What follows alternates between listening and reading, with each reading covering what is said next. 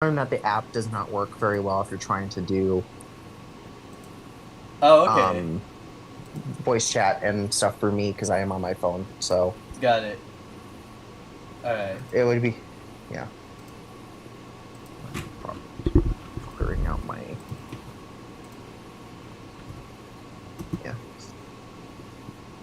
I think you've noticed my generalized insanity for oh, it's gonna my email. Oh, yeah. Copy link. Hey, what's going on, everybody? It's Dr. Hyena, and I am back with Animal Bren for another live stream. Hello, everyone. Alright. So, we are going to start a franchise zoo. Um, yeah. I made a franchise, save oh. Oh, I guess I didn't. Never mind. Well, I guess you need a new one. Yeah. That's alright, because I was gonna say I made a blank one with nothing in it. It doesn't matter though. So we're gonna go temperate, North America, flat. Let's make it easy mode. Actually, no, I'm gonna make it medium. Oh, I'm kind of I'm kind of shocked you don't go into the tropical map for I mean, actually, you know what? Yeah, let's do that. because you might I know I don't know how is Kauai considered tropical? Oh, absolutely, yeah. Okay, that's what I figured. I know it's like one of the furthest north when it comes to Pacific islands that are like Polynesian, Yeah, so to speak. definitely. Like in the greater Polynesia, basically. I know it's like the ones furthest north, so um I think it's like in the same latitude as like parts of California. Yeah, that's right. And I remember like hearing somewhere there's like some of the it's like also the same latitude as much of the Sahara too, hence the Oh, interesting. despite being, tropical, it's despite being in that latitude it's still tropical. So Yeah. Oh, that makes sense. Am I the owner of Planet Zoo? No, definitely not.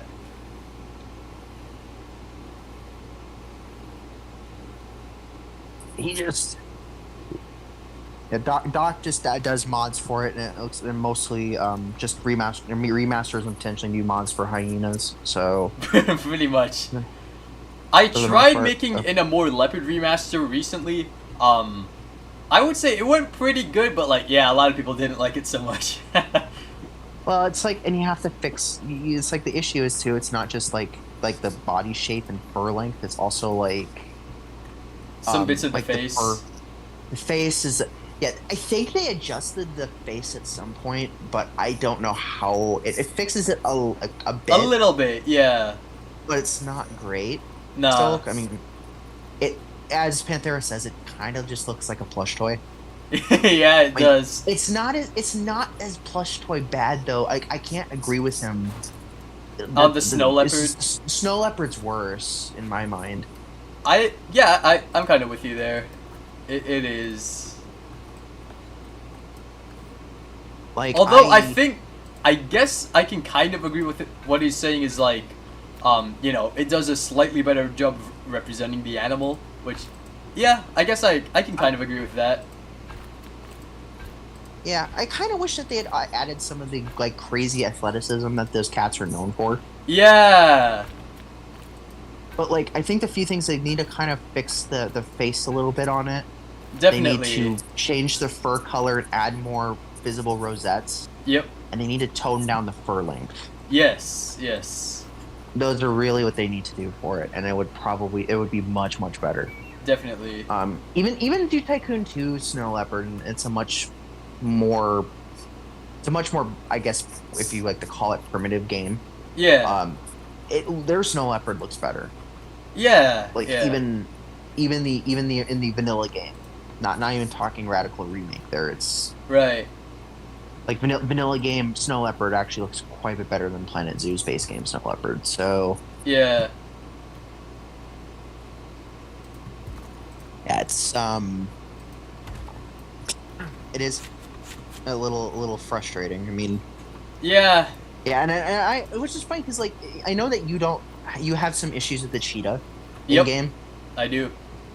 It's just weird because like for me, they're like the best of the base game cats is the cheetah. Oh, For they me. are. But the thing is, they all suck. Like, That is true. They're all varying degrees of not great. yeah, And part of that has to do with the fact that that with the newer fur shaders that Frontier's working with, a yeah. lot of the base game models are showing their age.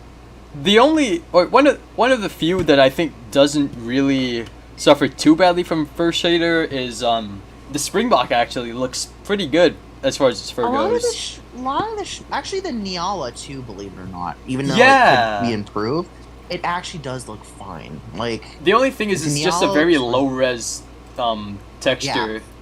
it's the low res texture that's kind of the only real problem with it.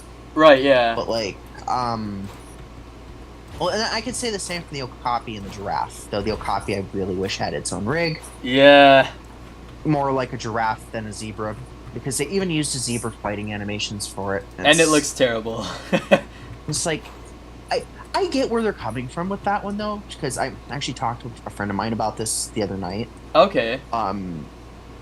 We don't know how male Okapi bulls interact with each other.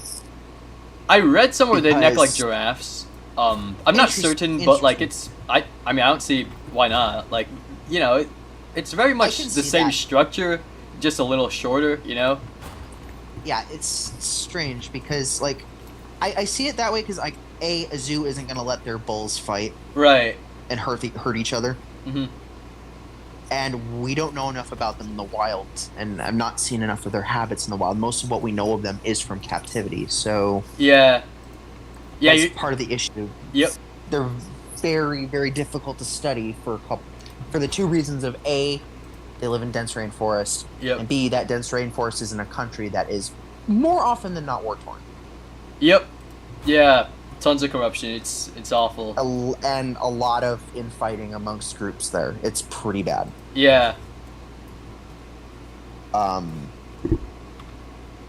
You know, and that's just unfortunately kind of the reality.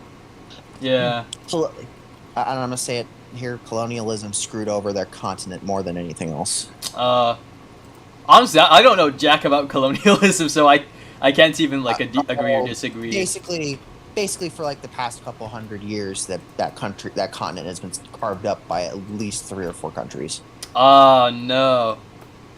It's mostly between Britain, Germany, the Netherlands, and France. Uh. I don't. Portugal too. I think actually. Mm. There's a few, I see. and also in the northern parts. Also the Ottoman Empire in at least the northern parts of Africa too. So but that's technically not Europe, but still same issue. Yeah. It's why a lot of it's part of the reason why a lot of African countries have a lot of poverty issues. Actually, is because of that. Yeah. Yeah. That makes sense. It's a big part of it. You know, I feel like they'd be able to hopefully pull out of it. right. I'm sure I mean- eventually, but yeah, it could be a while. Yeah, it's gonna take some serious time to heal that stuff. Yeah. It's gonna be a pretty rough few more decades, especially with things like climate change. Yeah. It's in parts of Africa where it's just gonna get real bad. Yeah. I mean, you've discussed it before with Amboseli National Park being in a drought. You know, Well, I mean, I don't know if That's- that's really just climate change, though. You know, like Africa's always had it's those part kinds of of. it. Yeah. Yeah, it's been, but yeah, but the issue is too is like the fact that like there is a distinct possibility that that climate change is increasing the the speed of the spread of the Sahara and the Oh yeah. migration south of the Sahel belt. Yeah. So that's kind of the issue that we're kind of seeing with that. So Okay. that's more of what I've noticed, of what I've kind of seen there. Regarding climate change, it's the desertification of the continent that could be a problem. Okay. It's it's been tracked. I don't know what the conversion rate in terms of the change in habitat is yearly, but it's a decent change. Hmm. Um, yeah, it's like it is kind of unfortunate, but again, I do feel like especially if we give if they get maybe just a little help, that would be nice too, but also just to Yeah. also kind of stay out of their way. Yeah. Yeah. That's a big part of it. I think we need to stay out of their way, people's way Definitely. there, and We and don't want help them another figure world it war because themselves. of that, right? Like, And we don't need countries descending into more civil wars. yeah. That is a potential serious issue. Yep. Um, I mean, heck, there's still like French Guiana in South America, for example, still property of France, I see. for example, and actually the only area of South America that speaks French, outside of the Caribbean, of course. The Right. Caribbean's between French and Caribbean Creole too. So Hmm. you have two different types of Creole language. You have the Caribbean and then Southern U.S. Oh, okay. So like Louisiana, coastal Texas, Mississippi, Alabama, that sort of thing. Mostly Right. Louisiana, but that sort of thing. Um,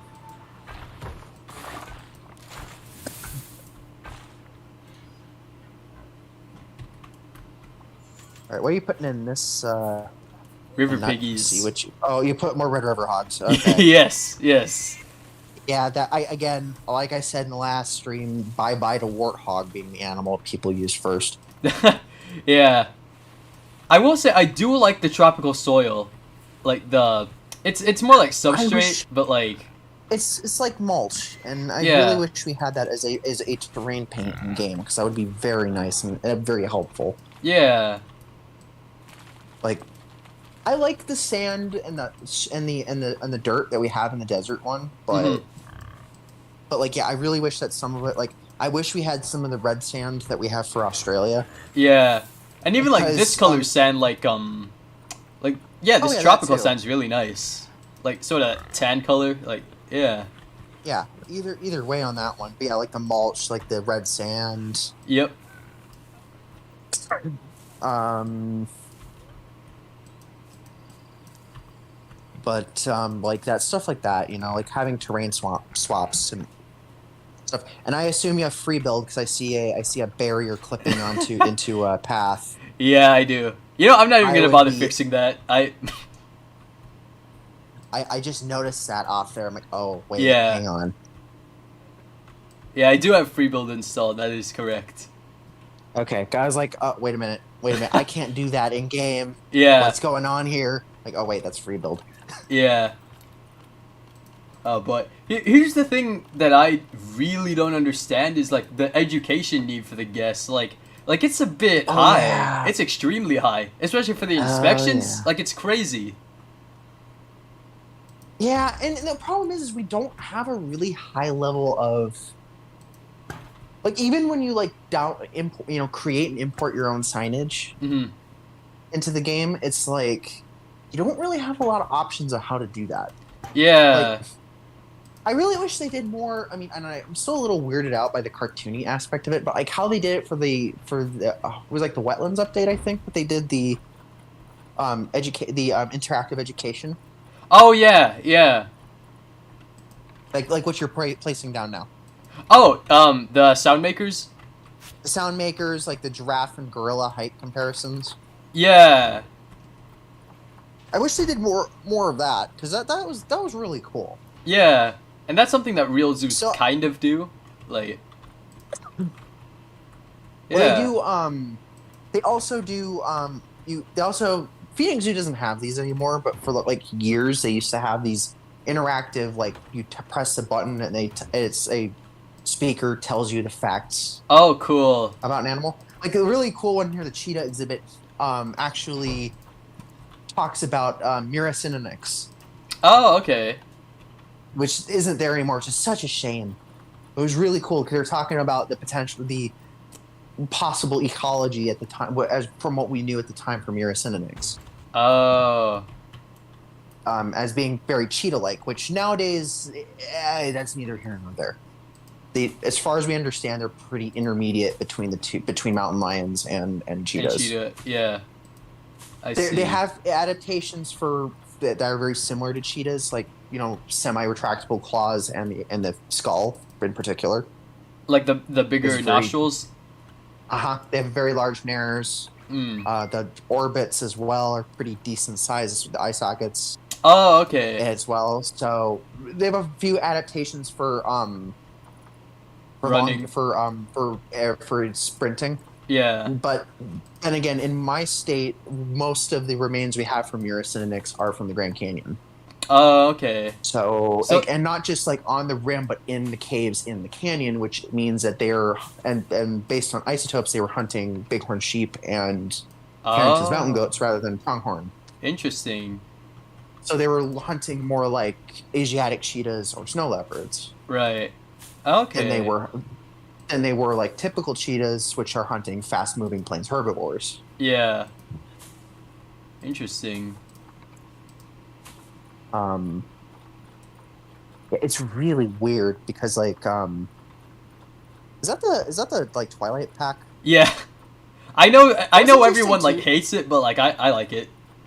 Well, I noticed people actually have I think Old Country himself I think might have mentioned this. It was either Old Country or Leaf, Mm-hmm. but they mentioned mixing the Tropical Pack Yep. leaf litter with the Twilight Peak Pack leaf litter, and it works really well. Yep. And I agree. That was that's what I've been doing. Like I even did that in my wild dog blueprint. It looks really nice. This works wonders if you're doing like forest type terrarium builds for like the habitat reptiles. Yeah. So like the two smaller monitor lizards and the dwarf caiman in particular. Right. I guess maybe indoor areas for like the alligator or spectacled caiman too, or saltwater crocodile Yeah. too, if you really want to. But I'm probably not sure. I would I would probably do it because I know that in one of the builds I have that I'm kind of pausing on until I see if there's going to be null elevated paths. I currently have a female albino American alligator in the trade center, so I am hoping that eventually, because like I'll have like a fully indoor enclosure that's separate from the outdoor alligator enclosure that'll have an albino one in there. I see. So what exactly do you want to do with like null elevated paths? Like I'm not sure I understand like the concept for that. Like basically it'll allow me to do like certain things like make realistic sidewalks and Okay. realistic bridges and elevated bridges and stuff like that without all the weird stuff connected to the elevated paths in game. Gotcha. Okay, that makes sense. That's kind of what I would like to do on that. I want a little more customizability with that because like doing elevated paths in game, they're fine as long as you can actually like cover up a lot of like the concrete stuff on the bottom. Yeah. Beyond that, it just gets a little like out of hand. Oops. Alright. Yeah. No, sorry, my mic dropped for a second. Whoop. Yeah, like the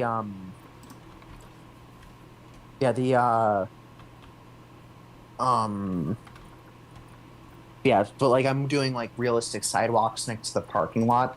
I'm working with I'm starting a parking lot, which is the bane of anyone's existence of doing something semi-realistic. Yeah. Yeah, it is tedious work especially if you're doing larger parking lots like most zoos have. Yeah. It's tedious work. I'm just kind of glad that I'm working in a desert biome, so I can get away with not having as much vegetation. Yeah, that makes as sense. Say many other places. I mean, granted, with them you could just put a bunch of larger trees or bushes along the fence and just call it a day, but along the path and just call it a day. But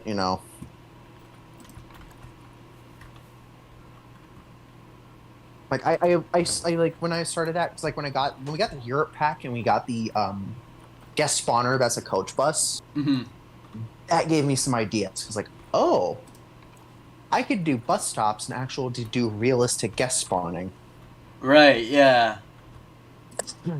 for with a bus.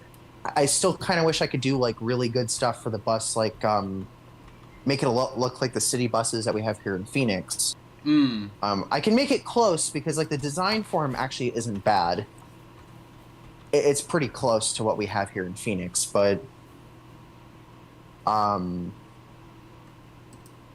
but yeah, it's like I can do only change like certain colors, and you really can't add any real good patterns on there. Uh. I might attempt to see if I can put like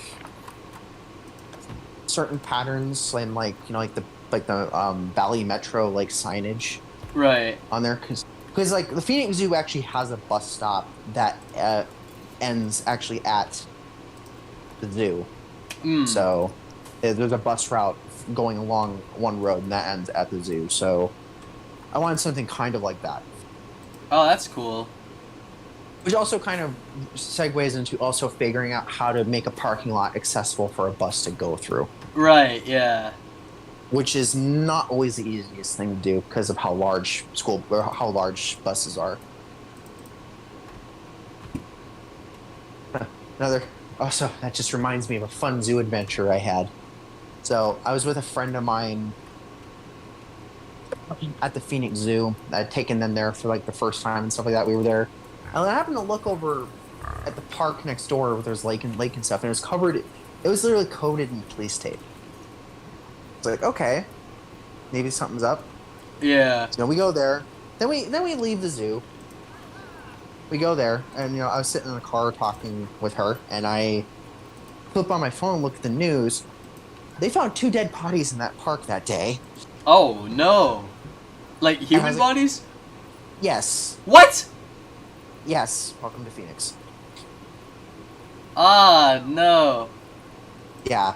Trust me, if you move to Florida or Phoenix or wherever, you're gonna get a reality check. Oh, I mean, yeah. I mean, I've heard of that even here, but yeah. I mean, it's really it can get nuts sometimes. You hear all the Florida man stories, and you don't realize that a lot of the other states have similar things. It's Yeah. just how Florida reports stuff, since all case records or technically should belong to the public in Right. Florida, in the state of Florida. So that's why we get some of the weird stuff out of Florida. It's not because just because Florida's weird. It's because other states don't have those laws, despite Mm. having that. Huh. Just be aware, 2 meter fences don't hold them. Oh, the fossa? Yeah, yeah. No, I'm aware. Yeah, I'm very don't. aware. They do not hold Fusa. They will leap right over it. Yeah. Okay. Like you would need. Like, if I was building realistically, you would preferably need a closed aviary style. But Yeah. Biopark Valencia in Spain has an open topped Fusa enclosure, How? which is really interesting. But it works because it has a moat. Oh, okay. And yes, they can swim, but they really don't. But like cats, they don't like water, so Yeah. they don't care for water. So that's why how they can do it. They have hot wire and they have moats. I see. That's how they can do Fusa in an open top setting. Oh. You know what I kind of wish that Planet Zoo had added What? was like if you had like the climb proof barriers, if you added like animals like attempting to escape Mm-hmm. and like slipping and falling, kind of like what they do in Jurassic World Evolution 2 with the raptors. Oh. Because like if you watch, you see like the Velociraptor, like, well, not just the raptors. There's a few other dinosaurs that do this too, but like the Velociraptor, Deinonychus, Atrociraptor, I think Pyroraptor does it too. Australovenator, and then the 2 hybrids, the Indoraptor and the Scorpius Rex, I think do it. I see. How much really space do you good think in- they need? Like Fusa? not that much, right? I mean, if you check Zoopedia, if you can, Okay. I would check to see how much. Like, are you putting a pair? No, just one. Just one? Because I Single can't animal? afford a pair yet. Fair enough. You can't afford a pair. That makes Yeah, sense. but Just hang be, on, I'm gonna. gonna Just- edit the stream a little bit because the display capture is cropped. Because when I was doing my Blender stuff, like for some reason it like showed my name and stuff, and I was like, what the hell? But Oh. yeah. Yeah, I did not notice that. No, I mean, no, most people didn't, but like one of my friends from school did, and I was like, oh shit, yeah, that's probably not good. Yeah, that's definitely something to kind of keep aware of. Yeah, Um, but yeah, in this case, like in Planet Zoo, I don't have to worry about any of that because, like, Yeah, you know, it fair doesn't enough. say file names or anything. So yeah, yeah. but yeah, I'll definitely check the Fusa Zoopedia page. Yeah, just double check because I'm not sure of the space requirements. Because again, I play sandbox, so space requirements mean nothing.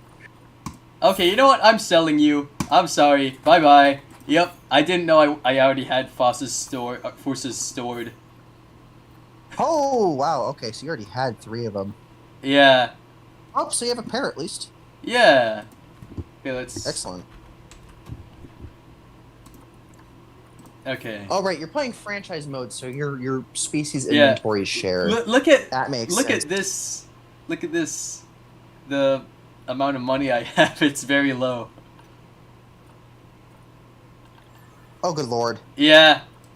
Oh boy. Yeah, you might need to get some amenities, some donation boxes, and if you haven't already. Yeah. I'm still kind of weirded out that you can charge people to go to the bathroom in the game. Alright, some zoos do that in real life, so yeah. Seriously? Yep. Yep. Oh, that just sounds weird. And like amusement parks. Amusement parks more so, but yeah. Oh, that's where they got it from. Planet Coaster. Yeah. Still very strange. It is.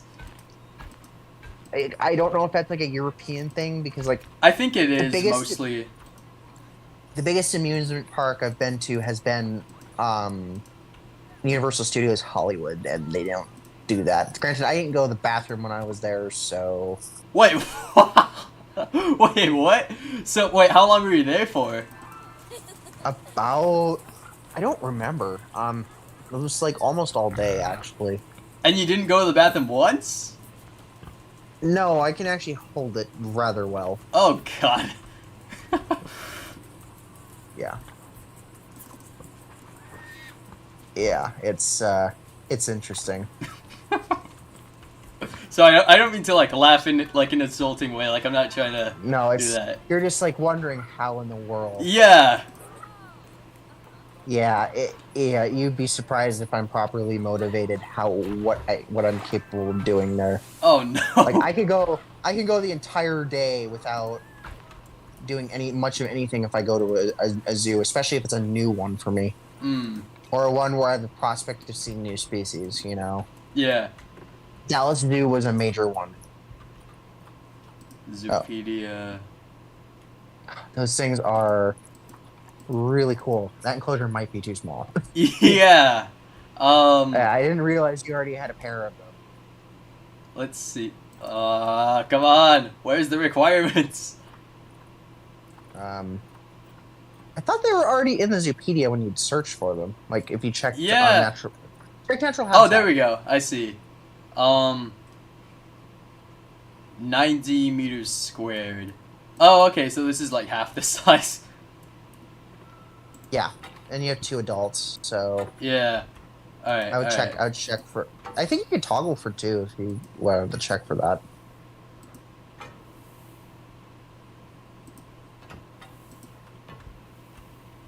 Oh, please tell me you were in. I was on pause, don't worry. Okay, good. It's like you don't need Fusa running around freaking people out. Oh, you know what? They don't have any climbing stuff. Oh, that's right. Shoot, okay. Right.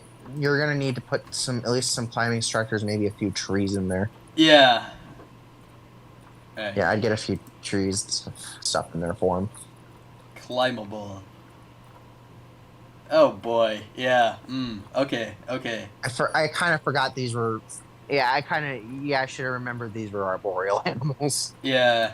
I mean, the good news is they spend like almost all of their time in trees and stuff. So Yeah. and in game too. So I mean, Yeah, that's good. I think they could. I know it's too big, but yeah, they can actually use that. So Yeah. from what I understand, they can That's actually use massive. that climbing. Yeah, it's massive, but they can actually use that. So I don't really have any good climbing structures, do you? Nope.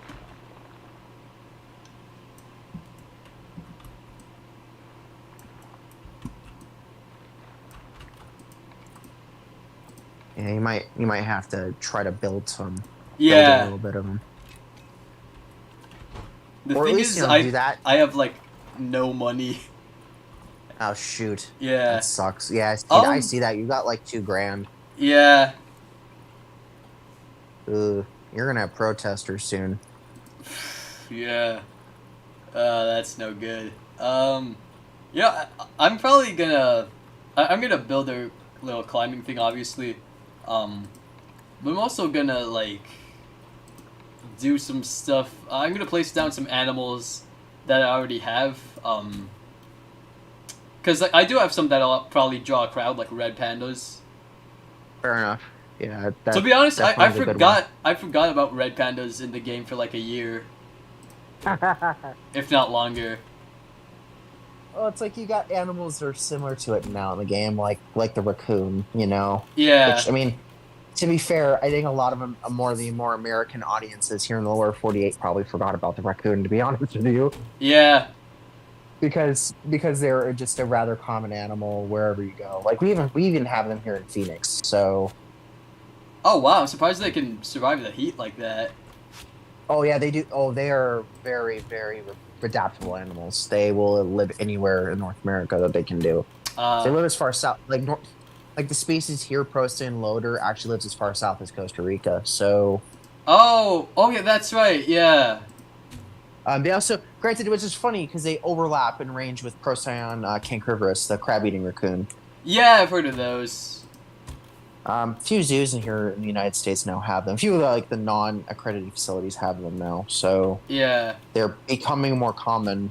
They look very strange. If you've seen raccoons and like have an idea of what like raccoons look like, they yeah. look nothing like that. Oh, They look absolutely nothing like that. Like I'm gonna have to find some good pictures of yeah. Please do crab that. eating. Yeah, I'll have to find good pictures of crab eating raccoons Aren't because they like a lot skinnier? Like, they are very weird looking. They're very they're short furred. yeah, Um, their mask is very different from northern raccoons. They still have a rather bushy tail, but yeah, they just look like a like buzz cutted northern raccoon oh, that had went to the gym, I see. or went to the gym and also is going on a very very strict diet because they're slim but they're buff Oh, at the same okay. time. They're very weird. And it's partly because they have really short fur. Let me send some pictures through Instagram here really quick. They're such bizarre. Um, so here's some images I got of the crab eating raccoon here. They're so strange. They made Instagram really weird on the computer. Like, you can't view photo messages on the PC for whatever reason. Like, if it's multiple. Oh, Yeah, let me try. Let me attempt on Discord. That might actually be easier. yeah. There you go. Oh I'm God. just sending. Yeah, all Yeah, right. I just sent them through Discord. Yeah, they're very weird looking animals. Like they're raccoons, obviously, but they don't yeah. fit the ideal idea for I a this one raccoon. this one kind of does. It's just like, But yeah, they just have this weird. They look like they're buff. They're like weirdly skinny yet buff at the same time. yeah.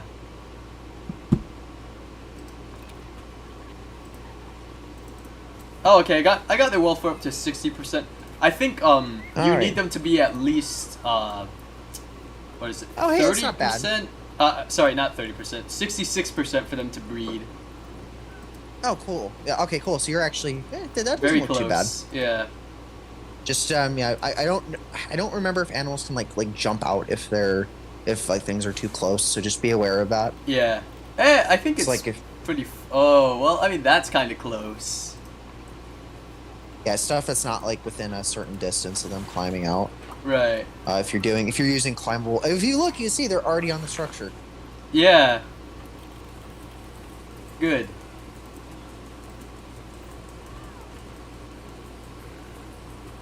Yeah. The climbing's still a little glitchy, but It's yeah. not bad though. Like it's not clouded leopard bad. Yeah, but like they still It's your like jump in place and like do a 360 and yeah. oh yeah, that's definitely a Oh god, yeah, they even got reload. Okay, yeah, I'm gonna have to fix this. yep.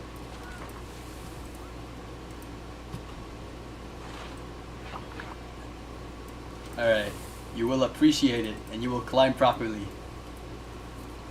Yeah, it's a little weird when you're like looking at it though. Man, they look fantastic in game. Yeah, yeah, like it went its body went through that. Like, Oh, well, that's a shame. Oh, hey, there we go. It's so they've got some good climbing animations, but yeah, climbing's still kind of bugged in this game, and I can't kind of entirely blame the devs on that one, just because yeah, AI climbing is just it's gonna be a disaster no matter how much you do it. yep. Unless it's like the sloth where and that's a whole other issue. That's an exhibit, and yeah, the biggest issues. Old Country brought those up is that the climbing structures are not very customizable and they're Yeah, big. And that's the issue. So basically, everyone's soft stuff exhibits are going to look basically the same, yep, and that's kind of the downside of it all. yeah. I'm gonna have to check one of these days to see if those oil palms are climbable. Because if I do that, that'll be definitely something to use with things like gibbons. Oh yeah.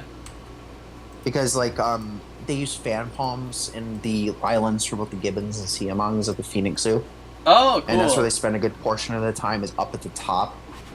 But the siamongs in particular, because I've got like maybe 10 minutes of footage of them back when the Siamongs, back when their baby was really young, territorial calling. Hmm. And they just did that randomly in the middle of the day. It's just something they don't normally do. But they also had a new baby at the time, so I'm not surprised. He is now over a year old now, so Oh wow. yeah, he is. Their new baby is. The baby is not anymore. He's over a year old now, but yeah, but yeah, when he was real little and still clinging to mom, yeah, they would basically be territorial calling up at the top of the trees there. Uh, yeah, the ones at my local zoo do that like every morning, pretty much. Like Most of the apparently, time, each troop has like a unique song, and like that's how they kind of see like who's who. what's interesting though is like I've heard all of the very vocal primates at the Phoenix Zoo, so everything from like the buff cheek gibbons to the siamongs to both species of ruffed lemurs they have because they just have ruffed lemurs there Oh, now, cool, and there are black collar monkeys too. nice. I've actually got footage of when they had just their lone female. She's now got two female roommates now, so it's good. Hmm. But I had footage of her actually full on. I didn't even realize females could do that. Yeah. I had no idea they could roar, but they do. Ah, wait. I'm sorry. What female animal is this? Black collar monkey. Oh, Yeah, they are very loud. interesting. She was less than I think she was up about maybe 15, about 12 feet or 12 to 15 feet up in the enclosure, and then like about 20 feet from me, like diagonally, and you could like hear it. You could feel her roar reverberate inside your body. Oh wow. It is really loud and really powerful. If you've never heard a howler monkey doing a territorial call, and again, apparently both sexes do this. So I thought it was something just the males did, but no, both the males and females will do it. Oh, that's Males tend to be fascinating. loud. Yeah, males tend to be louder though, from what I understand. So, but they don't have a male. They just have three related females because they got two females are related to the current one from other zoos that when they had dispersed. Hmm. So now they're a family troop. I don't know if they're going to be getting a male at all or anytime soon.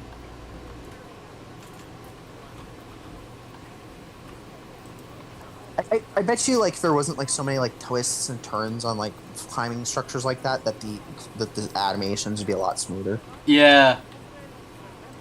It's like I've seen some of the climb up and climb down animations for Fusa and they're really good. Yeah. Which makes me wish that the climb down that the Clouded Leopard had those climb down animations because they're actually capable of doing that.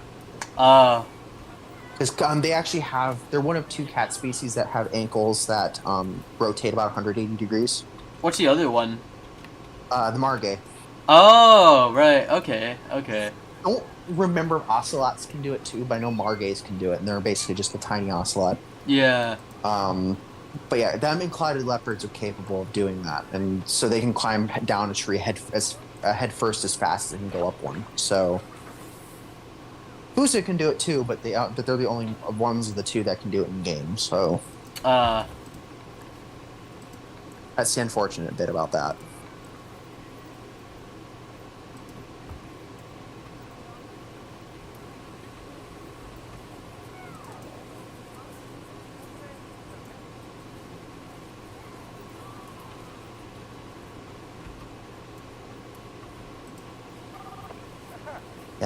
Yeah, they look really good in game. I was really worried these were gonna turn out really bad. Yeah.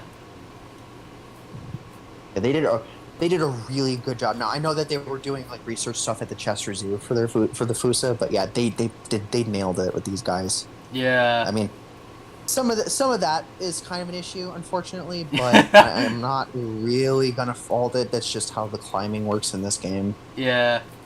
It is kind of unfortunate, but it's also a reality that we have. Yeah. Yeah, I remember. I think I showed this to you, but yeah, Rudy Rencamel accidentally himself into seeing an animation that none of us had actually seen for it too, which was the leopard resting? rest animation. Yeah. Yeah, the resting on the branch animation that these guys actually can do, which is really cool because I was like wondering why they didn't do that for the Fusa because they're known for doing that. Yeah. And, no, they did. They did it. It's just one you're gonna have to work for to see. So.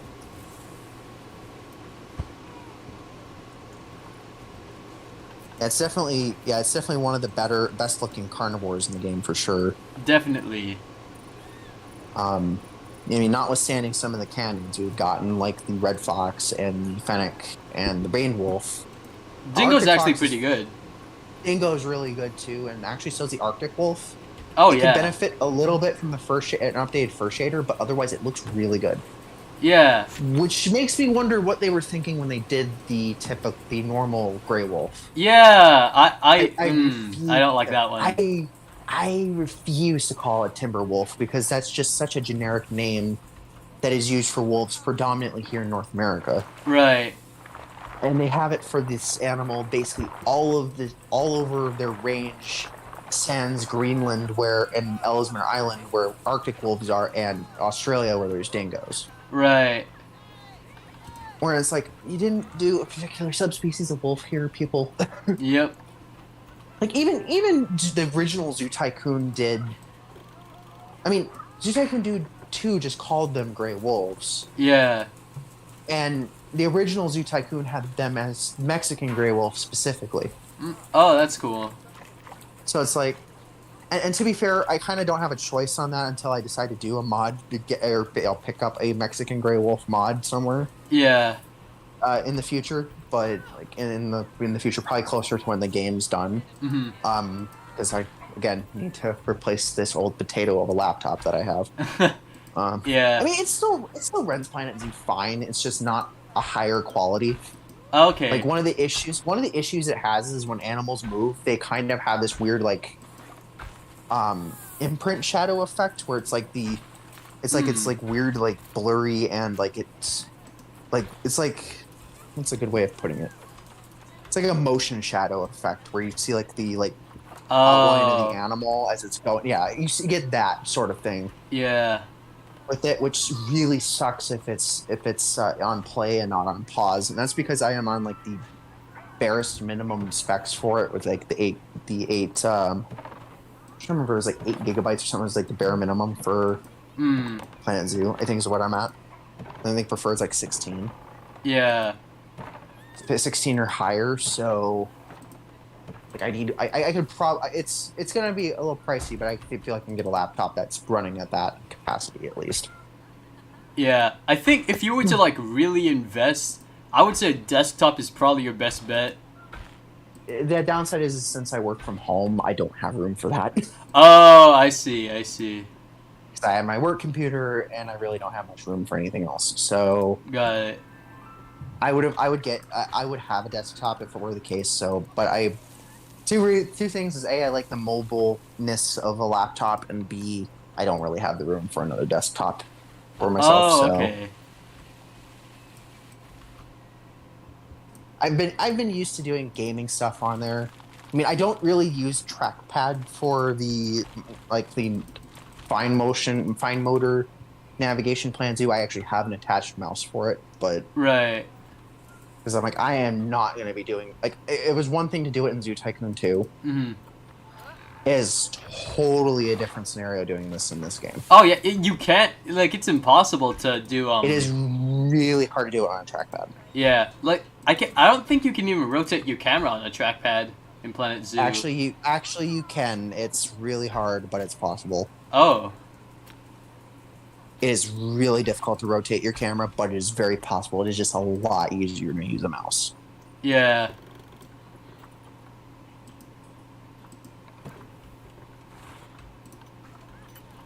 Yeah, it's like... What are you putting in this one? Capybara, I guess. Oh, some cappies. Okay. Yeah. Those will be good. People like capybaras. Especially today, yeah. Like these days. Yeah, it was only a matter of time when... I mean, it was like around Europe, like around North America, where they had accidentally data mined it. Yeah. Actually, no, it wasn't a data mine. They'd accidentally tagged it on the aquatic herbivore feeder for the beaver. Oh. That's how people found out about the That's how people found out about the capybara. Yeah. Well, when I say like these days, like you know all the memes on TikTok and stuff, like Oh yeah. just everyone's obsessed with capybaras. I don't blame them. Yeah. So what's funny is here in Arizona, they're actually perfectly legal to keep. Yeah. Here. But in so I've Arizona, actually- that's kind of funny because don't you need like a lot of water for them? You do. They're semi-aquatic, and Yeah. the other thing is like their smaller cousins, guinea pigs. They're social, so that's a double thing. They're a very large dog-sided rodent that needs company and water and lots of it. Yeah.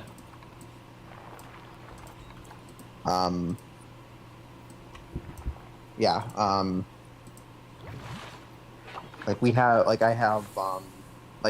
I got to actually touch I think it was like a 2-month-old pup. Oh. Their hair is so wiry and rough.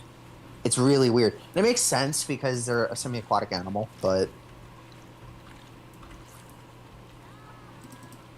yeah, it's like part of me is like I had somebody I knew that actually used to have a Patagonian Mara Oh, cool. at one point, and it's like they had issues with her actually destroying their furniture because it's a rodent. They need to gnaw on things, Yeah. and they were not giving her things to gnaw. I'm like, guys, the reason she's destroying your couch is because you didn't give her anything to gnaw on. So, like, give her, like, wood and stuff for her to gnaw on to keep her teeth ground down. It actually works wonders if you're working with larger rodents. Oh yeah, I put an anteater with it. That works. Yeah. Hey, that worked. Anteater works. I mean, eventually when I get to a South American area, it's going to be kind of like the Houston Zeus Pantanal, where you got tapir, capybara, and anteater. Right. And I'm hoping eventually also Rhea, but I'm not. I'm Yeah. 50-50 on them actually making it into Planet Zoo, but I mean, I could see it happening mostly because I could see the devs at Frontier saying, "Hey, might as well add the last large ratite." Yeah. I mean, that's kind of what ended up happening with like having the Amur leopard. They had the last big cat at that point, Yeah. you know. So, and technically speaking, if you're not counting things like coyotes or even like red wolves, you've essentially added the last large-bodied canid with the maned wolf. Right. So, like, you know, technically speaking, we're going to be run out of canids faster than we're going to run out of cats. So, Yep. as well. In terms of ones that people really would want in a zoo game. Oh. I'd Oh, say, hey, they're wanting me to like raise the price. All right. That's good. all right.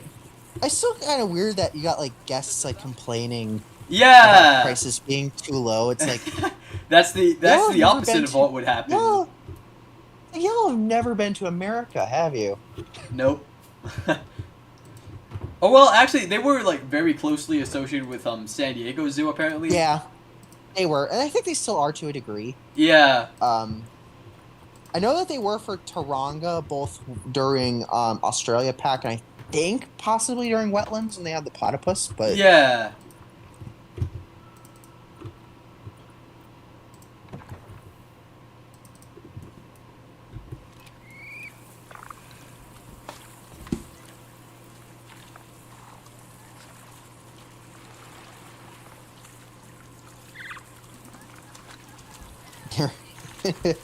I was kind of worried that they were just going to do a generic like tapir rig for the capybara, Yeah. which is not what happened here. Yeah, it came out actually pretty nice. They essentially gave them their own rig. Yeah.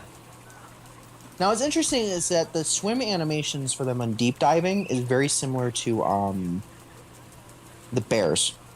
Oh. It's like a lot of the things that like the bears do in game for deep diving, and Mhm. that's another whole nother can of worms because it's like, why the heck does the sun bear deep dive? Wait, what? It does? It does. The only bears in game that don't deep dive are the Himalayan brown bear and the giant panda. Oh.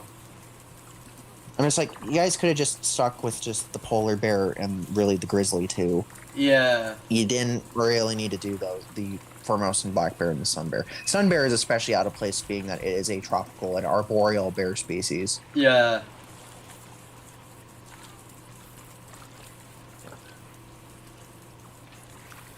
Frankly, that is one.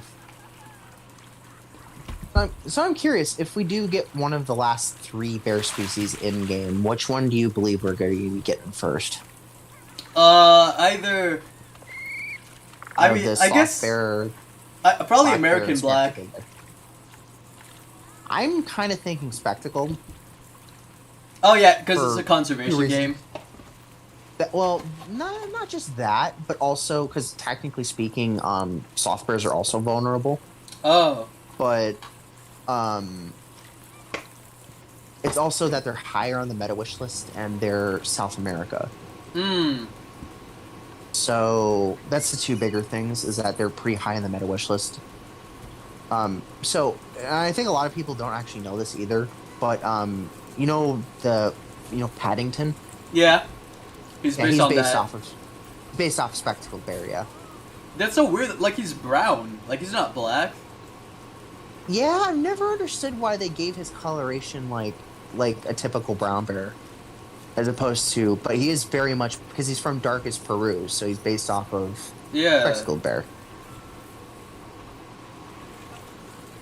Yeah. I mean, that's interesting. really you have weird. human level intelligence marking bears in South America. That's a little Yeah. unnerving, but.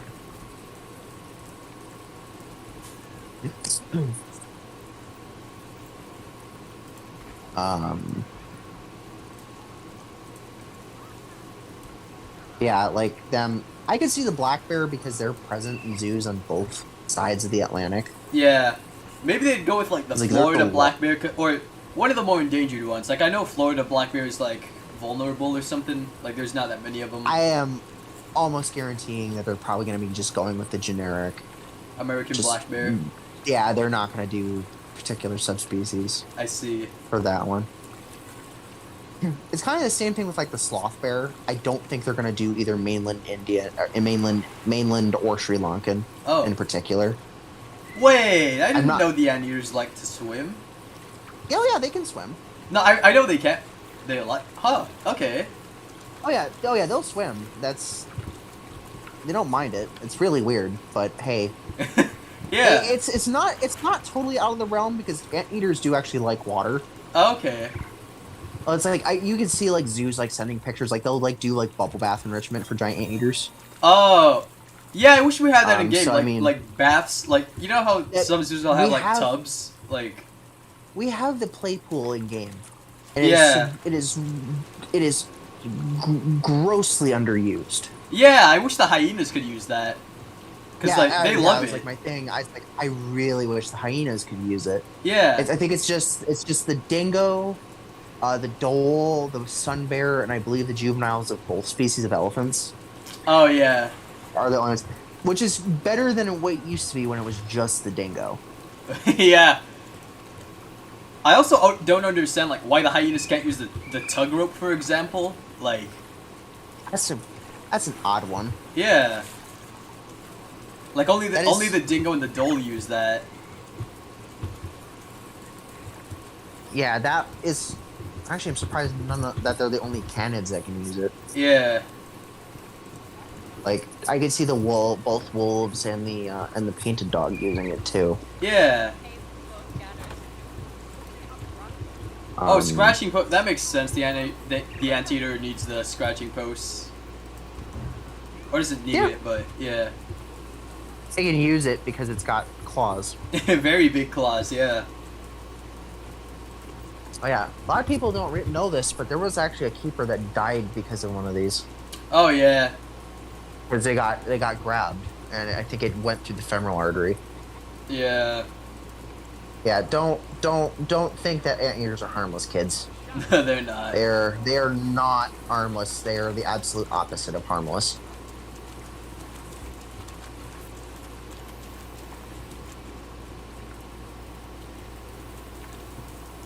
I do kind of wish they updated the fur shader though, because they update the tail. Yeah. Because that tail just still looks a little off. A little. Yeah.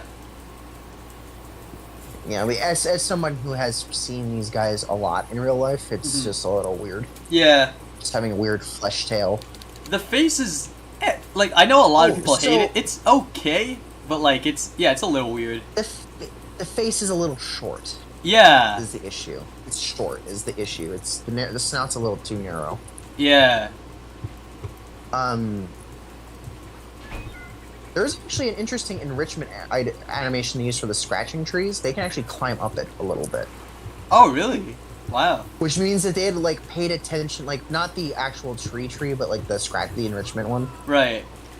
So they've actually watched the trail cam video of the anteater going up the K-pop tree. Oh wow.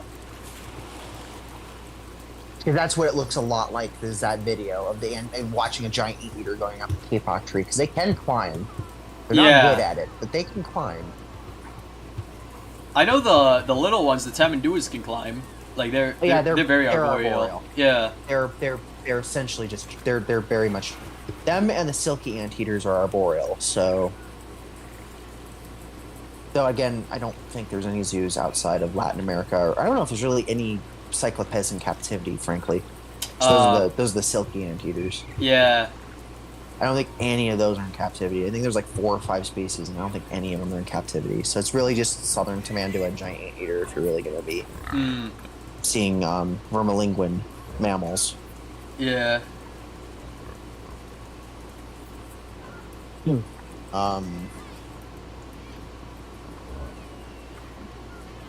Yeah, but also, I'm trying to think of what else.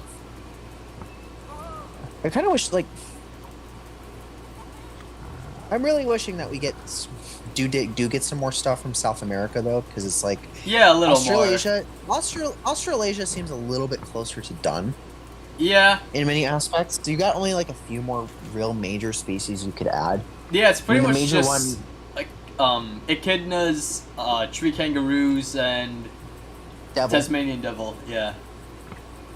devil, maybe a few, maybe Maybe and of another course, like if you're wallaby. talking, maybe maybe another kangaroo or wallaby, and a Yeah. beyond tree kangaroo. And that's really it. And like, or maybe another monitor lizard, and then you just get more niche after that, and it's just a little more difficult there. Yeah. Yeah, and then you get like outside of like aviary birds and stuff like that. That's a whole different thing. Hmm. Because like you can do like I could see like lorikeets, obviously, budgies, cockatiels, Hmm. maybe some of the smaller cockatoos. Yeah. In the finches too. Like the multitudes of Australian finches that are currently in captivity. Oh yeah. So like Guldian, zebra, strawberry, owl. Mm. There's multiple species of Australian finches in captivity. Yeah, The most definitely. well known ones being like the Guldian and zebra.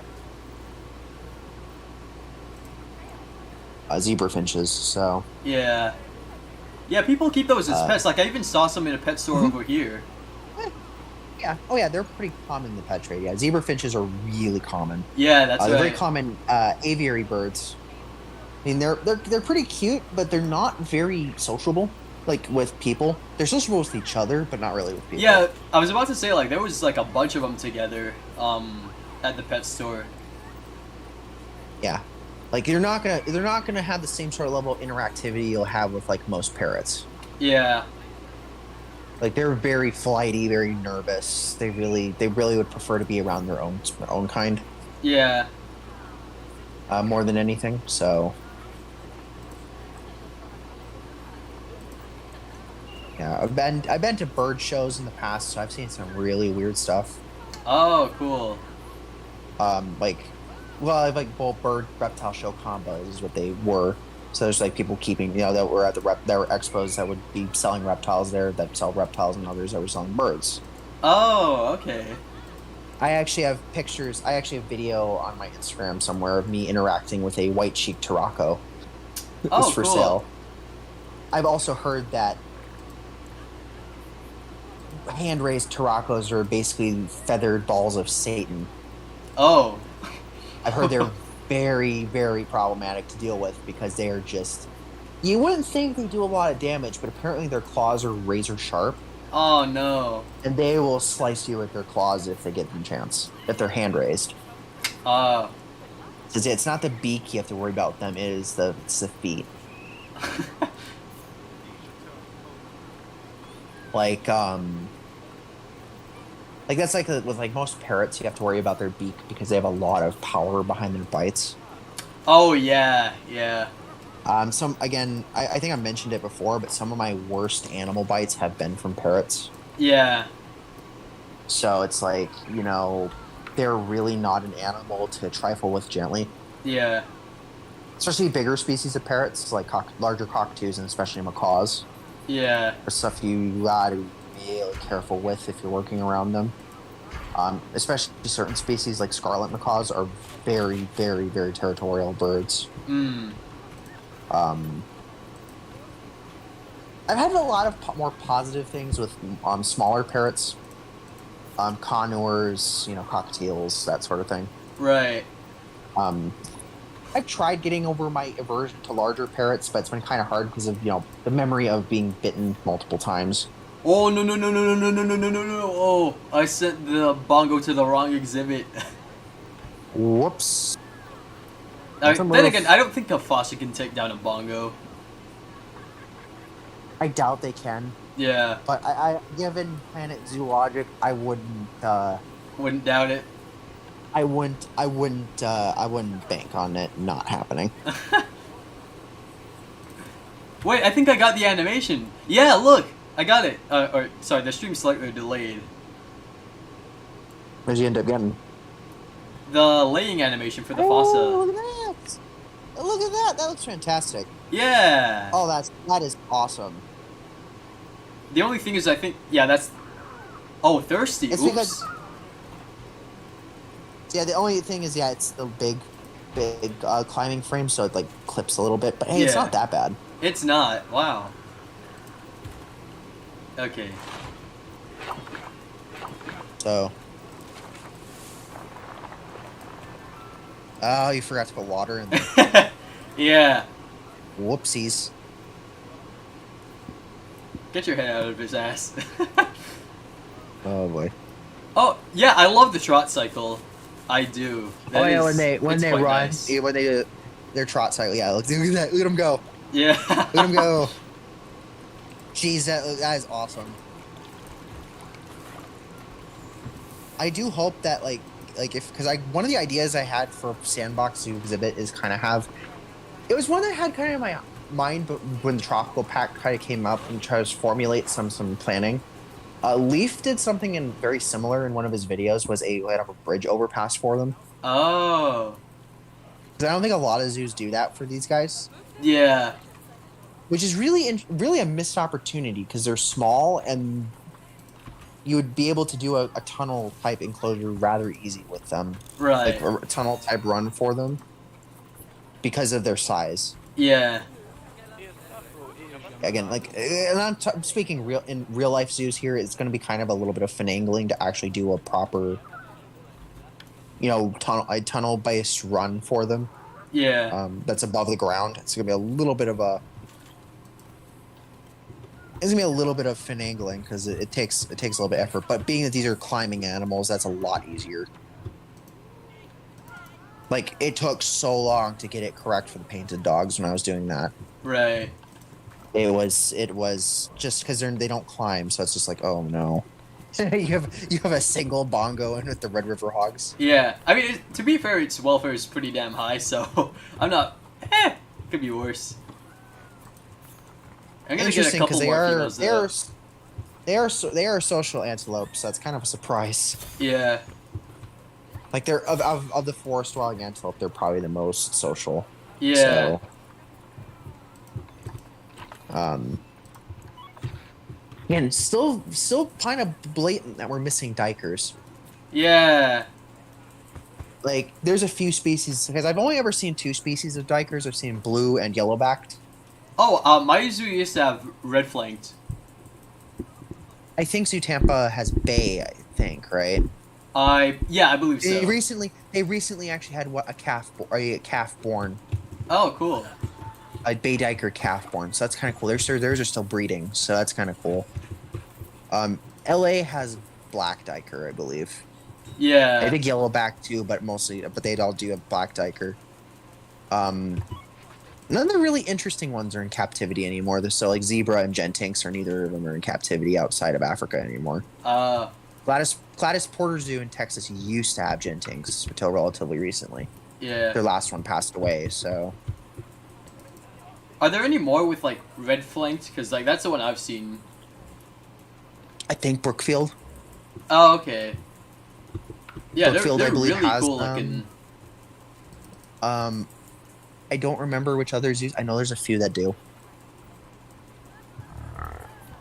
I would have to ask, like, I would see if I would probably ask Panthera if there's any diker species at Bronx Zoo. Yeah. I mean, they have a whole section dedicated to the Congo, so I wouldn't be surprised if they do. Oh yeah, yeah. So they have most of the best hits for Congolese wildlife. They have red river hog, western molan, gorilla, mandrill, okapi. Oh wow. You know, so they have a lot of the big hits for. Like I think that's actually Bronx is actually the one where they have the mixed exhibit for mandrill and red river hog. Oh right, yeah. So I mean, so. Granted, to be fair, some of the Congo rainforest species are probably easier to acquire than others, like red river hogs and bongos. Yeah. Technically, the dikers too, because there's a few species in captivity, and like if you can get like blue or yellowbacked, they're going to be the easiest ones to get. Hmm. Though those zoos still breed bay, red flanked, and black, but Yeah. and again, like the other really interesting dikers are really not in captivity anymore. So Yeah. I think Gladys Porter and LA used to both have zebra dikers. They don't anymore, obviously. Yeah. And then Gladys Porter used to have gentinks until like I think 2017. Okay. Yeah, their last one passed away at about that time. They actually made themselves into notoriety for that too. Like that was like a big selling point for Gladys Porter Zoo as being the only zoo outside of Africa with gentinks dikers. I see. They really pandered to the species list hunters there. Yeah. That was fantastic. I was like, oh wow. I mean, and to be fair, Genting Stikers are very unique looking as Stikers go. If people in Mm. the chat that don't know what they look like, think something like a Malayan tapir, but a tiny antelope and having much more of a white saddle than the black limbs and head, neck, and limbs. Oh. That's kind of a general idea of what a Genting Stiker looks like. Oh, I've seen some pictures of those. Okay, I didn't know Yeah. what they were called. Yeah, that's a Genting Stiker. So Oh, cool. yeah, they're I think one of the bigger ones too. They're not as big as the yellow-backed, but they're one of the bigger ones. Mm. Oh yeah, trust me. The first time I saw yellow-backed dikers, I'm like, oh, these things are massive. Yeah, they are. Like, because I was used to seeing blue dikers, which are tiny, and that's your typical thing for dikers is they're not big antelope Yep. overall, but yellow-backed are the largest, and they're round up like a roughly up to 100 pounds. I think was the biggest ones. Yeah. Like they're big. They're decent size even as antelope go. Yeah, they're like gazelle size, I guess. Yeah, roughly large in the weight gazelle. in the weight class. Yeah, Yeah. weight class for like maybe Grant's gazelle or something. Yeah. Or like Impala. You know, yeah, things like that. All They're right. in that weight class, except a very different body shape.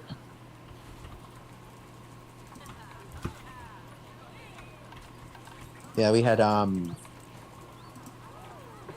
wow, you're at $4,000, and Yeah. oh wow, you only have like a little over 500, a little under 500 conservation credits. Yeah, because I just spent it on some Jaguars. Or, yeah, I did. Oh, fun. Yeah. You're bankrupting yourself already. Yes. You're bankrupting yourself already with large cats. Is that what's going in this one, or is it something else? That is, so I'm gonna make it, taller and also not climbable. Yeah, that's a good idea. Smarter move to not have climbable. You don't need them realizing their natural food is literally right next door. Yep. Granted, with anteaters, I think for them it goes both ways. Yeah, it does. Because again, anteaters are an animal most things don't like messing with because of the fact that they're short-tempered and have claws. Yeah, and bad eyesight too, apparently. Very, very nearsighted, yeah. Yeah. Oh, apparently, you know like- what? There was, I don't know if you told me about this or someone else, but like there was some studies done about like rhinos, and they're not as nearsighted as we thought. Oh, interesting. Okay, that I'm not heard of. Okay, yeah, like it was in a Joe's Ventures videos, I think, when he was doing a Black Rhino mod review. Interesting. But yeah, apparently they're like not that nearsighted at all, and they just kind of They're just nervous. they're just nervous and unpredictable, and black rhinos That makes especially have a sense. bad temper. So yeah, Oh yeah, black rhinos. I know they're notorious for that. yeah, Yeah, they're not like from what I understand. Even in zoos, they're not nearly as safe to work. They're not nearly as safe as like white rhinos are to work with. yeah. White rhinos Which is are really interesting. chill. Which is white rhinos are like interesting because white rhinoceros are like nearly twice their size. Yeah, So like it's really interesting. Like I remember seeing those for a black rhino for the first time at San Francisco, and you had very active animal. yeah, Like it was moving, and it was a male. It was a bull that they had there. I believe it was their bull Boone, yeah, who they still have. But yeah, he was going. Like it wasn't like a gallop or a trot. It was literally just a very, very confident walk almost. yeah. I've seen the ones at my local zoo doing that. It's like, oh, okay, so that's really cool. Like I think I've like video of him doing that too. It was really cool actually seeing them for the first time. Oh, interesting. Still the only time I've seen black rhinos. Like I get to another zoo that has them. Living Desert has them, and so I might actually go there at some point. Especially since black rhinos live in a mixed species exhibit, so that's pretty nice. Oh yeah, Again, I think I try to mention it too. It's like they actually have it in such a way where the other herbivores can actually get out of the way. So they have Oh, good, like good. areas. Yeah, They have areas a lot of the herbivores can access that the rhinos can't. yeah, because they're too So big.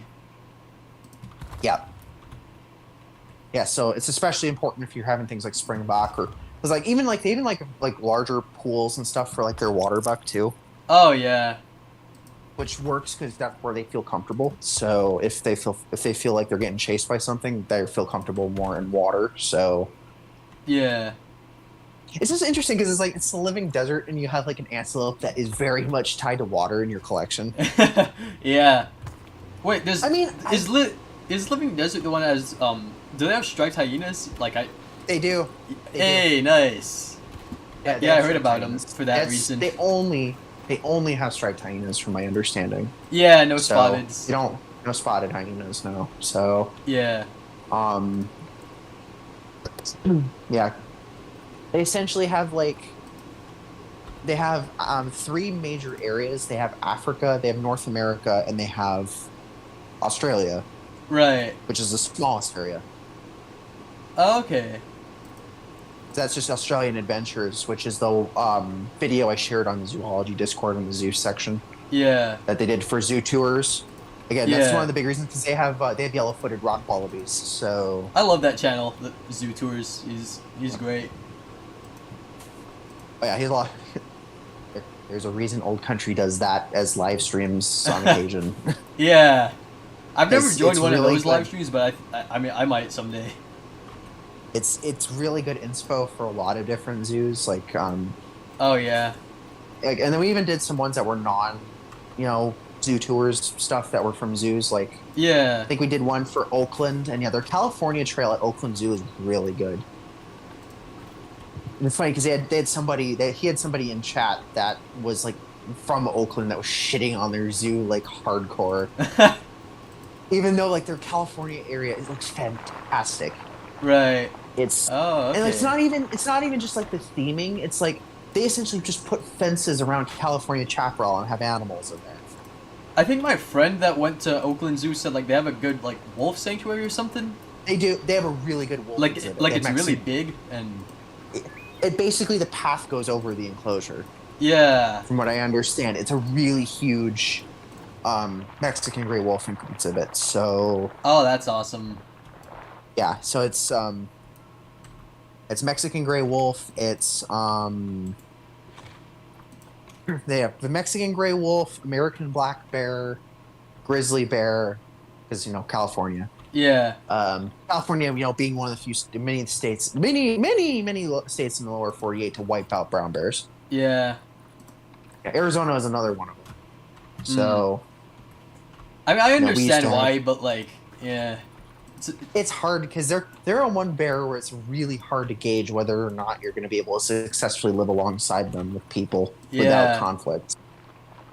Like it's hard. Like there have been a lot of people been advocating for the reintroduction of grizzlies here in Arizona, and it's like Mm, we haven't figured out how we're going to be doing this with jaguars. yeah. Like that's the thing. Like we need to figure out how we're going to do this with a much more carnivorous animal Right. that may be smaller, but it's a big cat. It's the largest cat in the Americas, Yep. you know. And we need to figure out if we're going to go through with that, how that's going to work, because you have to go through human wildlife conflict. You have to go, which I mean, I guess with a cat isn't going to be as hard because Yeah. generally jaguars are pretty adverse to people. Yep. So they tend to stay away. But the other issue is potential predation from livestock. Oh yeah. Yeah. That's the So main thing there's people overlook. that's a big issue. It's one of the reasons why wolves are still so contentious here in the United States, especially out here in the West. Yeah. It's not as big of an issue here in Arizona with Mexican gray wolves because they have 100% federal protection. Right. So ranchers do get compensated when they lose cattle. Yeah. But it's a little harder in places like the Greater Yellowstone, right in the vicinity of the Greater Yellowstone ecosystem, where wolves were Ooh. reintroduced. Yeah, that's And right. and packs have been starting to disperse out of the park because they're starting to hit, kind of to start hitting carrying capacity, so they're starting to naturally disperse, Yeah. which is fine in a vacuum. It is a little more trickier when you're dealing with surrounding cattle ranchers. Yeah. And then I think And the real problem is like a lot of people that want the wolves back, they they don't know what they're talking about really because like they don't live in those kinds of Well, ranch dominated areas. well, see, I'm in the camp of wanting wolves back in those areas, but the issue is we need to figure out how to do it Yeah, in a way and then that isn't going the to. real other problem is like they're like against like population management, and it's like okay you gotta at least manage It's them hard, if you're gonna reintroduce them. but population management also comes with the caveat to very strict quotas that you need to enforce very well. Yeah, yeah, People in up in the north, up in the upper Midwest, where there's timber wolves, the actual timber wolves. yeah, They the people hunters up in the Upper Peninsula of Michigan really abused that, yeah, and that caused a very serious drop in wolf numbers in the Upper Peninsula in Michigan. right, And so you have to be really careful with that, yeah, because with carnivore numbers actually don't carnivore numbers can, especially wolves, can recover decently, but they yeah, don't recover as fast as their prey does. yep, So that's part of the problem. yep. Too much like too many deer and stuff. Yeah, deer in particular in parts of the upper Midwest. And here in Arizona, it's deer and elk, Yeah. because that's what they predominantly target are elk, mule deer, and very much they seem to prefer cows as whitetails. Oh. Because a lot of their range, historical range, most of it overlapped with the range of cows as well, whitetails, Oh. Okay. which is why they. It seems to be a very important prey species for them. Right. They also obviously also target an elk and mule deer, but and they also target javelina, which is kind of interesting. I wonder how that goes. Oh yeah. Yeah, It's because like like also, they can fight back against jaguars even. yeah, that's the thing. It's like I'm like wondering, like a lot, like one of the reintroduction sites happens to overlap with the current range for Mexican gray wolves for jaguars. Uh huh. Like, how are predator interactions going to work between those two species? Yeah. I could see it going either like how it normally does with mountain lions, or how it does with black bears. Right. So with mountain lions, they get pushed off kills frequently. Hmm. But this is a larger cat, so I could see this going like a black bear. I could see jaguars potentially appropriating kills from wolves if given the chance. Yeah. And this is only due to the fact that the wolves aren't used to a cat that size. Yeah. It'll take them some time to get used to it and figure out ways around dealing with it. But it's going to take a little bit of time. So it's something we need to figure out how that's going to go. Wait, what? Why is the welfare 0%? What the? Oh, 8%. What the? Oh, is somebody stuck? Oh no! You know what? It's the climb. They need climbing space. I totally forgot. Yep. I keep forgetting that too. When I first originally built for them, it was like, again, this was before they fixed like all the sandbox stuff. Yeah. I was like, what in the world? Like, oh, they need things to climb on. Right. Like, what? I'm like, you're just like going 2 for 2 on animals that need to climb. Yeah. I Between- probably shouldn't between have. between the jaguar and the fusa. Yeah. But yeah, back on jaguars in Arizona, it's like we know too also that their predation also includes animals like black bears too. Oh yeah. Arizona, it was El Jefe that was the one that was known had killed a subadult sow. Oh. They know that because Center for Biological Diversity has a dog that is specially trained to sniff out jaguar scat. Hmm.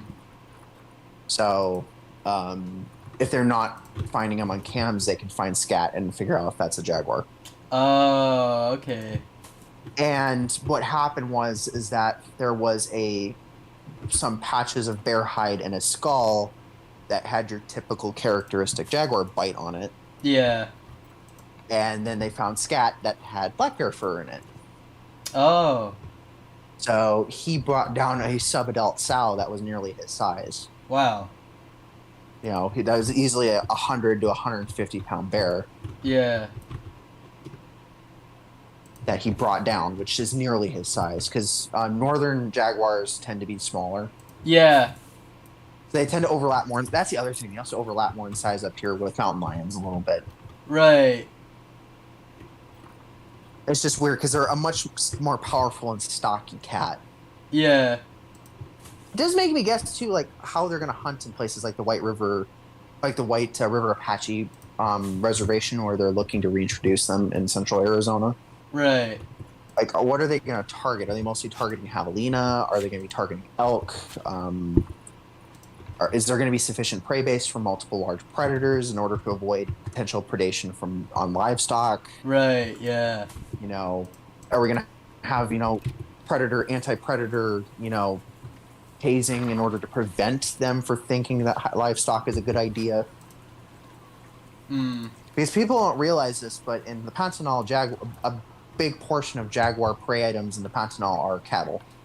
Oh yeah, that's right. Yep.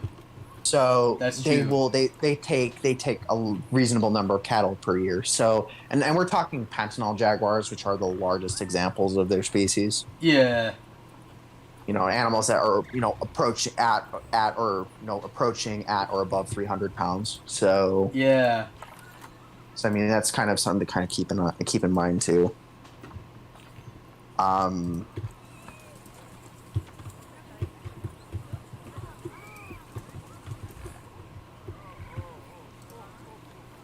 Yeah, it's like it's been kind of it's an interesting situation because of you're dealing with multiple.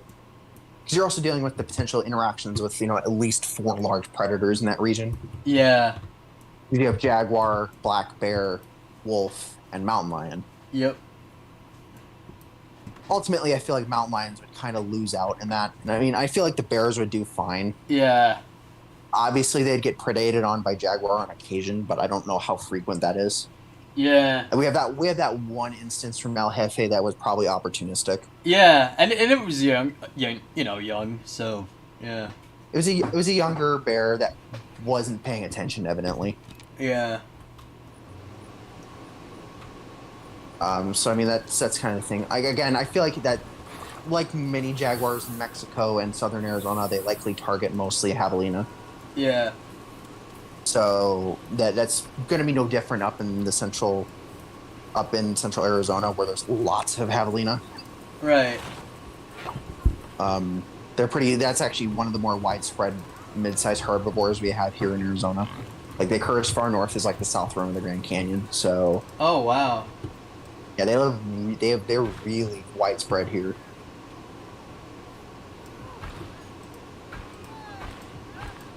The other thing too is that they're a animal that also isn't preyed on a lot outside of humans, and even then, not frequently. Yeah. The issue with that is that people end up shooting them in the wrong spot, and they end up accidentally hitting a musk gland, Ooh. which screws up the meat. So Yeah. I've heard that when they are actually dispatched correctly, they're decent. Oh. I've heard they don't have the same issues that like wild boar does. I see. What do they taste like? I don't know. I've never really heard the description. I would assume it's like some form of pork. Yeah. They're very similar in diet, so Yeah. I mean they're forage and stuff. They're omnivorous like pigs are, so Oh, okay. they'll eat basically anything, including small animals. Yeah. So yeah, they're just grab something to drink really quick. All right. But yeah, so yeah, they like to eat cacti. Oh, yeah, yeah, I've heard about that. Yeah.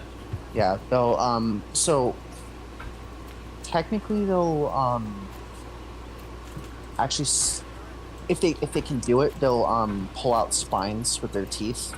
Yeah. But they can actually process the spines too. Oh, wow.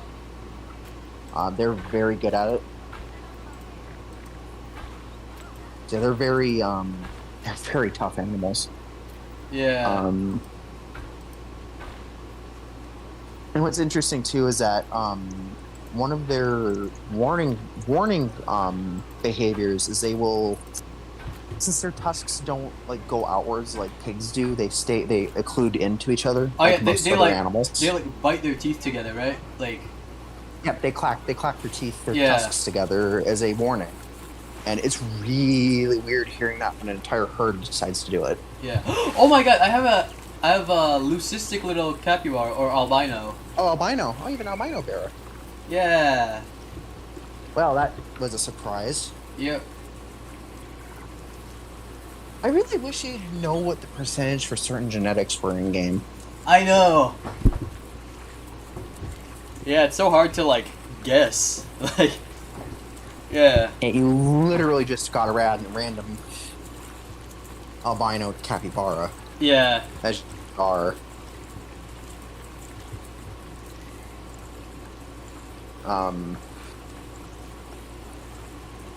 Yeah, I've never seen that before. Never seen that happen before. Yeah. What the? Wow. Okay. Like I've seen that happen if people have like an albino parent. Right.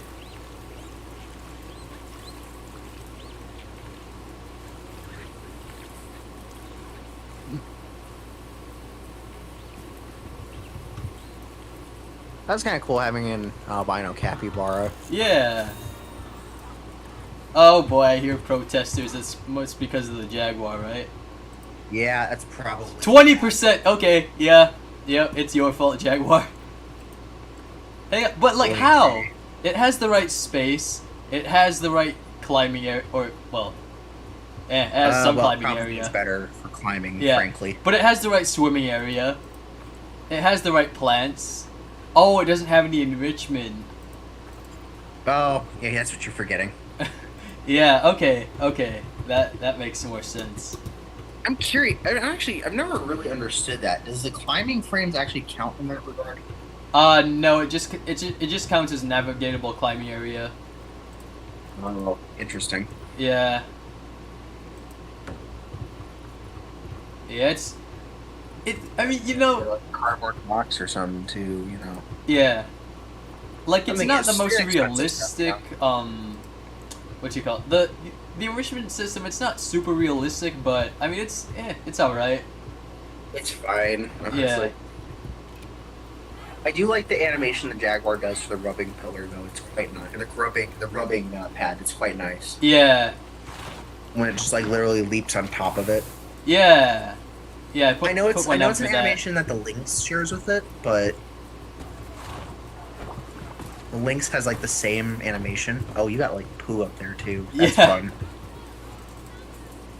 You've just been pooing on there, jerk.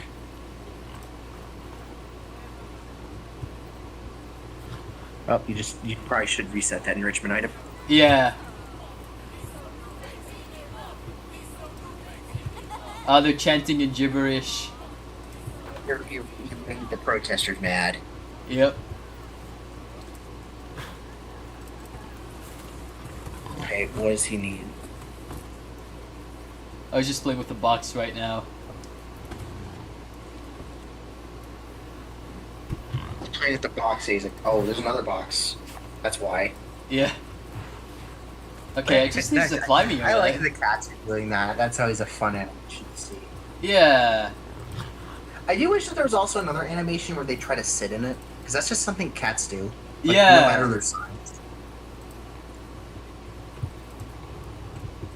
Like, it doesn't matter like the size of the cat; they'll always try to sit in a box. It's really strange. Yeah. I don't know if it's because it helps them feel more comfortable, or if it makes them feel more secure or something. Yeah. I've seen like I follow this one private it's called like Carson Springs Wildlife or something. I don't know if you've heard of it. followed them on Instagram, Yeah. actually. Yeah, they posted like their hyenas like even when they got big, they still like tried to sit in the boxes. It was really funny. Oh yeah, okay, that's funny. Yeah. That's not nearly as funny for me as like As the hyenas cats. interact with bubble bath, but you know. Oh yeah. Yeah. Ooh, I'd be a little concerned of a cat just literally leaping out. Yeah, I don't think they really do that much in the game though. But That's yeah, fair. in real life, yeah, I wouldn't do this. In real life, that would probably be a that enclosure would probably actually be netted over. Honestly, Yeah, most yeah, dudes just do that option. I've heard that jaguars are quite intelligent as cats go, so it's a little harder to have them in open-topped enclosures. yeah, Obviously, it's possible because there are facilities that do that, but yep, yeah, I've showed you the ones from Arizona. yeah. They actually do it reasonably well. Oh, dude, I forgot to say, like, when I went to Brevard Zoo, the lion enclosure was really depressing. Like, it Oh, it was it, unfortunately.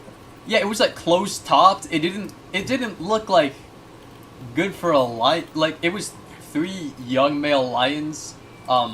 They're probably Oh, adults. did they have young? Um, no, it was just like three sub-adults, I guess, that they had gotten from a circus or something. Um, Oh, yeah, dude, it did not look they were good. not paired. Yeah, and it looked Like they were. like maybe it was a previous cougar exhibit because it was in the Florida section. Um, Oh, there's just lion. I mean, yeah, hey, a Panther Atrox moment right there, but you know. yeah, but yeah, no, oof, that was rough to watch. Like they they were like sleeping, but like they didn't look very happy. Yeah, that was kind of hard That's to rough. watch. Yeah. Yeah, it was like all close topped. It was fairly. I mean, it wasn't tiny, but it was like fairly small. It was all like boxy and yeah, It was probably a former Panther exhibit. yeah. I was like, oh no, yeah. That's rough.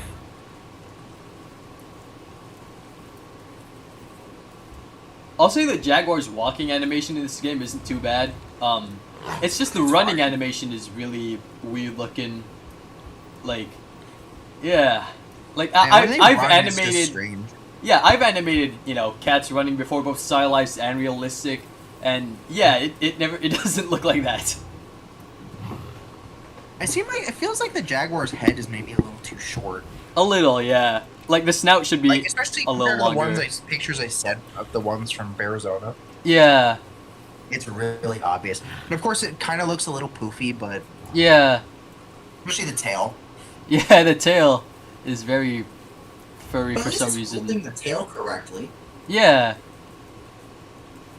Like that's always nice to see the tail held like that because it's like it's really yeah. Honestly, if you were to like just cover the head and like just like trim the fur, it's not that bad of a model. no. Yeah, Yeah. I mean I always say, oh, it's the old dev team, but then again, the new dev team did the Almer Leopard. And, yeah, yeah. That was Yeah. really rushed. there was a theory of, oh, maybe they didn't want it to look too much like the Jaguar. Yeah, I Which is don't. understandable, I guess, because, I mean, they are somewhat similar cats, but... Yeah. And people get them confused frequently enough. Oh, I love the sleeping animation. Oh, yeah, that's actually how I tested out initially how to do the, how to do the rocks under or the bedding under the stone Right. was with Jaguar, and it actually worked really well. Like I actually, and it was like so it's like rest like right at the glass and stuff. It was really cool to do that. Oh, I see. You know, because like obviously it had its own like backstage area too and stuff. And I've updated how to do backstage areas for large cats too, but because I've gotten a good idea of what the ones inside at zoos look like, because zoos tend to post pictures and I kind of extrapolate from there. Oh, okay. If you could send me those, that would be great. Cause like I'm just getting into like semi-realism building, and like I think that would be fascinating to look at. Yeah, I'll have to send like especially as they post like pictures and videos and stuff from zoos, because that's like it's always the ones when you see them like doing sharing Yeah. like pictures of like enrichment or like when they're doing like veterinary care Right. and like doing like trained behaviors and stuff for like blood draws and stuff like that. Oh yeah, yeah. I think the protocol for big cats for zoos is just to present the tail I see. for that, and that's like I think the only contact that actual keepers have. Yeah. They're supposed to have in zoos with cats. Out of Africa has a lot more contact with their cats, so it's like Yeah. um, it's a little questionable. Yeah.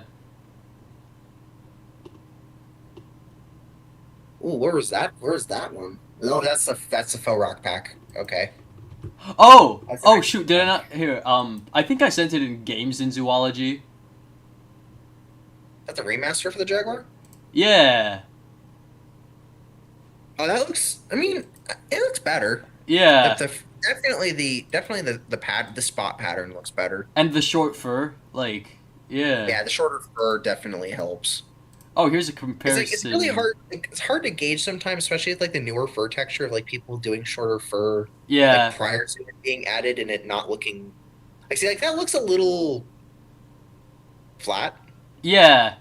but the fur and length is a lot better. Yeah. Like yeah, the tail especially looks a lot better in that model. So, Definitely. but I know that they were I remember I think seeing this remaster. I remember I think they were basing it off of Pantanal cats. Yeah. I don't know exactly where like zoo jaguars come from. I know some are from the Pentanol. Like, do you know I Safari know that. Sammy? Okay.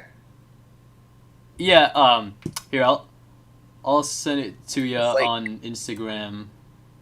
all right, because like the I'm almost certain that the cats that we have in the Phoenix Zoo are from Mexico. Yeah. So they're because they're a lot smaller. Alright. Like I actually outweigh both cats at my zoo together. Alright, here, let me just paste the link in Discord. It's interesting because they're a lot smaller than they look. Yeah, Jaguars, they're like really short. Oh, yeah, I was wondering what was going on with my. Oh, hang on. There we go. Oh, phone's freaking out. Oh. Hang on. Oh, it's alright. Yeah.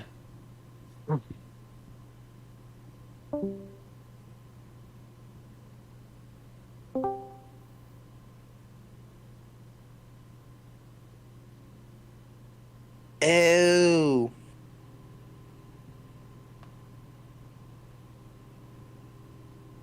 Again, I'm not 100% on the contact thing. Yeah.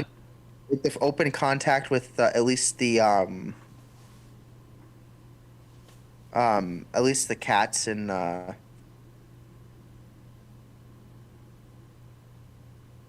And in real she has a hyena too and some bears or a bear. hyena. Hyena ones, hyenas with contact with hyenas like that, I'm not nearly as bothered with for some reason. Yeah, no, I think it makes perfect sense, really. It's really weird with hyenas because of how they act because it's kind of like dogs, but it's not really. Yeah.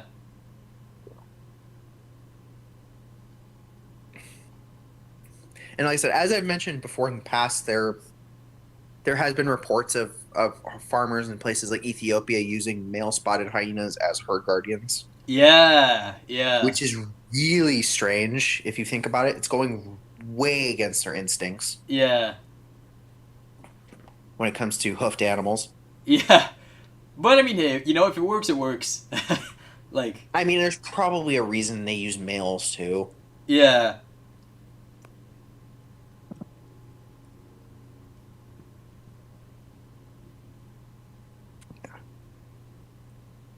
Every time I leave YouTube, it always wigs out on me. Uh, Or at least every time I leave like YouTube on like the web browser, it always wigs out on me for some reason. I see. Let me just patch back in here again. All right, let me just do it because I gotta unmute again as well.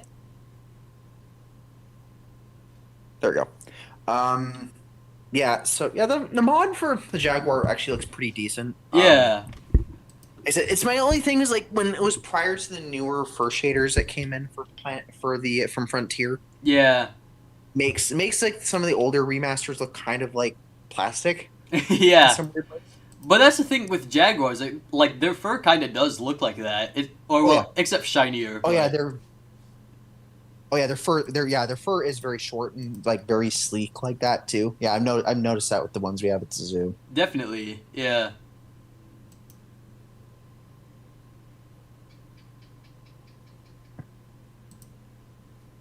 Yeah, it was always kind of it was weird because like people are getting a little. There's like what else?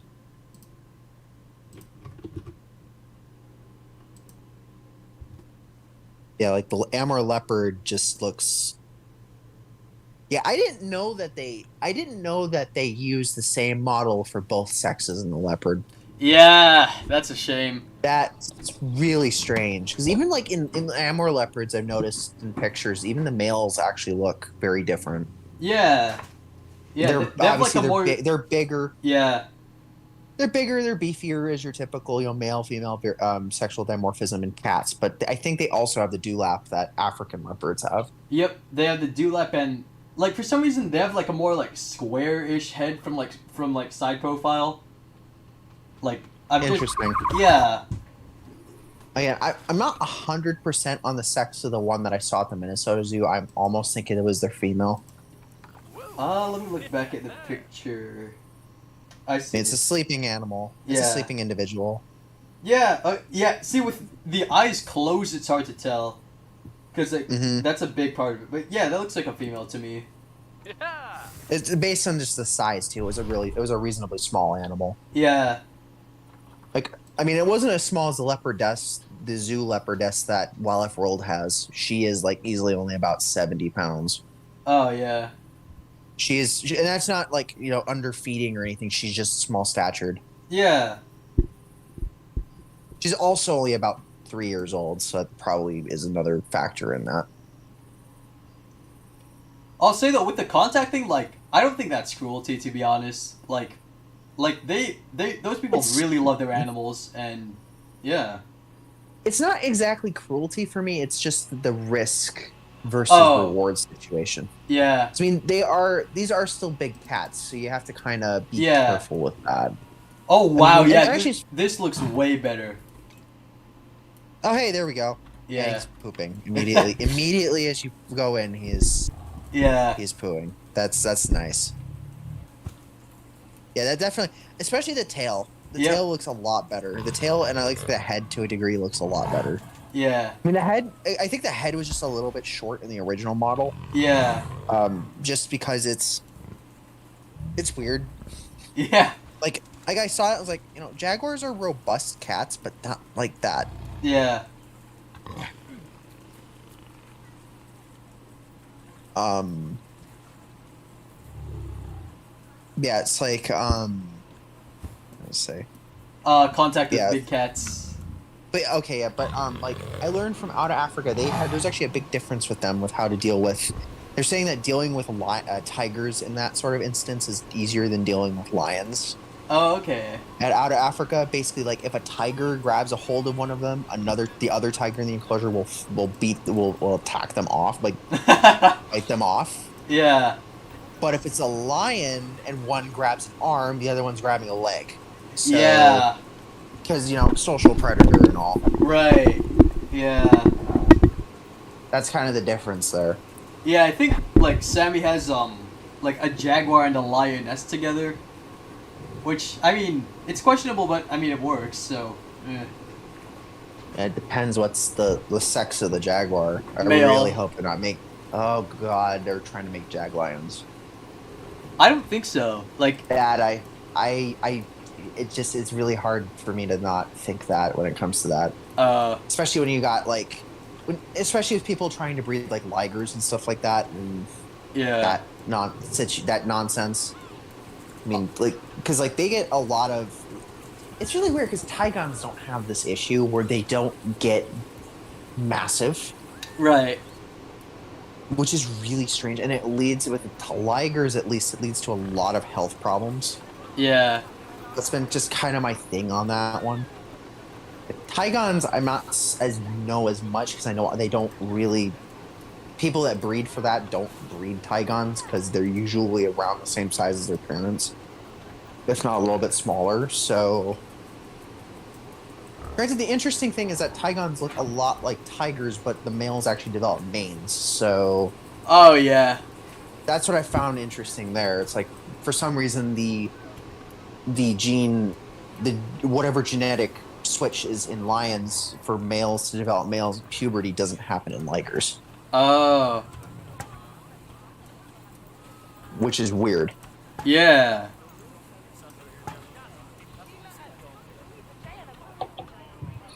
So, but it happens in Tigons. So, doesn't seem to happen in Jag lions though either, Oh, interesting. which is interesting also because like the it's not the father in that scenario is a jaguar, whereas like it's like in Tigons where the father's a tiger, the male is actually in those developed manes, which is just it's still kind of weird. Hmm. Apparently, there pumapards existed. Oh yeah, that's right. They've had a lot of health issues, Yeah. which is why all the ones that still exist are stuffed in museums. Yep. It, it was really bizarre. I know that there's people the recent paper regarding the Laetoli site's big cats, which described a new species, one of the earlier species of the genus Panthera, Yeah. that seems to be somewhat close to the split between lions and leopards. Oh, okay. They seem to be closer to lions, but it seems to be reasonably close to the common ancestor of lions and leopards. Oh. And then also the purported leopard remains being of the members of the puma genus. Hmm. Being from animals, the same conspecific it seems to the animals from that were discovered previously in the Cradle of Mankind in South Africa. Oh yeah. So they're from a pre-existing species, puma and curva. They have this really weird theory that why the pumas in Laetoli have these pantherine traits is that they were hybridizing with the Panthera species, Oh. which I don't think is correct because I really like that animation. Yeah. That's a really nice animation. It is. I could have sworn a few years ago, like when it was shortly after the South America pack came out, that I saw the Jaguars doing this animation. That's possible. So I'm wondering how long that animation's been in there. I know people made a lot of noise about it with the Almor Leopard, but Yeah.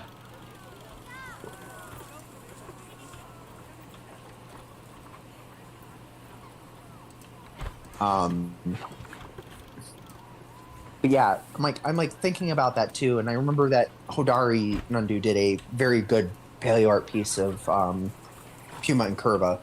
Oh And he yeah. included a normal colored and a melanistic one to purport the possible theory of pantherine hybridization, where it's like, my issue with it is that when it's happened with modern pumas and with leopards, it never has ended well for the offspring.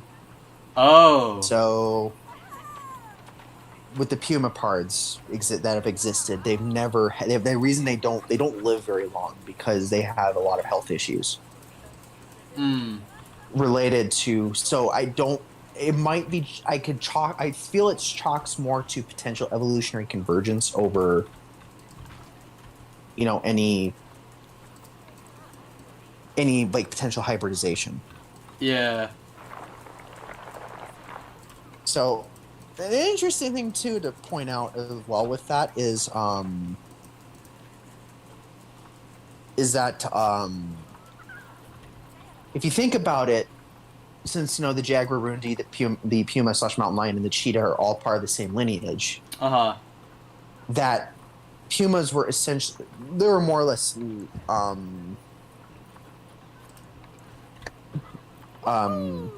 they're kind of. This was something actually I had a discussion with Panthera because somebody was asking, like Everapo, I think, was asking why pumas didn't survive in Eurasia and Africa, Yeah, and I'm like, I think, and and ultimately it might be due to things like changes in climate and prey base, but competition with leopards. another leopards, because Yeah. leopards evolved around 2 million years ago, Mm. which was around the time Eurasia's pumas started declining.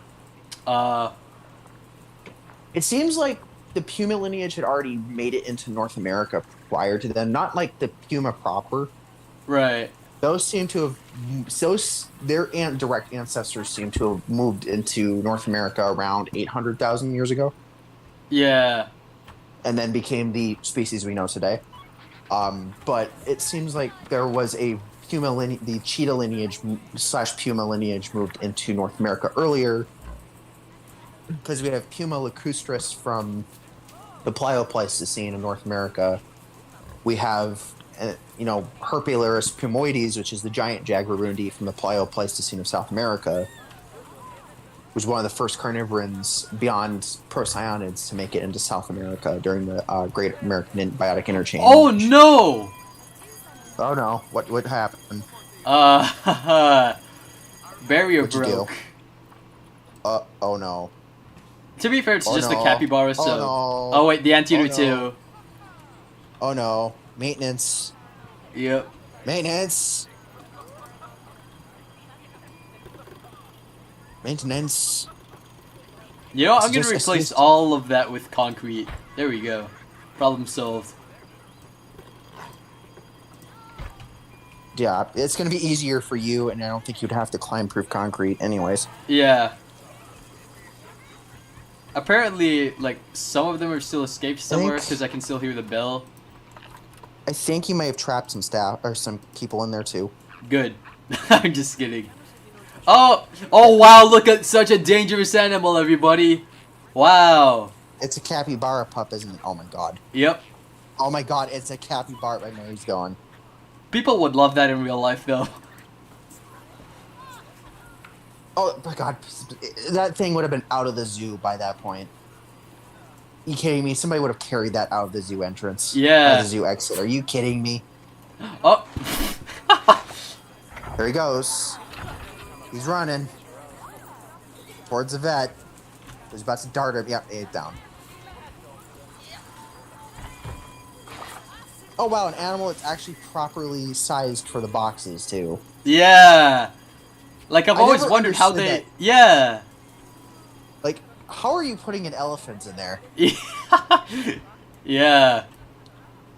Or a rhinoceros or a hippo or like a large crocodile? Like, how are you doing that? Yeah, or a giraffe. Yeah. It's strange, alright. Hey, you know what? I'm gonna give them sloth. Because why not? Oh yeah, you got sloth too, huh? Yeah. Um, Because I have a bunch of South American stuff now that I think of it. yeah, I think the only things that you don't have there are not South American are Fusa, Bongo, and Red River Hog. So Yep.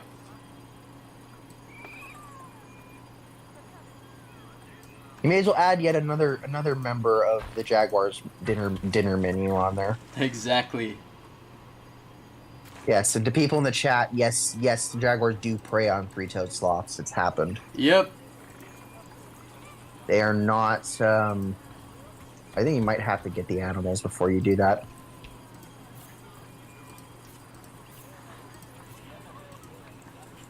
Alright, here, and I'm just gonna put them in.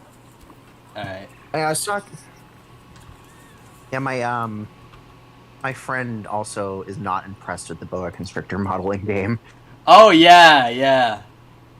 She is not. She has one as a pet, and she's not impressed. Yeah, the head is too triangular. It's not just that, but if you notice, like if it's like I've seen it where it glitches and the animals like get stretched out completely. Yeah. The tail coloration is like halfway up the body. Ah. Where it's like, oh, you guys need to at least tone down the tail a little coloration, like, and move it back to like the last like sixth of the body. Yeah. Wait, why is 'Cause it's- their welfare so low? What? I would probably try putting some enrichment items in there if you can. Yeah. Wow. Do you have any enrichment items available for 0. who that? You might have to research three-toed Oh, sloth. you know Okay. what? It's the what's it? It's the temperature was too high. But that's weird. They live in tropical environments. What? That's That's odd. yeah. Okay, well I set it back. Let's So, see what they're. are we Oh, gonna- are okay. we Now gonna- it's already at 85%. So yeah. Are you gonna deal with the biggest elephant in the room with the sloth though? What's Do you that? see do you see what's hanging on in the Zoopedia picture? Oh yeah, a vine. It's not the climbing frame. That Wait, means hang they on. did at one point attempt to. Oh, that's kind of sad. And they realized that to have it realistically, it's probably. I have a feeling that if they had it realistically, that they realizing that realistically moving, it probably wasn't going to be a very fun animal to have. Yeah, Like less fun than it is now. yeah. I'm gonna put some decorations in there, just just to kind of help it. If you have any like Cecropia saplings, those would actually be very useful because that's what they eat. That's how I do think you- South America. How do you spell it? Cecro. It's CER CER. Nah, we don't. or CEC. Sorry, not CER. No, yeah, still nothing. Dang. Cecropia. Dang, that's a shame. Yeah, they're because that's actually what three-toed sloths eat. They're specialists, so Hmm. that's why they're very rare in captivity outside of Latin America. By the way. The reason why Dallas World Aquarium can keep them is because they have a supplier for their food. Oh, interesting. Wait, did I say? Um, Dang, I put North America. Maybe we do have Cecro. We Oh, do. you're in that's rhubarb. That's okay. But Yeah. yeah, if it's CE. There we go. Oh, it's And way yeah, too the big. tree- Oh, you know what? The but sapling's no, okay. It's a sapling. Yeah. Sapling's fine. That's the sapling is what I would use personally. Okay. So Yeah. The rest, yeah, that's like the only one that's really used. Yeah, the sapling's the only one that's like usable. Yeah, because the other But, ones are yeah, way this too is big. what they. Yeah, it's kind of interesting. They actually have like special feeders at Dallas World Aquarium that like they put Cecropia branches on Oh, their cool. perches, which is really cool. I saw pictures of it. I really have to get to Dallas World Aquarium to see them at some point. This is really cool to see. Yeah. You know, it's like unless I go to Costa Rica, I'm really not gonna be able to see three-toed sloths. You know, Yeah. otherwise. So.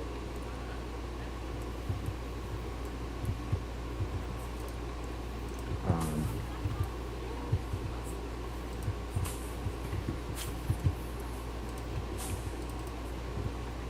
yeah, you can kind of see where like there's issues with it. This not being like customizable enough. Yeah, definitely. So like everyone's like. But again, what's nice is that the looped animations are like they take a very long time to complete. Yeah. I think, you know, yeah, they think they take over like 10 minutes to actually complete, which is really nice. Hmm. I mean, it's also easy to do with sloth too because they're a sloth, but Yeah. I mean, I guess it's probably a smarter choice to do two-toed because three-toads actually do move a little bit faster Hmm. than these guys do. I see. And also, yeah, they're not safe to be around in an unprotected setting. Yeah. Yeah, two-toed sloths are. Yeah, chat does not know this. Two-toed sloths are actually quite dangerous. Hmm. They've obviously got claws, but they also. You've seen what a two-toed sloth skull looks like, right? I have. Yeah. Yeah, they've got really sharp caniform teeth, and they actually do use them. So they're very well capable of biting. So Oh my. that's something to be aware of. Yeah, my capybara, the albino one, grew up. Hey, yep, got an albino capybara.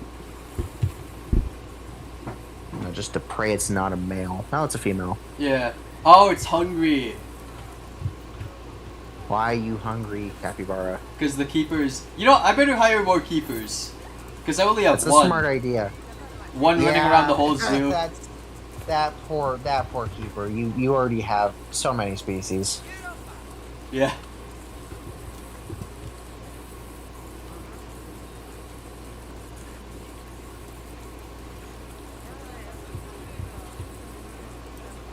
Low on cash. Might be You right. think I don't see that zoo? Yeah.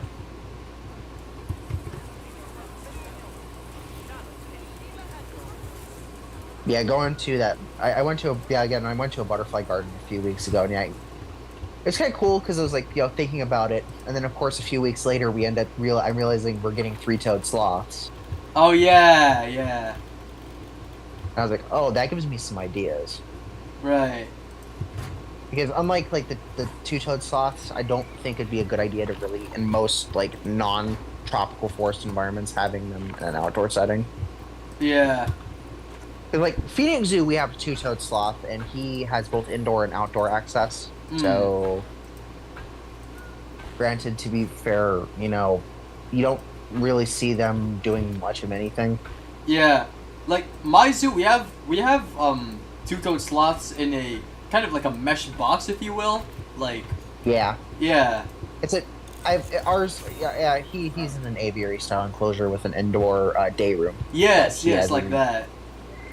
Yeah, so basically, I've seen him outside only a couple of times, and I've seen him moving around only about as many times too. Okay. I have video of him actually moving around, and yeah, they actually move reasonably fast for a sloth. Again, Yeah. for a sloth, they're fast, which Yeah. is not saying much because they're not fast animals. Nope. I'm surprised I- my jaguar hasn't gone swimming a single time yet. Unless, oh, you know what? Maybe do the lily pads or the lotus plants have like collisions? Oh, they do have a collision box. Ah, that's dumb, but They- oh well. I think. I'm not sure though. I mean, I would probably see if we could stick the cat in there and see. Maybe it's just too steep in there. Yeah, I just smoothed it out a little, so we'll see. We'll see if he moves. Let's see if he goes in. Oh well, I think it was Be a about little- to. We'll see. Come on, Okay, bud. swim. Go in the pool. Swim. Go in the pool, darn it. It's No. weird because it's like, Oh wait, I think you might go in. Come on. Yes, you know you want to. Swim. You know you want to. swim, darn you. Don't you dare. Oh, come on. It's just Come on. drinking. Oh, that might be why. You Come on. have. Wait. Is he just gonna drink? Yeah. He's just gonna drink. Oh god, that is just strange. Oh, he's drowning himself while he's drinking water. What is going on here? Oh, he's pooping now on my screen. Oh, did he just...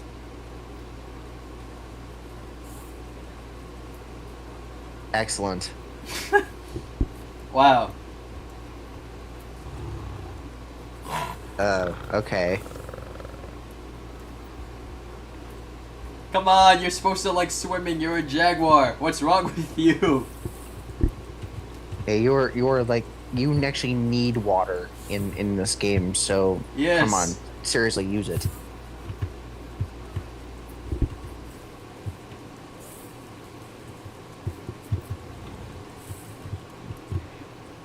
Bro, someone broke my my sign. Wow.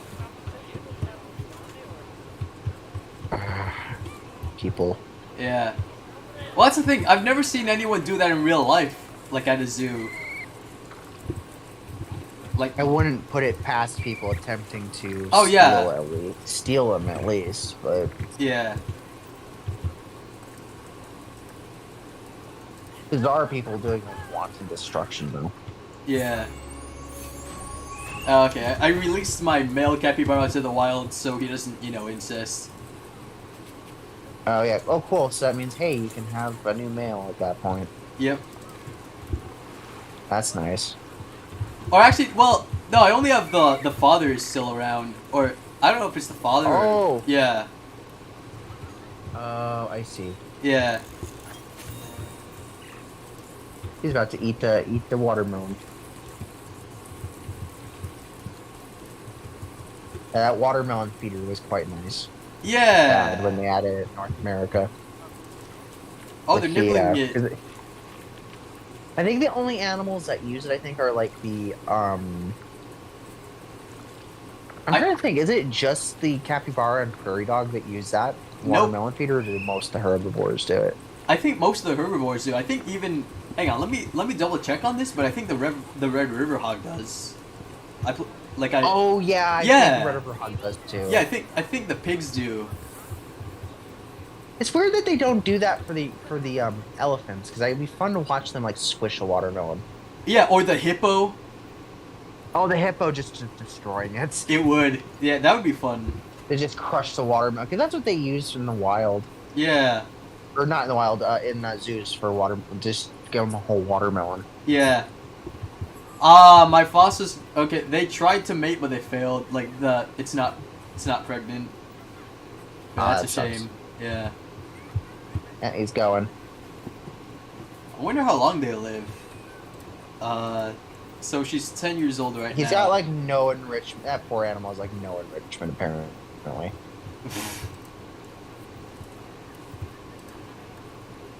That's funny because I gave him like boxes and stuff and. Wait, you know, I even typed in Fossa. Yeah, there we go, Fusa. Yeah. Okay, you know what? I'll give him the climbing thingy. Yeah. I mean, not the God damn it, the feeding thingy. Okay. Oh, it's at 70% enrichment now. I'll leave it there. That's fine. All right, that's nice. Yeah. Is it just like keep like boxing the animals every time you do that? Yeah. Every time I adjust the climbing, or even if I don't adjust it, if it gets stuck there, they like get boxed up and teleported back. Interesting. Yeah. As we've kind of discussed, the climbing is extremely buggy. Oh yeah, that's kind of unfortunate. Yeah. Cause like the animations on their own are pretty nice, but yeah. About to Yeah. No, you're not. No, you're not. Out to the wild. Yep. What Okay. happened? I released them to the wild just in time. Before they were mating. Oh, the capybara. Oh dear. Yep. Okay, good. Was that Dad? No, that was little brother.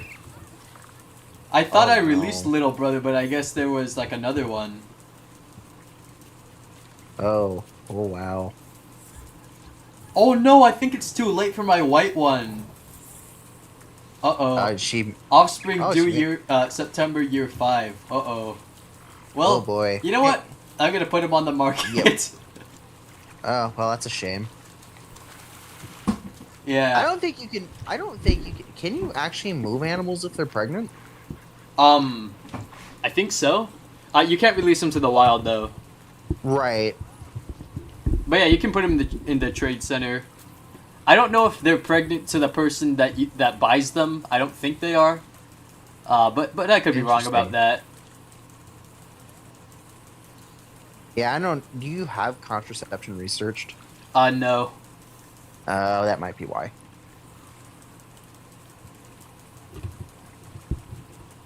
Yeah, trust me. I'm surprised that they didn't. That was something that actually even happened, because Yeah. I love that. I love that animation right there with the anteater. Yeah. That's really nice.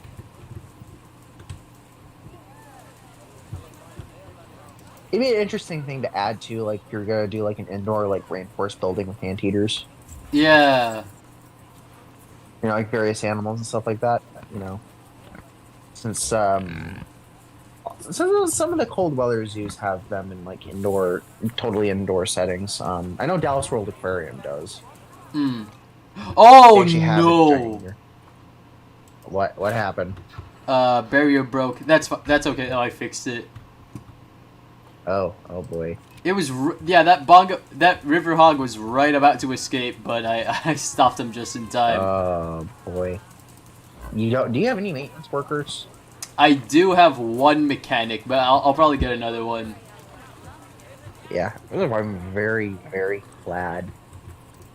Yeah, it's a downside of not having not having null barriers and it not and I know. just building your own barriers is just more expensive Yeah.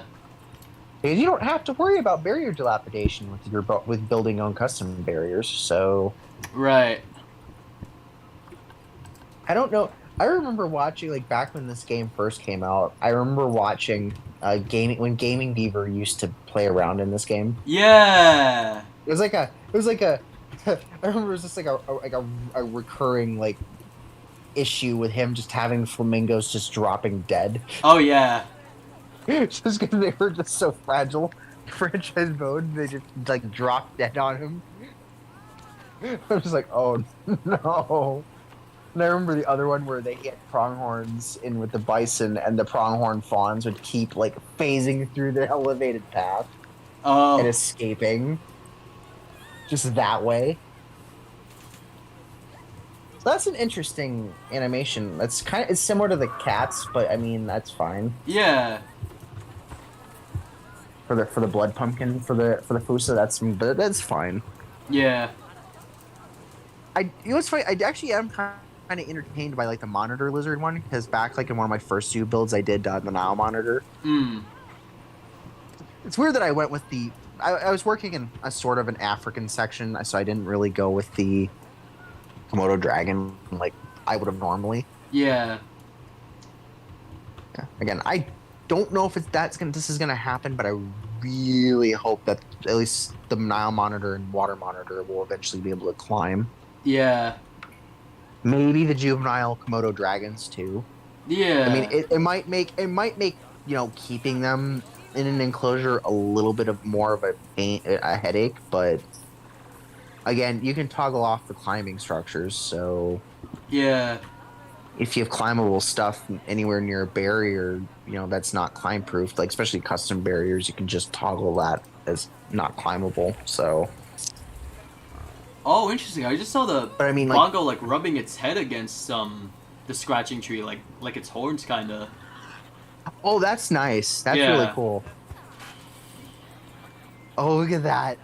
Oh, and then he's rubbing himself. That's really cool. Yeah. I think that's a generic like ungulate animation. Yeah. For like the ones like horned or antlered ungulates. Mhm. Oh, you got fined. Yeah. That sucks. And you got like $5,000 though. It's not bad. Yeah. I better. I will better say, have though, some guest facilities like food and stuff. That's probably the reason. That's important. Yeah, it's gonna be kind of important here in a bit. Yeah. One of the best like rubbing pillar animations though, like rubbing tree animations though, is probably the moose, Oh, interesting. especially the bull, because one of the really interesting things it does is that right after it's done rubbing, it actually rams the tree. Oh, wow. It's really kind of funny because that's just like characteristic moose Right. right there. So it's like that's really nice. I remember going onto like the zookeeping subreddit, and I remember somebody asking like why moose were so rare in captivity. Yeah. I will Why answer is that that? They're very specialized in how they live, so they're very specialized in the temperatures that they need and what they eat. Because they're browsers, and they outside of eating aquatic plants, they also eat conifers. Oh. So Okay. most like browsing ungulate diets really aren't full nutrition for them. Right. And you also have to be kind of mindful of what plants you're putting in an enclosure with them. It's just like it's a mix of like dietary stuff and Oh no! I'm in no. debt. oh dear. Oh, How did that happen? I don't know. oh, you put the restaurants down. That's why. Oh no. It's going Okay, up. I suggest you make sure that they can start going there. Yep, come on, people. Come on now. Get your food. Get your drink. Here, I'm gonna speed it up and see what happens. Okay, it's mostly up, but Hey, okay, a little hey, bit we're down too. yeah, people are gonna be queuing a little bit there. Oh no. Oh wow. Give it a minute. Oh yeah, we're getting there. Yeah. We're getting there. Come on, break Okay. even. Yeah. Come on. Come on. Oh, okay. Now we're really getting there. Okay, there we go. Yeah, that's what you needed. Oh man. Okay. I'm still in Yeah, the okay. negatives, but like. Oh, okay. Okay. I'm Wow, back in the positives. Holy shit. That was close. that that was interesting. I don't want to have any more close calls like that. Yeah. Yeah, I'll have to. I kind of had an interesting. So speaking of this sort of stuff, I had an interesting idea. Like if they decided to do like honeybees in Planet Zoo, Yeah. is to how some facilities have honeybees where like the exhibits like the hive, Yeah. and then they let the workers come and go Yeah.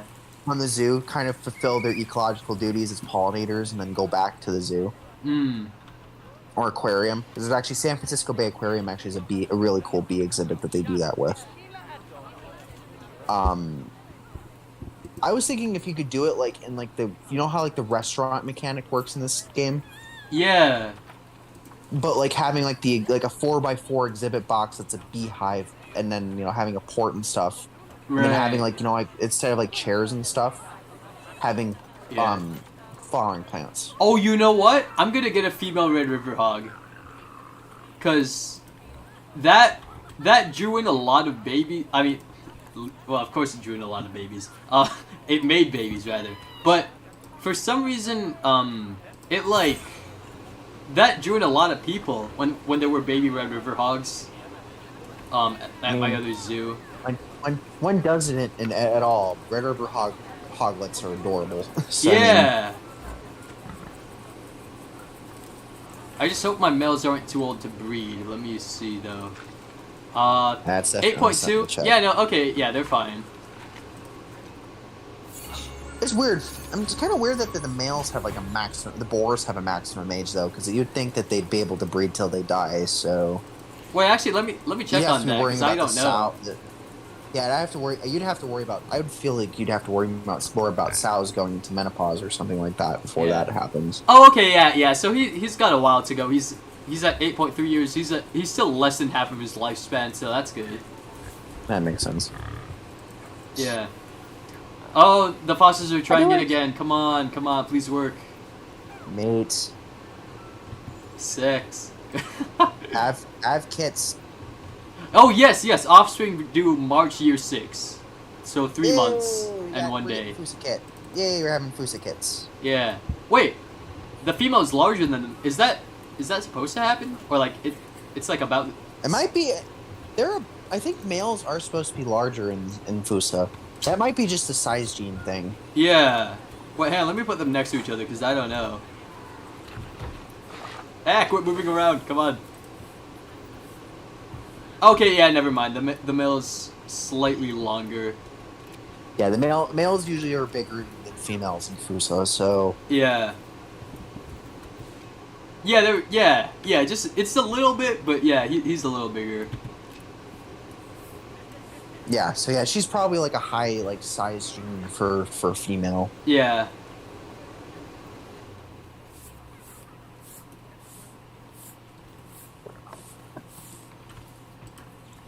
As males tend to be like they tend to be a little bit larger and they tend to be like burlier too Yeah.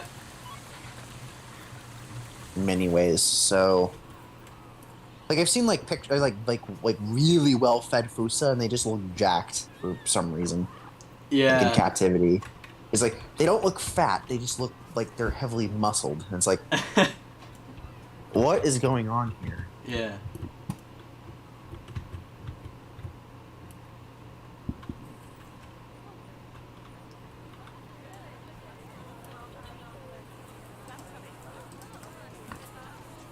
I love how the sloth is just kind of sitting above there. Yeah. I mean, be very lucky that they only ever go to the bathroom once a week and go to the ground to do so. Wait, why do they go on the ground to do that? Like, why don't they just, like, go on a branch? Well, it's because it'll make a mess, Oh. especially urination. Oh, yeah. And it's a two-pronged issue with them. With that is it would obviously mess with their fur, especially since that, at least in wild sloths, they have Oh, yeah. a fur flora that might screw with it. But it also basically is a beacon for basically all of its predators. Not only the odor for cats and stuff like that, but since urine can reflect ultraviolet light, birds of prey like harpy eagles can see them easier. Oh, okay. If that happens, so But, like, on the ground, isn't it even worse? Like, it's be easier, better for them to do it on the ground than to do that up in the tree and potentially, give themselves, because the other big issue is that it impacts their health because of oh, well, being covered in urine. let's say they're on a branch, right? Like, why don't they just like aim the you know what I mean? It's like they really it's really difficult. Oh. It's not totally understood as to why they go to the ground and do it, but they do. Oh, okay. It's always once a week. It's usually in similar areas, which also leads them to be vulnerable to most of their ground-based predators, like large cats. Yeah. There was I watched literally a video of a puma going in just up a tree and grabbing a sloth. So Oh. Again, and it was like a sloth that was maybe already about like 15 to 20 feet up the trunk, and he was like, "Oh yeah, that poor guy's done." Yeah.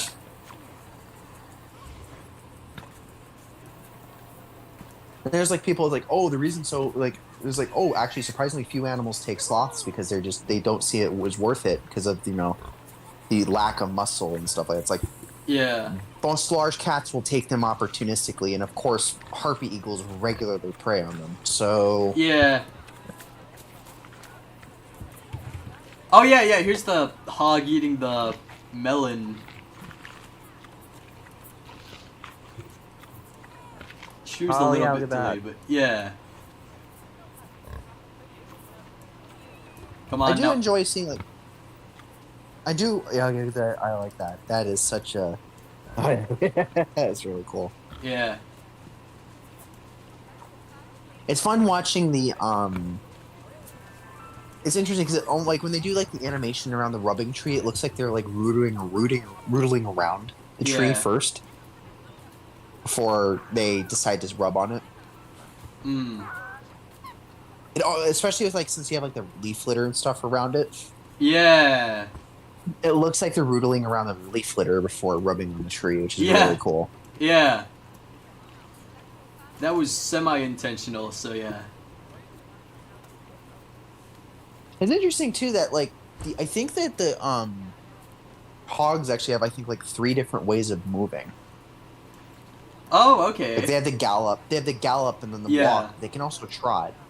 Oh, they can trot? Like in-game? Yeah, I saw that on Estan's stream. Oh, interesting. So they can trot, which is really interesting.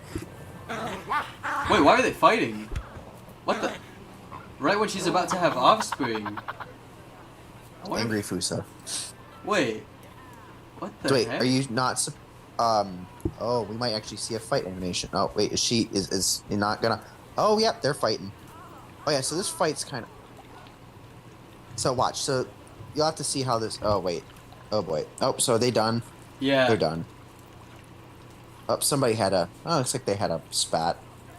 But like that's so weird. Like that's right when I got the offspring imminent notification. Like is the male like upset because of that or I don't know. I'm curious about that now. that would make sense realistically, but I don't think. Oh well, there we go. Got a baby. Oh, How many did you get? Just one? 2. The second Oh, one yeah, took a two. while to Okay, so you have- come in, but yeah. Oh, yep. So you have 2 kits. Okay. Okay. Yeah, the male is Oh, A yeah, there's the little other one. weird. Yeah, what the heck? That's really odd. Yeah, I remember somebody complaining about the way the Fusa kits looked, and it's like you're comparing two things here.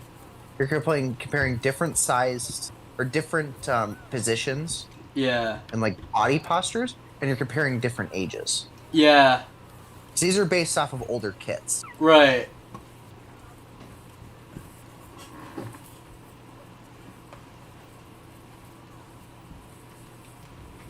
Yeah, these are based off of like nearly year old kits, basically, based on what I understand.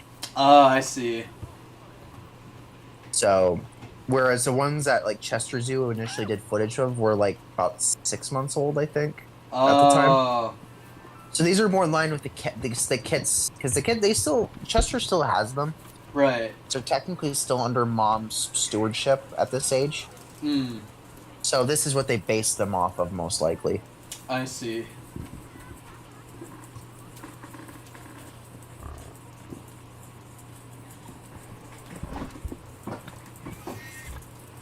Ah, come on, Red River Hawks, So- breed already.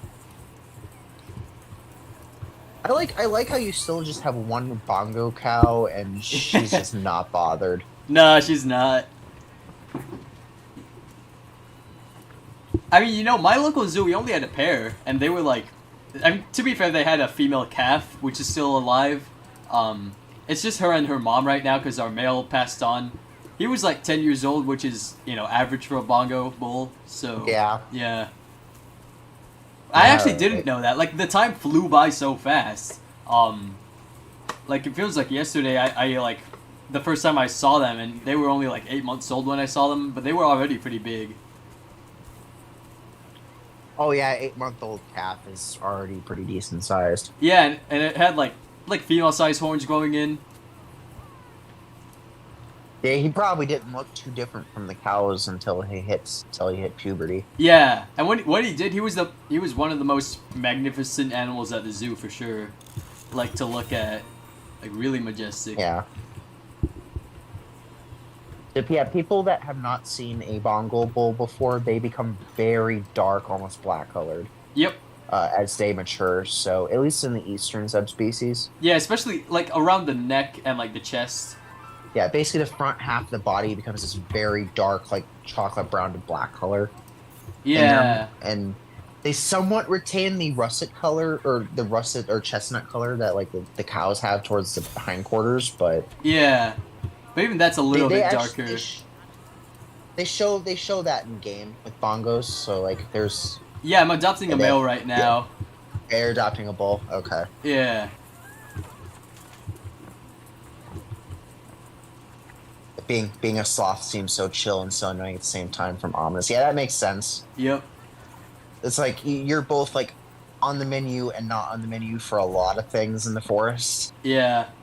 Your best option is just to not move much and just eat. I think the theory is with like at least tree sloths as to why they move so slowly is because most of the vegetation they eat is literally like just Leaves. reasonably inedible leaves. Yep. So they really, and they don't have, and since there's the Northrons, they really don't have great metabolisms.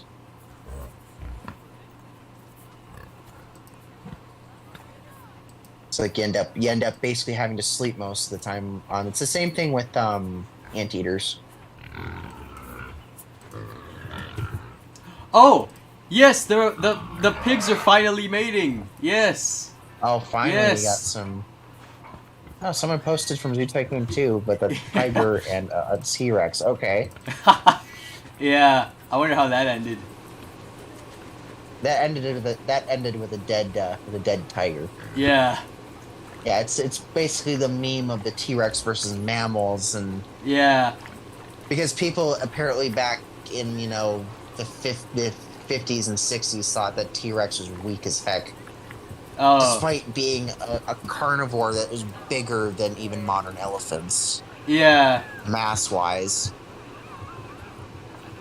And now I guess I'm speaking it from the lens of seeing T-Rex as it is today. Yeah. But even during the days when like Jurassic Park came out, when it was still, the kind of the chic, or the model chic, like, version of the dinosaurs from the like, dinosaur renaissance. Yeah, Shrink wrapped, but reasonably active animals, tails above the ground, sort of thing. yeah, Kind of the base blueprint for how we view dinosaurs now. yep, And yeah, no, any mammalian carnivore would not be able to take down a T-Rex. It would become T-Rex food very quickly. yep. I mean, and that wasn't even like it shouldn't have even been an educated stance at the time, because even at the time we knew about large crocodilians and we knew about Komodo dragons. Yeah, Both very okay. So that's a good example of a bongo bull right there. yep, They can get darker than that, but I mean that's decent for an average at least. yeah,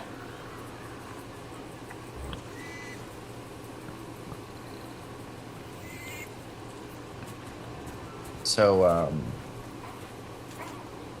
yeah, it's basically kind of like the darker coloration on the head and the front quarters. A little yeah, bit on the hind limbs too, but it's like the hind quarters and midsection tend to be more the chestnut color that they were when they were younger. yeah, It's kind of interesting because but you're taking color change into account. They're kind of the spiral horned antelope that changes kind of the least. yeah. And not counting like greater and lesser kudu. Yeah, those But ones don't really change. they don't really change beyond just like the body proportions and the fact that the bulls are the ones that have horns, whereas cows don't. Yeah, Bongos are weird in that context. yep. 'Cause Even the like females do among have horns. the cows have horns in bongos, which is actually a trait I believe they share with eland. Oh yeah, that's true. Yeah, Eland too. Granted, eland are technically a separate but closely related genus, but Oh really? Um, I thought all spiral horn antelopes were like the same genus because like they could interbreed and Nope. stuff. no, I believe both eland are still under the genus Torotragus rather than Tragelaphus. Oh okay. So they used to be under Tragelaphus, from what I understand, for a while, and then they changed to being a different genus. But yeah, Yeah. they are still very closely related. Again, closely enough related enough to actually interbreed with other Yeah. spiral horned antelope.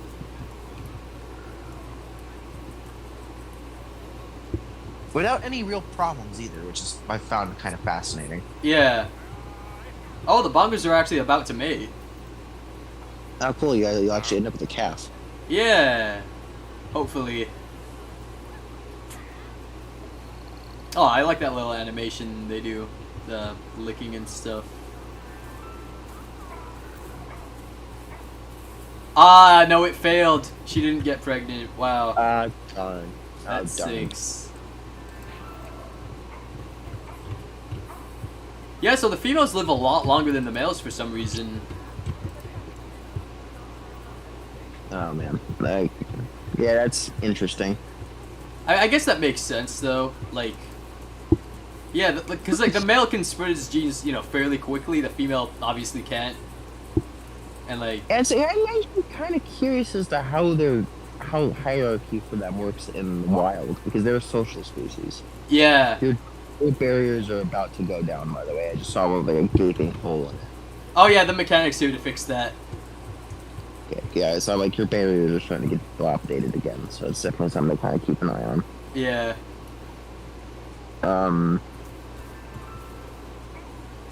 I know some people have issues with the bongo, but they look actually pretty decent in game.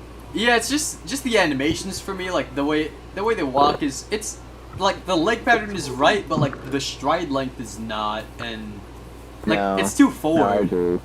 Like it's like a Yeah, no, gazelle I- walking. Well, it's because they like to use the movement for them. You have to remember they use that for both the springbok and the Thompson's gazelle. So Yeah.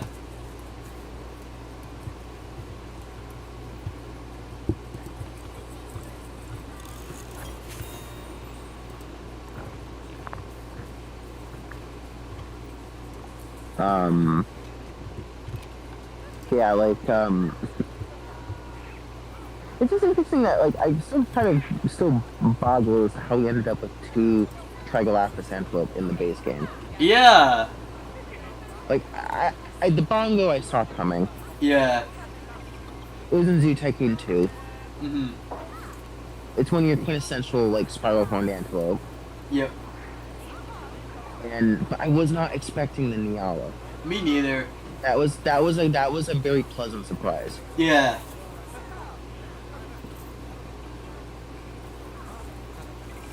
Yeah, yeah, I really like the Nyala. I'll probably get some soon. Yeah, that was a very pleasant surprise there. I Yeah. do I do hope eventually we get things like Greater Kudu because Yeah. Greater Coolit and some kind of Eland. Like and I don't care either if it's one of giant. one of the species of the eland too. Yeah. Yeah. Giant is obviously my favorite, like that's why I made it for Into the Jungle. And I really like how that model turned out. But yeah. Um. Oh. Speaking of Trigolaphus, Gladys Porter Zoo has bushbuck. Oh, cool. I believe they have the scripted bushbuck actually in particular. Nice. I think they're the only facility with a breeding herd, as far as I understand it, too. Oh, cool. Which is interesting because yeah, bushbuck just look really strange. They do. We've I been- made a harness bushbuck at one point, like a model of one. Because they're I believe one of the small they're one of the much smaller members of the Trigolaphus genus. Very small, yeah. But apparently they're Like, still they're- very dangerous to hunters, like, that have tried to attack them. Like, Interesting. yeah. Like, they'll full on, like, stab, people. And, yeah, it's really odd. Wow, that I mean I guess that isn't a surprise because like I've seen videos of what bull Nyala will do with predators. Yeah. They stand their ground and they stand and fight if they're cornered. Yeah. But yeah, like, with the bushbuck, you wouldn't expect it because it's so small. But yeah, I mean, yeah, I guess it's a thing. Do you know what theme pack the glass that I used was from? Because I think that's the reason I can't place the carnivore habitat. Oh, that might be. Is that? I thought it Might was be the New World. Oh, that's right. Wait, no, I have that fully Hang on, let me see. Okay, is it? I'm trying to think of which one it was. Yeah. Wait, hang on. Let me see if it even shows. Ah, dang, it doesn't show what tags I use. Or what packs. Dang. Well, because I think that glass was one of the free update things, so I'm trying to think of where it would have fit. Yeah. I was thinking either New World or Planet Zoo pack. Actually, I'm gonna look right now. I think I don't even remember what it was called. Glass. I just typed in glass to be honest. Hey, look at that! Look at that, piglets. Yeah, lots of piglets. Okay, yeah, no, I found it. So that's not what's restricting me. Here, Interesting. I'm gonna go to that save and then see like why I can't place it, like what pieces I use that I don't have. Yeah. Oh, maybe the mesh, but well, no, I think The mesh should be. yeah. Mesh should be there. So I'm trying to think there. Yeah. Let's see. I use logs. Is it? Oh, it's a conservation set. Oh yeah, but I just It's the fully 3D researched that. Okay, because like that's I thought maybe it's a 3D printed Yeah. 3D printed concrete. Here, actually, I'm gonna be right back. Just really quick. All right.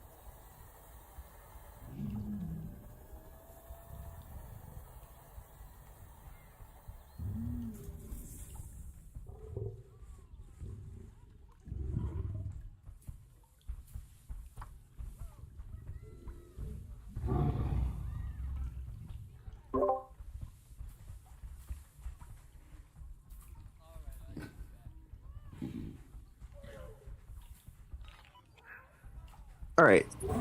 All right. Sorry. Took me a moment there. Oh, it's okay. Just. That. Lions. Okay, yeah. So let's see. We've got. Oh, you know what? It could be what's it? Some of the enrichment items that I haven't researched, maybe. That's that might be it. possible. Yeah. Oh yeah, because I can see like the prey dummy, the cardboard prey dummies too. Yeah, that might be something to do with it. Maybe. And let me see if there's any Which pieces. is- Another interesting bit too is like we haven't gotten any serious enrichment items for a while now. Yeah. It's something I've noticed. Like I would love to have like a way to build like good like sleeping boxes. Yeah. Especially since we have plenty of smaller animals that could utilize it, especially with the addition of things like the Fusa. Yep. Like even when we had got like the raccoon, you know, Yeah. it's having a nice arboreal box, you know, things like the raccoon, Bintrong, red panda, Yeah.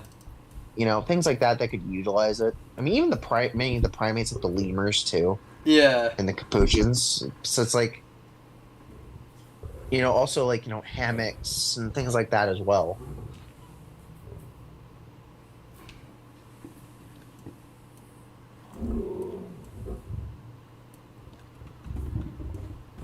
Yeah. I don't know. Let's see. Maybe it's which enrichment have I maybe not researched? Well, you have the box. That's not Yeah. one. I have the box. You I have have the the box. bamboo feeders. I have the scent markers.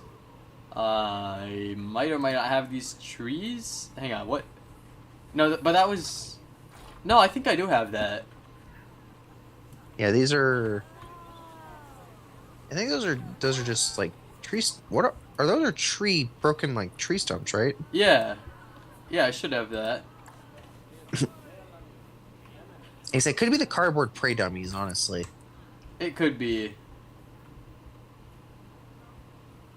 Let's see. I assume you have like the grass and stuff like that too. Yeah, I do. I do. Okay, yeah. So that okay. I assume that or the feeder ball. Oh, maybe. But the like ball or the ball. Yeah, the the thing feeder is, ball and the pumpkin ball. So maybe. but the thing is, I have like all my like most of my carnivores are like fully researched though, so they should have all that. Interesting. Yeah. Yeah, the jaguar should have the cardboard prey dummies at least. Right.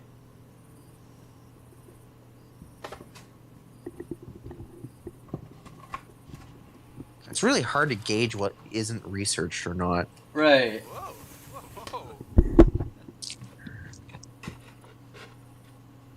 Actually, you know what? I think that's kind of a bug with the franchise right now because that happened to me when I made a not warthog, Red River Hog habitat, and I I made a blueprint out of it, and then I couldn't place the blueprint anymore, and like in the same save. I smell a patch incoming. I hope so. That's a pretty big. That's a big That is problem. That is a very major problem if you're trying to do franchise mode. That's Yeah. You know what? Yeah, Actually, that's- I'm gonna wait for this to load, but I'm gonna try and open it in challenge mode and see what happens because I have a feeling it's gonna work. oh yeah, that'll be interesting. If it opens in challenge mode, that might actually. I guarantee you it will once I research the conservation Ooh. pack. Yep.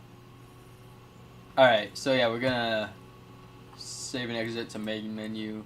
Yeah, this is so weird. I mean, I know it. I knew about it happening, but like I didn't think it would happen all the time. Like I thought it was just a one-time bug. But no, I think it's just any blueprint with habitat stuff just doesn't work. Did that happen in after Grasslands too? I don't know. Did it like not for me? Okay. because as I've stated, I use predominantly sandbox, so this is really something that doesn't usually matter to me. Mm-hmm. So it's like thinking about like um what could potentially be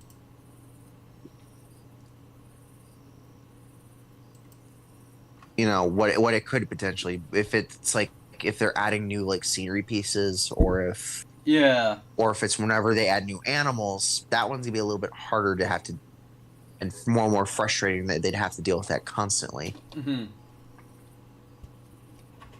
Versus like if it's like more like scenery, more like just general scenery pieces and stuff like that. Okay, that makes sense. Right. But it's Wait. like if you get new animals, then that's something they're gonna have to fix every time. Oh, I opened the wrong save. What the heck? Did I like? Okay, What is something's. that?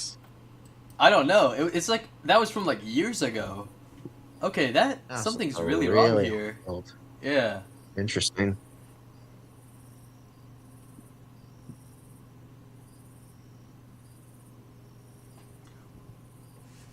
Interesting.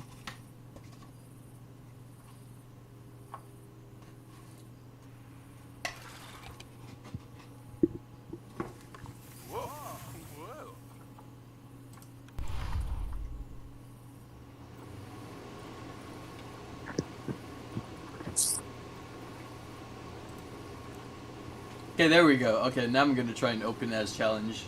Yeah, that's. Oh, this is so weird. Odd.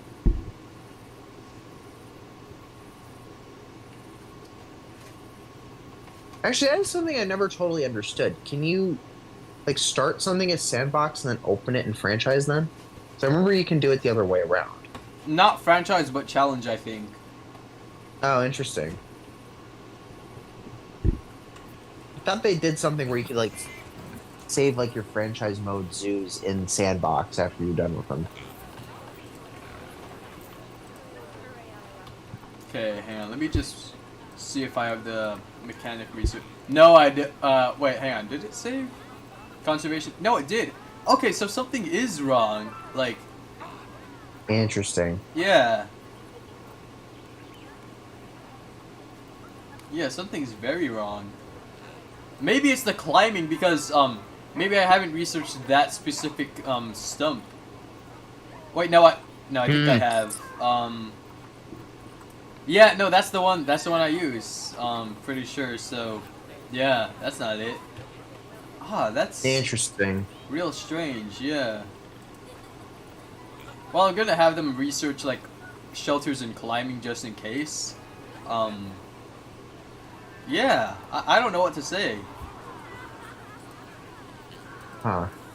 Yeah, I'm gonna get Lard Gibbons just because I noticed I have the natural brachiation frame, which is pretty cool, so... Oh yeah.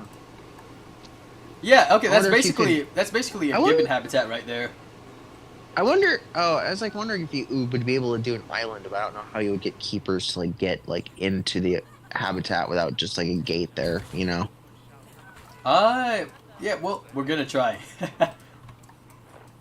Because I know, because that's like your like quintessential like generic like gibbon habitat is like having a moat Yes. or like it on an island. Yeah, so like at my zoo, what we have is one island is lemurs, one island is I want to say Safaka lemurs.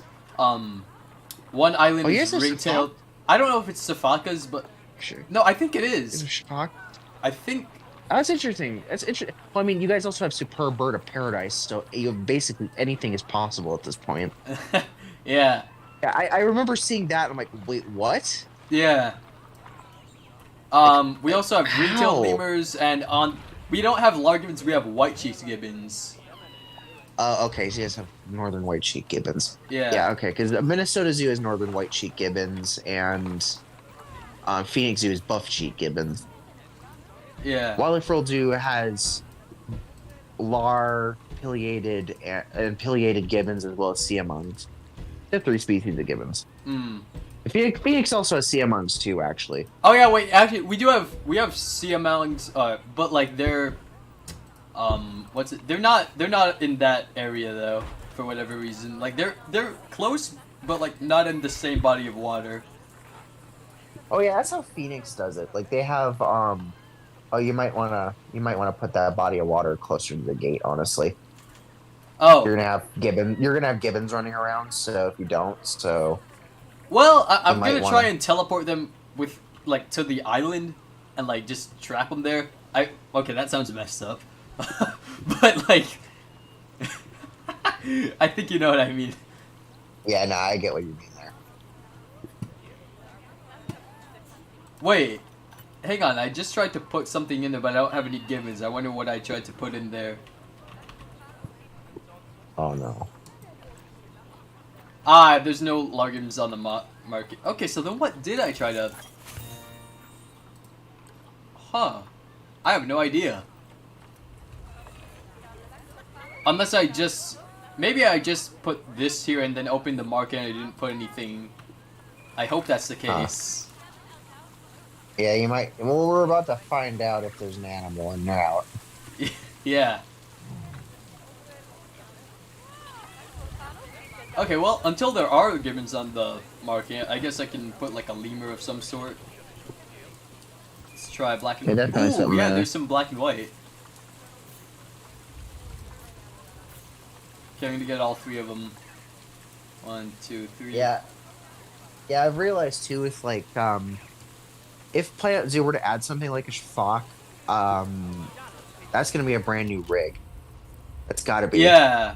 Yeah, because the way they bounce on the ground, like they don't really... They have very different proportions to other lemurs. So Yep.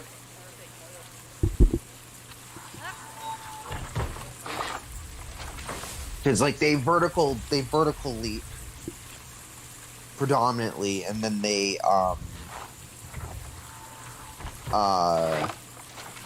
when they're on the ground they do these shorter bounds. That's partly because their hind limbs are much longer than their forelimbs. Oh no, injured. Ah, come on. The Good male's to know injured that's not too? good to know that's not just a sandbox problem. Yeah, it's all modes. Dang. I might have to get a second vet just because like they're all injured. Ugh. Well, at least they're utilizing climbing for him. Yeah. Yeah, that's good. Oh, they're very noisy, which I mean I guess makes sense. Oh yeah, they're rough lemurs. That's just their MO. Hmm. Wait, what the heck? It sound like there's like hell being raised in the enclosure when in reality they're just territorial calling. What the? Yeah, Wait. I don't know if you've ever been around a zoo like with ruffed lemurs. They Yeah, just I've been to several. randomly will start. Oh. You know what though? I don't hang around Those- those exhibits for like super long, so like, yeah, maybe that's why I don't ever Well- hear them.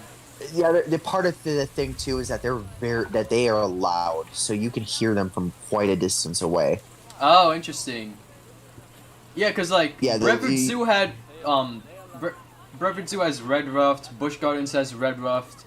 Another zoo in yeah, I'm pretty sure Zoo Tampa has red ruffed. I'm not certain on that. So Phoenix has both species, Oh, okay. and the thing is that they set each other off. Oh. So one island starts going, the other island starts going shortly after, because it's a territorial thing, and they're related species, so they sound very similar. Oh.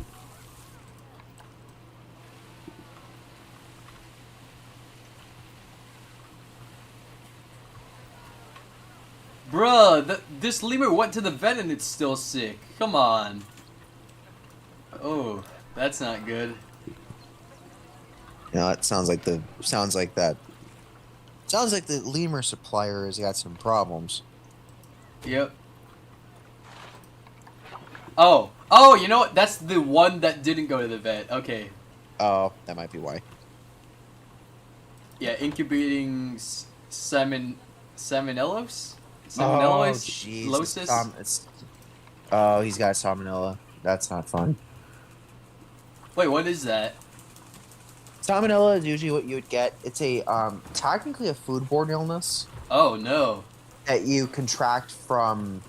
In humans, it's contracted from eating either raw eggs or undercooked certain foods undercooked, especially chicken Oh. and shellfish shellfish and fish on occasion, but it's mostly poultry products. Uh.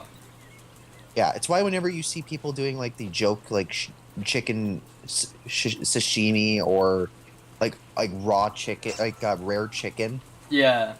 just shut them down and say no. I see. Especially on the internet where you do know that at some point someone's going to try that unironically and get themselves sick.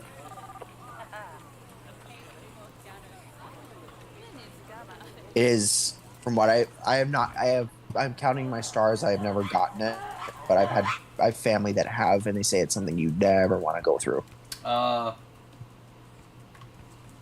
is well, basically their the welfare's week really of- good now. It's Well, there we go. yeah. Yeah, well, I mean, you also basically gave them a enclosure full of climbing opportunities, so Yeah. the only downside is you really need a way for wow. Why is the lemur ones a lot better? I don't know. Why is the lemur climbing so much better? Wait, actually, let me try and put this in what you call it, the fossa enclosure.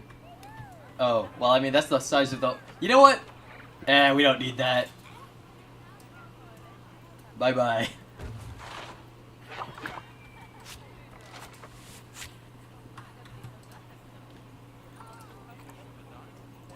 They just boxed all the Fusa in the enclosure. Yeah. Yeah, it looks with the lemurs it works really well. Yeah. Maybe that's why they like set it up the way they did. Cause like Well, I'm they assuming it tested works really well. For the I assume gibbon. it works really well for the gibbons too. Yeah. See, like, yeah, I've seen like I remember going on like I remember like being in chat. So I think both Old Country and I were on the same chat and Estan's live stream. Yeah. He was trying to get the gibbons to do it and to do the brachiation, and it was really hard because of how complex his Oh climbing no. frames are.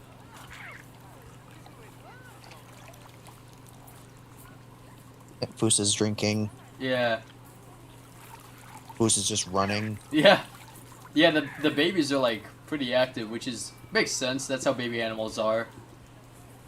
Oh yeah, they're active, and then they sleep for a long time, then they're active again, and Yep. You know. Yeah. My kitten was like that. rinse and repeat. It's rinse and repeat. Yeah.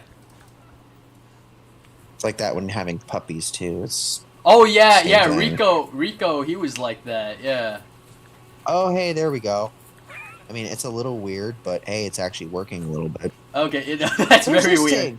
That's a tangled. That's a tangled liana vine. Yeah. They Going did they down fix looks that good. in the patch? I don't Oh know. wow, it's looking weird. Okay, so that actually looked good when it's going down. Yeah. But I remember watching Old Country's overview video, and he said that like the gibbons and the Fusa would like avoid touching the tangled liana vines if given the chance. Oh. Well. So that's good to see it that they might actually be using it. But again, it's also the cubs that are or the kits that are using it. Yeah. So it could be that's just something the smaller animals are fine with using and the adults aren't. That would make sense. Cause yeah, the adults like, what if they get an arm stuck or something, right? Like, yeah. I mean, I guess with Fusa it doesn't really matter either though, because they're incredibly agile animals. Yeah. I guess it would make sense if it was like a more cautious climber than like say Binturong, Yeah. but Oh wait, the Um, adults try. Oh. Oh, it managed to jump up to the vine, and it's walking across the vine, so that's nice. oh, interesting. Oh, he's gonna go up. He's gonna go up, and he's on the thing. Oh yeah, yeah. The stream's slightly delayed, but yeah. Okay. All right. Oh, the Yeah, baby's watch going up this. the Yeah, that actually looks pretty nice. The baby like jumping up the vine. Uh oh, I heard an escape. Ah, those Oh. rascal lemurs! Come on. Wait, what? Did Yeah. they- How? I have no idea. Like they got How off the would island they- somehow. Maybe they like. No, there's no way they can jump that far. They're not gonna jump that far. That's bull. No, I've had lemurs on like modded stuff like that with no. I mean, it was only modded in the front, but they didn't cross that barrier. They didn't cross Yeah. the water, which I'm still finding kind of odd. Okay, yeah, I gotta keep watching them because like I don't know how that happened. Oh wait, no, you know what? That was the one that they just brought back, from the vet, and they didn't teleport it to the island. Oh, I see. Okay, that makes more sense. But yeah, the climbing looks really nice on them. Yeah, it works really well with lemurs. Like lemurs are one of the better, animals when it comes to climbing in games. So Yeah. and it was funny because like prior to them adding the black and white ruffed lemur, I was like, why don't we have this animal in game? We have its very close relative. Yeah. We have, like we have the red ruffed lemur. Why don't we have the black and white? Oh yeah, look at that. There's a grooming going on that involves a little bit of getting phased inside. phasing into each other, but Yeah. that's fine. It's a ritual. I mean, Where you always like, people? oh yeah, there's the other lemur.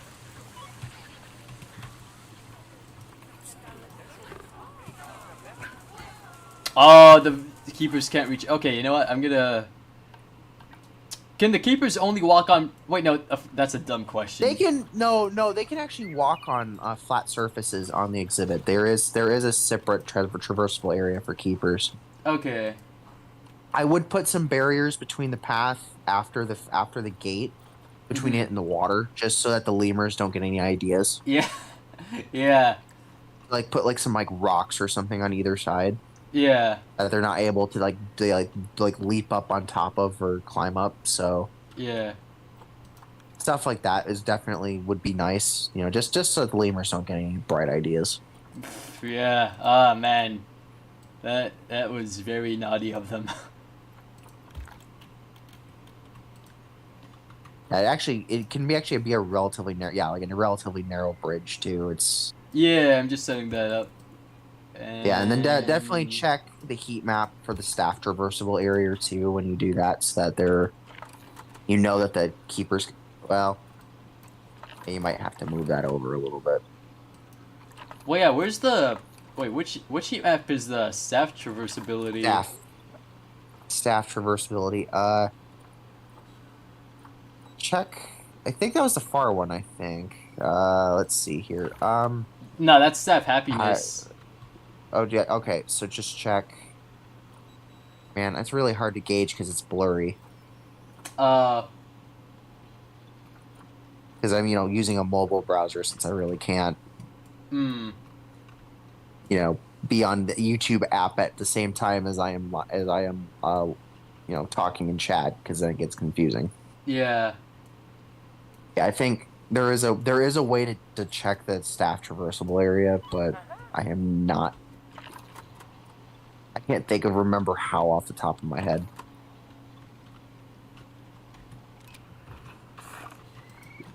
Staff. I've been I see now. Okay. Let's see. Oh yeah, yeah. Okay, the bridge does work. You check it for the animals. Okay, I see. Oh, I see. See the path? Yep. Yeah, I got see, it. it's more accessible to the keepers. So you just have to move it over to the to a much more accessible area on the exhibit, basically. Yeah. Which means moving that over, because that's going to be a lot easier for everyone. That and then Naughty little lemur, I see you. yeah, that's what I was afraid was going to happen. Yeah, you're gonna need to put like some rocks or something there, Yeah. like on the either side of the path there, to kind of keep the lemurs from getting any ideas.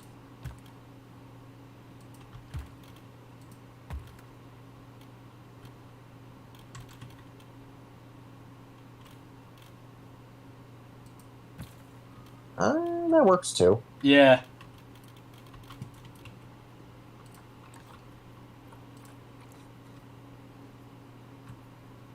Ah, that's the annoying thing about the groups is you can't rotate within a group. Oh yeah, no, that's annoying. Yeah.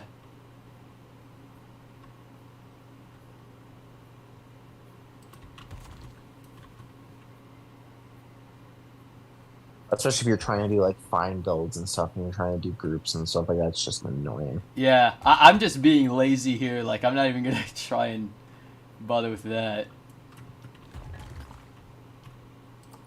Oh, I'd have just gone simpler and just added like some like larger stones on like either side of that path Oh, yeah. between the between the bridge and the staff and the staff gate. I mean, that's what I would have done. Yeah.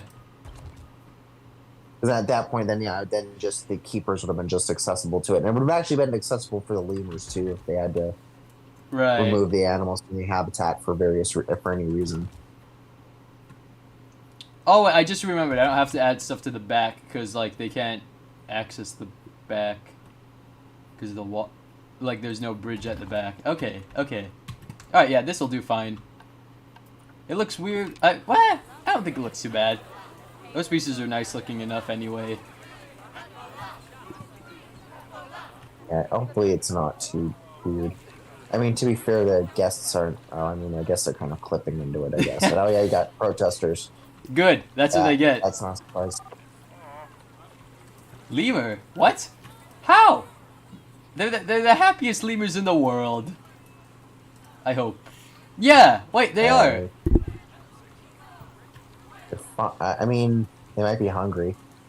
No, they're not. They're not. I'm looking. Oh wow, wow, yeah. They're very happy. That's another glitch. That's another glitch too. It's just the.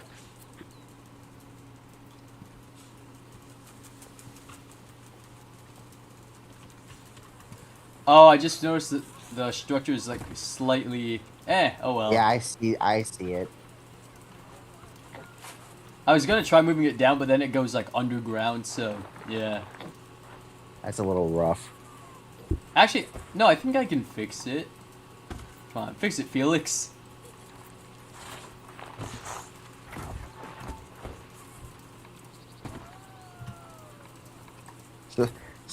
Yeah, a lot of people are not letting you live down the fact that you slept during the live stream that you had last night. No, come on, you guys. You know, I skipped hibernation for the past couple of weeks, so I had to go into it eventually.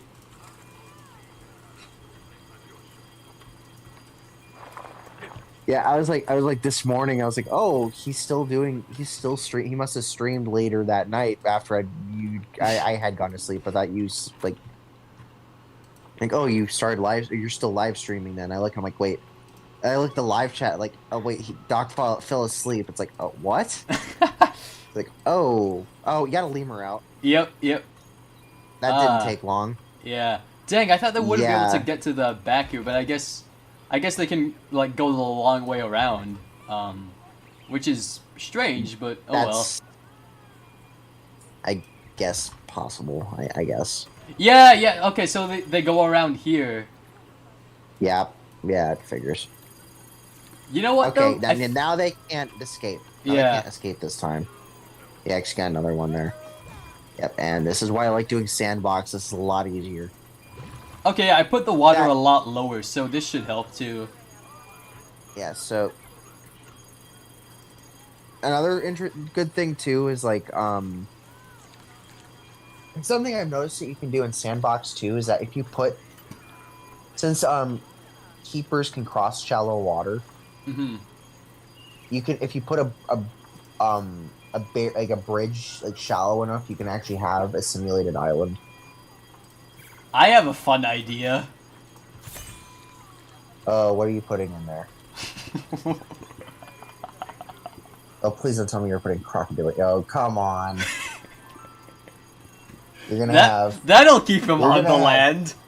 You're gonna have dead lemurs. I know they're gharial, but it's a planet zoo. They're gonna get eaten.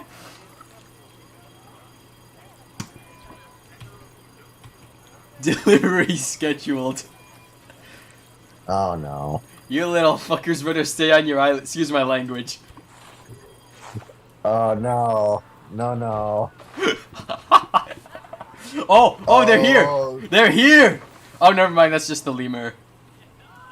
Prepare for the predation imminent. Predation imminent announcements that you're going to be getting. Yeah. And all of those until all those lemurs are dead. They have even more protesters, and they're never going to leave. Good. Oh god. Hey, actually, we're up to 18K. That didn't take long. Yeah, Considering we find were out at the like note. what, 5K? No, we were in the negatives actually. It is interesting to note, though, that the lemurs can actually use those bridges. That means, oh yeah, man, now there's a. Oh wait, no, it's another Oh, lemur. run, Oh, no. little Oh, lemurs, no. run! There's the Gariel. Oh no. Oh, surprisingly enough, it Oh, actually has no. good welfare. Oh no. Yeah, Oh, lots of oh, yeah. snacks for you, little Gariel. Oh, it's a female. Yeah. Yeah, that's why it's so Okay. small. Yeah, I was like, oh wait, no, like why is it so small? It's like, oh wait, it's a female. That's why.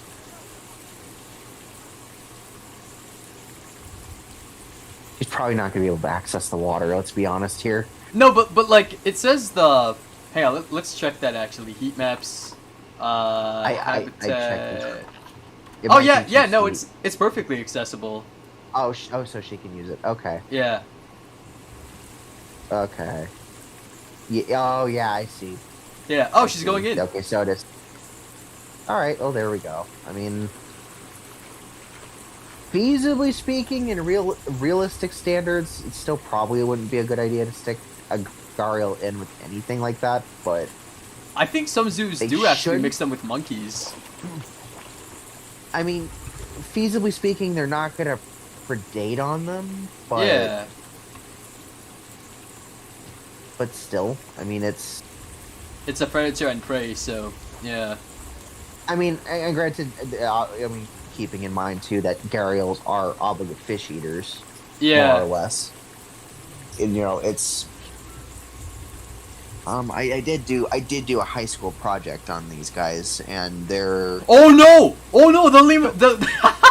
Oh no! Get out of there! Wait. Uh-oh. Oh, It yeah, got- predation it got happening. off the That island. was a matter of time. That wasn't a surprise to me, honestly. You weren't. It didn't say. You would. Yeah. You would have to make like that whole island on the other side like completely inaccessible to her for be able to not Yeah. Honestly, that's possible. go there. Yeah, you'd have to use a lot of rocks though. Yeah. Yeah. I'm gonna do that. Just I mean, keep the unless little of course lemurs. unless for some reason, of course, the Gariel and Planet Zoo can gecko crawl, then we Yeah. might have problems.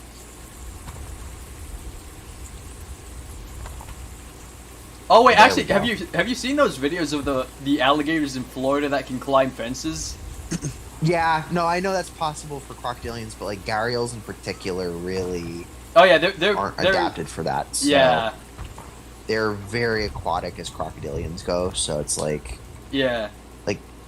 I remember like they actually had to update the walk cycle for the Gariel in game because it Yeah. was moving too high. It was.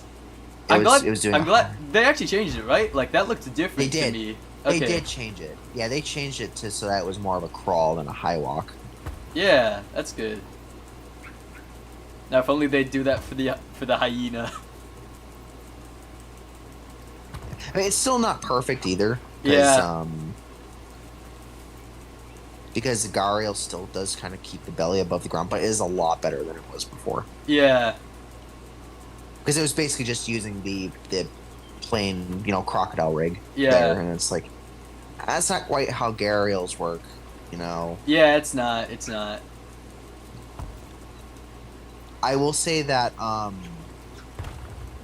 like I have made the joke a few times to like Old Country, for example, of if they add Cuban crocodiles, they better add galloping. Yeah, yeah, that would be fun. Because that's well, I mean, But the funny thing is, though, is they're not the only crocodiles that do that. Yeah, I know. Nile, Yeah. Freshies can do it. Niles can do it. Obviously, dwarf and slender-snouted crocs can do it. Yep. Technically, juvenile salties can do it.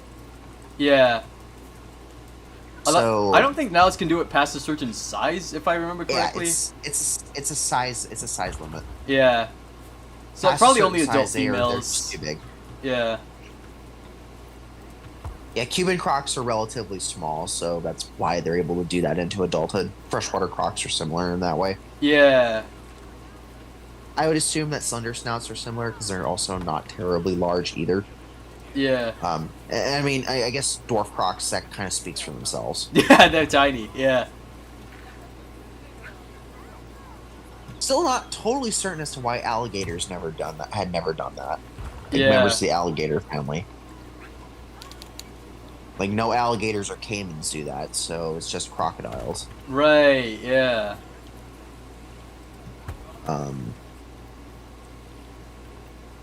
Yeah, I actually shared the anecdote, the funny, because, like, I remember sharing this article with Panthera from somebody that worked at the Bronx Zoo with Falsgariel, Temistoma. Hmm. And yeah, I remember hearing about like them actually having the Cuban crocs accidentally breaking into the Temistoma enclosure at Bronx Zoo. And so there was basically just a all-out freaking battle between the Temistomas and the crocs, but no one was hurt, it seems, in that situation. So it was like, there are no major injuries, at least. Oh yeah, you got a lemur on that side. Yeah. Oh, you know, it's because, damn it, yeah, the barrier is just like slightly off from the conservation piece. Like, Oh, and people are panicking. yep, Oh, did it just like destroy a trash can? I think so. Yeah, I think your lemur friend just destroyed a trash can. Wonderful.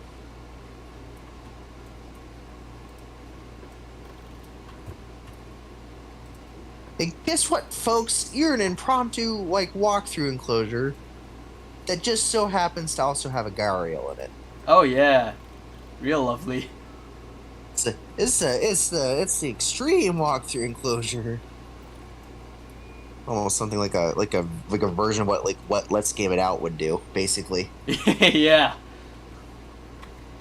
Hey, we're up to No, except- 22K.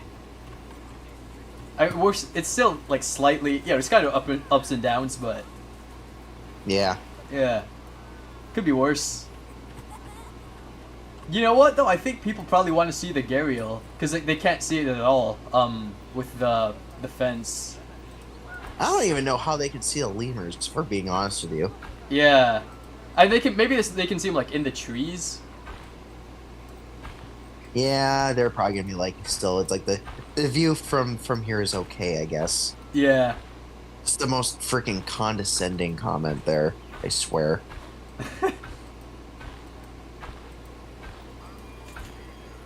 But you guys didn't have to be that condescending. You didn't have to go to the zoo. Yeah.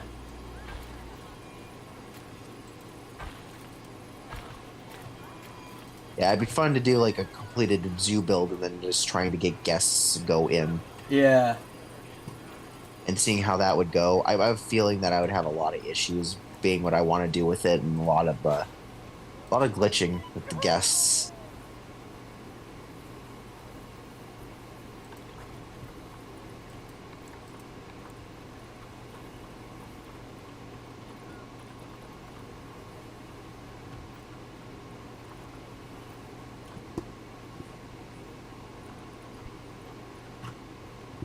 Yeah, I saw.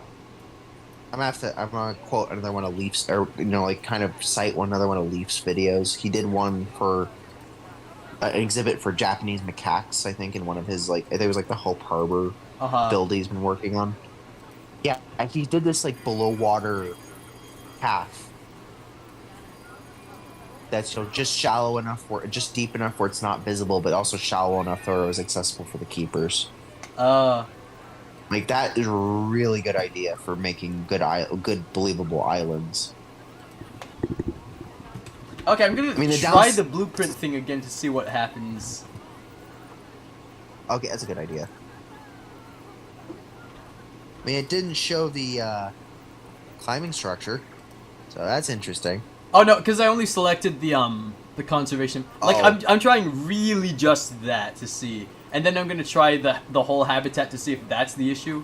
Because like it's a Oh. bug. I'm pretty sure it's a bug. It might be. Yeah.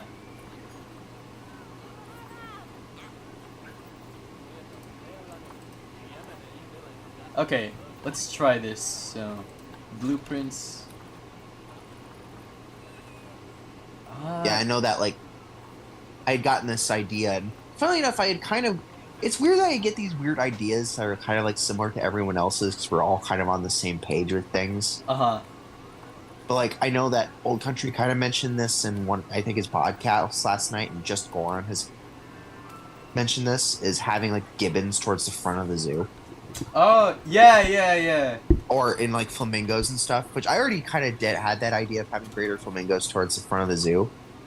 Though I will say that if we get American flamingos, the greater flamingos will go to the Africa area, and then that's where the American flamingos will go towards the front of the zoo. Okay, so this blueprint worked. Just the Interesting. Yeah. All right, so I'm gonna try the whole habitat because I think that's not gonna work. That might be where the issue lies. Interesting. So I'm just gonna call it primate habitat test. Yeah. Good idea.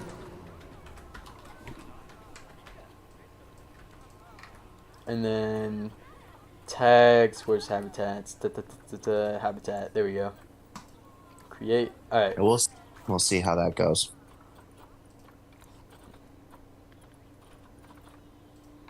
Okay, no, so it does work. Okay. Yeah, I don't know All right. what's So going I'm on. wondering what's up. I'm wondering what's up with the one that you have there. Yeah. Here, let me try my pig Yeah, habitat. so Yeah, pig habitat doesn't work either. And that one, I did that like from scratch right when I opened a new zoo. So it couldn't have had any like pieces that were like, you know. Interesting. Yeah. Yeah, it's a bug. Oh no. No, it died of old age. Or it's dying of old age, I guess. The fossa. Oh, poor dude. Yeah. Yeah, he's about done. Poor dude. And he's done. Wait. Did he just... I don't know. He's still Is it- alive. Oh, there he goes. Oh, did he just... wait. Ragdoll physics. 3, 2, 1. Come on. Ragdoll. There we go.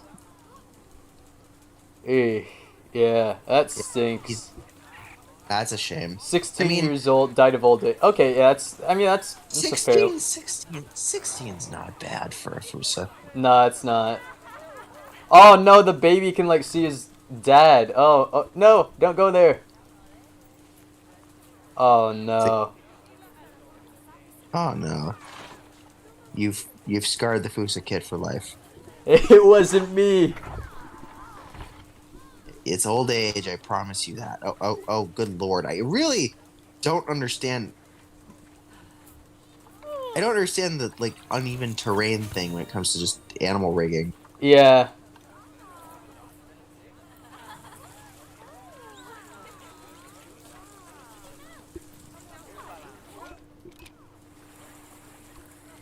Oh, wait, what? I have 1, 2, 3, 4 albino capybaras now. Yeah, and your glass is about to break, so that's probably something to bear in mind. Yeah, here, mechanic. Wow, aside. when did you get... Hold on a sec. When did you... Wow, were some of the... I Were think some of the siblings, like, heterozygous or something for albino? I don't know. Wait, they're all healthy. Like, hang on. Yeah, all the capybara adults are healthy. Like, they're not inbred. So that means Okay. maybe I did get an unrelated brown capybara. Interesting. So it means that the siblings were likely had a higher... Why does your albino look like it wants to destroy the fence? I don't know. It's just sitting there, like it's like trying to like destroy the fence by like staring at it. It's just creepy. Yeah, that barrier does look like it's about ready to Yeah. Oh, good. The to mechanic go, got here. but the mechanics there, so that might not be a problem. Yeah. You know, there's this song that's going around TikTok that literally just is the word capybara, like they. I don't. I'm on. And like I YouTube think- Shorts too. Yeah, I know one of the ones was used by Simply Savannah. Oh god. She did a short for capybaras. It's like, oh, Was it just okay. the word capybara like all over like a bunch of Basically. times? Basically? Capybara. Capybara. Yeah, that's exactly it. Yeah, that's the one. Yeah. Yeah, that's not a surprise. Yeah, they've become a very popular animal in recent years. Yeah, they've got like a huge like cult following, like full on. I won't lie to you. I'm very glad that they're not easily accessible because they Yeah. make terrible pets. Yep. They make really terrible pets. I mentioned it earlier in this stream, That but they're yeah, they legal. require a swimming space and they are social, so they would require a friend. Yeah. It's like keeping a guinea pig the size of a large dog. Like Yeah. has some of the behavioral enrichment requirements of a hippopotamus. Mm. So actually, I had quite a few pet guinea pigs growing up. But one of them, her name was Lily. She was the last one we had. She lasted, I think, like 6 years. Oh, that's an achievement right there. That's really impressive, right? And I would say like I think so when she was given to us, like I think we had another one with her, but like it passed on like a few years before she did. So she did fine on her own, to be honest, but like yeah. Right. Yeah, I don't know. It was really interesting. Whether or not a capybara can be fine on its own, I don't know, but I don't know. Maybe it assume can. it's probably not an issue if, say, I think that's bugged a little bit. Definitely. Why are the lemurs trying to jump to the water? No, you guys, you're gonna get killed. There's Then again, the Gharial just went to the vet, so maybe not. yeah. Oh, you know what? I didn't put any water for them. Like It might be part of it. yeah. Okay, so I just put that down. Okay. Yeah. Okay, that might Yeah. help. Again, they're reasonably social. It's just like the thing is though too. It's like they don't have a lot of the weird high stress, they freak out. They don't freak out easily like Yeah. guinea pigs do, Right. or Maras for that matter. Oh. Maras are just worse. They literally have the personality of a deer, so it's even worse. Okay, you know So they what? spook. Screw this stupid chain link fence. I'm gonna. Oh, you ended up with the bongo calf. Look at that. Yeah. Right as it was about to escape, I caught him in his tracks. Yeah, I'm just You- gonna. you know what? Gonna replace that? No, I'm gonna do something better. I'm just gonna put a null barrier, and I'm gonna use my conservation pieces to my advantage. Okay, that works, I guess. Yeah.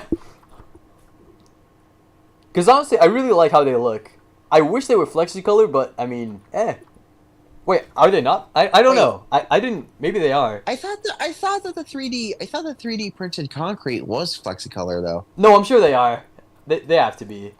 I mean, prior to Twilight, there were ones I was considering on using Oh, yeah, as, they as are- a way to. Yeah, they are Flexicolor. I just checked. Yeah, I was like wondering, as like considering using those for like part of like a mud wall set sort of thing prior to like Twilight coming out. Yeah. Yeah. And kind Okay. of, This works.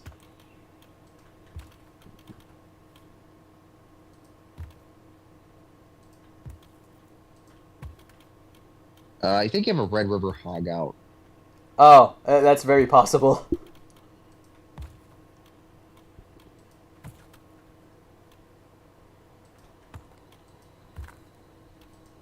Yeah. I'm basically looking at the Red River hog now, and like this is like franchise mode stuff, and it's like, yeah, people are never going to be using Warthog ever again Yeah. at this point. I mean, there is a This- really solid Warthog remaster mod that looks amazing. Oh yeah, I see the hog. Oh no, that's not the hog. That's a bongo, the female. Oh, fun, even better. Yeah, she just goes around like stabbing people. I don't know if Supposedly, they're like that violent, but like I've heard. I remember there was this like, so, and this is actually the Bob Gimlin or the Bob Gimlin video on the Nandi bear. yeah. Apparently, in some of the old guides for East Africa, apparently bongos were more feared than lions. What? I'm still not sure as to why. I'm like, are they really that aggressive and territorial? Maybe. That's actually possible. Cause like, yeah, you know what? Because if you think about bush bucks, like what I was saying earlier, they're pretty violent and like territorial too. So Yeah. that scaled up to something the size of a bongo. Yeah, okay, you've got a pretty good reason to fear them. Which is weird because kudu aren't like that, right? They're usually would just flee more often No, than not. yeah, they're pretty bad at fighting off predators.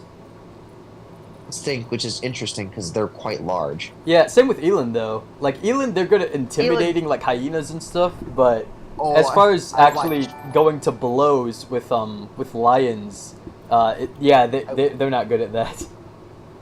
I watched a video clip from the Nature's Metal subreddit of a cheetah attempting to predate a eland calf, and the eland cow saying basically not today. Yeah.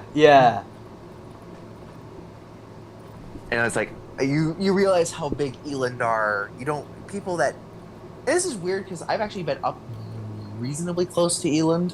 Hmm. Wildlife World Zoo has barriers. The guest barriers and the animal barriers are probably closer than they maybe should be sometimes. And it's really the case with the eland in particular. And what was Yeah. interesting in the morning is I think they were expecting keepers. Oh. So it means any people that were moving nearby them were possibly feeding them. Oh, I in see. their mind. Yeah. So they whenever I passed their enclosure like twice to test this, and yeah, they approached the fence line every time. Oh no. Now I'm fairly certain that they weren't going to be able to leap over the fence that they had in there for them. Was it more than But I 8 feet know tall? how. No, that's the thing. I have a feeling that's the issue. I don't know. Are they able to leap over 8 feet from a standing position? That's exactly the amount. Yeah. I don't know about leap Oh, they might over, have- but like they can jump. Yeah, from standing 8 feet in the air. I don't know if that's like over or like they just jump to that Yeah. height, but like it could be. Ooh, they might have an issue on their hands if they're not careful. Because that enclosure used to be the one for their Grevy zebras. At Oh, yeah. Wildlife World. Yeah. That might not be sufficient enough for eland. Nope. If that's the case, 'cause they're gonna go right over the fence if you're not careful. Yeah. What species of eland is it? Giant or common? Common. Okay. Maybe you're Not good certain then. on the- Maybe. But I know Not common are the certain ones on the that can jump species. that high. Yeah. And Yeah, I'm sure 'cause- giant can too, but yeah. No, they have common. Well, and as I've told you before, they've had instances where antelope have gotten out. 'Cause Yeah. They had to update the enclosure barrier for their Cetutungas because their bull kept escaping. Right. Yeah. Granted, they also have several enclosures for greater kudu, so it's like, and that's an even more athletic antelope than eland are. So, Yeah. despite also being nearly the same size, Right. I mean, they're smaller. I mean, kudu are I think between 600 and 800 pounds for a bull. I might Yeah. be wrong. That sounds about right. So I mean, they're a large antelope. Yeah. I mean, even if people don't actually realize this too. Even American bison can leap 6 feet from a standing point. So, Yeah. and that's an animal that's even larger than an eland. So, in either eland species. So, Yeah. well, Well, slightly might be larger com- than giant eland, but yeah, it's like they might be more comparable to giant eland in terms of mass. yeah. Actually, that's surprisingly like a low margin, to be honest. Like weight wise. Oh, exactly. Like I know. One moment. Yeah. I'm Okay. I'm gonna mute real quick because I gotta do something real fast. All right.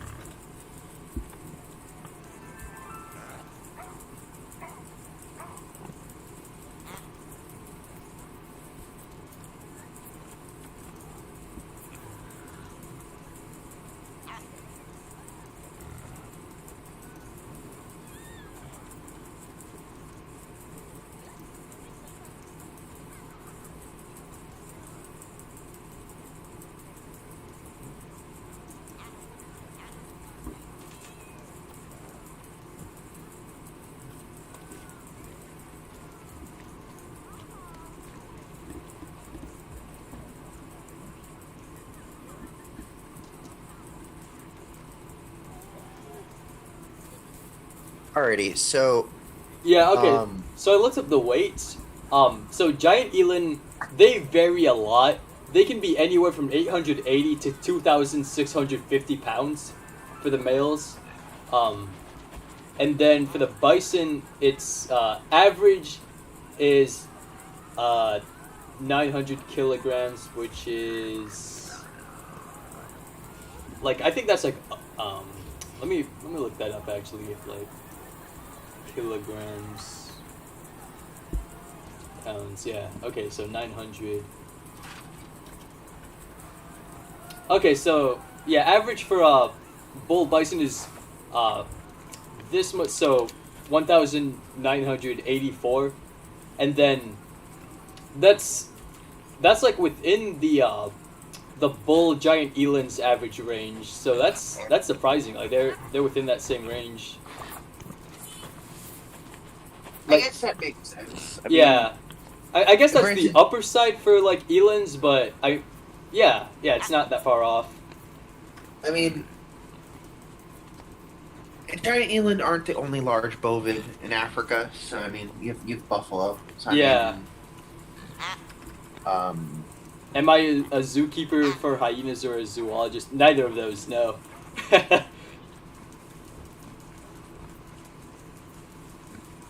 no.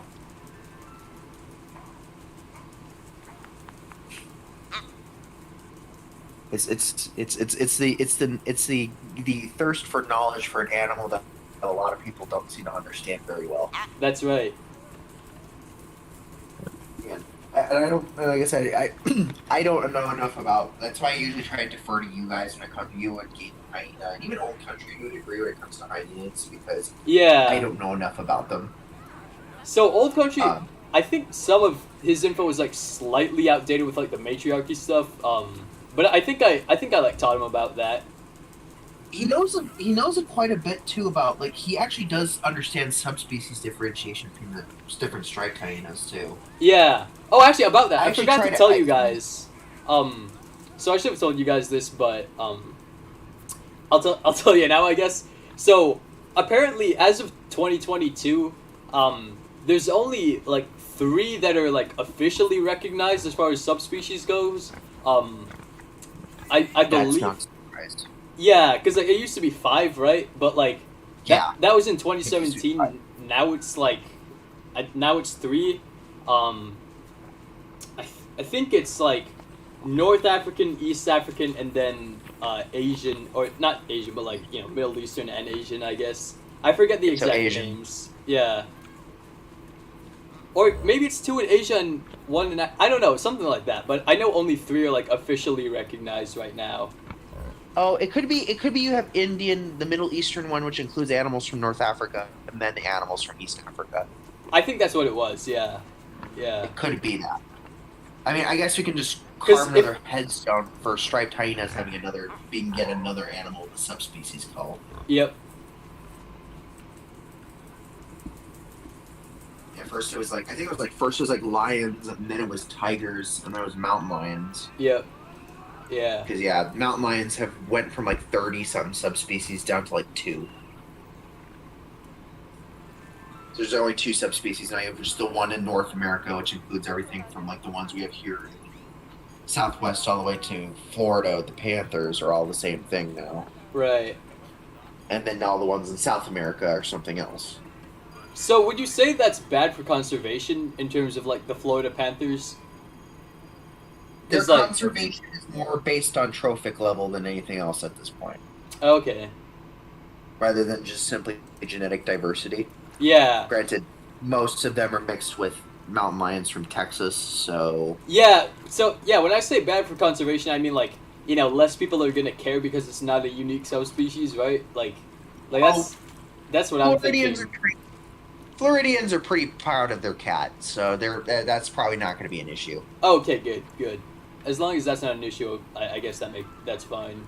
They're reasonably proud of their cats, so Yeah. yeah, Florida. So yeah, Florida Panthers.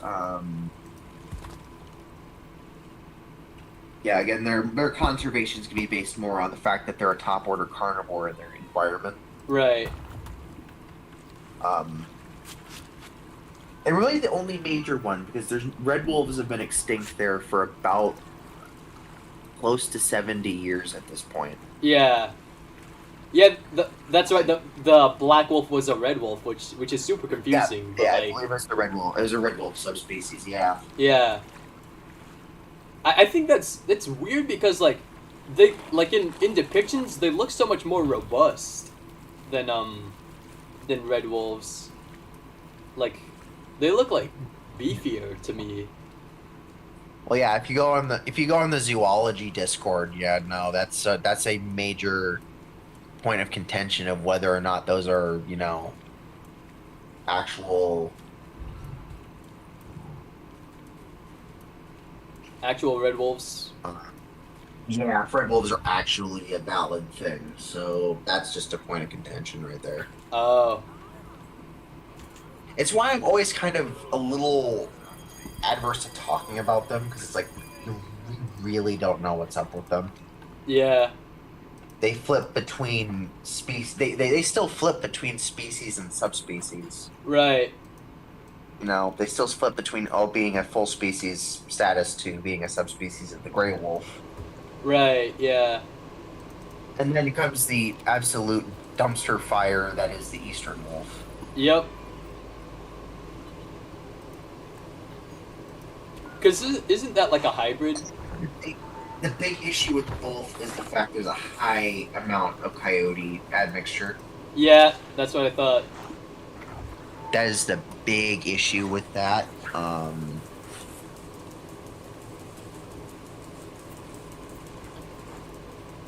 Okay, so the person that was in chat asking if you're a hyena zoologist, he was formerly a keeper and he specializes in hippos and crocodiles. Oh, Or cool. crocodilians. And it looks like they're going to be working starting next month at SDZ Safari Park. So that's interesting. Nice. That's pretty cool. I forget if the striped hyena is passed on from old age, but like last I remember hearing, they were like putting them where the lions used to be at the safari park. That was back in They still have their 2020. striped hyenas. I think they do. And then what's it? the spotted hyenas, I think they have one brother. Like I don't know if the other brother passed on, but there was this one zookeeper that I followed, Darby Kirby or something, and he would like post some images of like Turbo, and I was like, oh, that's weird. I thought San Diego lost their spotted hyenas because I had went in January of 2020 and I didn't see them. But yeah, apparently they are still alive and well behind the scenes, or at least one of them is. Okay. Yeah, but like he's on the older side, and then they're not even sure if they're gonna like put him back on exhibit. So I mean that's kind of a shame. He might be just retired. Yeah. I hope they don't phase out hyenas though, man. That would suck. Like that would really suck. I think they're looking to, because I think they're becoming more popular. Yeah. I mean, Phoenix is getting spotted hyenas, so the biggest issue is that they are kind of a pain to breed, and yeah. Um, But I think after the first litter of cubs, they're not so bad.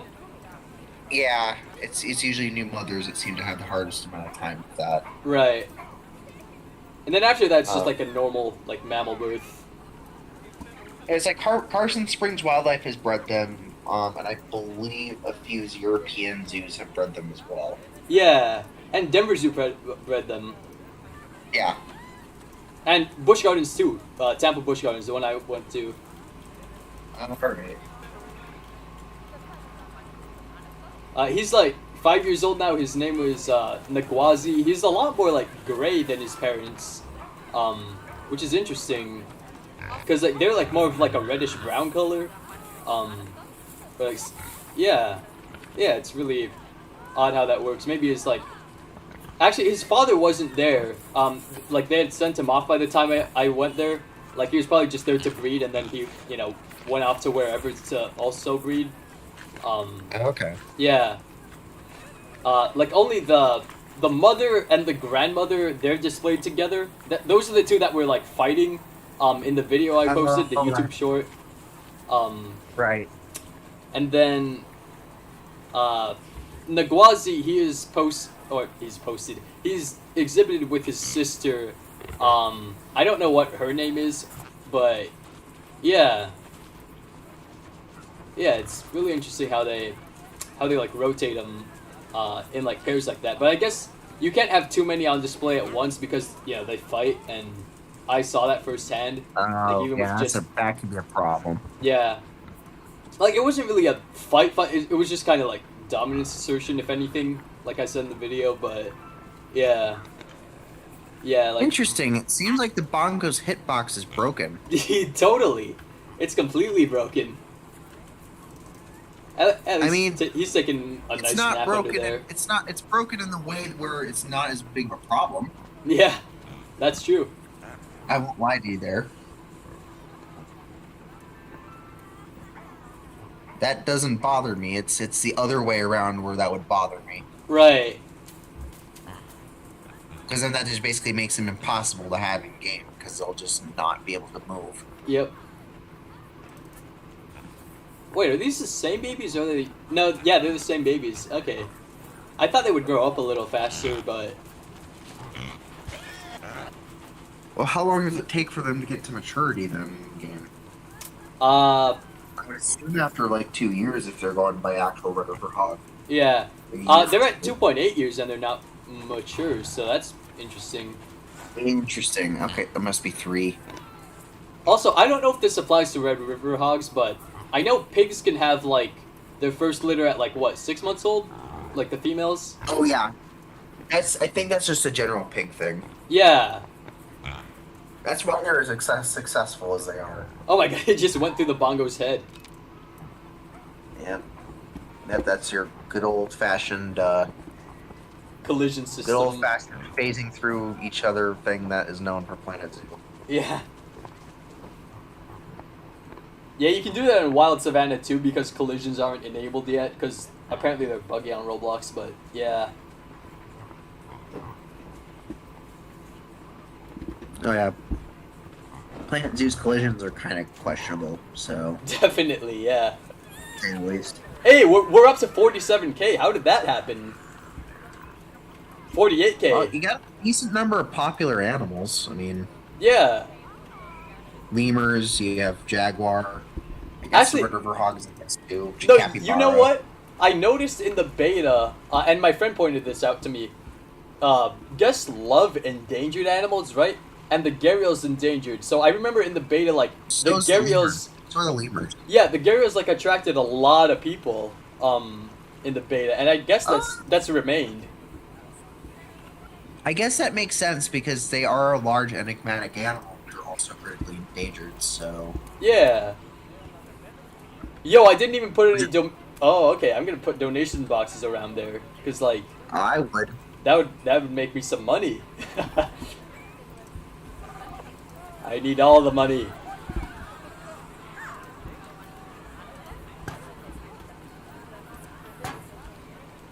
Uh-oh, So people are... Oh, go ahead. Did you know there's a couple of aquariums in Europe that mix dwarf mongoose with West African or slash desert crocodiles?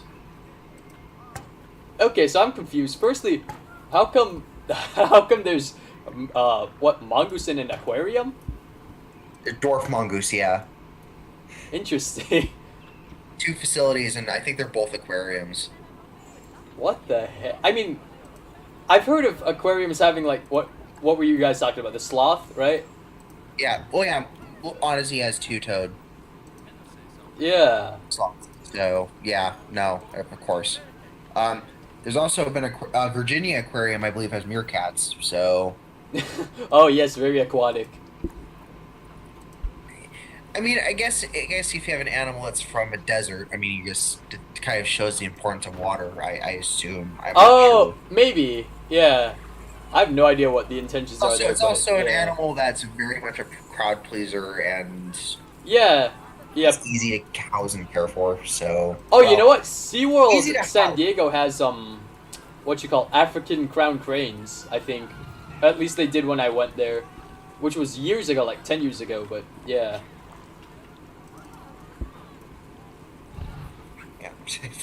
Yeah. I know Gharial are essentially harmless, but still, that's a large crocodilian. Yeah. I mean, to be fair, it's a female, but yeah, still fairly large. Yeah, again, like I said, I'm aware that even in real life, Gharials are somewhat harmless, but Yeah. due to their ridiculously long and thin snout, Yep. Oh god, it's and they're kind of the sticking. exception because actually quite a few long snout. Like it seems like the Australian freshwater crocodiles seem to be lovely. love the phasing the face into the wall there. I'm gonna take a screenshot of this.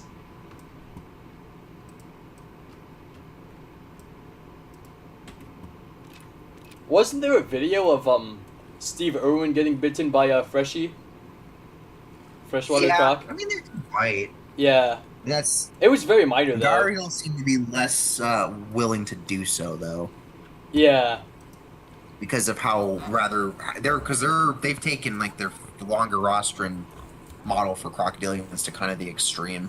okay, so You're about to have an adult bongo, aren't you? yep, a male. Oh, lovely. Yeah, I'm gonna have to release him to the wild. Yep. May as well get those conservation credits before he starts picking fights with his dad. Okay, there we go. Yep, out you go. Oh, it's only 21? Oh well. Yeah.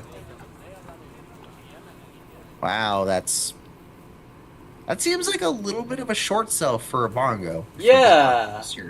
They're endangered. Like what the heck? Yeah, I don't. Well, what's weird is that they have them as just the basic bongo, but it's very clear they based it off the eastern subspecies, which is, as far as I know, the only one found in zoos. Yeah. Yeah, that should be a lot of conservation credits. Yeah, so I mean, I assume they probably don't have them as a proper, the proper subspecies in game. Yeah, so they they're don't. probably listed as the entire species as conservation concern, which is least concern, I believe, are near threatened. Oh. Whereas eastern bongos, of course, are actually critically endangered. Yep. Yeah, and it's quite likely that 90, especially accredited facilities, all of theirs are easterns. Hmm. So, as far as I understand, and that's what the ones in Planet Zoo are based off of. Looks like it, yeah. Because I think the westerns or lowland or western bongos don't quite look like those. Not quite, I don't yeah. think that the like dark coloration is really as apparent on the westerns, as far as I understand. Oh, okay. I mean, I'd have to look up pictures and trail cam stuff from them, but because again, I don't think there's any in captivity, so.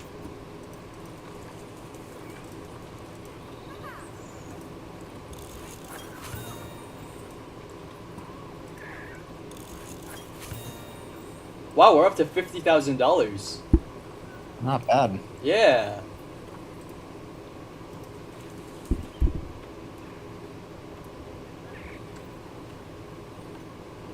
You know what? Let's see if we can afford.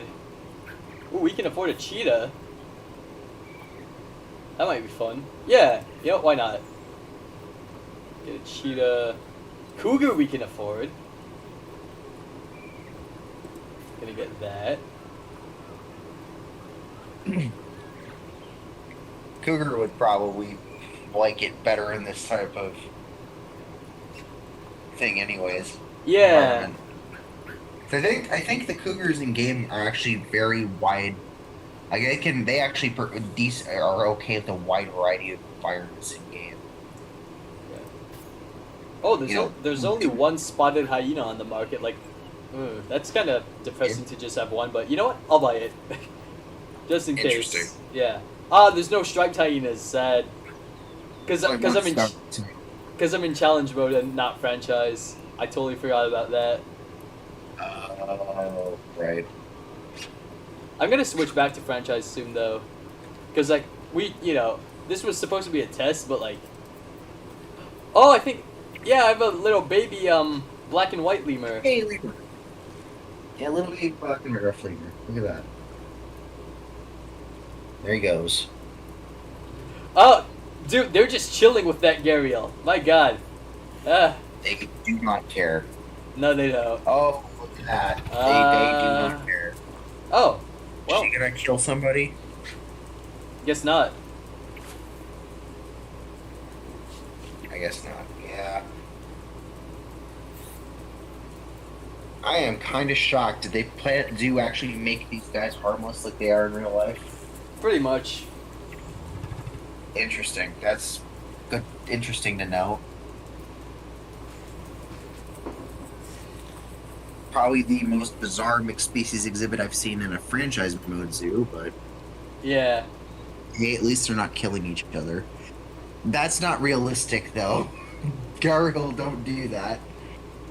Yeah. They are not that spry on land. Nope.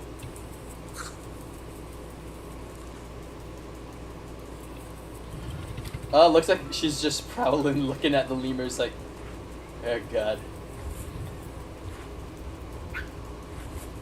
That's just weird. I that is just strange seeing a Gharial doing that. Yeah. It's just like if it was like say maybe the dwarf caiman or even like any of the various monitor lizard species or the American alligator, then maybe. That would make sense, yeah. But yeah, the Gharial, this is a very they're a very highly animal. Yeah.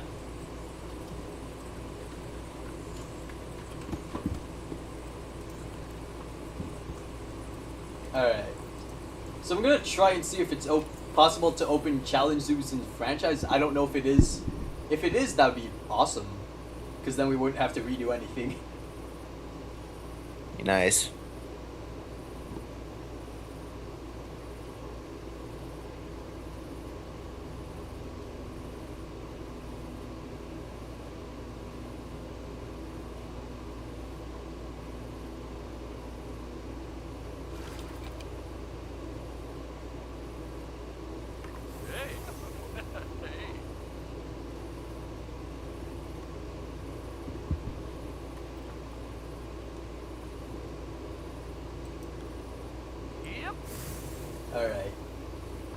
Oh, actually, no. I think I know how to do this.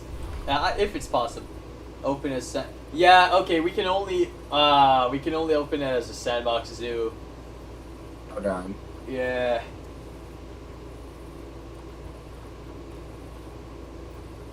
Go to yeah. Ooh, that's a shame. Let's see. You know what? Here, let's see how much of that we do have in franchise though. Ah! None of it's saved? Oh no. Hang on, it better be in autosaves. Okay, good, it is. Oh yeah, I totally forgot we had Jaguars. Yeah. Oh, okay, so it autosave. I couldn't find it because it sorts alphabetically, and I have a bunch of random names that are like higher than that. I wish it sorted like chronologically instead, you know, like by time, but like, oh well.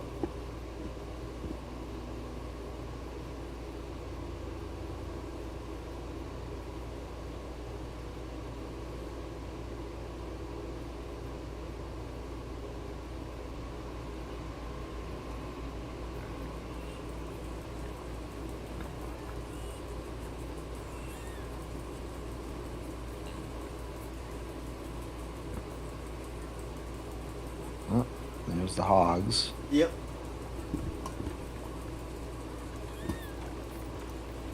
Oh, you know, we're at 17K, so that's... Oh, 18K. Hey, we're going up. Okay, you know what? That's not too bad. Because, like... Oh, and I don't even have the, what you call, the mix exhibit with the lemur and the, gharial here. Okay. Yeah, I noticed that. Interesting. Oh! But I'm smart! I'm smart! I am very smart, I think. I hope. Hang on. Could Well, I I be... test to see if gibbons are in your in the Oh yeah, that's right. We can buy gibbons.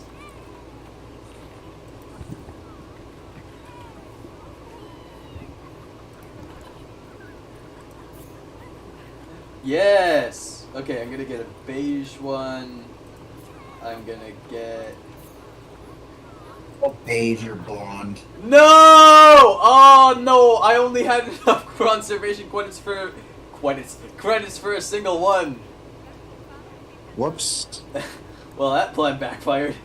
Oh wait, no, never mind. Some cheaper ones can. No, I'm gonna be in conservation debt. Too bad. I'm gonna exploit the glitch. Wait, never mind. It doesn't work. Aw, man. Well, that sucks. Unless I release some animals to the wild, and I think I can. Yes, I'm gonna. Yeah, bye bye, albino capybara. Actually, no, that's a bad idea. Yeah, let me just. Yep. All right. Bye bye, brown one. That sounded. I was like, racist. bye bye, albino capybara. I'm like, thank you for sending it to its death. Yeah. Yeah, I just realized that. No, never mind.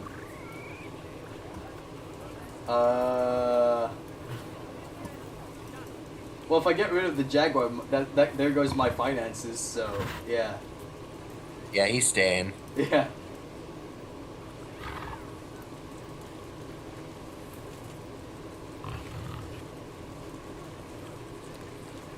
Yeah, he's handsome fella. All right. Let's see. Anteater. Ah, I can't release that one. Oh well. Yeah, you just have one anteater, so that. Yeah. Yeah, Oh. we might as well just see if the Red River hogs are starting to mature. Oh yeah. No wait. Oh, because remember when I exited franchise mode, they were like just born. So this is gonna take a bit.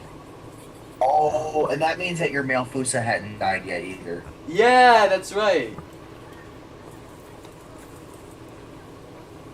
And the babies are still baby. Okay.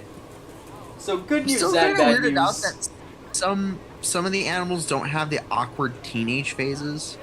Yeah, I know. That would have been so fun to see. It's like having like a bongo calf with like the horns like half grown in, or like a lion that has the very short adolescent mane. Yeah.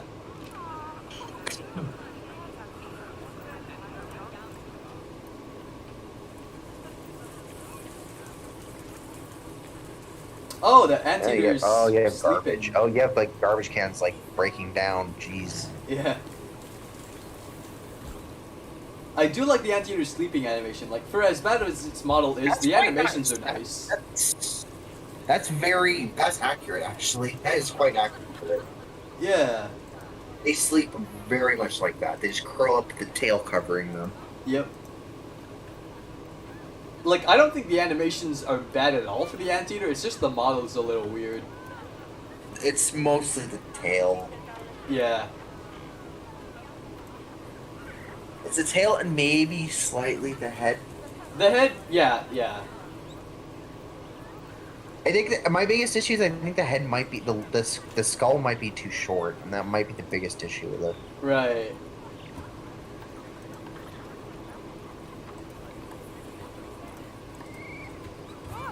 Clean up.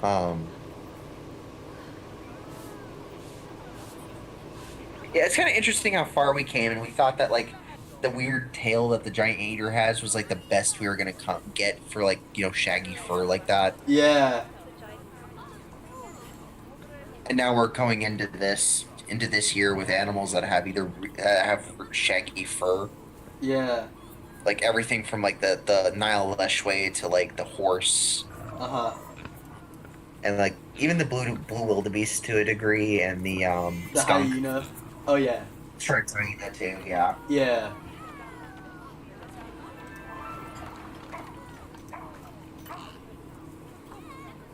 Yeah, all the Lara Gibbons are way too expensive for me. Dang, that's... Oh, that sucks. Yeah. Well, like, I have one, I think. I don't think that would be very nice, though, to just have one on exhibit. Yeah, it's probably better to wait. Yeah. 16-year-old male, Frontier Zoo. Yeah. You do have striped hyenas in your, Yeah! You know what? I was gonna do all the tropical animals first, but, like... I mean, striped hyenas are found in India. Right. Yeah, actually, part of And the I range guess- is, like, somewhat jungle, so, yeah. Yeah.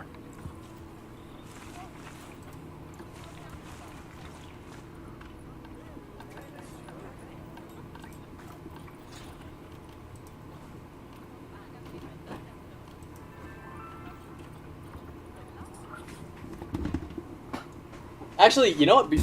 Oops, there goes my phone. Because it's, like, moved around a little. Okay, there we go. Got it back up. Before I put down the hyenas, I'm gonna try... Yeah, why not? Okay. Let's do this. You remember what I did, on the earlier stream today with the behind-the-scenes area? Oh yeah, the earlier enclosure, yeah. Yes, I'm gonna try that. And the See other if thing... that Yep. actually does anything. That's right. And see if... Yeah, the blueprint, see if that works. Because that is really annoying. Yeah, we're really hoping they don't lock that. Like, that means that there's probably a franchise bug. There's always franchise bugs with new DLCs. It always happens. Always, yeah. Always see that in the patch notes for patches. Yep.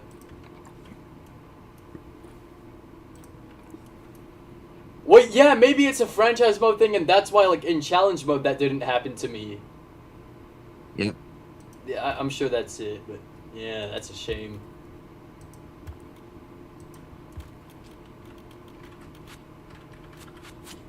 Okay, so, like, for ungulates, what would it be? Like, would you have, like, a tunnel thing leading to them, or would it just be, like, the barn and the enclosure? It would just be like kind of the barn. Not all zoos do the lead up like a run for them. Yeah. Some zoos do, but not all of them. Okay. Yeah, most zoos have like it's either the barn, like it's funny because like the feeding zoo, you really cannot see the giraffe barn. Oh, Like it's interesting. very well hidden. Well, yeah, I was gonna. How on earth do you hide something that big? It's lower in ground level than the hill that conceals it. Oh, interesting. I'm still not certain how that works though, because you got giraffes. Right. And like Wildlife World Zoo, they don't bother hiding it. It's literally an airplane hangar. Yeah. They've repurposed into a giraffe barn. So Oh, that's really cool. I think that's cool at least. Like that's yeah.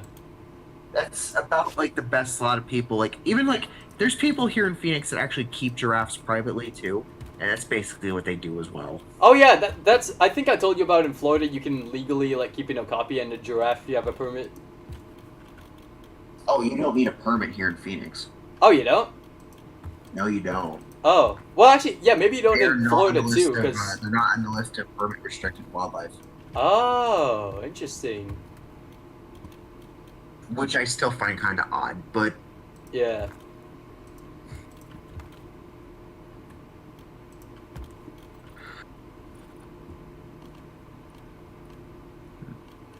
I mean, it's like I am almost guaranteeing you that most freeways here in Phoenix do not have proper clearance for a giraffe.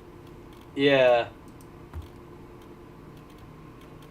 So it's like you'd have to like take like to like transport it, you'd have to take like every on and off ramp just to move. Yeah. Like that just seems just exhausting.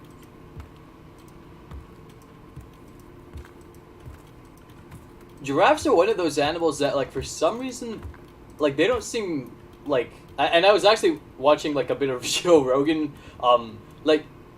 Like, they don't seem too depressed at all in zoos. Like, Oh, they don't care. Give them leaves. Give them, you know, places where they're not gonna get stressed out. They're gonna be fine. yeah, yeah, The one thing I've learned too with giraffe is don't try petting them yeah, if you're feeding them because they get real nervous if you do that. yeah. That happened at Busch Gardens. Like, they told us like the reason like we're not allowed to feed them anymore is because like one of their like that happened to one of their female giraffes. Like she's nervous of being fed now, by guests. Oh, they don't. Because she was petted. Old country or not old country. Zoo Tours recently did a video on Busch Gardens, and Yeah. they've resumed feedings. Oh no, I mean they still did feedings, but like they tell you like not to pet them. Oh, don't touch them. Yeah, it makes Yeah. sense. Yeah, that seems to be most of a zoo's MO is just don't touch the giraffes if you're feeding them. Yeah. Um,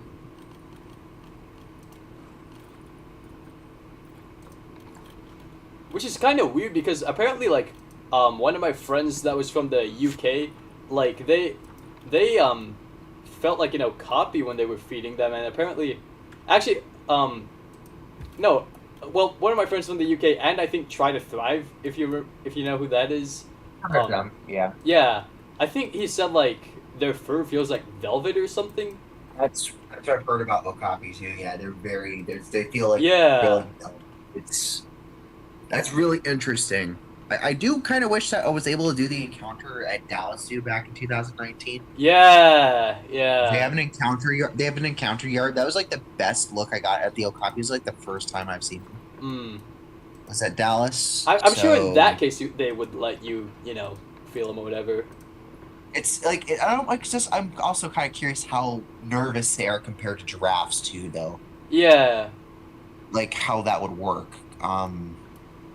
Because like the one that they have that they do the encounters with, his name is Nico, and he's very unique in that he's much more outgoing than most other Okapi tend to be.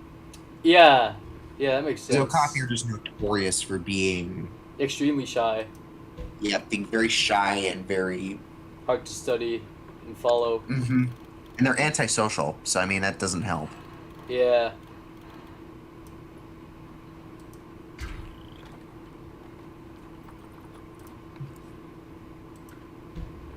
like they're if you're like, talking about an animal that is not a social species. So oh yeah, it's gonna bark at you saying hey. Yeah. Don't worry, I The already animals fixed can it. get out. Yeah.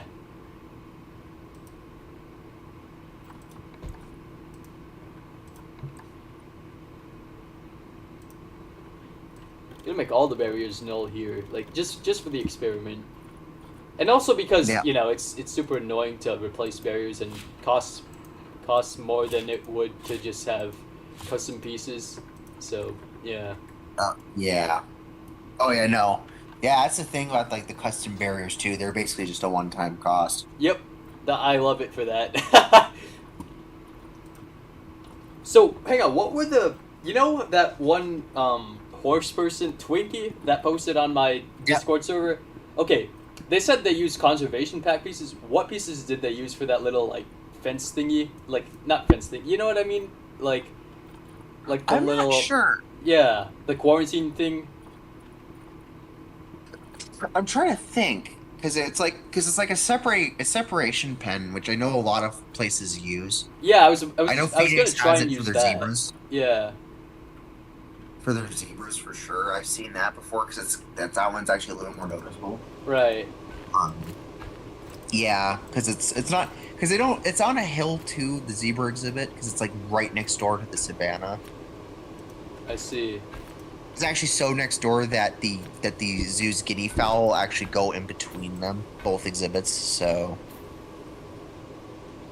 it's funny. Their guineas are capable of flight, but they don't leave that area of the zoo. They like stay within the exhibit for the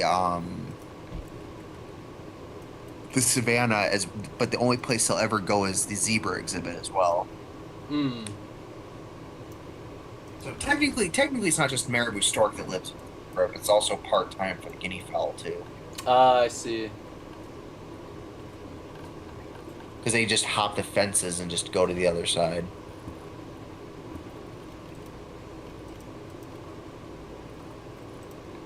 Yeah, it's a pretty decent looking barn.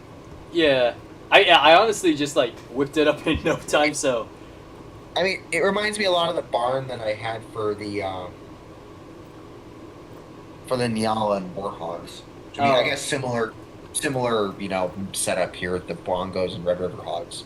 Yeah, wait, that's like really like a spiral horned antelope and a pig. Yeah, and both Africans. So yeah. Yeah. That's real similar. It's just like mine is like the slightly more tropical version.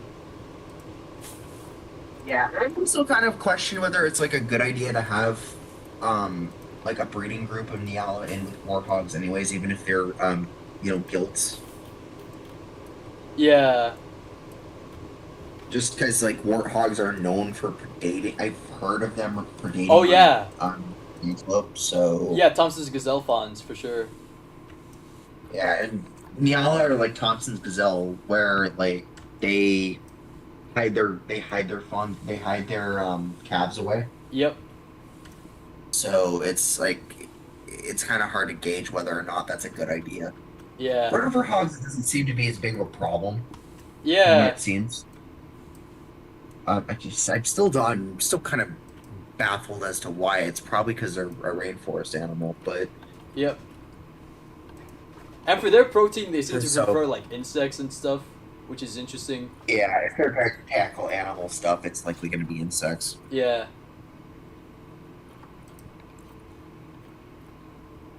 Fence.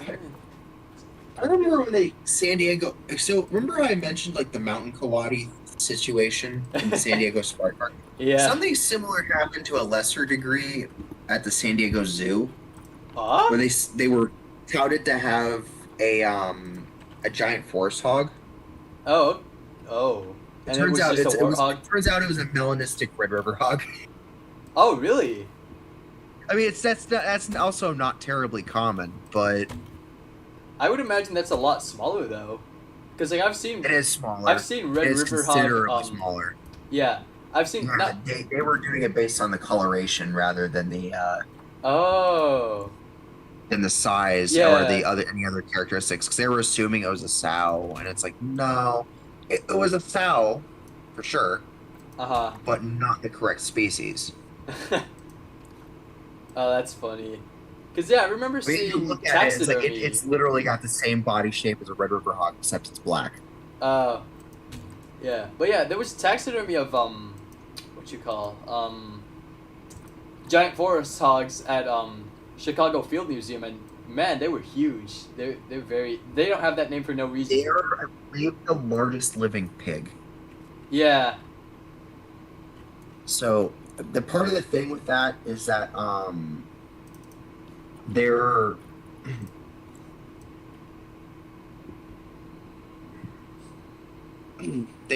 I don't know why, but I don't think a lot of zoos ever bothered trying to exhibit them. Okay. I think some places in their native range or nearby their native range actually do, Mhm. but outside beyond that, I don't know. And yeah, I'm not Interesting. counting San Diego because it seems like San Diego's are not giant forest hogs. Yeah. Those are likely Red River hogs. So that was a Red River hog. Because it's funny, it was being kept with other Red River hogs too, so it's very easy to compare them. Oh. And it's like, yeah, this is just a melanistic. I mean, kudos to them for having a melanistic Red River hog, but Yeah, I've never even heard of that. That's really interesting. it's very rare, and it's probably a big reason why it wasn't added as a mutation in Planet Two. Yeah. It's just it's so incredibly rare that it seems to be just that one instance. Oh wow. See, they should be like bragging about that, or not bragging, but like they should be like, yeah, essentially bragging about that rather than pretending it's something else. Granted, that something else would be the only instance of that species in captivity outside their native range. So that is kind of that point there. Yeah. Even if it is not the same animal in that regard. Yeah.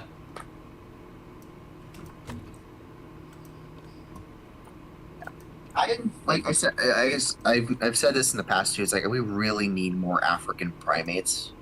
Oh yeah, in Planet Zoo. Yeah, Yep. we're missing colobus. Yep.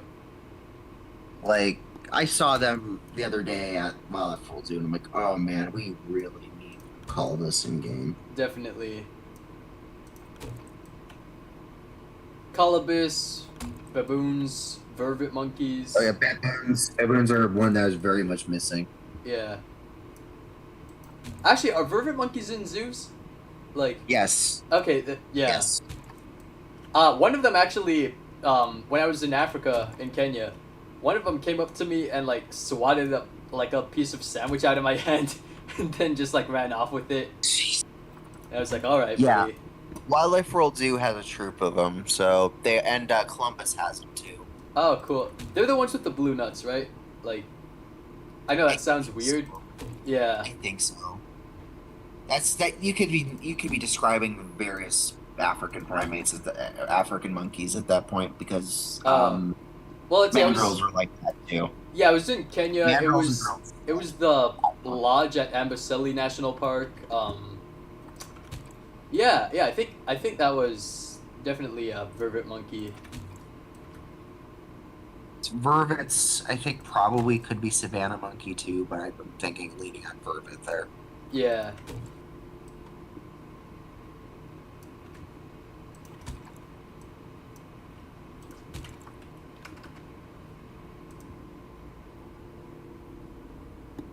Yeah, actually, in terms of African primates and monkeys in particular, yeah, Wildlife World Zoo has a lot of them. Oh, that makes sense. Well, they actually were part of a program or part of a coalition of zoos that basically took in a bunch of African or orphaned monkeys from the bushmeat trade. Oh. So they have, I mean, some of these monkeys, like the colobus, and the baboons were all added much later to the zoo's collection. Oh, okay. But I'm trying to see what I remember what Wildlife World has for African Old World monkeys. I don't think Yeah. they have any Asian Old World monkey species. I think the only Old World primates they have are gibbons, which are the only apes that they have. Oh, I see. They have like 3 species of gibbons. Right. So the all the African monkeys they have are things like they have the guareza, the mental guareza, the eastern black and white colobus. They have Oh. both olive and hamadryas baboons. Oh, wow. Um, they have vervets. They have DeBrazza's monkeys, Patas monkeys, Schmidt's spot-nosed guanin, and black-crested mangabe. Oh, cool. And then they have others also out New World monkeys too, but a lot of them. So like, how If- big is the World Wildlife Zoo, if I may ask? Like, It's quite large. I'm trying to remember the acreage off the top of my head, but it's very large. I see. Do they have any elephants there? No, the largest Aw. animal they have there is our white rhinos. Ah, I see, I see. The thing is, the reason I'm saying like that is, elephants probably one of my favorite animals, like from when I was a little kid. Yeah. And then the largest animal species they have there are white rhinos. Ah, interesting. So.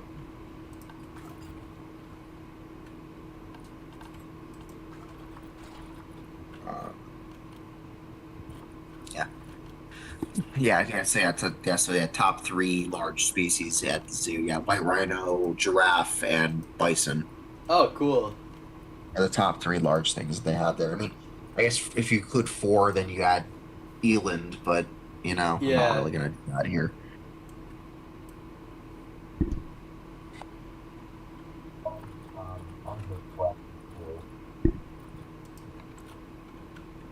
I'm really having a hard time remembering how many species they have.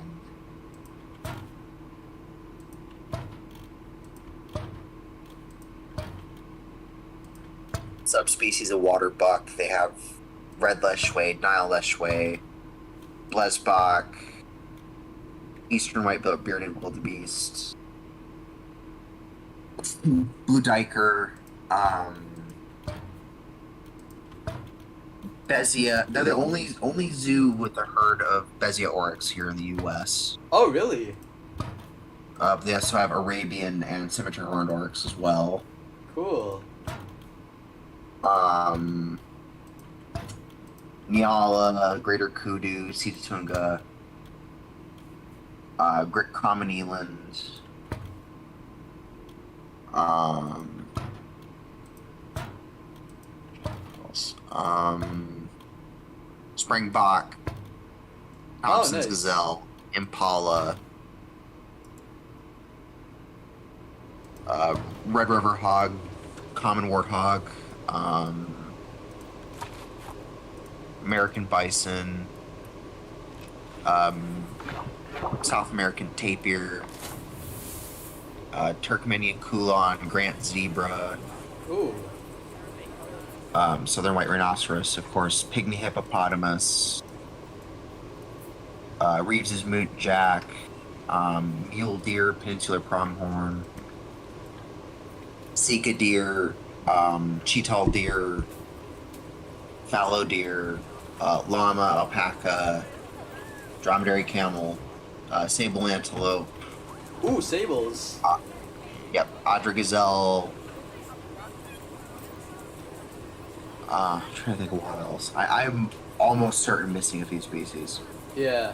Have you ever been to a zoo with roan antelopes by any chance? Nope. Unfortunately, I have not. Ah, me neither. I've been to museums with them though. Again, Chicago Field Museum.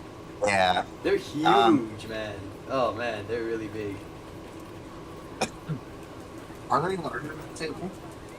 Significantly, yeah. Interesting. I've always imagined them to be actually smaller. That's interesting.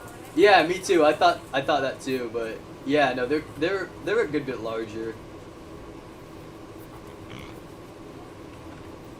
very, very. That is very interesting because that is. Yeah, like I think they have like a giant sable antelope at that museum. And I saw him, and he is huge. Don't get me wrong, but the roan antelope is quite a bit bigger. Yeah, roans are actually quite rare in captivity, from my understanding. So. Yeah, they must be. Um,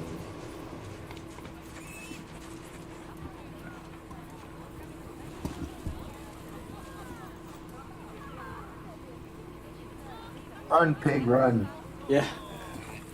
Actually, I like how this turned out. Like, it's not super complex or anything, but it's a cute little habitat. Oh yeah, it's fine.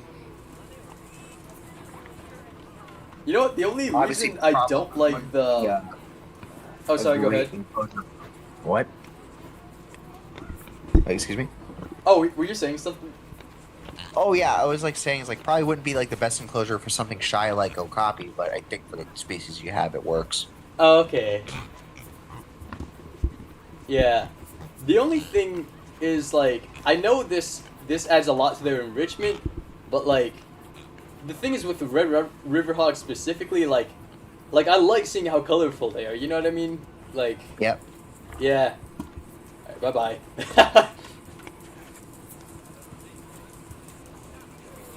Hang on, let me see how their welfare's changed from that. Yeah, no, it hasn't changed at all. Okay, never mind. Okay. That's fine. I will put this forage box behind the scenes though. Like, I know sometimes they have like little, some bits of enrichment behind the scenes as well. Yeah. And I might have to see how to figure out because I know like if I do a zoo since I am planning an African forest exhibit, I do want to do gorillas and red river hogs, and I want to see because I think both species can use Oh, cool.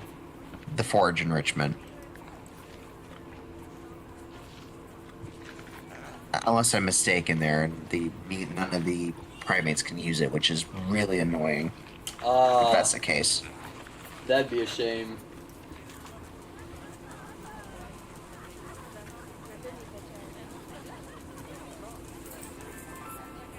Because it's like they should be able to utilize it because we literally at the feeding zoo have that for our mandrills. Right.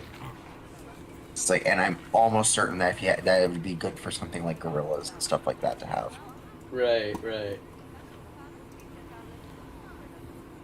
Alright, They here. would absolutely utilize it. Time for an experiment. Save his blueprint. Test ungulate habitat test, why not? Yep. Because this can work for a lot of things, to be honest, but yeah. Test. And I'm just going to copy and paste from the description. Now, Blueprint the other tags. important, the real important thing too is like the metal thing. I almost guarantee you the bongos could probably leap right over it in real life, but Yeah.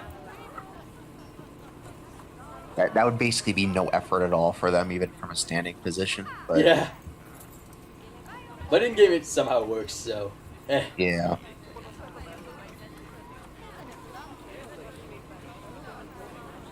Alright, let's try this. Blueprints. Where'd it go? Ungulate. Yup! Yup, it happened. It didn't work. Oh, yeah, that's the That's a franchise bug. Caught it on yeah. stream. Oh, good to know. Good to know. What a shame. Well, that sucks. Yeah. Well, I guess you have to do a bug report at some point. Yeah. I would be surprised if people haven't reported it already. Like, I'm sure this has to happen to other people and it's not just my bad luck or anything. I'm actually kind of thinking that might be what's been going on Facebook. Oh, really? I've been getting a lot more. I've been seeing a lot more questions of, "Hey, why is this link locked for me?" Yep, that's right. But the problem is that like a lot of people do that and not understand that they have to pre-research. That not a lot of stuff is pre-researched. Right. But in this case, So- it's yeah, it's actually a bug. It's a bug this time. Wow, that's quite something. That's unfortunate. Yeah. So what kind of fencing would they like usually use? I mean, obviously taller, but like. So, yeah, usually taller stuff, but like if you in zoos, this is like I said, this is a barrier type or like a enclosure type that I use a lot with ungulates because it just works. Right. Is basically it starts like there's a higher elevation towards the back of the exhibit that slopes downward Oh. and goes below the guest viewing area. Interesting. Okay. Okay. I forgot the terminology for it. I know I have it somewhere saved, but um in fact I think I'm going to actually just Yeah. The thing is, it's so hard to like implement that in Planet Zoo. Like. actually I've managed to. That's what I do a lot in my zoos. Oh, really? Yeah, it's actually not like I do it in Granton Sandbox, but it's not actually terribly difficult to. I'm actually gonna have to go through Google. Well, yeah. How do you do that? I'll have to show off a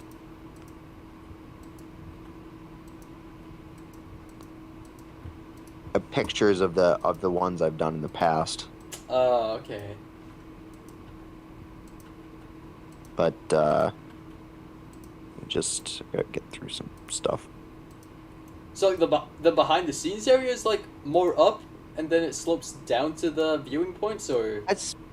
Well, yeah, it can be, or it can like have a hill that like obscures the viewing area, Oh. or the not the viewing area, the barn. That's what Phoenix does. Okay.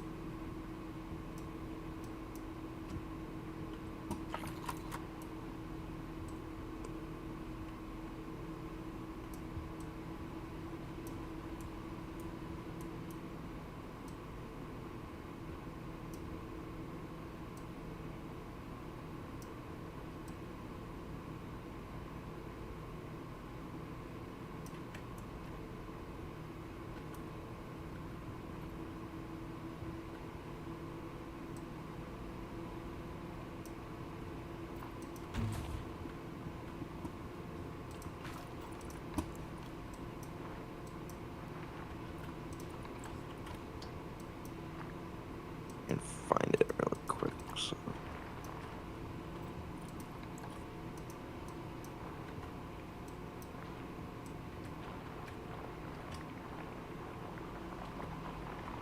It's called a haha wall. Oh. Okay. Let me go ahead and save the device. I'll have to share it with you on. I'm gonna share it on the Planet Zoo Crew like group thing Sure. because I think that might be good enough for all three of us to actually notice. Yeah. Because like I always have a hard time with like terrain adjustments after the habitat is like somewhat built. I always kind of get this sort of barrier stuff out of the way first with this. Yeah. Interesting. That just makes a lot. So yeah, this is kind of what I was referring to. If you look on Instagram, All right. really quick, that's what I was Oh. referring to. Okay. See, you can use chain link, but generally speaking, you can. This is how you would do this with ungulates mostly.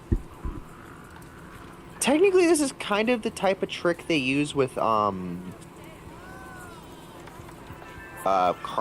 carnivores too, but which is kind of the concept of like having a dry moat. Right. Oh In yeah, that regard. yeah.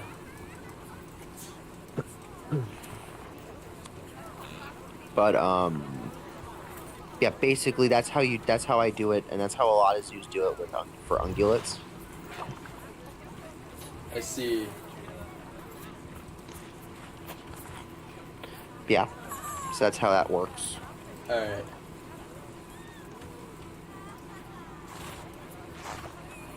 for them.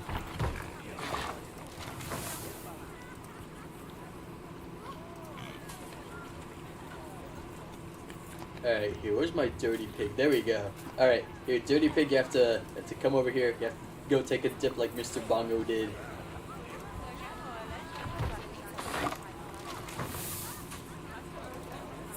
Okay, that seems to have worked. Alright, good. No more mud.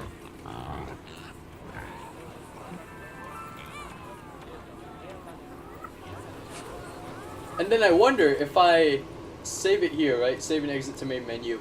If I open it as challenge mode and then save it as a blueprint, maybe that can work. I hope that can work. Because, man, that... Mate. I really hope so.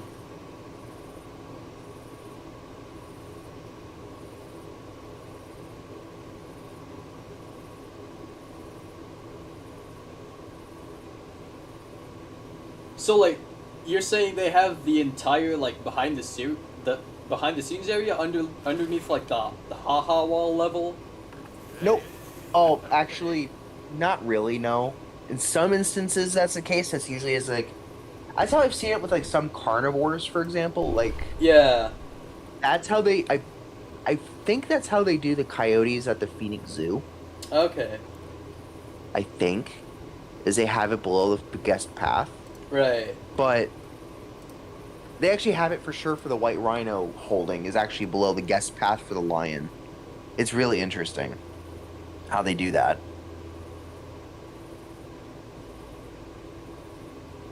Oh, I see. Okay, you know what? Glamorous, Lovin', Planet Zoo, and Roblox. I see. I feel like that would be kind of difficult, but like, no, I've seen builder games on Roblox. That there could be something like that, like a zoo game. Yeah, I would be interested in possibly doing that after Into the Jungle is completely done. Yeah, that'd be an interesting thing to work on. Like, basically someone in chat wanted to try a, like, essentially a Roblox version of like a zoo builder game. Oh, that would be interesting. Yeah.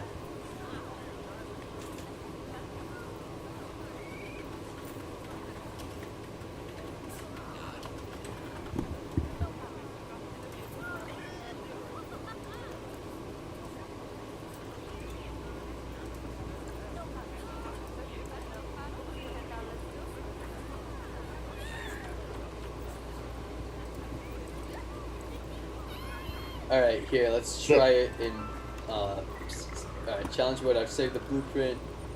Where is it? What? It's locked in challenge mode? How? How in the... Interesting. What? So What they might have an issue in those modes regarding Yeah, both of them. things still being being locked, but blueprints being locked. Yeah. What the heck? That's super weird. That is very interesting.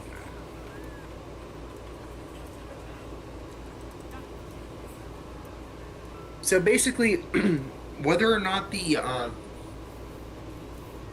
barn and stuff for the ungulates is visible or not to the guests seems to not in real life. Seems to be kind of either or.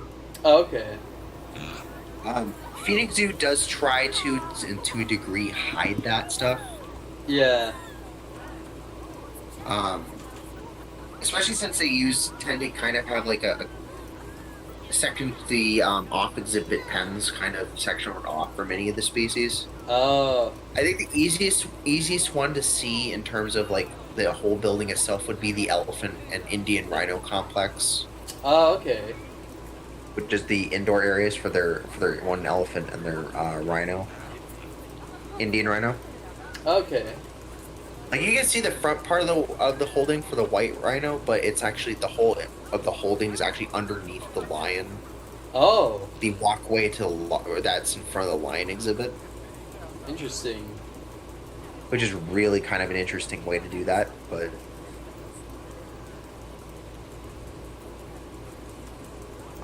like most are either hidden behind like blocked off like opaque fencing.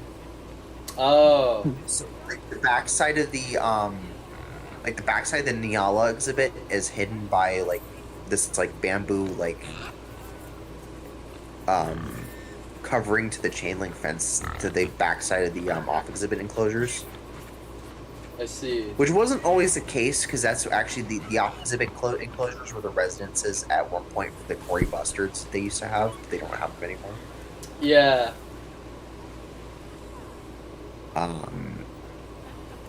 But like for example, the main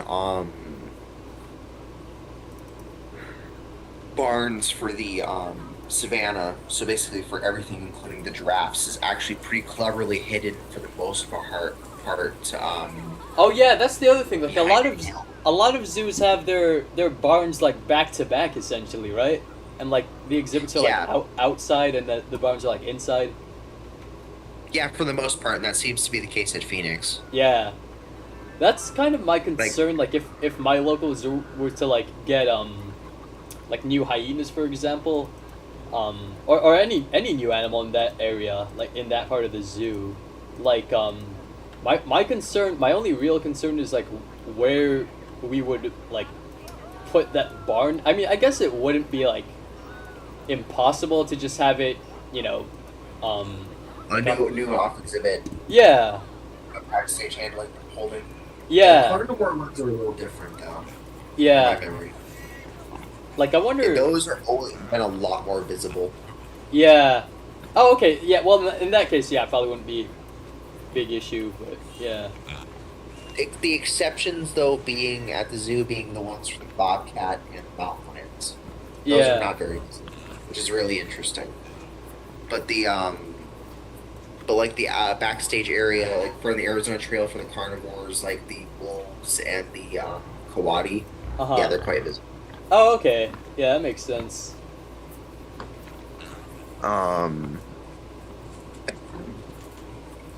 And then like on the Africa Trail, you can see the ones for the like the ones for the lions, hyenas, and leopards in Predator Passage is going to be very visible. Oh, okay. There's not a whole lot of like full rock like used as part of the barrier in this one. Right. A lot of gaudy colors. Like I'll have to when that kind of gets closer, even closer to opening, or heck, even when I actually do to go to the zoo on Monday, I'll have to Get pictures. I'll have to get some more updated pictures of Predator Passage, Yeah. because obviously it's not ready. There's no animals in there yet. Mm. But they do have the designations of what's going to be going where. I see. For now. Do they have them like they're already behind the scenes, or are they like not at the zoo at all yet? Hard to say. Oh. I don't know yet on that one. All I know is what's been planned. I see. I know that they've already broke ground on the new Repels Vulture exhibit. Those are technically them and the lion are technically the only animals that are already on exhibit. Oh, they're wow. elsewhere. So the lions in his current exhibit, which is not going to be his home for much longer. Uh-huh. He'll be moved into the new rotation yard with the Pride. Yep. Not sure when that's going to happen. Exactly. Yeah. And then the Repels vultures actually live on the savannah with the giraffes and Thompson's gazelles. Oh, interesting. I guess that Yeah, makes it's sense. awesome. They're scavengers. They can't really hurt them, so.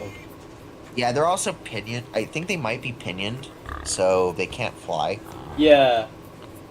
But I think they're looking. But it seems like they're looking to give them their own enclosure now. Yeah. Oh, okay. So that's fine.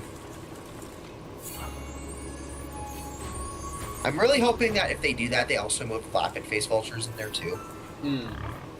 because they have those as well. And they are incredibly shy. Oh, interesting. It's like I've seen them the Repels vultures getting very close to the front area, but the Lappet face vultures rarely do. Oh, cool.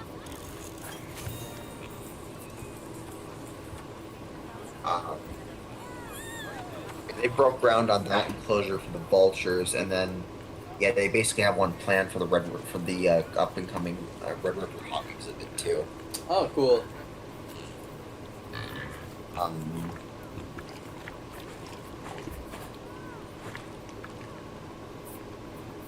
yeah, basically the meerkat, the lion and hyena rotation yards, the meerkat yard, and the leopard yard are all basically done. Oh, that's cool. And then the one small exhibit they used to house fennec foxes. I'm not sure what's going in there. I have a few guesses. Yeah.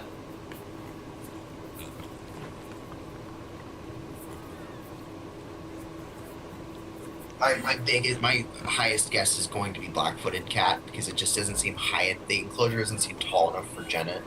Okay. Like, because I feel like Janets do need a little bit of height because they spend most of their time above ground. Right. Yeah, and it seems just a little too small for bad-eared foxes. Yeah. So, because they used to hold fennec foxes, which are a canid that are quite a bit smaller. Uh. Yeah, and then again, they did have Genets in their promotional artwork for the for Predator Passage, but again, that has changed a lot since. Well, what else has From changed? Like other than architecture to the current building now. What other species did they have that like you think aren't gonna be there? They were going to be moving porcupines over there, so moving the Cape porcupines over there. Looks like they were going to have possibly some species of fruit bat, which are currently in the children's trail. They have straw-colored fruit bats, Oh, okay. but I don't think they're going to be moving to that area. Yeah. And then they did, and as I noted before, they did have a concept for a predator-prey interaction, which would be for a predator-prey exhibit for like one area would have the leopards, and then they would be overlooking a new home for warhogs. Oh, cool. But obviously, that's not what happened. Basically, what it is basically how it works now. Is that the Red River Hogs are going to be where the former spotted hyena or former lion exhibit, which the current lion is living in the former spotted hyena exhibit. That's really confusing. Yeah. Basically, those enclosures were at one point identical, just dry, circular, semicircular, dry-molded enclosures. And then on the side that's going to have Red River Hogs, they filled in the dry moat and took down the barriers. So they're going to be rebuilding new barriers. And probably just redesigning the area for the Red River Hogs. So that way, and then they also added vultures. The vultures too, which I mean they're technically already residents at the zoo, but they're moving them off of Savannah. Oh, okay. So my guess is because they've not had luck breeding them. So they're probably gonna have better luck in an aviary. Yeah. Yeah, actually my zoo has we've got hooded vultures in an aviary. They're actually in the same specific like cage as the Taracos, which I mean, I guess I'm not too concerned about that. Dallas has their forest aviary. They have hooded vultures in the walkthrough with like hammercop and dim storks and stuff like that. Oh, okay. Yeah. Yeah, probably not an issue. Too. Yeah, it's not an issue. Yeah, hooded vultures are interesting. I think they're just because they're considered the peckers. Oh, okay. So they're not really like the one like lappet faces, which have very heavily bills that they use for ripping carcasses. Yeah. And you got like the typical stereotype, like all the gyps vultures basically just gulp down food. Right. And just enter body cavities that way, just because of the way their heads are shaped. Mhm. Yeah, like things like hooded and Egyptian vultures just kind of peck around for small bits of of whatever's been remaining. Hmm. What are you putting in there? I don't know. I'm gonna try your haha hole or whatever. Not haha hole. Yeah, Oh. that sounds weird. Oh. Yeah, Um. one of these days I'll have to figure out how to do streaming stuff. But yeah, basically that, and then like on the exhibit side, I would actually kind of like not on the guest side, but on the animal side, I would like tier it and then like smooth it out, just so the animals have an easier time traversing. Okay. I usually do this with bigger, slightly bigger exhibits than this, but this I think you might be able to do all right with that. Yeah. All right. So like, where This would I is put the kind of- behind the scenes stuff again? To how what? Like the behind the scenes stuff. Like. Oh, hiding that's optional. I usually don't so Oh. much anymore. Oh, Because all not right. not every zoo does it. Like Phoenix, it's reasonably inconsistent. Hmm. So like the behind the scenes areas for like everything for like all the Africa Trail behind the scenes areas are actually reasonably well hidden, but the giraffe housing's hidden behind. Basically, they have the enclosure kind of culminates in a hill, and I think the hill actually crests on the other side. Okay. To explain why I rarely see their ostrich. I've seen him all of twice. I see. Yeah, basically like the front side of the exhibit, and then basically just kind of smooth it out where the animals are, just so that they have the traversable area. They can access that area Yeah. without very many issues. It's actually something I have done since like basically I was doing this on day one with Planet Zoo, because I was doing it for like the pronghorn enclosures and like some of the other hoof stock too. Oh yeah, yeah. San Diego is like pronghorn and dromedary mix, which is interesting, but I mean that's a whole other thing. Yeah, they have like something of a dry moat. It's kind of yeah. I'm not sure if it's really. I mean, I guess the Latinx works because of the concept of Elephant Odyssey, but Yeah, it's like when they used to have Kirk Stick Dick in with their two-toed sloths. I mean, same thing, same thing, really. yeah,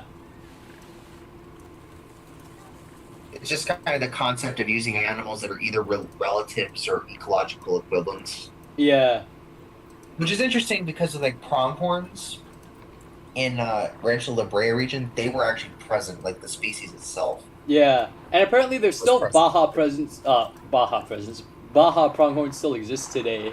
But like they're apparently like endangered or something. They're like the most common, like outside of like orphan plains pronghorns, are like the most common subspecies you're gonna see in zoos. Oh, okay. Well, Phoenix Zoo and it's somehow Wildlife World Zoo got a hold of some, but Phoenix Zoo has them. I see. They have both have peninsular pronghorns. So basically, if they're going to be species survival plant animals, they're going to be peninsulars more often than not. Yeah, yeah. Because in the wild, I guess they're not doing so good. Well, it also kind of mirrors a little bit of the plight of Sonoran pronghorns here in the Sonoran Desert area. Oh, well, yeah. It's a What's happening with similar them? situation. They're having some issues regarding because a lot of their range happens to be in the U.S.-Mexico borderlands. Oh, So it's a lot of human disturbances and stuff. It's been a lot of that stuff going on. Like not just migrants, but like and cartels and stuff, but like border patrol and stuff like that. wait. So why would they kill a pronghorn though? Like, No, it's not even just killing them. It's literally just disturbance, just the presence. oh, but like, how would that decrease their numbers? Like, wouldn't that just like drive them south or whatever? It would drive them out, and it would drive them to not breed. Oh, right. Yeah. Okay. Yeah. Yeah. That makes sense. And not only that, but also potentially, also the fact that we've been in a drought, had been in a drought for the past 30 years, is Oh. not. Yeah. How long can they go with that? What? I mean, probably not that long.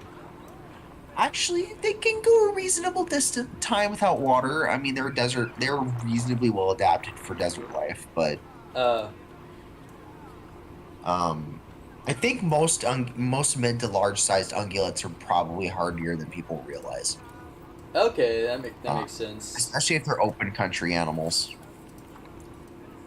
which pronghorns very much are. Yeah, definitely. I couldn't.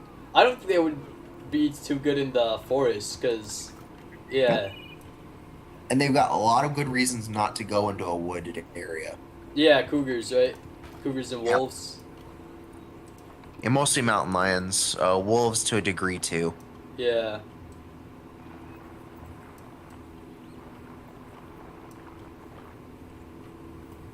Um,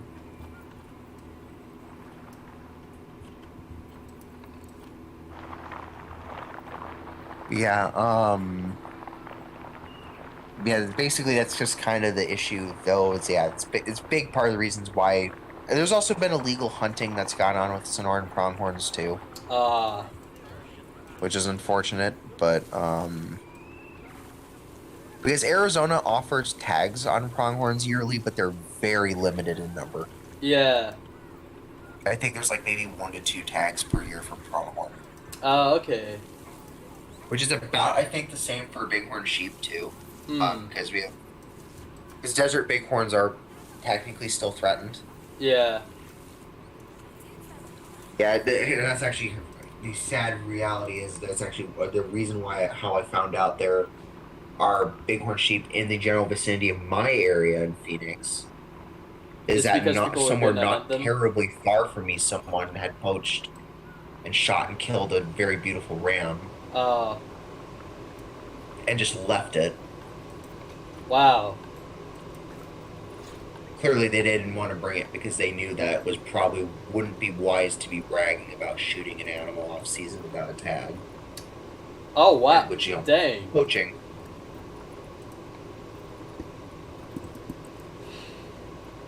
That stinks. They did that. They did that because it was a very large and impressive ram. Yeah. But then chickened out when they realized that they broke a few laws Yeah. doing that. Because basically they are completely off limits for most of the year. I mean, that's kind of goes the same for most of Australia or most of our wildlife, but in terms of hunting, Yeah. huntable wildlife, but especially desert bighorns. Hmm. Except for a certain time, a small portion of the year, as usually only 1 or 2 tags are given out. Okay. So That's how that goes. so a tag is like one per animal, or how does that work? Yeah. It's 1 per person per animal. Oh, okay. So only 2 people can get 2 animals, or like each can get an animal. Oh, okay, okay. They're very limited on tags. Yeah. Like mountain lion and bear tag, for example, is only like 1, Oh, got it. and then like obviously other species like mountain lion or like jaguar and Mexican gray wolf are off limits completely. Yeah. Because they're an ocelot too, because they're all ESA listed. Okay. Which is interesting with the bighorns, because I think they're technically ESA listed too, but there's some exceptions for it. Well, yeah. What's ESA actually? I never. I'm so new to this. Like, I've never heard of this stuff. It's kind of Arizona's hunting stuff is a little convoluted. Oh. Like for example, coyotes are considered vermin, so they're basically no limits, Oh. which unfortunately doesn't really work because they just replace the numbers that people keep culling. Yeah. And again, it's kind of circles back to a conversation we had earlier regarding large carnivores in our region. Yeah. I have a feeling that in many parts of the state, we wouldn't be having this big of a coyote problem. This is not just Arizona, this is basically most of the United States. Yeah. We wouldn't have this big of a coyote problem if we didn't get rid of wolves. Yep. Yeah. Because wolves generally don't like coyotes. Yeah, that makes sense. And it's not just like direct predation, but it's also It's something you've heard me kind of mention before. It's a concept of the landscape of fear, Yeah, which is basically how animals interact with predators in their environment yeah. and how that affects their activity. Mhm. Basically, everything from like, you know, everything from like activity levels to reproductive success. So, Yeah. um, it was a big part of how reintroduction of wolves into Yellowstone was a success. Okay. Because it basically reinstilled not only culling of numbers of elk, but also elk changing their behavior patterns, Right, right. Okay, that makes which means that they sense. weren't sticking to one area and overgrazing it. Good. So that's basically part of that big part of it. It's very simple on that. Now, So, yeah, then okay. it's a very delicate balance though, because I've mentioned this before, is that there was an incident in New Mexico regarding desert bighorn sheep Yeah. that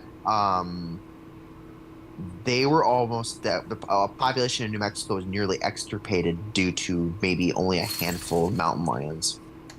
Wow. One cat in particular really had a liking for the taste of bighorn sheep and was very much nearly collapsed the population until they basically physically removed that cat. Wow. They relocated her to a different area. Would she like surplus kill or were We there just so don't. few? She was just that consistent in hunting them. Wow.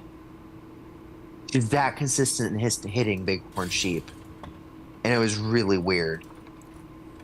It apparently happened also with Rocky Mountain bighorns in southern Alberta too, with mountain lions. Same Oh. thing.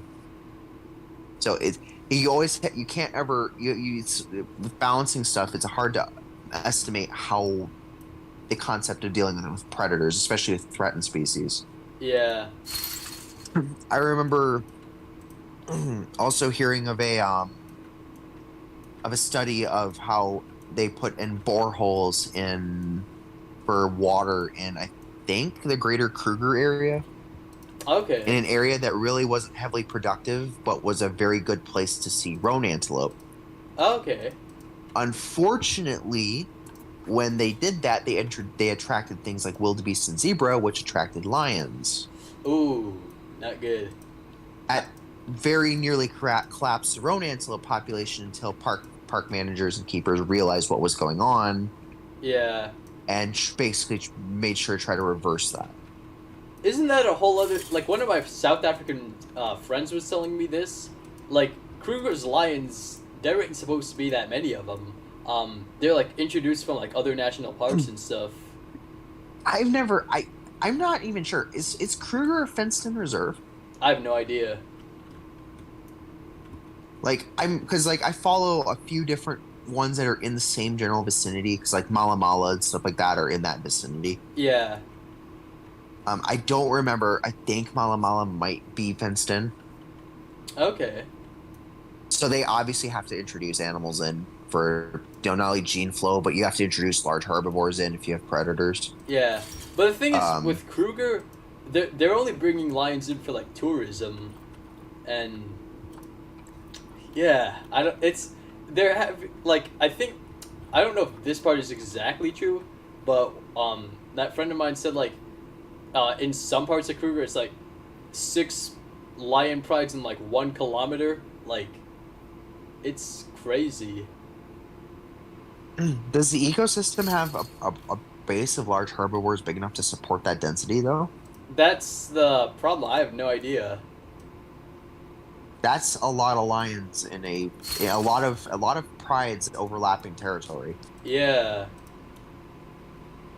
Like, I don't even know if like the Mara prides tend to have that level Density. of overlap, even though they probably have higher densities due to higher prey numbers. Yeah.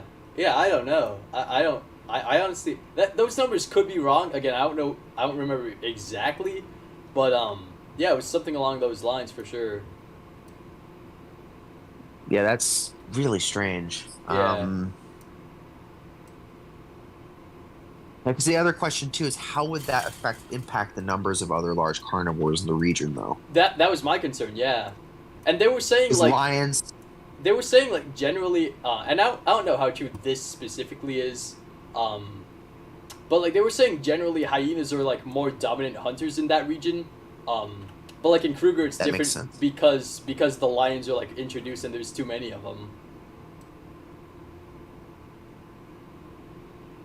So like Yeah, that's really I'm interesting. not sure because it's like I'm not just thinking like spotted hyenas in that regard, but also like cheetahs and painted dogs too, Yeah, because they're even more vulnerable to lion intergale predation from lions than even spotted hyenas are. definitely. Yeah. So, And I've heard um, about a lot of areas where like we've kind of been not I wouldn't say too successful, but we've been very successful with lion conservation, and then cheetahs and wild dogs like take a damn hitting like with their population. yeah, their populations dive as a result Yeah, because lions don't like sharing. So, yeah, um, and which I mean, I guess is oh, go ahead. it could be the same. It could be the same for all of Africa's large predators, but it's like lions in particular because they are the largest terrestrial carnivore in the region. Yeah, Um, the only real thing that they can really stand up to them, other than a large hyena clan, is probably the crocodiles. yeah, So and even that like they don't like that's continually fight. You know, it's just like kind of standoffs, I guess. well, crocs kind of have their own area, and crocs do view lions as food. So Yeah, yeah, that is kind of the big importance here. Generally, with like lion and hyena predation, lion and hyena fighting is interesting because, yeah. from what I understand, is when lions kill hyenas, they generally leave them. Yep, they don't usually eat it. Generally, but with hyenas, they don't. If they manage to actually overtake and kill a lion, they They'll don't usually waste the eat it. opportunity. Yeah. Yeah, they don't waste the opportunity. So, that's what's the interesting thing with that. It's like, but like with like crocodiles, for example, it's interesting because like with lions and crocodiles with predation, because they do prey on each other depending on the size of the crocodile. Yeah. Lions will eat crocodiles, but crocodiles also will eat lions Yep. if given the chance. So it's really interesting. It just kind of also now, to be fair, lions also don't eat painted dogs or cheetahs that they kill either, Yeah. or leopards for that matter that they kill either. Yeah. So that's just them eliminating. It's eliminating competition and probably fulfilling the kill instinct that cats have. Yep. Because if people don't really this is one thing people don't totally understand is that a cat's urge to kill something and hunger aren't necessarily linked. Nope. No, they're not. Yeah. So if it's Even something house that cats. Yep, that's something that's universal with cats. Yeah. If it's something that's moving that catches their interest that they can overpower and kill, they will do it, Yeah. and they won't necessarily need to be hungry to do that. Yeah. I think it stems from the fact that it's also kind of it's not advantageous to not pass up a potential meal. Yeah. Yeah. Yeah. That's Now, right. but I mean, granted, with that's it's a little bit of a different situation when they're taking down other carnivores, Yeah. from what I understand. Other big predators, so everything from like aforementioned, like lions and hyenas. Yeah. Though I did see a video recently of a tiger feeding on a leopard. What? Oh. Yep. It had actually killed and started eating a leopard, which is interesting because that is also rare. Yeah. They'll kill leopards, but tigers will leave them too. So it's interesting to see that them actually feeding. I guess it's a young tigress. Oh, okay. Makes sense. They probably aren't the most successful at hunting typical prey. So at Yeah. this point in their lives, so I heard. I don't know if this part is true. I heard their tigers' hunting success rate is like 5%. Like I don't know if that's not- exactly true, but yeah. That might be exaggerated, but it's not really great. I think the reason lions have it better is because they are They're in social prides. predators. Yeah. Well, and leopards are also more versatile Yeah. when it comes to what they're eating. So and cheetahs are just speed. Yeah. So Very much so. that's their thing. Yeah, with tigers, that's probably a mix of the fact that they also tend to target smaller prey overall. They can take large prey. Yeah, They of have. course. Yeah. They take gaur, prey the size of gaur or even juvenile Asian elephants. Yep. So it's possible for them Yeah. to do it because it's happened before. But on a given hunt, they're going to be going for things smaller than them Right. or at their size. Their size or smaller. Yeah, so like female Which is- sandbar I see often. Sandbar, they'll take sandbar stags, but they really do well in fawning season Oh yeah, yeah. because they take the fawns of cheetal and the calves of sandbar Yep. very frequently. They also take all ages of cheetal actually because they're rather easy to they're easy to overpower and kill. They're not necessarily easy to catch, but Yeah, no, they're pretty fast. yeah, they're smaller deer than a sandbar, Yeah. which is usually why tigers will go for sandbar because they're usually slower. But the downside is they're also bigger. Yeah. Sandbar stags are similar in size to a grown male tiger, so Yeah. that is something to kind of keep in mind. Yeah, I saw some at Chicago Field Museum. Like, I saw tons of stuff there, as you can probably tell. But yeah, like they're very big. Like I wouldn't say elk size, or well, pretty close. They're probably closer. They're closer to red deer size. Yeah. Red deer are actually overall smaller than elk are, so Yeah. yeah, elk are interesting because the elk / wapiti are interesting because they are quite large. Yep. They get up to bulls can get up to 800 pounds. So in North America, they're actually Eurasia too. They're second to the moose. Yeah. That's the thing. Elk / wapiti also occur in Eurasia, or in especially Eastern Asia. So Yeah. actually where the ones in North America came from was Asia. Interesting. They came alongside humans at the very end of the last ice age as well. So Yeah. they were one of the pulse of migrants from Beringia back around about 18,000 years ago. It was when they made it to the south of the ice sheets here in North America. So, but yeah, they have subspecies in parts of China and Mongolia. So they're on both sides of the Pacific. Yeah.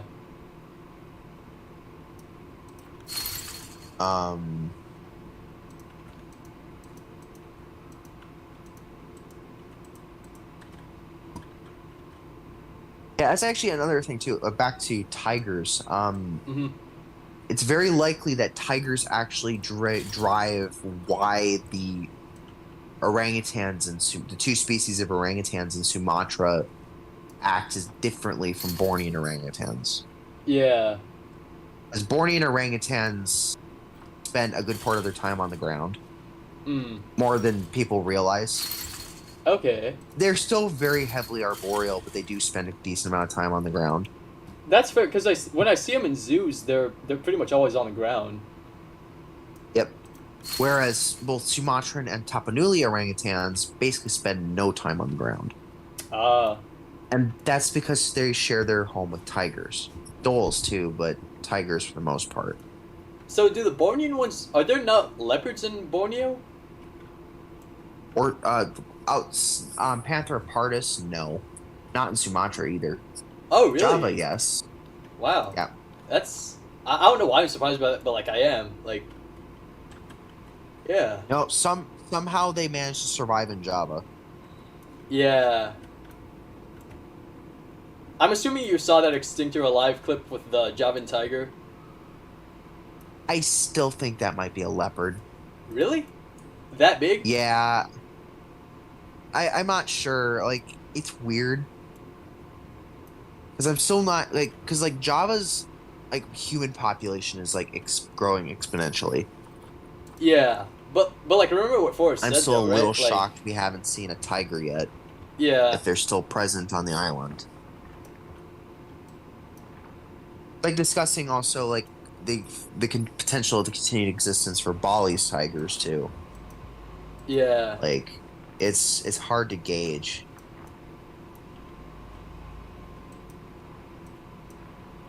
I mean, there was that weird. I don't know if you've heard this study, but there was this kind of weird bit of, um, like a Lazarus effect that happened with Borneo with their elephants. Yeah, yeah, that's right. Because there's a very high likelihood that Borneo's elephants actually are only really naturalized to the island and not actually endemic. Yeah. That they may represent some of the last populations of Javan elephants out there. Yeah. Because they were likely gifts to the Sultan that ruled who essentially owned the island of Borneo, Yeah. and yeah, the elephants were a gift to him from I'm not sure from some group of people in Java, and this was prior to the elephants' extinction there. Yeah. So Borneo's elephants may very highly be Javan elephants. Right. Which would be interesting too. Yeah. But it would explain why they don't really have a very large range in Borneo. Mm-hmm. Even taking into account habitat destruction. Yeah. Because their range seems to kind of overlap the general vicinity of the former palace of the Sultan that lived in Borneo. Oh. So, and kind of haven't moved much further than that area. Oh wow. Okay. That's really intriguing. Which, of course, isn't the typical behavior of elephants that have been on that area for thousands of years. Yeah, they're supposed to move around a lot, like generally. That this is more in line with elephants that have been there for only a few centuries. Yeah. Oh wow. But the question remains of how many elephants did this Sultan originally bring from Java Right. to have it? It had to have been large enough to maintain a self-sustaining population. Yeah. So like in the hundreds or Possibly. I mean, you're talking a Sultan here, so yeah. quite possibly.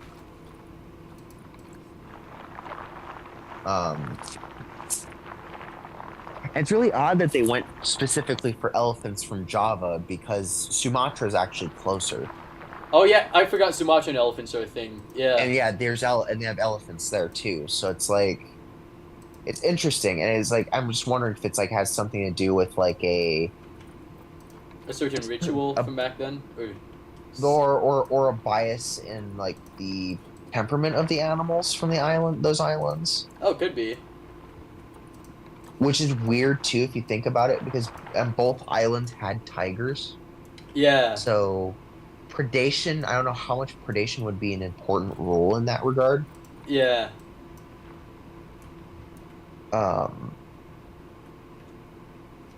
Yeah, it's really hard to kind of gauge like why Javan elephants, how many were sent there, and and also the other question of why they hadn't actually dispersed out.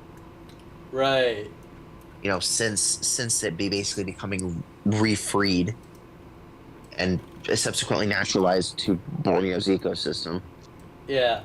Well, the thing with elephants is like it's their memory, right? Like they, Yeah. if their parents don't teach them about like certain watering holes and stuff, they don't really move much. Yeah. From what I know.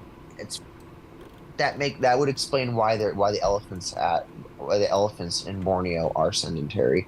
Yeah. More so than other elephant populations in Asia, at least. Yeah. Yeah, like that's all they know essentially, I guess. Yeah.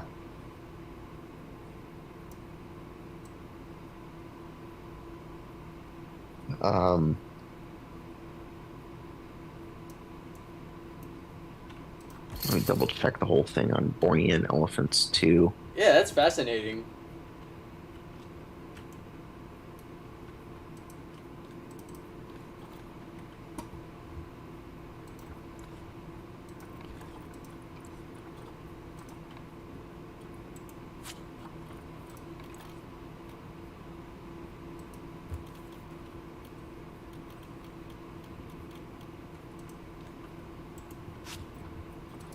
Yeah, Sultan of Sulu was the person that was that had introduced elephants. Ah,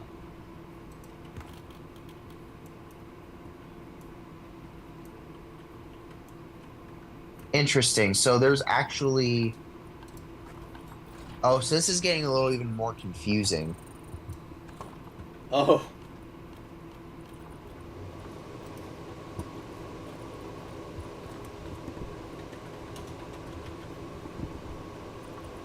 Okay, so interesting.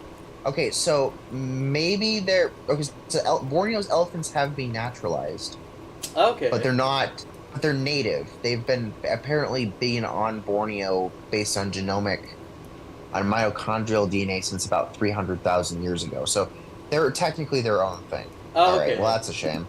Yeah, So that basically means Java's elephants are gone. yeah. So There's that none that on makes Java like at all, or no. It looks like these are a unique population. uh, These are unique subspecies, which I mean that's fine. yeah, Definitely something to kind of keep tabs on. yeah.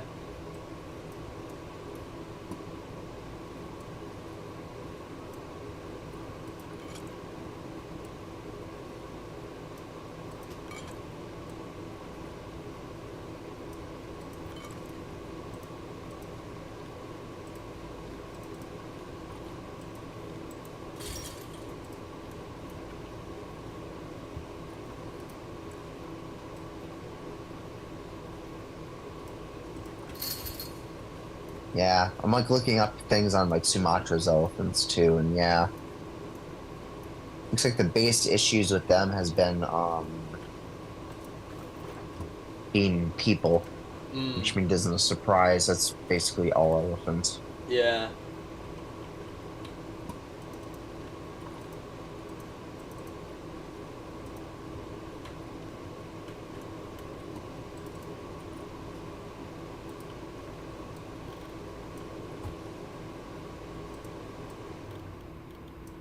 Yeah, so interestingly enough, it looks like Asian elephants underwent kind of a subspecies call too.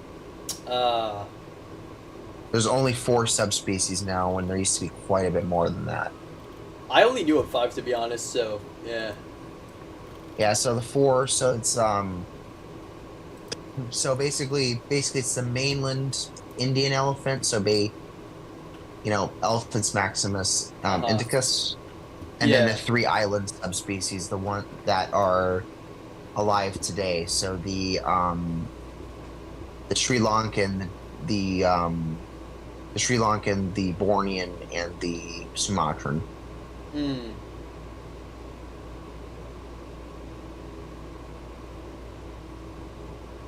Yeah, they synonymized. Did they really synonymize the Indian elephant, the Javan elephant, with the Indian elephant? That makes no sense. What? How? That Wait. you're skipping an island here. Oh no, no. They're saying it's considered synonymous with the Sumatran elephant. What? Uh, That makes more sense. yeah, yeah, yeah. Yeah, but yeah, it looks like the Chinese elephant and the Syrian elephant seem to be separate. I know, like, one of, like, when I was, volunteering at my local zoo back in the day, when I was really, like, I was fairly young, but I was trying to be a junior leader for the kids program, I guess. One of the people there that was also a zookeeper, I believe, previously, they said that, like, apparently Thai elephants have, like, really different temperaments from Indian elephants. So I don't know what's up with that. That's really interesting. That could very well be regional variation too. Yeah.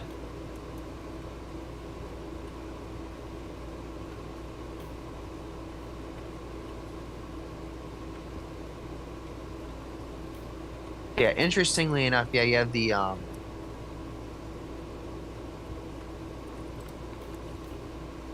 interestingly enough for Syrian elephants, we don't have a Pleistocene record for them. Oh. All of our fossil remains are Holocene. Oh, so like more recent.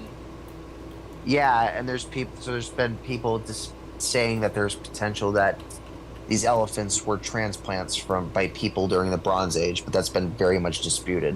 Hmm. Interesting. But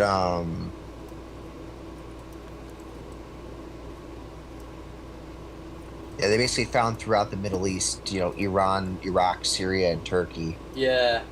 And they're not And there yeah, anymore. now they're extinct now. Yeah.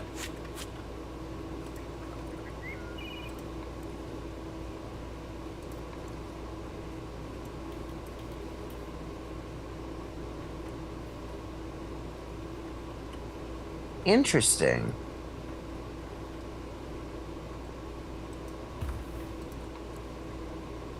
So you looked up a rare they so they've the elephants that have been the remain some of the remains for elephants from Turkey are were they found a haplotype that's incredibly rare and it's actually only been found in a single modern elephant in Thailand. Oh wow. A single elephant.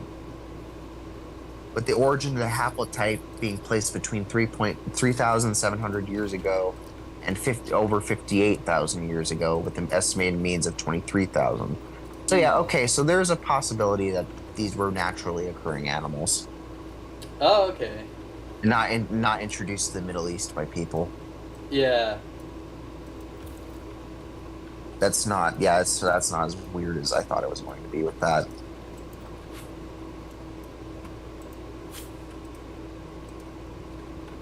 Yeah, I had to double check on that one because yeah, I know that Oh,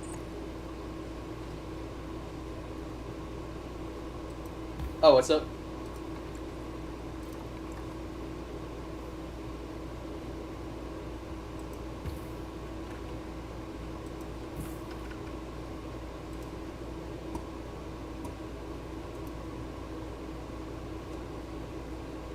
Wait, did my hang on.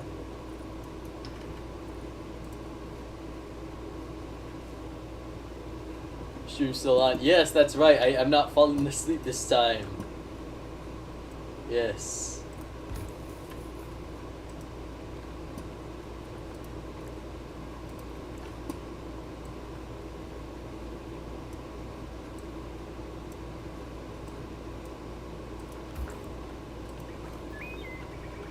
Wait, Brendan, if you're trying to talk right now, I can't hear you.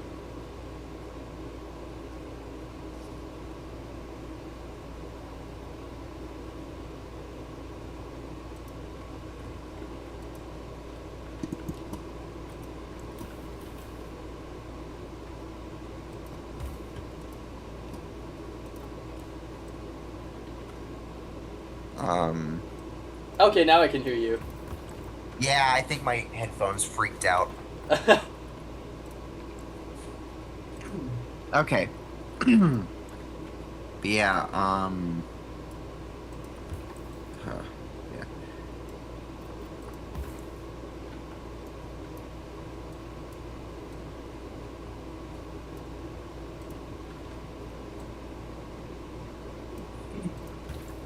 I like how Ghost it's gone full circle for them. It's now 10 a.m. their time. Oh, It's gone full circle, and it is now. That's like 2 a.m. my time. Holy crap! That is interesting. yeah. Well, you know what they say, time flies when you're having fun or whatever, so, Oh, absolutely. yeah. All right. So, what are you? I'm trying to just- make, like, Probably hyenas, like probably striped. Okay. Yeah. Like I know sometimes they have like little dens and stuff both on the exhibit and behind the scenes. Right. I was trying to use like this rock earlier, like this slightly thicker one, but it wasn't very slight. It was like a lot thicker. And Oh. yeah, Yeah, faux rocks can be kind of weird with that. yeah, definitely. Like the side. This is why I wish you could scale rocks. Well, yeah, we don't have. For some reason, they didn't give us faux rock cladding that's Yeah. like, decent. Yeah, it's just the flat ones, I guess, and yeah. Yeah.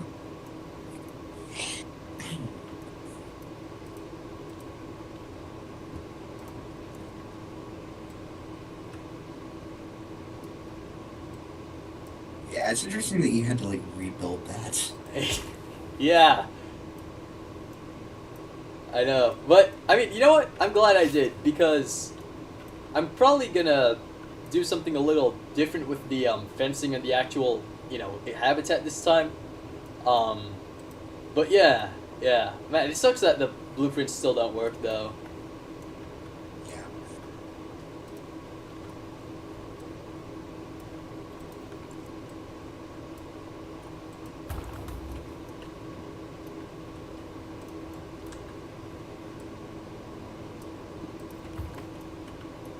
So yeah, the haha fencing with I feel with like carnivores, like especially like hyenas and canids. Yeah. What I would do with that also is add a 45-degree angle like anti-predator barrier. Okay.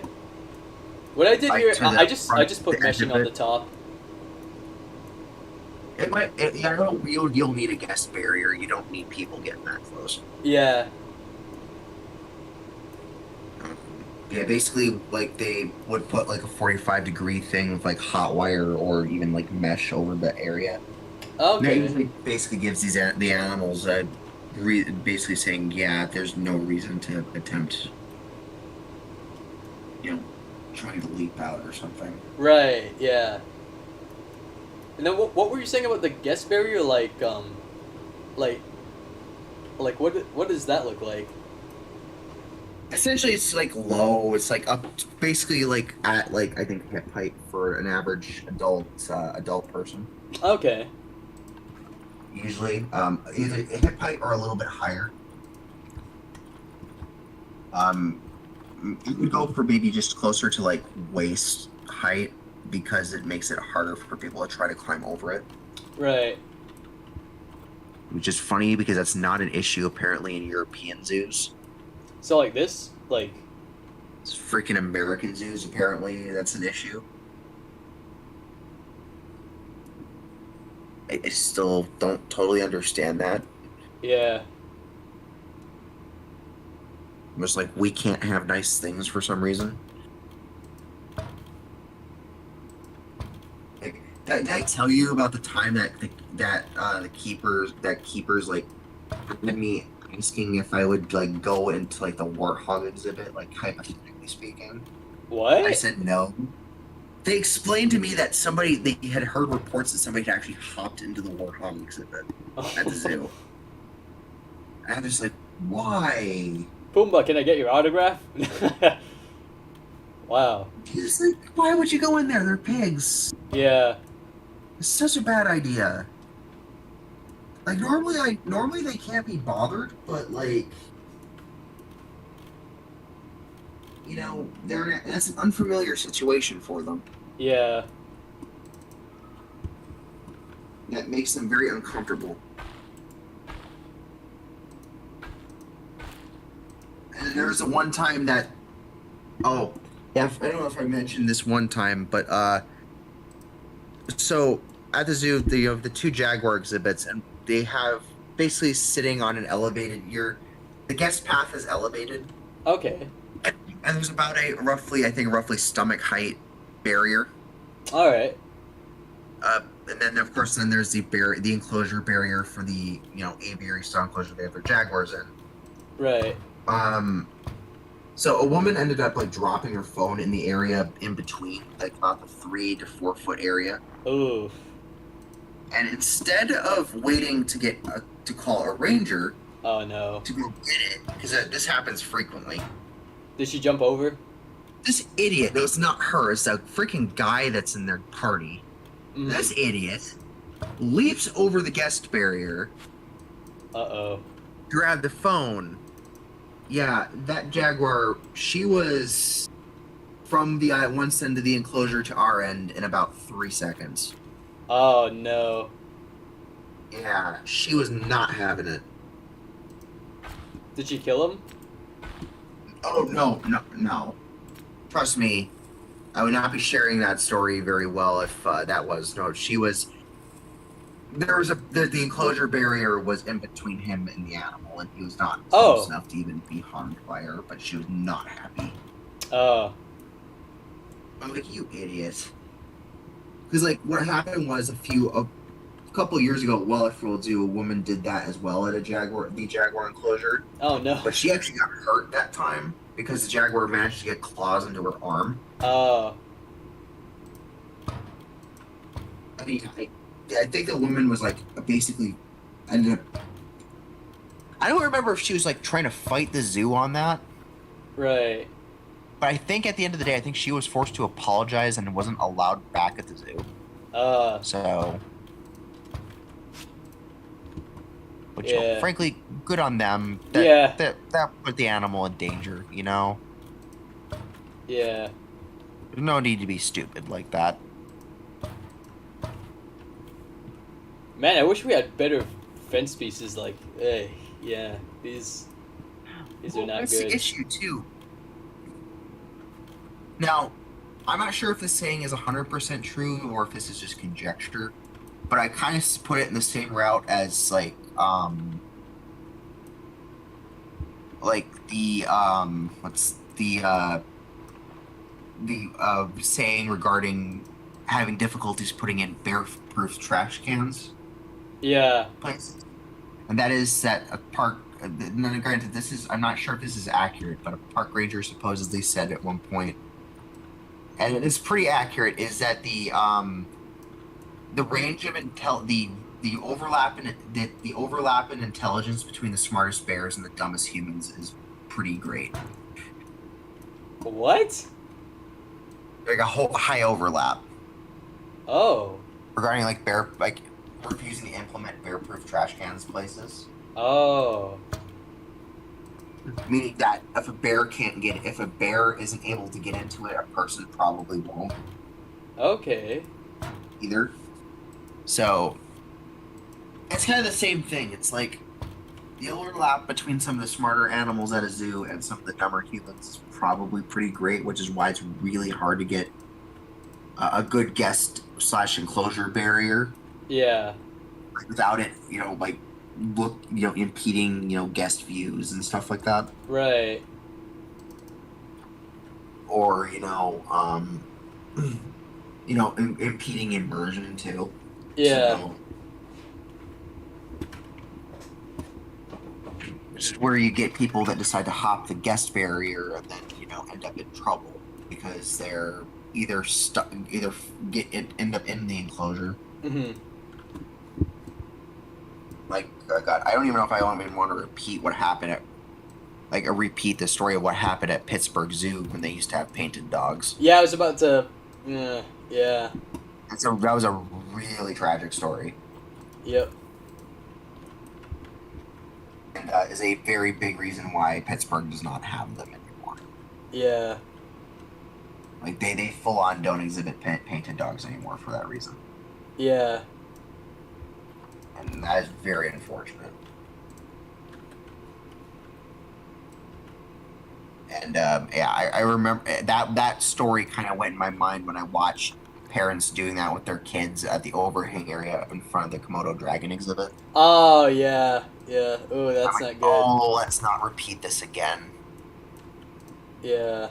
It's gonna be even worse if it's a large predatory lizard. Like, Yep.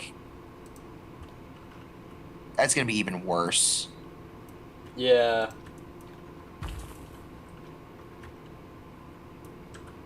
I was so tempted to offhandedly mention that story too, to try to get the parents to like think like maybe not having your kids overhanging in front of overhanging the enclosure of a large carnivore is maybe not such a smart idea. Yeah.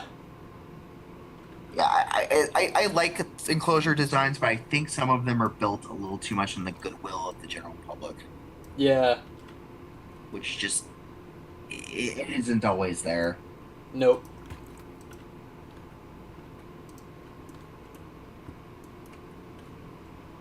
Like, there's really not much of a barrier between, like, a guest barrier between the path and the enclosure barrier for the Mexican gray wolves. Granted, the wolves generally are very view people with a degree of suspicion and tend to stay far away from people as possible, Right. being as they are potential release candidates. Oh, that's. Oh Which is yeah. how all Yeah. Mexican gray wolves in captivity are treated. Yeah. So that's kind of an exception, I guess. I know that San Francisco Zoo did recently get a new pack of Mexican gray wolves. Hmm. And yeah, they have signage basically saying we need to help keep these animals wild. Please don't try to interact with them through the glass and stuff like that. Yeah. I was hoping that people actually pay attention to that and aren't spiteful. Yeah. But, you know, people tend to be weird like that. Yeah.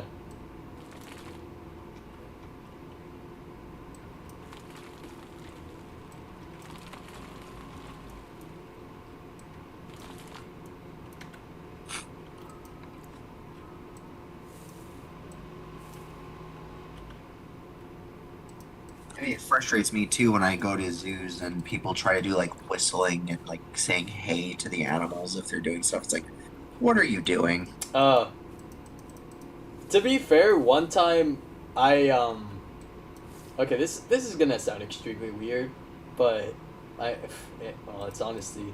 What like when I went to Busch Gardens, you might have seen this video. I was like talking to the.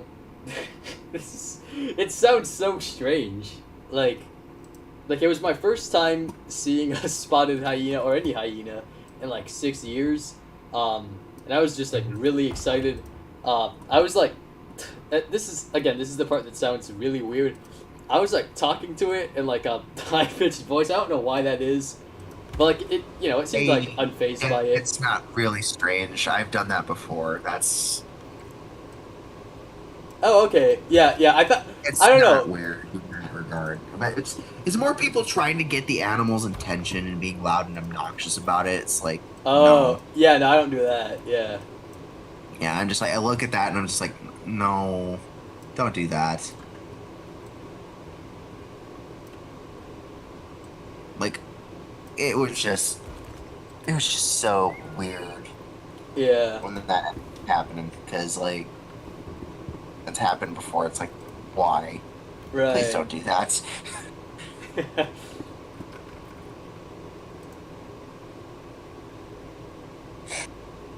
Is it possible to mod animals to attack humans? I think that'd be funny. It would be funny. But no, sadly you can't do that. Or I what? don't think they even attack people in Planet Zoo. Period. They don't. That's the problem. They do attack other animals though, so that's a different thing. Yeah, yeah, that's true.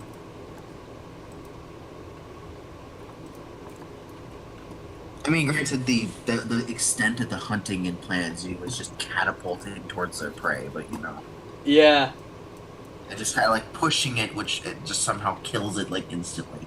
yeah. I remember one time, like, this was a while ago. I think the video is still up on my channel. It's a really old one. I made a hyena catapult towards a snow leopard. Oh no! Yeah. Like I thought the snow leopard was gonna win. To be honest, like I thought it would like smash the hyena, but no. Frankly, that's probably a more realistic take if you think about it. Yeah, cause snow. Yeah, I don't. I'm not saying that a snow leopard would beat a spotted hyena in real life. I think it's very much the opposite. Yeah. But like, I don't know. I just thought like you know, maybe the devs, like, a lot of people kind of underestimate hyenas, if we're being honest, right? And I thought it might be the case here, but no, I was pleasantly surprised that it's not. Yeah, it's just.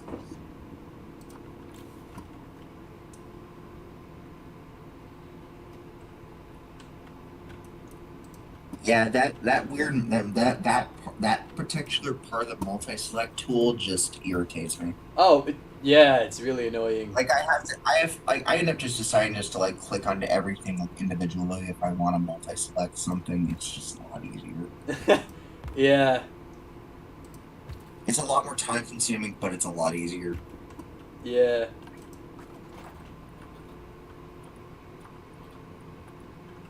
Also means I'm able to keep like spacing consistent too, which is quite nice. Uh-oh. Lag. Ah! Like whenever I've done like like viewing like shade structures that are, I'm trying to remember what the technical term was with slatted wood shade structures I was just testing to see are for what this the was. viewing areas for guests. I've used those. I've done those before. Oh, okay. There is a technical term for them. I don't know what it's called though, for off the top of my head. So, um, but yeah, I've done those before. Like I have. So like, the interesting thing is that in my one of my older builds, I had like an interesting like predator prey sort of display thing where it's the quote unquote predator flex enclosure that actually houses the painted dogs overlooking the Cape Buffalo enclosure. Oh, yeah, yeah. I mean, well, okay, they occasionally take Cape Buffalo, so, yeah. They take calves. Yeah. Actually, well, I saw 1 or 2 videos now within the same region. They're taking adults. Yeah, but yeah, it very rarely, but yeah. Yeah, no, more often than not, they're taking calves. Yeah. So, And it's so interesting how they coordinate those hunts because, like you see lions trying to hunt, like a buffalo with a calf. Like, the mother's, like, you know, pretty protective. And the mother tries to be protective with the dogs, but, like, I guess there's just so many of them.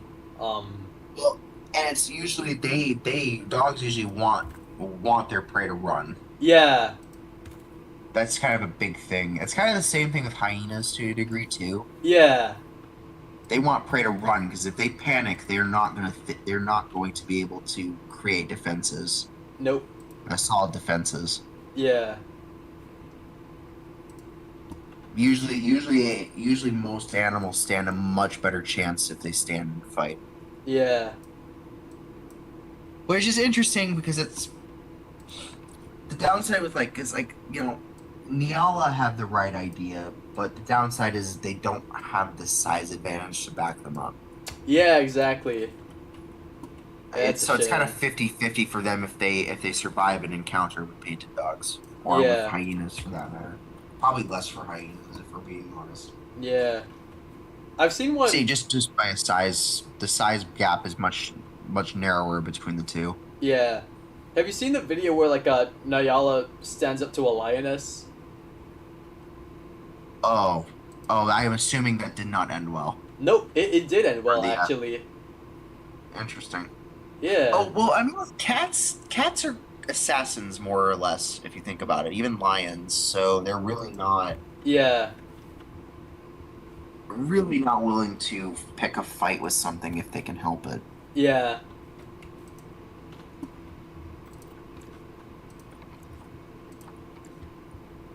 That's actually a big part of the reason why sloth bears are so aggressive.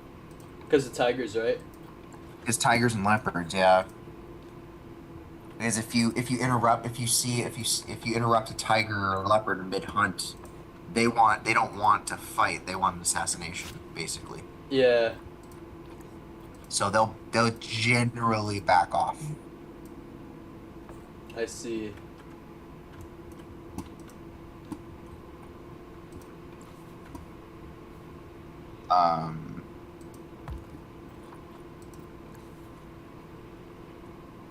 So yeah, that's just kind of how that works with them. But yeah, with that, it makes sense too with like a Niala doing that with a lioness because she probably tried stalking it. Yeah, That didn't go well. yeah. Yeah, like sometimes the lionesses, like, they seem to get a little nervous once they lose that element of surprise. And, like, cheetahs too, actually. Male lions, for some reason, just do not care. Nope.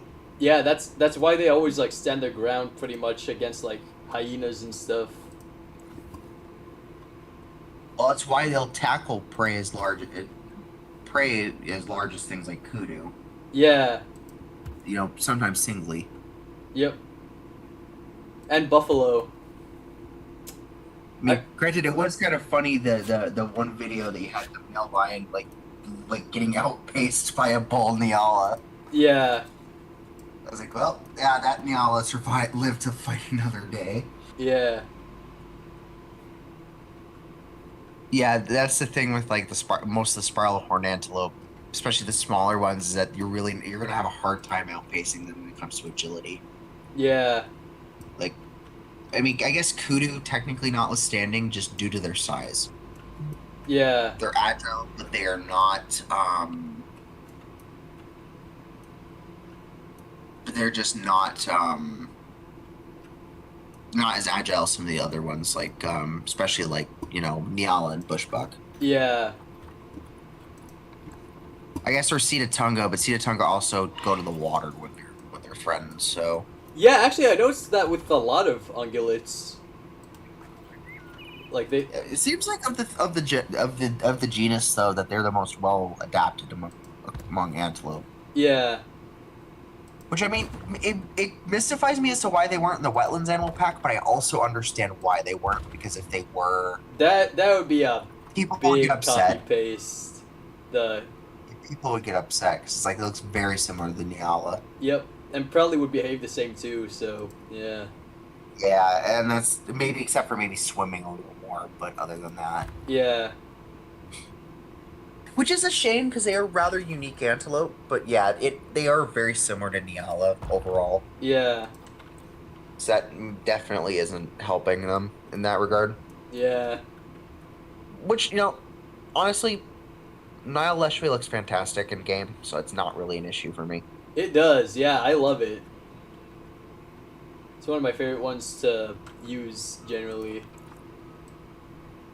And you know what? It's an endangered animal. It works, Yeah, I didn't even know that, honestly, until the pack came out. Yeah, I knew they were endangered, so I was like, hey, that works out in the end. That's an endangered animal. Yeah, I mean, technically the water buffalo is too, but you know what? There are domestic water buffalo that look like them, so yeah, I yeah, think it's like one of the few animals where I'm okay with it, even though they're not in captivity. I'm fine with it because A, the quality of the model, and B, it's like you can cosplay this as a domestic water buffalo. yeah, definitely. Because I've even seen some like domestic ones for sale that look very similar to wild individuals. Yeah, So yeah, it's not one I have a problem with.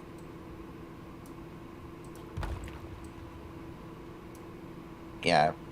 I actually I did, and that's actually another thing too about like animals that are not in captivity or not common in captivity. yeah, I am fine with stuff, and this is something that Old Country kind of shares with me, that I am fine with anything that's in captivity that has been there somehow in a legal or ethical manner. yeah, And I'm going to kind of explain as to why I mean that in particular. sure. So there, as you probably know, there's a zoo in Uganda with marine iguanas. Really? Yes. How? That's like really far from the Galapagos. Yeah. Well, about that. So the zoo that in Uganda is owned by a European guy. Okay. He may or may not be using that as a front for wildlife trafficking, Oh no. which is how those marine iguanas were acquired. Interesting. It's also how he's acquired Fijian land iguanas or Frisian crested iguanas and Galapagos land iguanas. Yeah, that's yeah. Mm. Granted, he is seemed to have successfully bred both of those in captivity. Oh, not marine wow. iguanas, and I think there is a very good reason why. Mm. It's just because I don't know how easy their needs are going to be able to be met in captivity. Yeah, if at all. More not entirely, not exactly in terms of environment. That's not going to be hard. Yeah. It's going to be diet Oh, okay. What do they because they eat? Like, specialize in algae. oh, okay. So and there is not a guarantee that the algae that is any algae or in any way that we potentially have either that we can grow or that we have, that we can cultivate is potentially safe for them to eat. Right. So that is something to kind of keep in mind.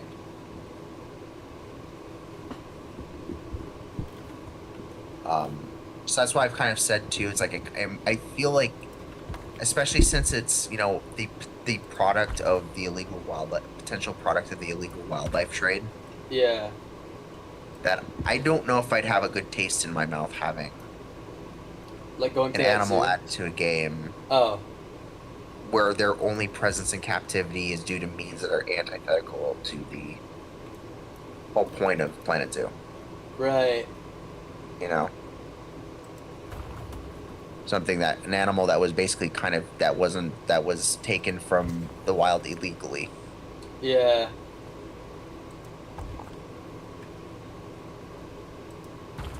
And I say that mostly as a reptile keeper because because it's like smuggling of wildlife is still a very big problem in the reptile hobby. Oh, yeah. Yeah, I've heard about I mean, that. it's gotten better over the years Mm. by quite a bit, and that's due to a big part of it is due to basically internal policing of ourselves. Yeah. Being informed, and when it comes to bringing in animals and stuff, or if you see an animal for sale that's incredibly rare and from a country that has exportation either never available, they're banned exportation of their native wildlife, or they very recently restricted it, Yeah. to be very, very wary and suspicious. Okay. So, like, don't buy it, basically, or? Yeah, basically, don't buy the animal because you're potentially fueling. Ah. Yeah, it's hard because because this dude was being very insidious about it, the whole scenario, by basically using fake, legal export and illegal captive bred wildlife documents, Oh. which does happen, Yeah, and especially yeah. reptiles, it does happen, and it sucks. It is also something that's been cracked down a lot more on, especially now, Yeah. because it's getting a lot easier to spot forgeries. Mm.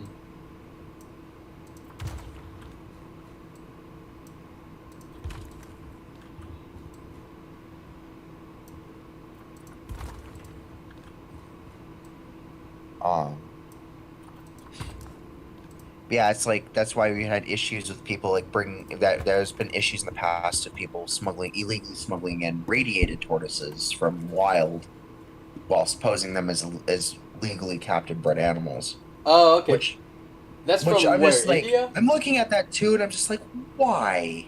Yeah. Like, they readily breed in captivity. Right. Like there's a very robust captive bred population. Why would you do that? Yeah. And not to mention, it's actually a captive bred population that has got actually reasonably good genetic diversity. Okay, yeah, I was So gonna it's like- ask about that, yeah. Why?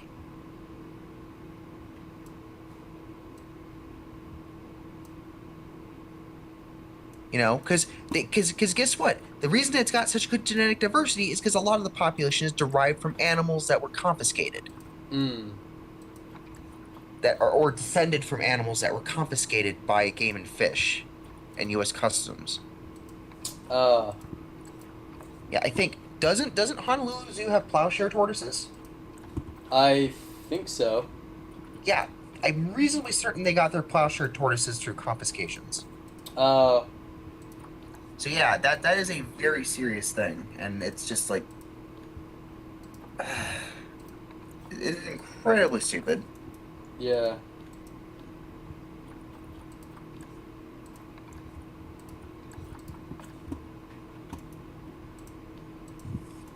Um,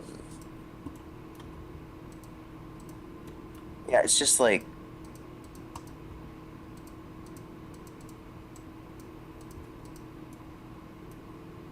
yeah, it's and unfortunately, and then of course, I'm kind of glad that we don't get. I'm glad that it's becoming a little bit less of a problem. At least in the United States, it's becoming a bigger problem for smuggling and stuff. Is a bigger problem in Asia.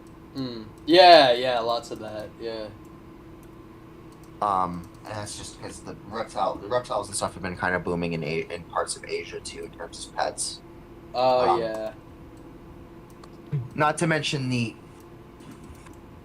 wholesale taking, capturing, and exporting of our native turtles to supply meat trades in other parts of the world too, Oh no. which really sucks because we have a lot of really good, cool native turtles, and quite a few of them are threatened. Uh. Um,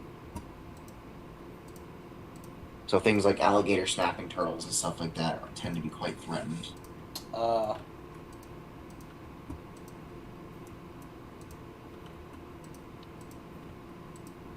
Um, Really surprised our native softshell turtles haven't met that same fate though, Yeah. because especially a lot of Asia's softshell turtles are very much endangered. Yeah. Yeah, it seems like basically all three of North America's softshell turtles seem to be fine.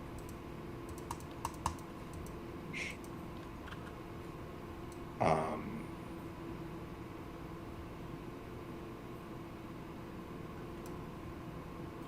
this is why, like, whenever I've seen like people regarding the illegal wildlife trade, especially like when zoos post about it, it's like I always say, it's like always research the animal you're getting, always research where you're getting it from. Make sure that the animal is either captive bred or if it was a wild caught animal that it was collected legally. Yeah. And if it's a potential wild caught animal that you know is either a protected or endangered species, do not buy the animal. No matter how alluring and cheap the price is, do not buy it.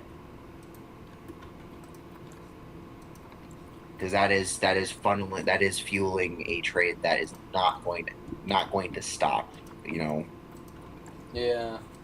with the purchase of that animal. It's going to continue and actually be incentivized. It's kind of the same sort of thing that we kind of say with people at shows too, because there's a lot of reptile there are some people that sell reptiles at shows that will sell wild caught animals that had not been in captivity for very long. Okay. So, and these are animals that are generally legally able to be exported and stuff like that. Yeah. But the problem is that many of them start showing signs of stress and illness around that time. So the issue is that if you buy an animal because it looks like it's not in great shape because you feel bad and want to rescue it, you're not only you're spending even more money on an animal that may not survive, unfortunately, you're also incentivizing that person to sell more of those animals. Yeah. In that condition. Basically encouraging them not to, do their best to make sure the animals are at the very least, healthy and stuff like that and doing well. Yeah. Prior to going to a different home. Because like with reptile shows especially too is and expos and stuff is that it's a very stressful environment for most animals. So you have to be with like snakes and stuff, there have been times where I've had snakes not eat immediately after I get them. Oh no. Just due to stress. Yeah. And it's usually not very long. It's usually only maybe a few days. It's really not a big deal, especially with snakes. Right. Oh, okay then. It can be a problem though if it's like lizards because they generally they don't usually go as long without eating. So it's like Oh, You could potentially have an issue where they start showing loss of like fat reserves and stuff like that, depending on the species. If they don't go for too long without eating, oh, so that could be a problem. Which would then lead you to have to spend time, getting their weight back up and stuff like that. right. Um, and another really good way to work with that like any pet really, if you acquire them, is get a good relationship with a vet. Oh yeah, yeah, That is very important, especially if you're like working with reptiles. Like it's really important to have one that knows how to work with those animals, yeah, which fortunately is becoming more and more frequently commonplace. yeah, yeah, Especially as many reptiles start becoming more commonplace pets. yeah. Do you know what was it? Texas Chainsaw Tortoise on Instagram? Oh, that's not one I'm familiar with. No. Okay, okay. Here, I'll send you his stuff. He's really interesting. He keeps reptiles and he works at the Fort Worth Zoo, I believe now, and he used to work for a Oh, private okay. zoo as well. But unfortunately, he had to leave that place, and that was a real shame because he like hand raised a hyena cub, and they like bonded really closely, you know. So yeah, Yeah. it's unfortunate. Um, but yeah, he was one of the ones that like really motivated me to, reach out to my local zoo in real life, right? But uh, Yeah. even though I, God, they're like not very responsive for whatever reason. Um, but yeah, here I'll send you his Yeah. profile. So wait, did you contact the zoo directors directly, or? Yeah, I emailed them, um, but yeah, haven't gotten a response in like a month. Well, I don't know if it's Huh. been a month, maybe like 3 weeks. Pretty long time. I sent a follow up like a week ago, but yeah, nothing. I don't know. I don't know what's going on over there. I don't know if maybe it's the wrong email address, Oh but yeah, I see. Well, I see a picture of him with a spotted. yeah, yeah. So her name was Bonsai. Spelled differently Of from the one course, in The how Lion King. how But original. yeah, like Bonsai. I guess it's I don't know, but yeah, he raised her like by hand for quite a while, and yeah, unfortunately he had to leave that place because so private facilities I learned from him, it's not so much animal mistreatment. It's much more so they don't pay you enough to really like make a Yep. living. Yep. And that's a even bigger issue, like much bigger. It's kind of interesting showing.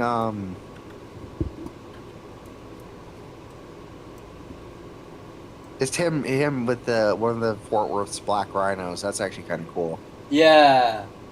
Oh yeah, Fort Worth's also getting spotted hyenas pretty soon, I think. Oh yeah, I've heard about that. It's the African. It was like African hunters and Asian predators. I think is what the area is going to be called. Yep. Yeah. Like that means that their striped hyenas are going to be moving there too. So they're going to have both species. Yeah, that's really cool. So this is kind of cool. He shows how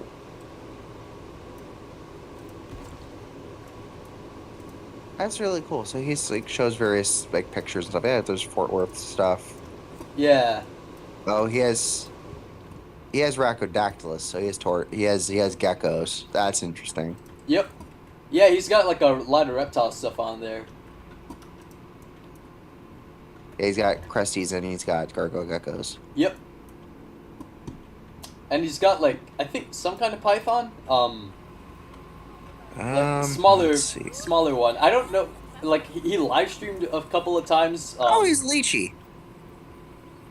Yeah. He's Leachianus. He has his New Caledonian giant gecko. That's pretty cool. They were kind of a dream for gecko for me, but the issue with them is that they're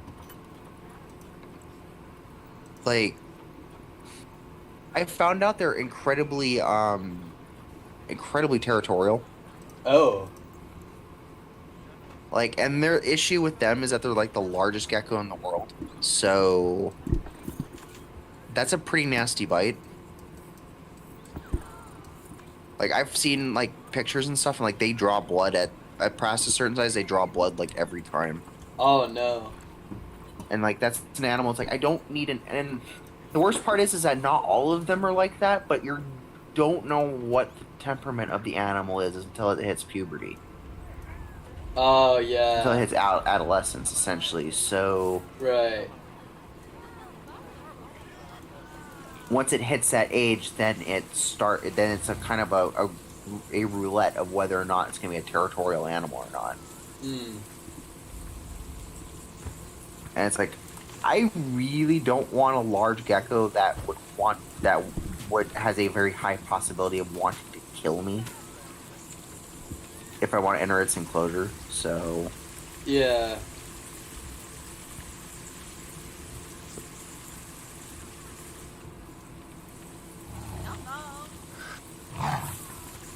that's just been kind of my thought of like regards to New Caledonian giant geckos, potentially having them. Like I would like to have them in the future, but man, they're definitely one that's not a lizard for everybody. Hmm. They are very remarkable though. Like they're wrinkly. Their their scales do feel kind of velvety too.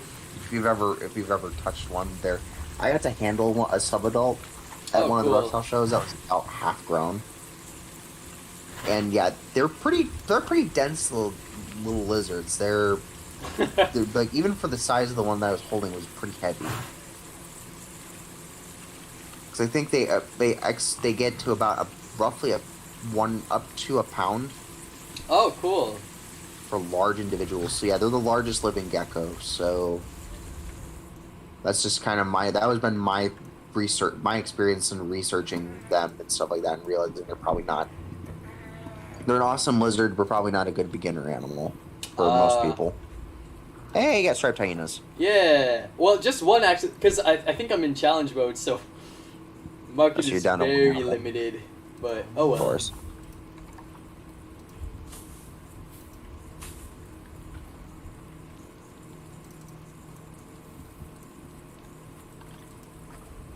Actually, wait, hang on. Am I in franchise? Yeah, yeah, no, I'm definitely in challenge mode. Dang. I keep on forgetting because like it's the same zoo, right? And like Yeah. yeah.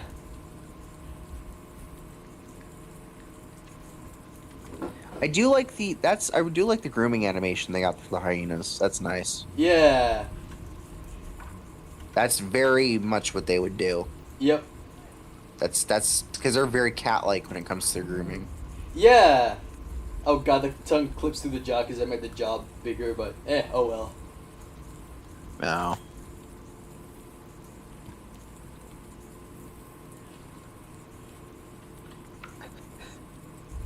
See, I think this is the pale beige variant.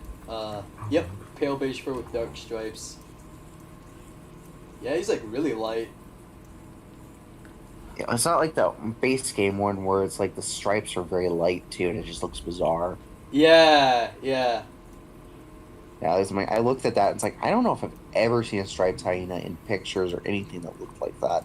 I've seen like very elderly Indian ones that look like that, but again, the face is still more like this, than what we got in the game, like in the main DLC.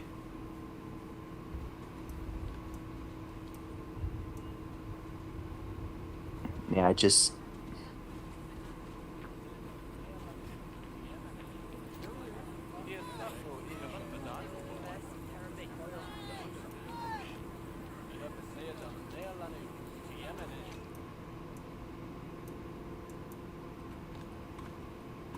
yeah, you guys are getting you people are getting a very close look at the hyena there. Yeah, Be very lucky they're not technically dangerous, but yeah, yeah. That's interesting because striped hyenas can be like fully tamed apparently. that makes sense. Yeah. I I mean, I guess there have been attacks on people, but I mean, Yeah. it's still a large predator, so it's kind of something to kind of keep in mind there. Yeah.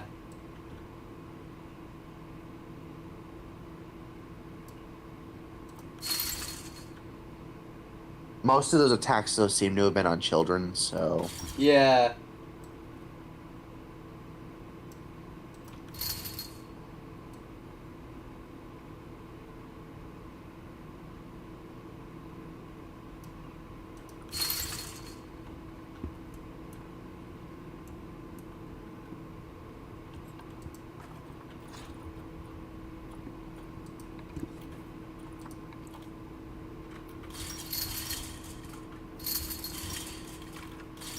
yeah. Granted, from what I understand, it's like hyenas tend not to view humans as prey. Neither do painted dogs, but Nope. They don't. it is interesting. Actually, So I remember watching videos of them doing of like rangers doing walking safaris and having painted dog packs like come upon them, and then the dogs just like not caring. yeah. Yeah, so the thing is with hyenas, if you're laying down, they'll like try to eat you, I guess. That If makes it's in the sense. wild. Yeah. Yeah, they're very It's a height. opportunistic like that. Yeah, it's a height thing. If you're taller than them, they're intimidated. Yep.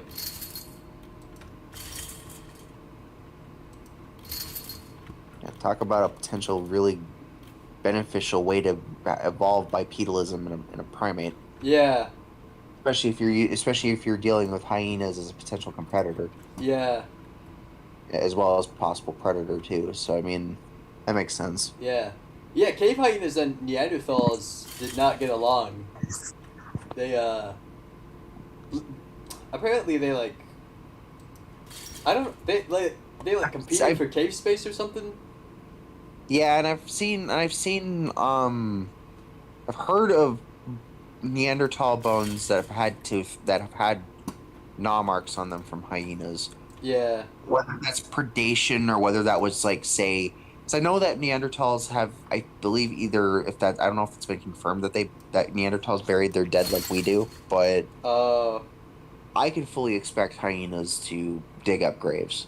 yeah, They do do it that. now. Yeah.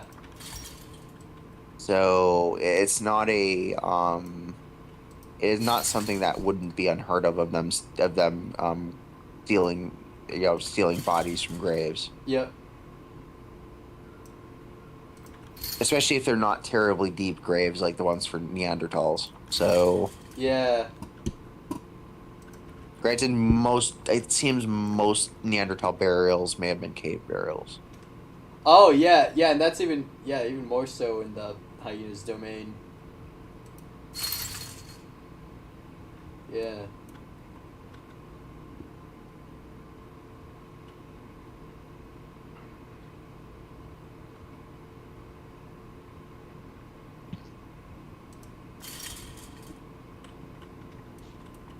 Yeah, but like thinking about also like Homo habilis, which was living alongside at least one species of crocuta, whether it's modern spotted hyena or whatever Hmm. reported extinct species might be around. That I'm still not certain we're ever going to get a clear answer on, because a lot of the proposed extinct species have been Lumped into at one. least within. Well, they've been within like the reasonable size variation for spotted hyenas, so Oh. it's a little hard to gauge whether or not they're their own thing or whether they're the same thing as spotted hyenas are. Modern, at least by the modern species, at least. Yeah. At least with cave hyenas, they have a consistent amount of defining characteristics with them. So Yeah, definitely.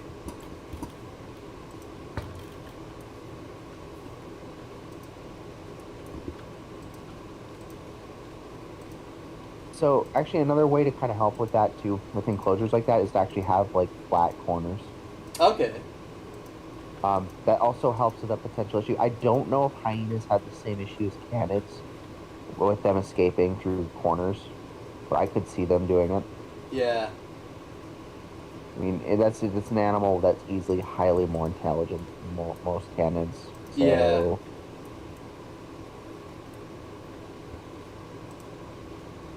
says quite a bit because cannons are highly intelligent themselves, but not to the same degree that most hyenas are, especially spotted hyenas. Yeah, spotted hyenas are crazy intelligent.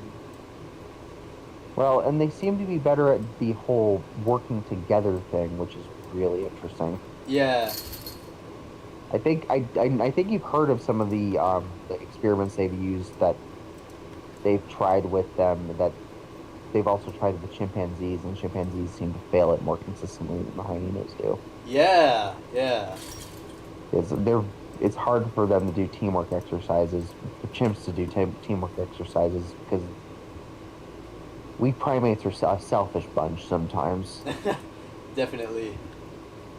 And hyenas are weird than that. They just really, I don't know, like, if it is just really for the good of the like clan because they do compete amongst themselves within Yeah. the hierarchy, but like they're a lot more like primates in that way. But But once they have things sorted out, like they're really good at cooperation. yeah, well, and again, like chimps, they employ fission fusion hunting. Yeah, totally. Which is actually an interesting trait that they actually share with dholes. They do the same thing. Yeah, yeah. Yeah, dholes do fish and fusion type hunting as well. So it's what actually helps them be successful hunters. Because if it's, I think I know with hyenas, it's usually if it's something small enough, they'll usually just not bother saying anything to anybody, Yeah. so to speak.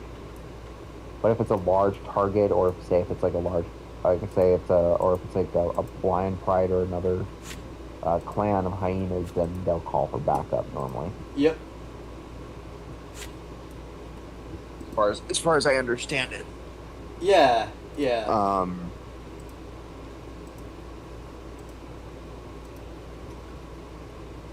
Yeah, I remember Denver Zoo recently had a little while ago posted a video of one of theirs actually doing a whoop, Oh, cool. and it was quite loud. So, well, I wasn't sure if it was a contact one or not, Yeah. but I remember it was a really loud whoop that they were doing for their spotted hyena. One of their hyenas was doing. I've actually never heard a whoop call in person before. Like, I went to Busch Gardens like a bunch of times and spent like many hours with them. Yeah, I never heard it. That's. I've heard the laughing. Oh, and the really? mooing. I've heard the laughing, and the mooing. Yeah. Was that out of Africa? That Like was when out they're of feeding? Africa, Okay, yeah. that makes sense.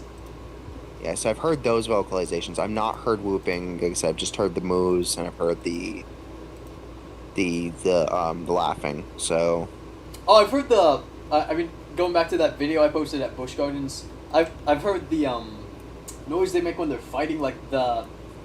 It's sort of like a scratchy bark in a way, if that Yeah. makes any sense. Like when it's a kind of a weird groan. Yeah. is what they make when they're being attacked. yeah. Well, I'm actually kind of surprised that they didn't laugh either, because that is very much a stress response. Yeah. Like that's why I was thinking like, you know, it's not super serious fighting. Like it's just dominance assertion. But yeah, I mean there was a little bit of a chuckle. It was like really high, not high pitched like like not like that. Yeah. But it was like a high sort of giggle. It was like a series of like short Yeah, it screeches was- in a way. Yep.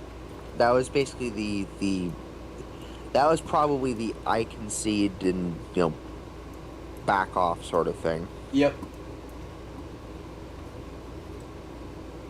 But it seemed I saw that video and it seemed like that she wanted to make her point. Yep. And yeah, I was actually wrong. So that wasn't a male and female. That was the grandmother and mother of the. Yeah, so it was two females. Yeah. So it was a mother and daughter. Yep.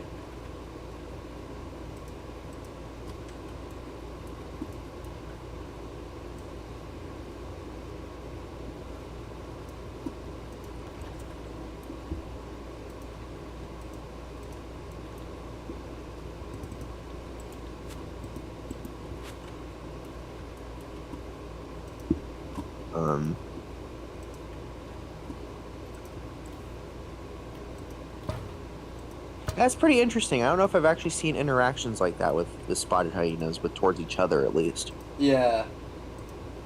It's not often that you see that sort of stuff. Yeah, that was really, really intense, and I was really lucky to see it.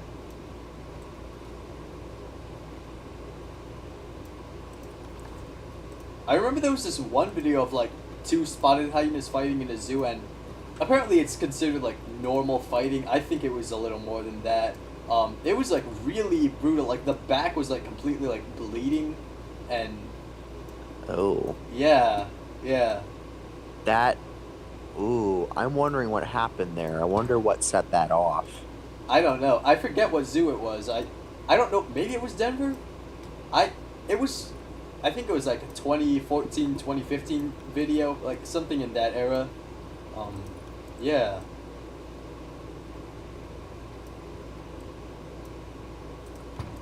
Like if you look up hyenas fighting in zoo, you'll probably find it, like on YouTube. It was definitely on YouTube. Yeah, that's interesting. Yeah, that's yeah. I'm trying to think of what. Maybe it was possessiveness over food. Maybe Definitely could be. Yeah.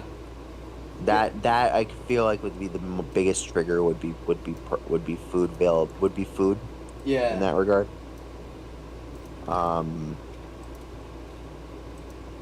It was around like midday.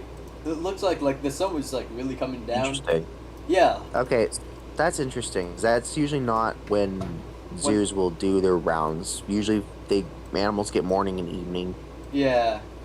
fed in the mornings and evenings. So, at least the carnivores do. Yeah. So, that's interesting.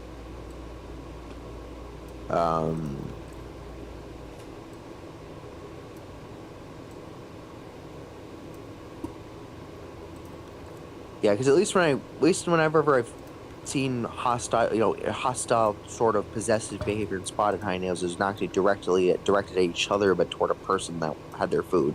Yeah. That out of Africa, because that's just kind of a natural reaction of theirs. Yeah. But yeah, no, this was like very much at each other.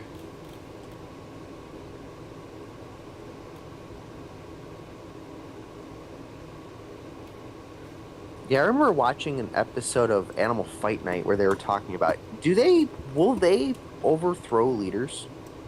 Very rarely, but yes. Okay, so that is a thing that they do. Yep. So sometimes you'll have like a coalition of like say a mother, like a slightly lower ranked like mother and her like daughters, that have stayed within the clan. Females almost always do. But yeah, they'll like group up together, and sometimes with like another coalition that's slightly lower ranked, and then they'll like approach the matriarch, usually when her own cubs aren't around to like back her up, right? And then yeah, they'll pretty much overthrow her. Sometimes that results in her like being pretty much kicked out of the group entirely, and then she's kind of forced to be on her own. Yeah, it's very rare, but it does happen. Yeah, could never imagine that they would make me think them more like macaques. Yeah, That's very similar behavior. I've heard from macaques doing that too.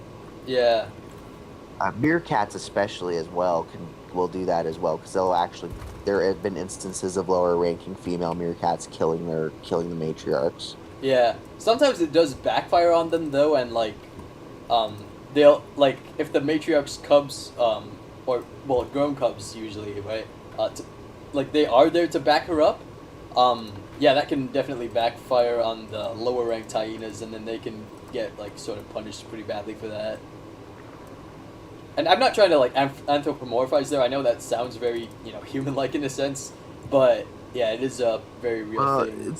It's really hard to describe. Their behaviors are incredibly complex, so it's really hard to kind of describe that in a very Objective way, like in a very objective, very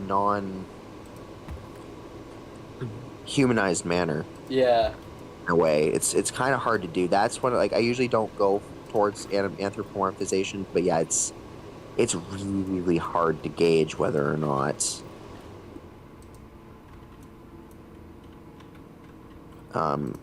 hyenas, because spotted hyenas in particular are really their behaviors are highly complex, so it's really hard to kind of gauge. Yeah.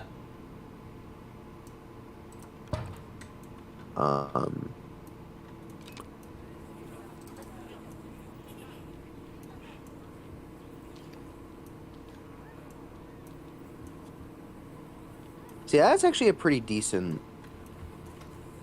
I mean, hyenas like what that was not there a second ago. Yeah.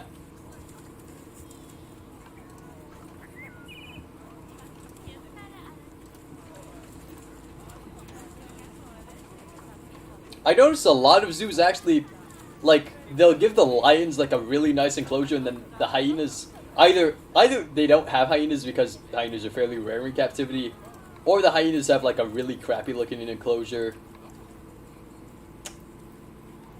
And that's why whenever you see like enclosures that are like zoos with enclosures that are like like flex enclosures like Denver or soon to be Phoenix, Yeah, thank the lions for giving the hyenas a decent enclosure. exactly. And yeah, same thing at Busch Gardens.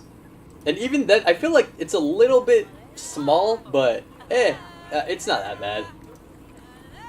So yeah, Phoenix has 2 different sized yards, so Yeah,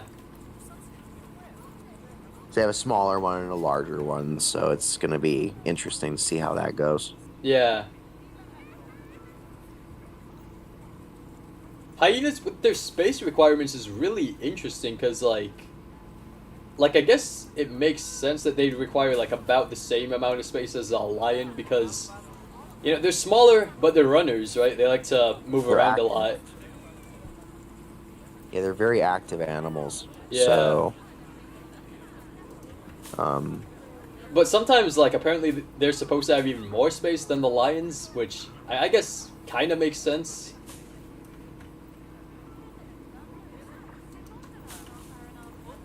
I would say in-game, though, the space requirement is a bit too much. Like, it's really out there. isn't it around the same as most of the cannons in game, around 2,000 square I think so, yeah. meters? Yeah, I think that's because I think that's what a lot of the cannons need. Yeah.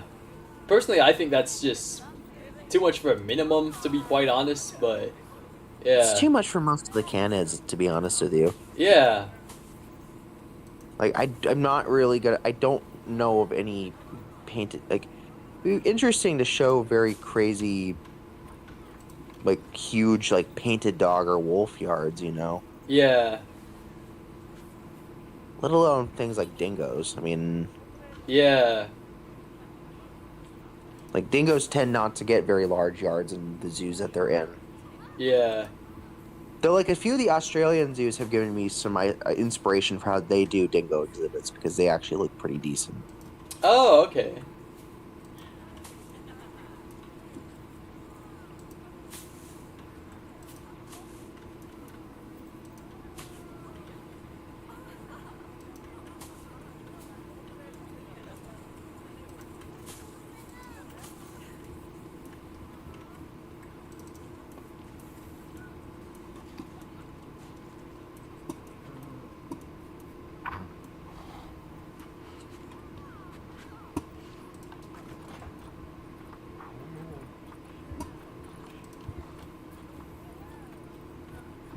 And is already investigating the new grass. That's pretty cool. Yeah.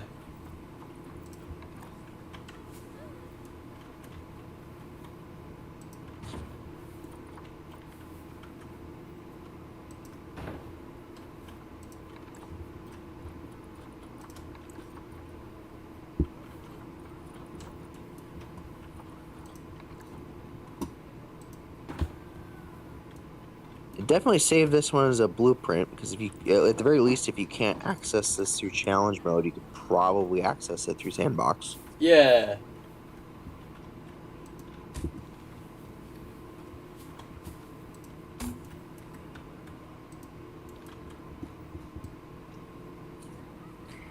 So you know that, like, The meat one is actually kind of cool too. I've actually used that for Oh, the rotation spotting line feeder. hyenas in game. Yeah, that one. Yeah. 'Cause it's fun watching that animation play out. I know it's a similar one to what the cannons have, but I mean, I guess that works. Yeah. It kind of reminds me of like those videos of hyenas trying to steal from leopards that have like hung their kills up. Yep.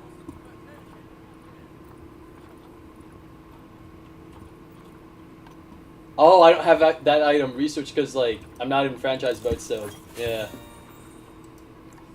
Like that's the thing I do like about franchise mode, is like it saves your progress, like Oh. like you can carry it on into like different zoos and stuff, and you'll still have like all the items and building pieces that you researched.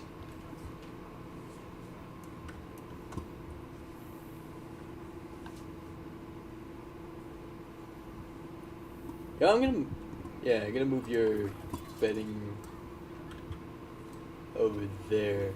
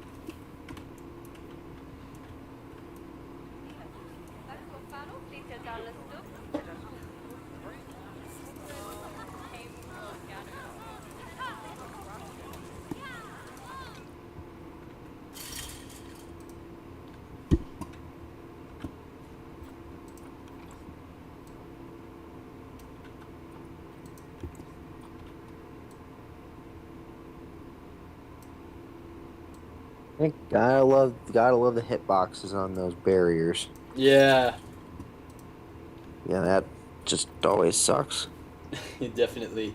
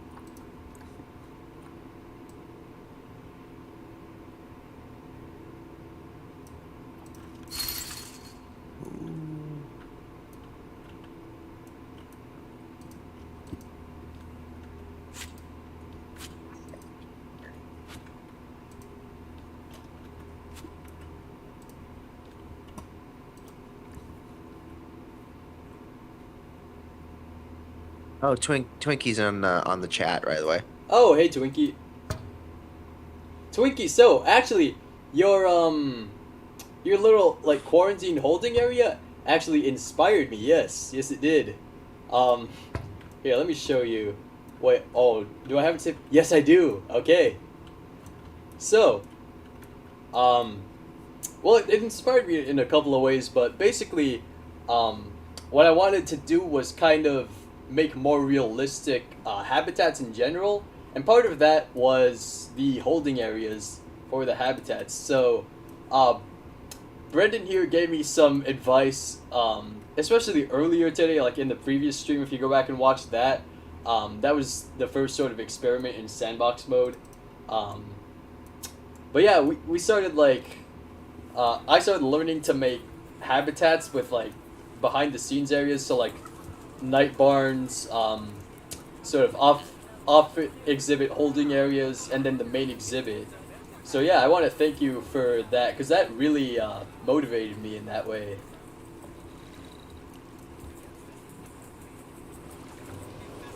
I wonder if my hogs are still alive. Oh yeah, they are. Oh, they're just... Yeah, perfect. They're just sleeping right in the barn. Good piggies. That's wonderful. Yeah. At least they're. I mean, geez, does it like just like does this like take forever for the hoglets to just grow up at this point? I guess so. It's been a long time. It it cannot possibly take very long for these guys to grow. Seriously. Definitely not in real life. Yeah. No, that takes a couple years Yeah. for full sexual maturity. They can reproduce though at less than that. So Yep. that's what's interesting about that. And as I've mentioned before, that's why it makes pigs so successful. Man, still no other striped hyenas on the market to give this guy company. I mean, I know there's well, they can be solitary, but yeah, Yeah. still kind of Most depressing to see zoos them alone. most zoos exhibit them as pairs. Exactly.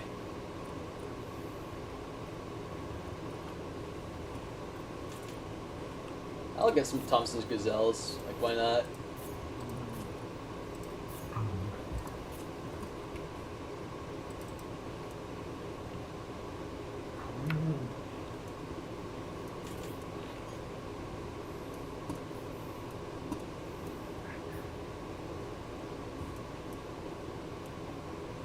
So, Twinkie, I see that you say that you have no ideas for doing Aldabras. So, for Aldabra tortoise exhibits, what I did in one of my first builds is I actually kept them with lemurs.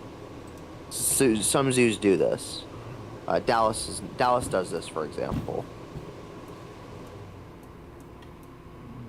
So, they're definitely a good idea to have them in a mixed species exhibit. Though they don't have interspecies enrichment in Planet Zoo proper, but it is possible to keep them together without any issues. So,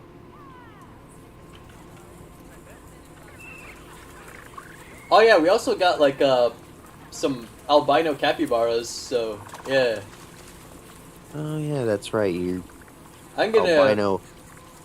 Well, actually, no, I'm not gonna release it to the wild. Yeah, that'd be very cruel. I'm gonna release the regular one to the wild.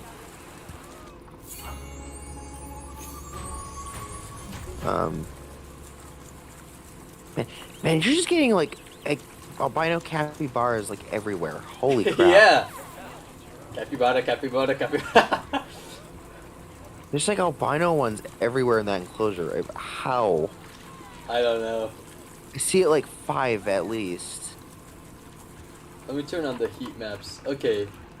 1 baby, 2 adults. I see at least. Oh wait, no, those look like flowers. Never mind. I thought there Yeah. were three babies just sitting there. No, I think Okay, there so was there's like at there least was 3. Yeah. Yeah, 2 parents and 1 white baby. I thought there was 2 white babies, but I guess not. I hope nothing bad happened to it.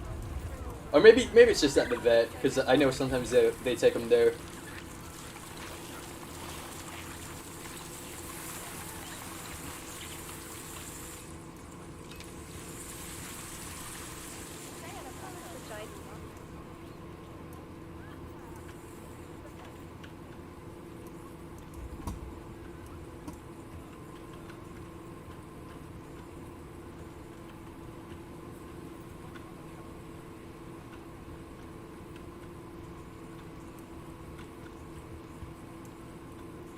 Oh, it's raining. Yeah. That's nice. I thought he was gonna go inside of the barn, to be honest, but I mean he's underneath the mesh, so he's like semi-sheltered. Not really, but could be worse. That was actually interesting too. Like I was making exhibits, and like it had started raining, and I noticed that the African penguins actually start using the shelters that I made for them when I did that. Yeah, that's cool. Because I made shelters that are very similar to like. I cheated a little bit with this one, but like they're shelters with multiple entrances, so they look like multiple individual like artificial burrows that zoos use for breeding penguins. Oh yeah, yeah, I've seen those. But I basically cheated and just made it into a single shelter, but just have multiple entrance holes. Yeah. Oh yeah, 'Cause that that's works. right. Busch Gardens But has they- a bunch of African penguins.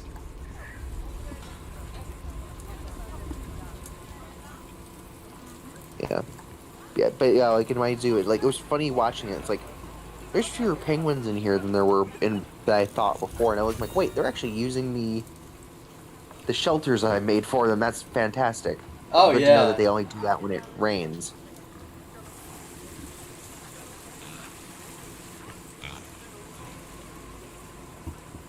Well, at least you're getting people using umbrellas. Yeah.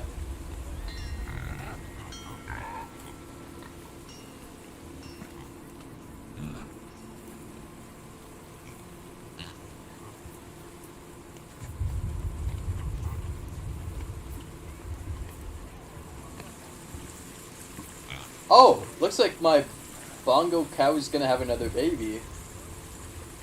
Oh wow. Hey, though, at least the bull's gonna have.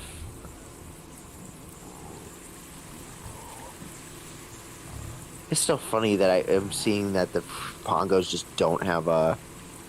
The hitbox. They just don't have a proper hitbox, which is fine. Like this doesn't bother me, but Yeah. because I'm better. It's better this way than the other way around, where it's like they have too big of a hitbox, and they can't really do anything in an enclosure. I love how it's just like the horns poking out the top. Just, it's funny because like with the bull, it's literally half the face because of how Yeah. much bigger the bull is.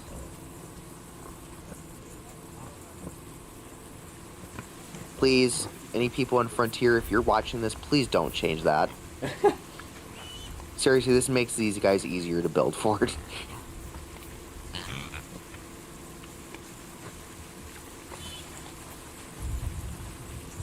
Yeah, exactly the point, Twinkie. You did that with camels not fitting anywhere because their hitbox is enormous.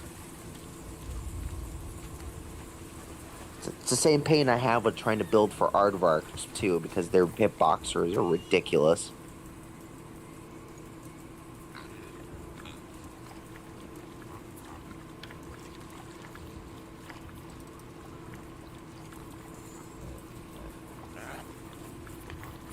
Hey, there we go. Yeah. Half. Do you remember that guy Bongo Hardwood? I've heard of the guy, yeah.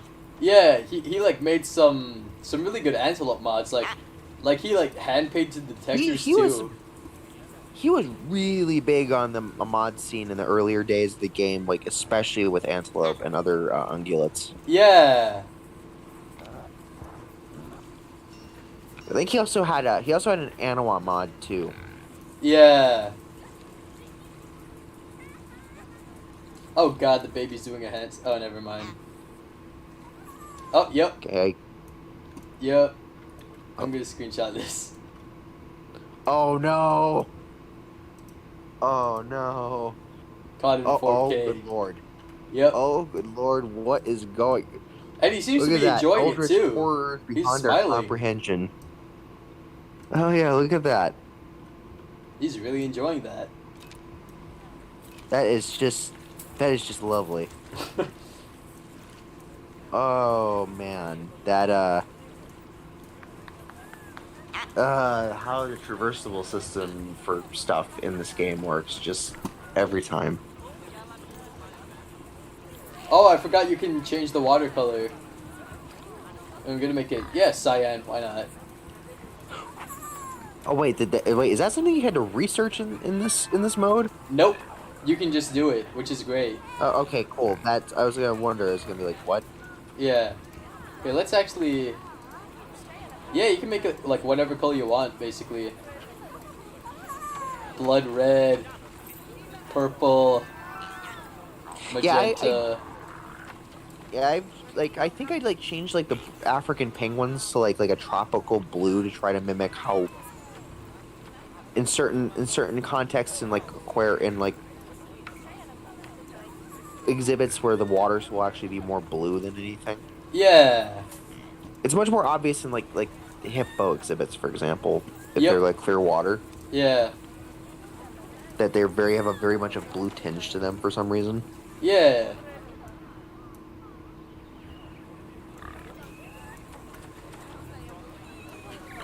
Speaking of that, actually, have you ever seen the Madagascar short Mary Madagascar? No, I haven't. I think it's on Netflix, right? Yeah, okay. There is a scene in there where Gloria is essentially huffing chlorine. Huh? Yeah, it's a little weird. I'm just like I see that, I'm like just like why? Oh no. I'm like thinking to myself like Central Park Zoo staff, why are you putting chlorine in your hippo pool? Oh yeah, yeah, that's right. She's just in the swimming pool. Yeah. More or less with underwater viewing, yeah. Yeah. I mean, underwater viewing, not bad.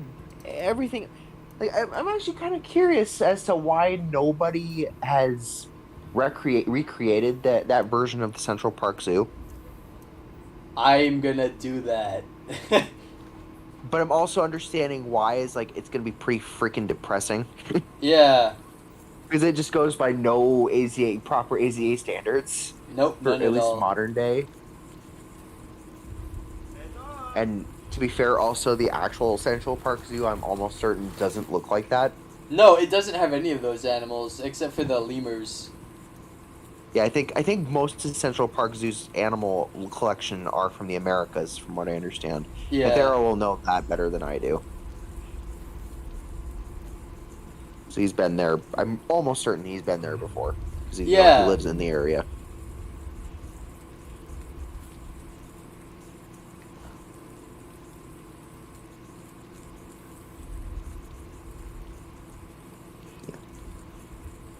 I mean, what's interesting is that the Penguins Christmas special they did was like the first Christmas special they did Oh yeah.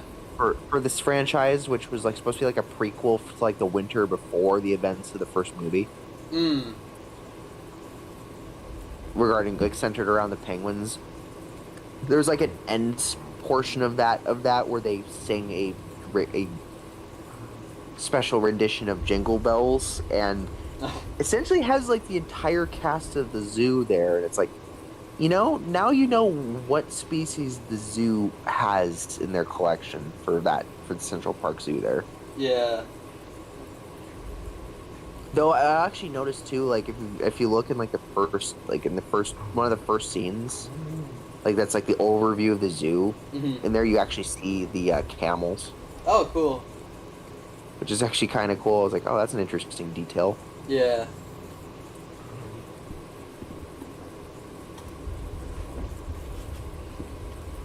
Twinkie is saying the hyena remaster looks a lot better. Yeah, definitely. Yeah, you can thank Old Country and Brendan in part for the feedback they gave. Mostly Old Country, Yeah. but yeah, Brendan definitely Old helped a Country lot was too. the one who knows a little more about me about this Yeah. than anything. Surprisingly, he's just as attentive to detail about the hyenas, just as much as old Big D here. So, yeah, He, yeah, he really, from what he has said, hyenas are among his favorites when it comes to animals too. So, yeah, I don't blame him. I mean, I don't. I mean, they're among my favorites too. Even though I don't know them nearly as much as some of you guys do about them, frankly. Like, it's hard because I think all of the especially spotted hyenas in particular, the biggest issues is a lot of the misconceptions surrounding them. Yeah, mostly the matriarchy stuff is like the widest myth. Oh yeah. Aside from them being basically obligate scavengers, which I mean, striped hyenas kind of, Yeah, not really, but kind of. They're closer to it than spotted hyenas are. I'll just say that. yeah. Like apparently, so I guess in deserts they scavenge a lot more often because there's not as much stuff to hunt really. Mm-hmm. But in areas where there is stuff to hunt, like I've seen them carrying bodies of like chatal deer, and granted they could be scavenged, but they look fairly fresh, and yeah, it's interesting. I've definitely seen one. I assume they predominantly scavenge where they overlap with spotted hyenas, though. Yeah, yeah, to avoid competition.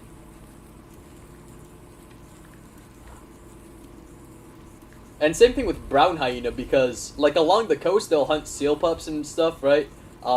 But Uh-huh. but like inland they're mostly scavengers or hunters of like very small things like aardvarks and granted they're not that tiny, but you get the idea. Like not huge things Yeah. like antelope. I actually saw a trail cam video from Waterhole of a brown hyena was getting cornered by two spotted hyenas. Oh yeah, I've seen that. Yeah.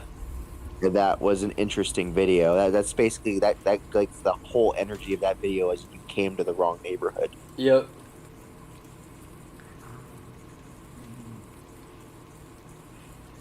But it's interesting hearing the vocalizations of brown hyenas because they are very different from spotted hyenas. I think they're closer to striped hyenas in terms of vocalizations, but I've never heard a striped hyena vocalization other than like one growl. Actually no, I've heard of like a broadcast call.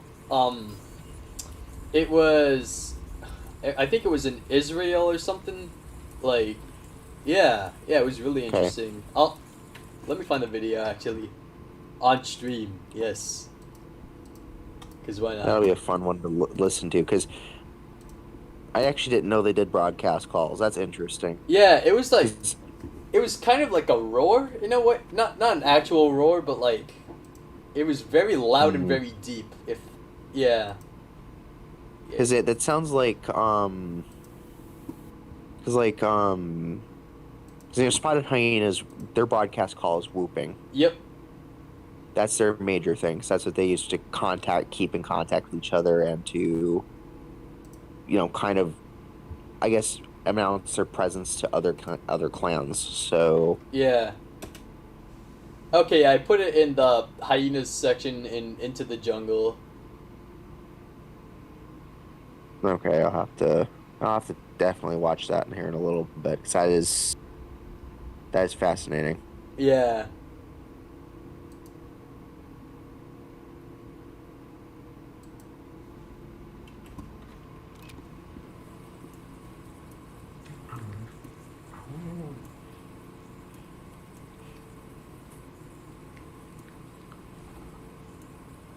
Yeah. Yeah, like a lot of the growling that I was hearing from like the brown hyenas is very similar. A lot of the low moans, Yeah. yeah, it's very similar. It's more of the stay away sort of thing. Actually, that is actually speaking of brown hyenas. This has actually been a big question. Don't both brown and striped hyenas actually include fruit in their diet? I believe so, yeah. Okay, 'cause that's what I was thinking. I was like, I think they do. They aren't. It's like spotted hyenas generally don't, but Yeah. that's more of the fact that they hunt more frequently. So Actually, funny enough, when I was at Busch Gardens, I saw them, like eating some cabbage for whatever reason. Like that's part of their enrichment for some reason. cabbage. Yeah. Well, I don't know how much of that they probably ate and how much of that they just ripped up, but Yeah. I guess that works. I mean, Yeah.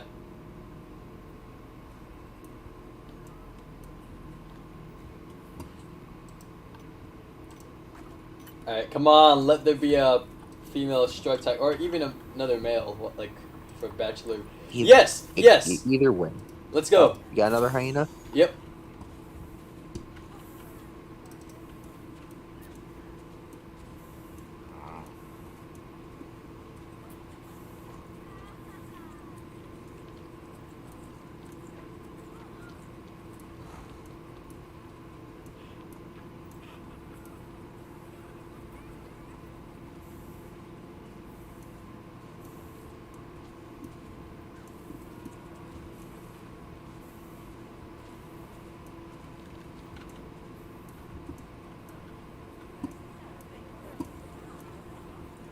To be honest, I didn't even know how deep this was. Like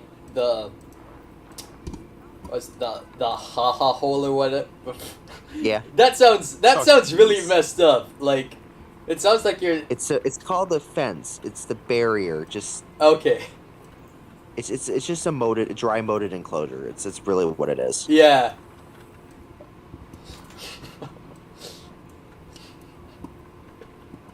I think at Busch Gardens, like for the cheetah, like they have a long strip for it because you know they have them run, but like they have this like little they have some dens down there in their dry moat, which is really interesting. But yeah, I figured that would work very well with things like hyenas because yeah. I mean that's something they do. Oh my god! Of course he's injured. Right when he arrived. Ah, dang.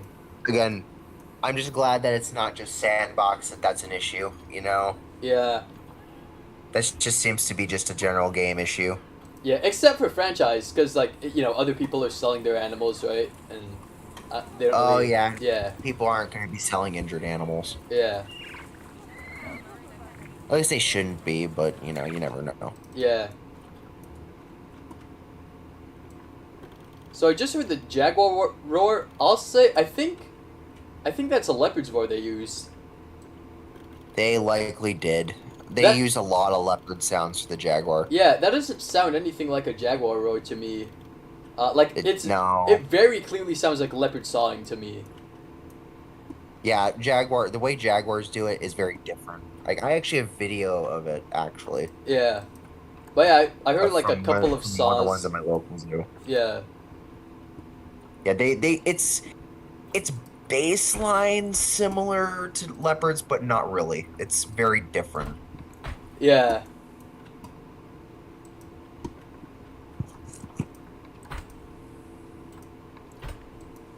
Um.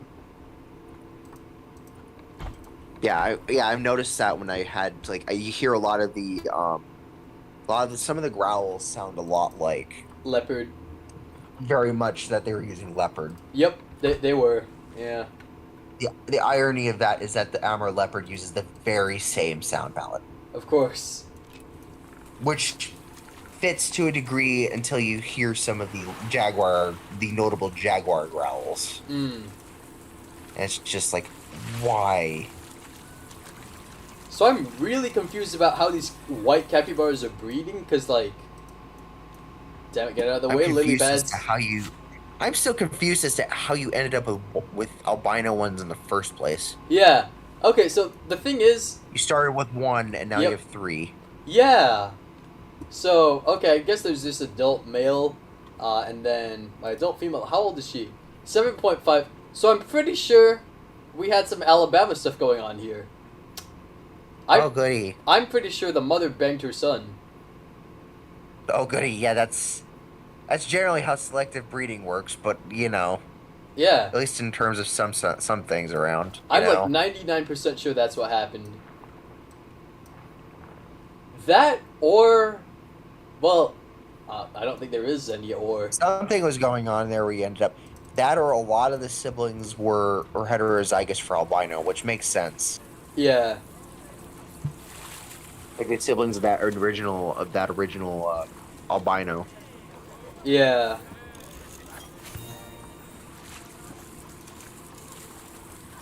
But then she was the only albino one that I had, so yeah, something.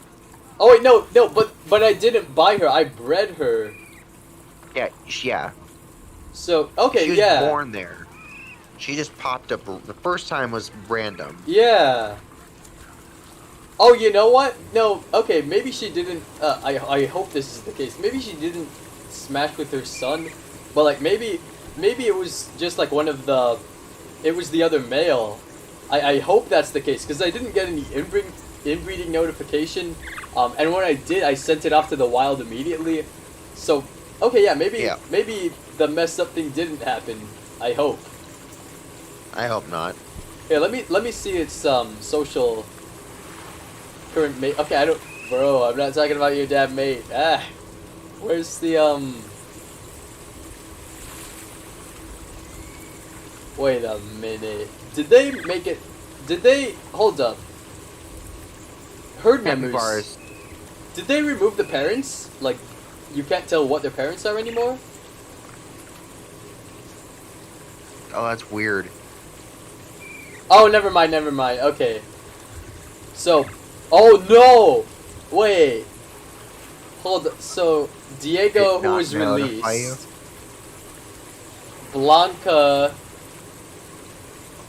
Blanca. Like, it had an exclamation mark next to it, so I don't think that's good. Oh no. Oh, so that gene pool is probably millimeters deep at best. Yeah, like, okay, yeah, this one too. Blanca is the mother. Oh wait, actually no, that Blanca is the sibling. Oh yeah, because I remember there was two, right? So, wait, Wow, you're like a lot of other Planet Zoo people that just selectively breed for albino Yeah. albino animals. wait, Just like it happens in real life. hold the heck up. How is that your sibling and your parent? That doesn't make any sense. Huh? No. Didn't notify you that they were about to be inbreeding. Oh no. Wait, how can that be a sibling and a parent at the exact same time? That doesn't make any sense. Huh? I'm trying to figure it out. There is a way that happens. I'm trying to figure that out in my mind a little bit. Oh no. Wait. Don't remember this. Okay, wait, hang on. So this other white one, Blanca is the mom too. Wait, what? What? That means that she likely mated with either one of her offspring or one of her siblings. Oh no, probably both, because one's a male. And she's pregnant Oh, boy. again. Oh no, and as Twinkie has put it, sweet home capybara. Yeah. Oh no. Oh shit, I released the wrong Red River Hog. I released Well, the female. Now I Yeah. have multiple males, I think. Right? Yep. oh, fun. That's no good. Yeah, oh, okay. They're Well, fighting. to No. be fair, I do have a Wait, I- no, is that fighting or is that mating? I released it. The stream's slightly behind, but yeah. Okay, gonna release all of these. Okay, okay. So I'm back to a male and a female. Let me see if they're related. Okay, good. Yeah, they're not related to each other, so they can breed. Fantastic. Okay.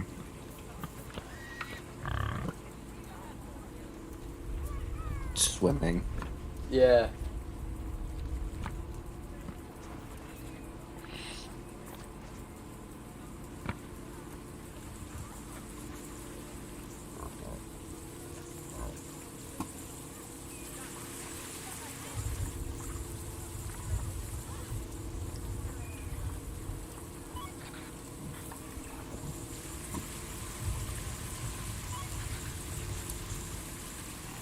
Oh boy, the jaguar habitat is damaged apparently.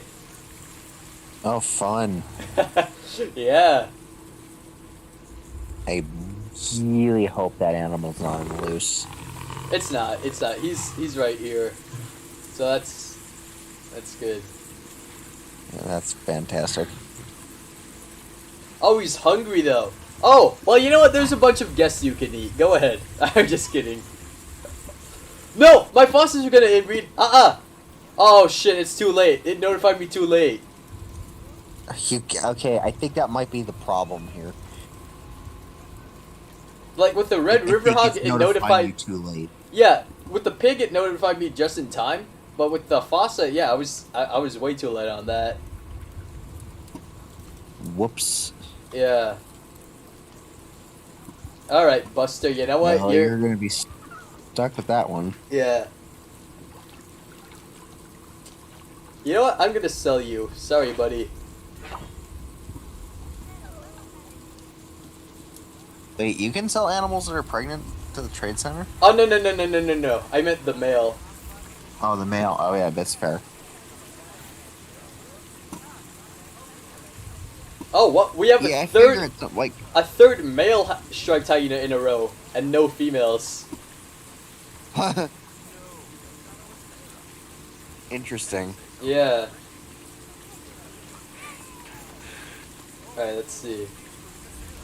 Alright, it's not franchise mode where I can sell them for ridiculous amounts. Oh well.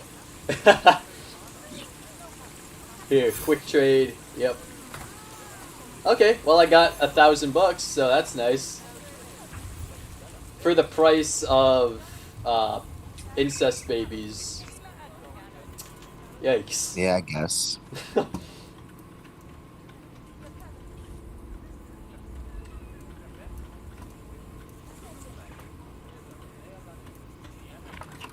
Yeah.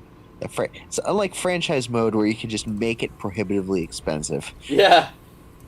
Oh, hey, the two male striped hyenas are like getting along.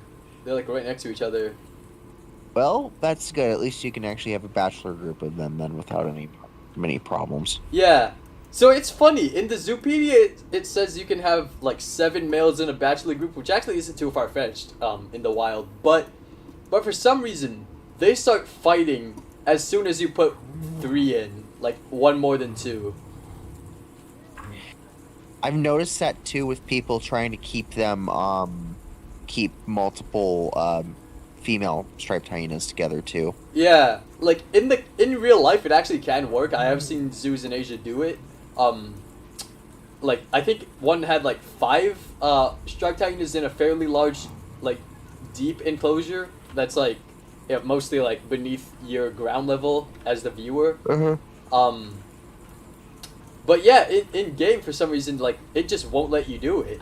And I don't know what's up with that. Like, I'm hoping that's a bug that they can fix, but I don't think they will.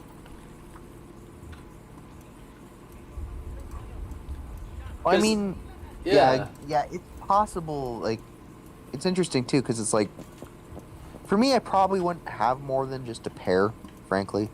Okay. I mean, just as kind of my thing, just to have just only a pair of them. Like, when I did, my African carnivore area in one of my previous builds a little while back, I had actually 2 separate clans of spotted hyenas. Yeah, yeah. So I had three females, and then I had one that was 3 females and one that was a male-female pair. So Okay. that's I kind of did it based on what some other zoos have done. Like Denver has multiple clans technically. That's the one I was gonna bring up. Yeah. So being that clan could be consistent as little as 2 animals in that regard. So Yeah. Yeah, it's weird how like the group names in captivity work. Like, yeah. well, and the thing is, like, I could see them being like seeing it being like an absolute disaster if you're trying to introduce unfamiliar hyenas to each other, Yeah. especially when it comes to females. Yep. Yep.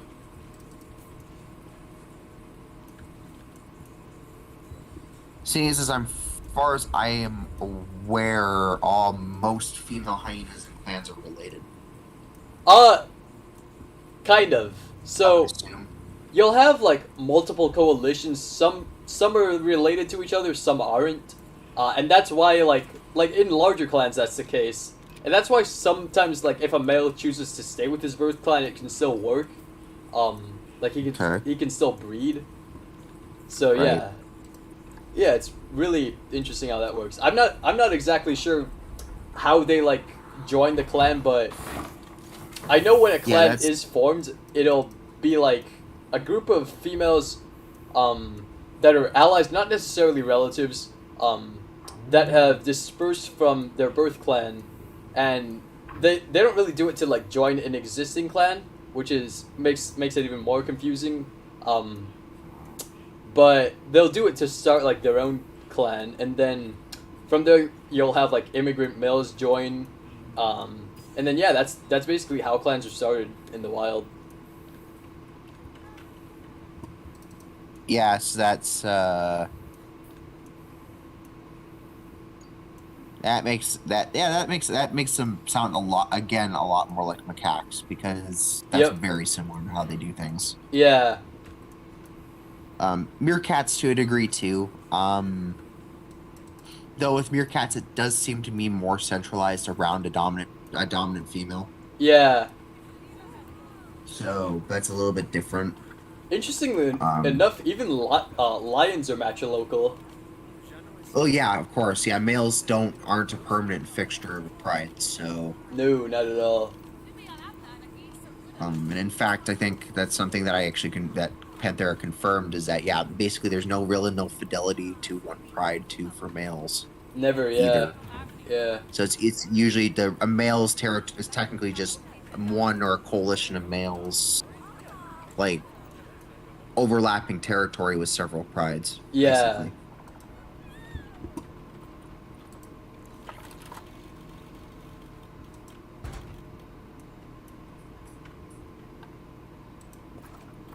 Capybaras about to inbreed. No! No, you're not! Okay, They're fighting, so... aren't they? No. Inbreeding. But this me time... again. This time, it did let me know.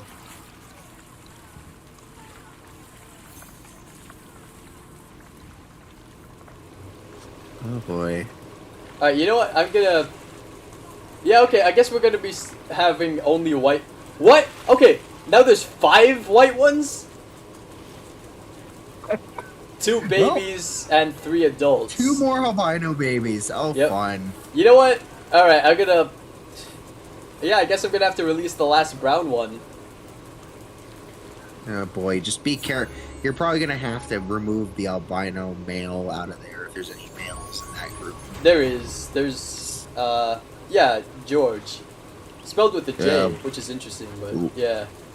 Oh, Jorge. Oh! Well, no, there's a J at the beginning and then there's a G, like after the R. I think that's still how you pronounce it, I think, from what I understand. Oh, okay.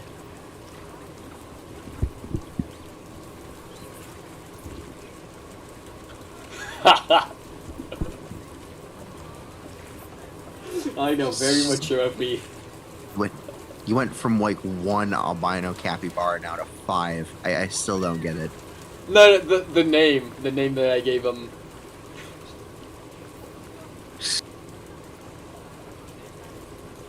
Oh god, I don't know what's wrong with my sense of humor. Oh god. I mean, Oh, why? you know what? That's not out of line with like what he did. Yeah, that you know what that suits you very well, Jorge.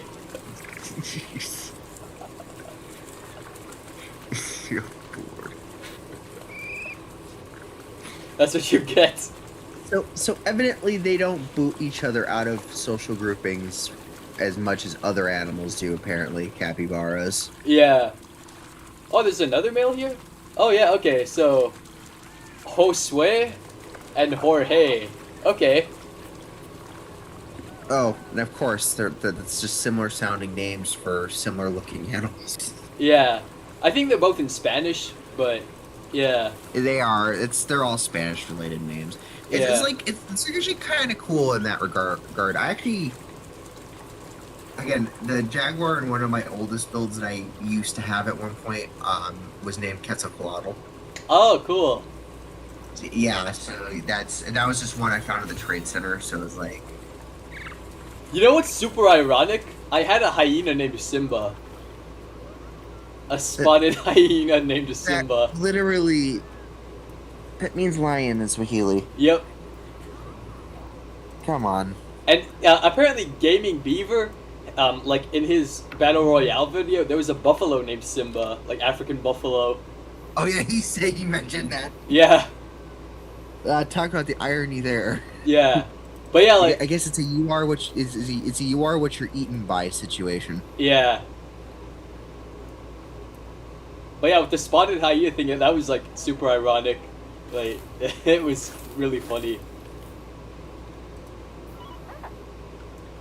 I can't work anymore. I need a rest this month. Shut up. I'm just kidding. Here, you know what? I'm gonna do the staff a little bit of a favor. Oh, wait, why did I put the small one down? I thought I had a big one. No? Oh, that explains it. Sorry, staff.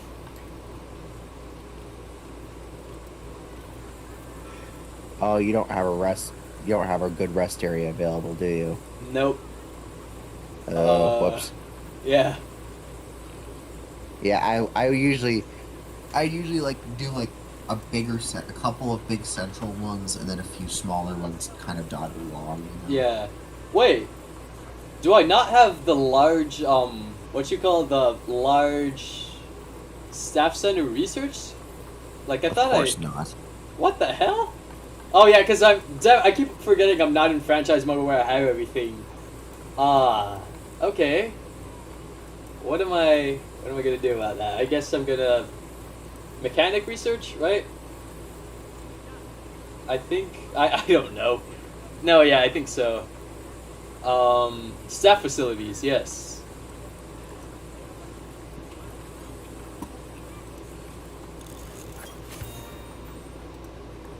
Okay, shelters and I'm climbing curious. is How almost many done. sloths do you have now? Are you still stuck with just 2? That's a good question. No, it looks like at least okay. 1, 2, 3, 4, 5, at least 6. Wow, you got a lot of sloths. Yeah. They were. Oh, what? No, I think it's more. Hang on.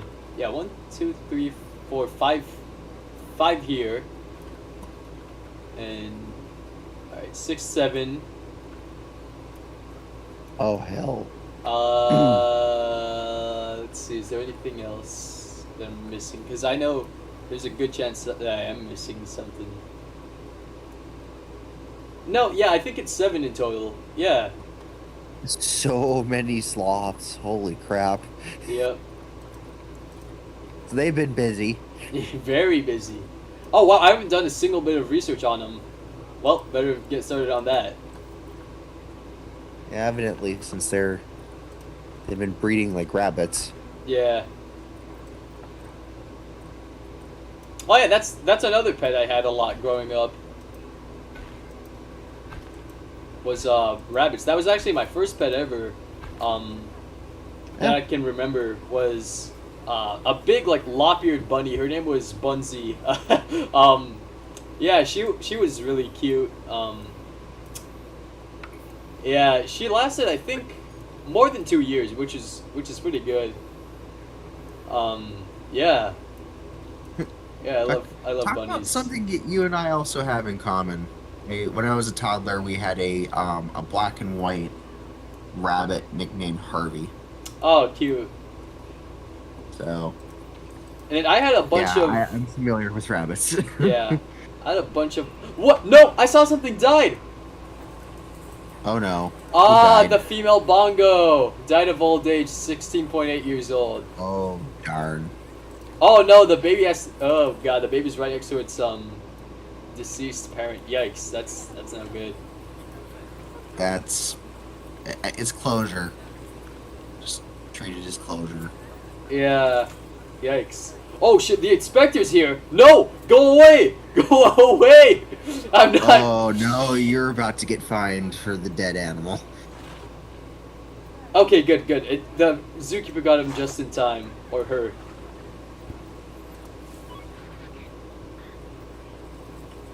It looks like you need to pick up another bongo cow. Yeah.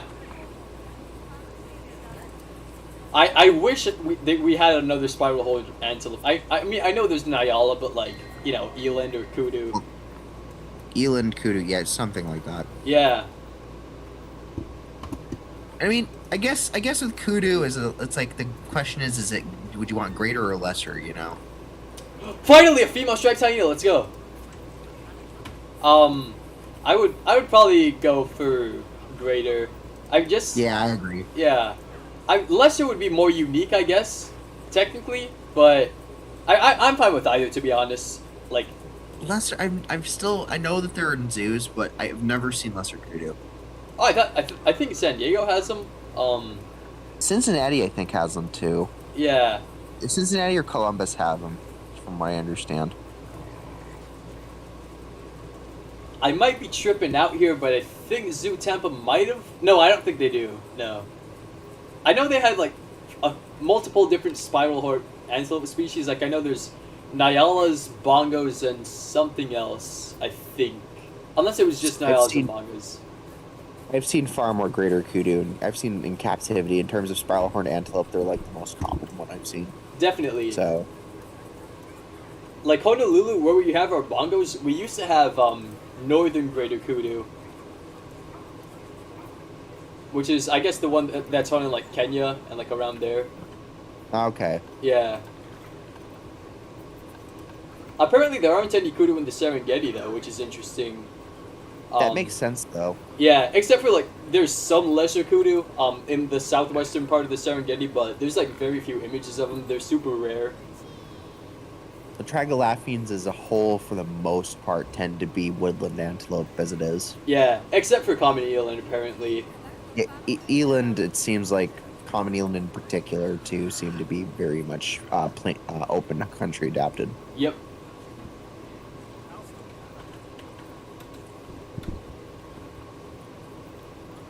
Oh, Binturong. Ooh, 2 female bongo. Ah, one of them timed out. Dang. Okay. Ooh, blue wildebeest. Oh, but there's only one. That's one of those ones you're probably gonna want more than one. Definitely, at least 3 in my opinion. If not 4. Like you need a decent herd. Okay. Okay, so we're gonna put the female striped hyena in here. Probably gonna have to take out one of the males just so they don't fight too much. Yeah, I'm trying to remember what zoos I've been to, what facilities I've been to that have had greater kudu, because there's been quite a few. Yeah. Wildlife Zoo has them here. Right.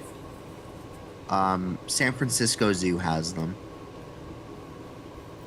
Cameron Park Zoo in Waco has them, and so does Dallas. Right. Oh, okay. That's cool. And actually, Como Park Zoo, they got them after I was there, but they have lesser kudu. Oh. Oh, you know what? You know where I've been with lesser kudu? Disney's Animal Kingdom. I think they have both species, don't they? Yeah, they have both species, greater and lesser. Which is interesting because despite their names, I don't remember if they're actually that closely related to one another. I forget. I think that lesser kudu are closer to Mountain Nyala. Yeah. And they also have bongos in that same area, like that forested area. Oh, okay. Yeah.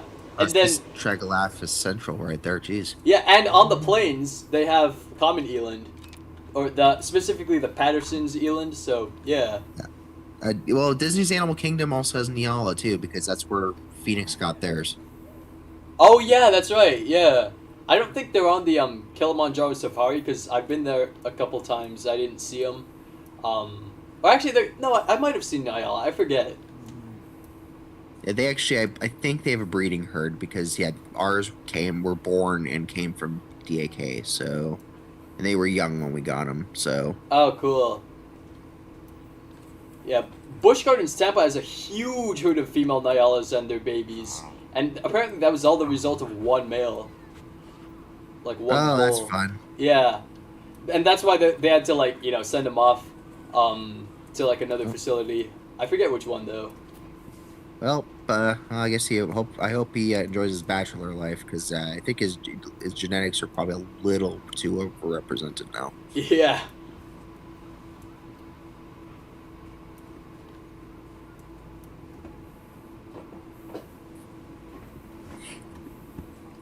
Yeah. So Twinkie, like when you refer about thorny and bush areas for kudu, that's kind of how I've seen it in captivity, at least with them. With kudu, they kind of stick towards vegetation more often. Yeah. It wasn't until relatively recently that I was able to get good pictures and stuff of especially the bull kudu. Yeah. Wildlife World do have, because they have 2 of them, because they have 2 separate enclosures. I don't know. Cedar Tongas are common, but Yeah. I may have only ever been to one zoo with them, but I know that they're actually more common than that. Yeah. Because I know Lincoln, Fort Wayne Children's Zoo and Maryland Zoo have them. Oh, cool. I think Maryland actually used to have a walkthrough exhibit for their Cetatunga until they got a bull. Oh, interesting. Having a bull there was probably Yeah, probably little dangerous. too dangerous. Yeah. I actually went through a walkthrough that had Muntjac, which was interesting. I didn't see him, but that was at the Brevard Zoo. There was also he was mixed with like kangaroos for whatever reason.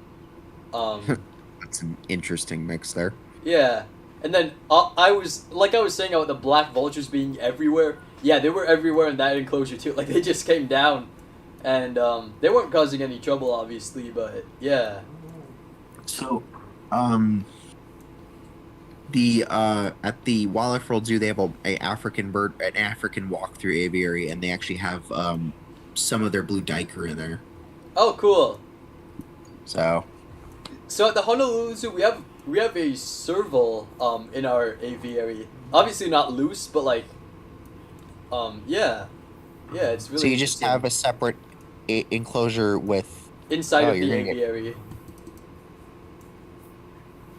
Or inside of the like. That's an interesting way to display them, at least. Yeah, they said it was like enriching in some way. I can't give you the details on that because I don't know jack shit about that. But yeah, I mean, I guess it's entertaining for the cat. I guess it's like I guess a weird live version of watching birds on television. I guess.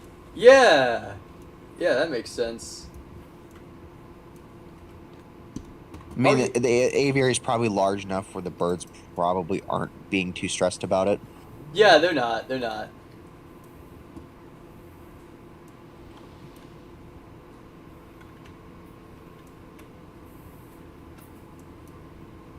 What does that aviary have for birds? So like I was saying, there's the Taracos and hooded vultures are together. All right. There's some weaver birds, I forget what kind. There's some gray birds, like, with, like, these really funny looking, like, feathers on the top of their head. Those are go away birds. I don't know if they are. Like, That's what they sound like to me. they, Or plantain eaters. one of those, I'm starting to think they're leaning towards plantain eater for those. yeah, hang on, let me actually look at the zoo's website. Because I haven't been there in, like, quite a while. I went there for, like, my 18th birthday with my family. But yeah, I was kind of just, if anything, yeah, kind of sad when I went there, really, because like so much exhibits were like empty. Yeah, the zoo is not in a good condition at all. Like as much as the people working there, like on Instagram, like to say it is, it's declined so much from when I was little. And yeah, it's really unfortunate too.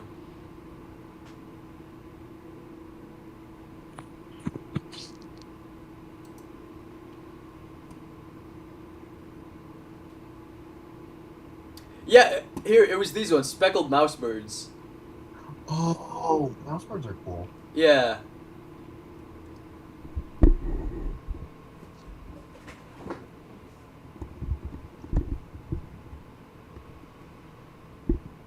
I'm still a little weirded out that you guys have Superb Bird of Paradise in their zoological collection. I'm Yeah. like, why? How? Let's see. Here, I'll send you the website for this. I guess I'll send in the zoology server. I think that makes sense. Sacred ibis. You guys have spoonbills. Okay. Yeah. We do. They're mixed. Oh well, actually, we have a couple of spoonbills. So one of them is it's in like a box aviary, if you will. Yeah. And then the other ones are mixed with some lesser flamingos, I believe. Okay. Oh wait. So do you guys have two species of spoonbills then? I think so. And we also have So you guys have- two different flamingos. We have American and we have lesser. Okay, In so you different guys parts of must the have- zoo. You guys must have African spoonbills then, too. I think so. Nicobar pigeon, Mandarin duck, Hawaiian goose, the nene, of course. Those have been making quite a comeback, which is great. Oh, Wildlife World is Nene as well, so I've seen those before. Nice, nice. Yeah, I've actually Nene are seen them pretty in the common wild. in the Lower 48, from what I understand. Like, there's a reasonable number of zoos with them. Oh, good. But yeah, I've seen them in the wild on the Big Island, which is Are they every bit as spiteful as Canadian geese? not really. Interesting. I mean, when I got close to them on, well, this was on a different island, because on the Big Island I saw them from a bus because it was on a school trip, but it was fairly slow driving, so I got a good look. I even saw some young ones with them, which is great. But when I was on Kauai, we went to this golf course that had some wild nene geese, and I got fairly close, and then they like bolted and started squawking. Like, they ran away, surprisingly. And I was like very small at the time, so I was surprised by that. Like, I thought they were going to be aggressive. I'm shocked that you weren't like that they weren't like meeting that your approach with like hisses and stuff like that. Yeah, no, they just kind of ran away and squawked a bit. Because Canada geese will fall and like look at you and start hissing at you. Yeah. Oh, actually, funny enough. And then if you get too close, then they might charge. Yeah. So before we saw the real nene geese on the Big Island, we saw like a pair of Canada geese actually, which are not native here, obviously, and yeah, it wasn't even like it wasn't in any national park or any like protected area. It was just like at this random park, and we don't know how they got there or anything, but yeah, it was really weird. The only two things I can think of are vagrancy and or human introduction. Those are the only two things I can think of. Yeah. And both are equally likely. So. Yeah. Oh yeah, we have the pueo, the Hawaiian owl here. Short-eared owl. Yeah. Okay. Yeah. And the Hawaiian hawk too. The Hawaiian hawk that we have, it's I don't know if we still have her, but she was injured female with a broken wing that can't really be released to the wild. So that's a bit unfortunate, but I mean she's got a decent life, I guess, for a rescue animal. I vaguely think that we have one or two facilities here in the U.S. with Hawaiian hawks as well. And they're incredibly rare here, so I don't know. Yeah. Oh, actually, I've been very lucky. On the Big Island, we saw some wild Hawaiian hawks when we went to visit a sanctuary that has Hawaiian crows, which are extinct in the wild. Oh, right. Yeah. They've tried to reintroduce them. It hasn't gone well. Some of them have been killed by those very hawks. That's not fun. Yeah, no. And some of them just like died somewhat like, you know how sometimes they'll just kind of die if you know what I mean, like when you release them. Yeah, that's happened. And I haven't kept up with it. That was back in like 2017, I want to say we went there, because I was in 6th grade. Yeah, 2017 or 2016 we went there. And yeah, that was really interesting to see them, and kind of sad because, you know, it was essentially the last ones on Earth. I think they're like partnered with some facility on a different island, Maui, that's like trying to breed them back. And like apparently San Diego is trying to help out too in a way, but I don't know the specifics it's gonna of be that. rough. Yeah. That's gonna be rough attempting to reintroduce them. I We think had a similar issue with attempting to reintroduce thick-billed parrots into southern Arizona. Yeah, I think the total number of Hawaiian crows right now is like 50 in captivity, Okay. which is not too bad, but seeing It's how not great. yeah, especially seeing how quickly they die when we do try to put them in the wild. So yeah, not good.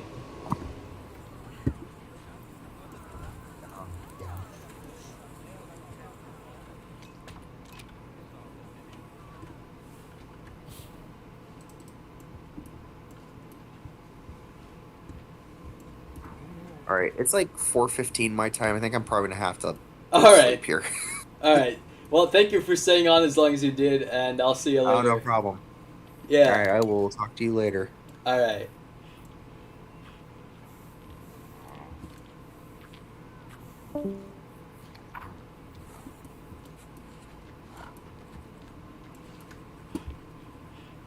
Oh wow, yeah. Oh wow, it's 1:13 a.m. for me. Wow. You love the modem, mate. Thank you.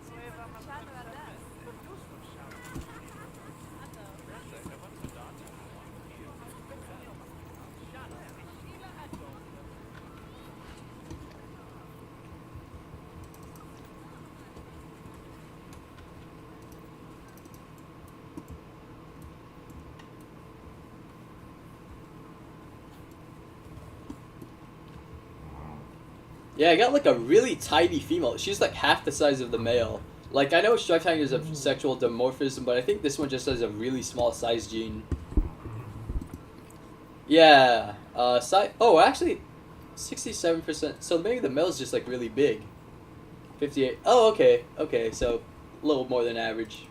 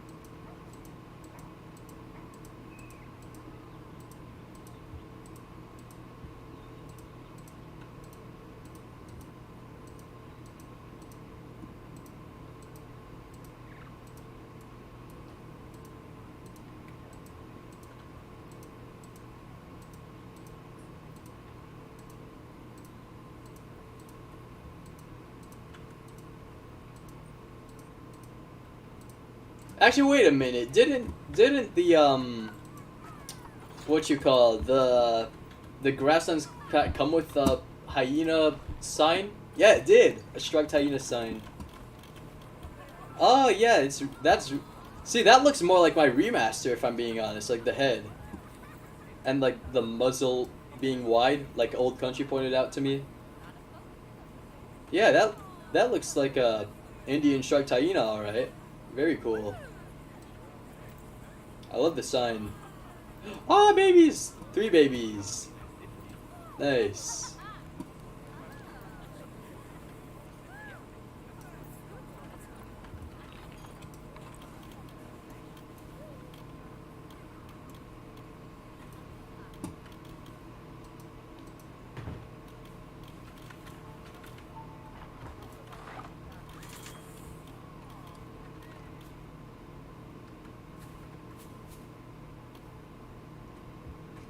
I'm just kidding. Well, I wonder if I could have. Nah, I was trying to like make it look like they're playing or like they're next to each other or next to each other kind of works. Wait, imagine it's just like a conga line. Like he just never stops.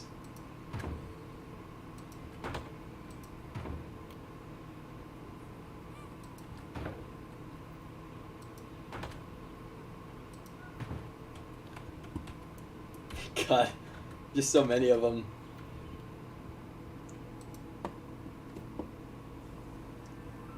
"1:13 p.m. Ah, okay, okay, that makes sense. So you're like 12 hours apart from me.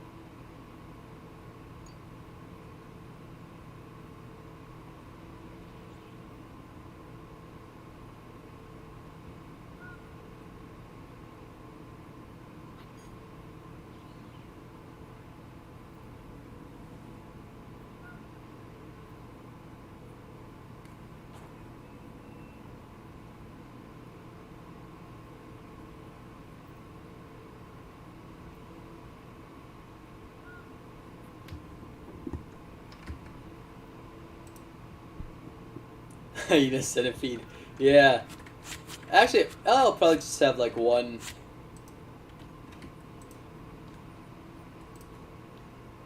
Wait, why did I not set up viewing here? What the? Okay. Oh, oh, better close that. Better close that before they get any ideas. You seem pretty sneaky to me.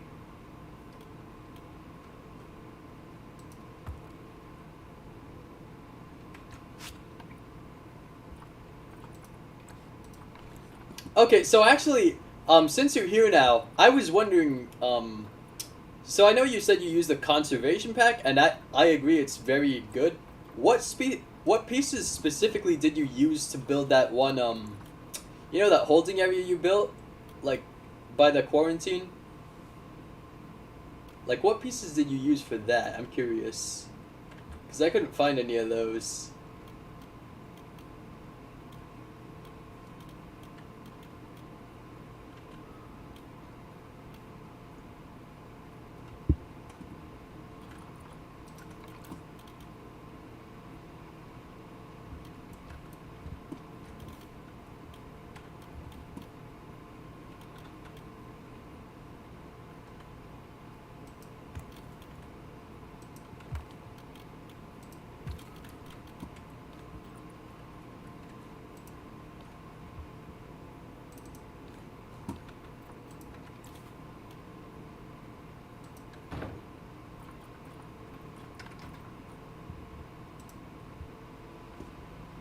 Oh, interesting. Okay.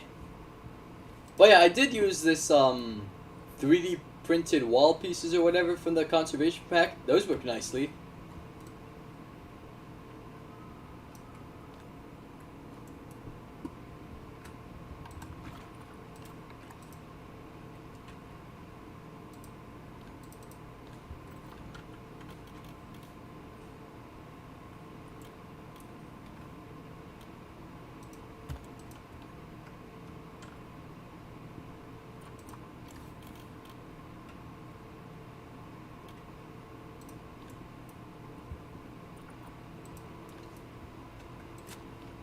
Like I like the sort of texture they have to them, and they're flexi-colors too.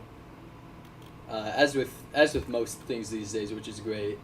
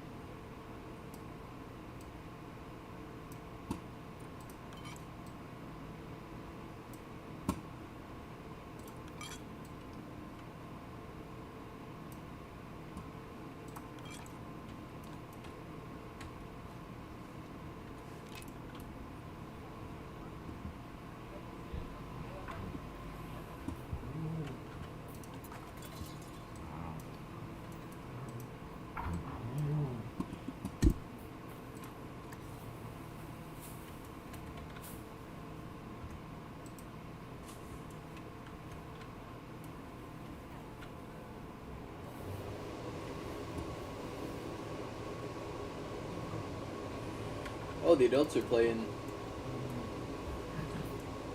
I like that little playing animation.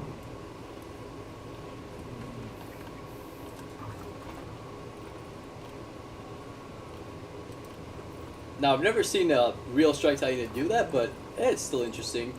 And it doesn't look like uncanny or anything. So yeah, it doesn't really bother me too much. At all, really. Like, yeah. Looks cool.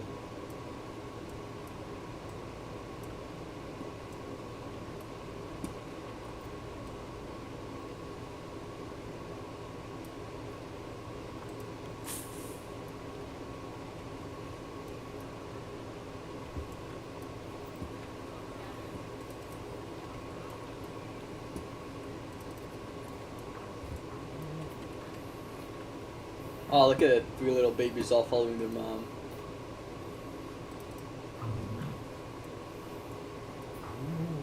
let's see what variants we got. Tan beige, and let me guess. Tan beige. Okay, all tan beige. Cool. The variation is very subtle, but I do like the sandy one, which is kind of the default variant. It's like slightly more orange tinge to it, rather than like just pale, sort of grayish like this, you know, like just pale beige, which still looks nice.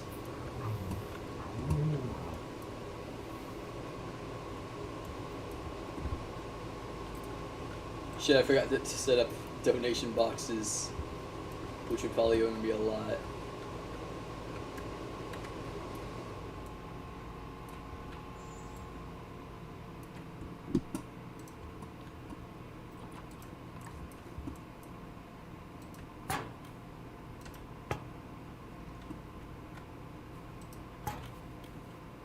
Ah, yes, the incest capybaras, of course. Can't forget about them.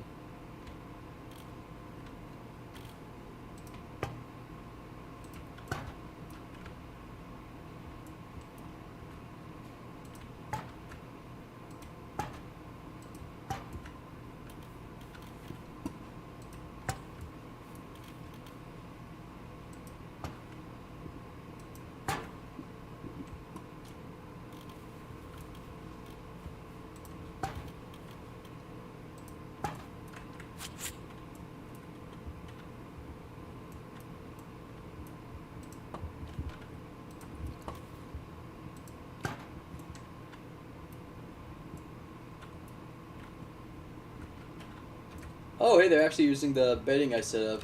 Very cool.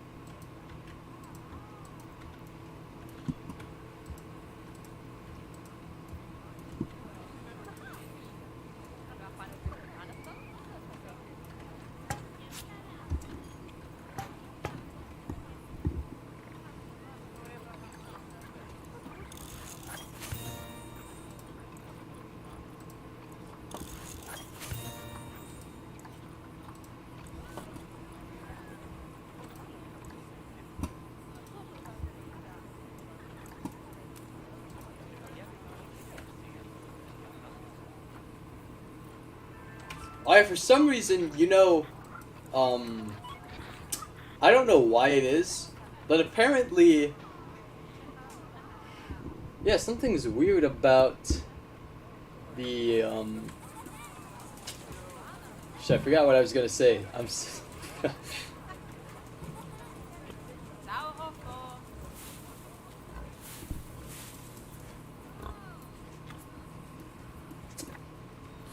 Something was like not working that I was surprised by. I forget what. Like, I totally lost my train of thought there.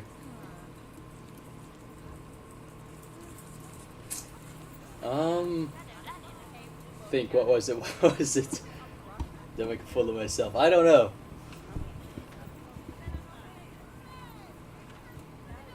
Oh yeah, no, I do know. Okay, apparently for some reason the blueprints don't work.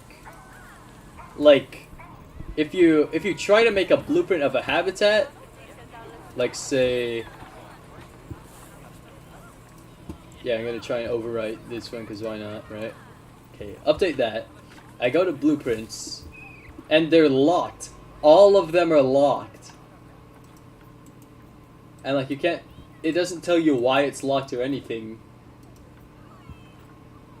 But yeah, all the habitat ones that you make on franchise or challenge mode are locked. And you can't even place down the ones from sandbox mode. So it's just, I think challenge mode and franchise mode have that issue where like they assume the items you have in there are like, you know, they require research or something. But even if you have already done the research, like it just does not work. And I don't know what's up with that. I'm surprised I haven't seen any more like reports on that. Oh, we got the whole family here.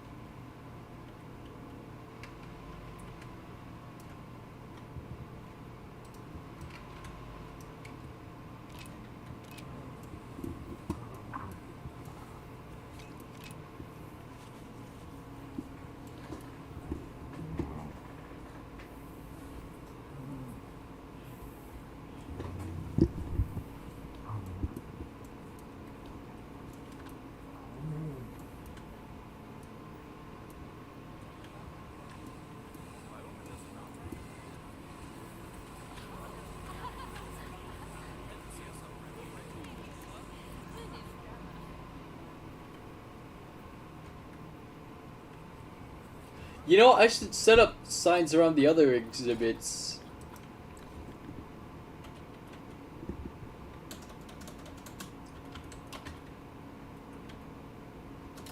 Wait, what? I thought there was a sign for the Red River Hog. Hang on. Content pack. Tropical. Oh, you know what? I probably have to research it. Which is really dumb, but oh well.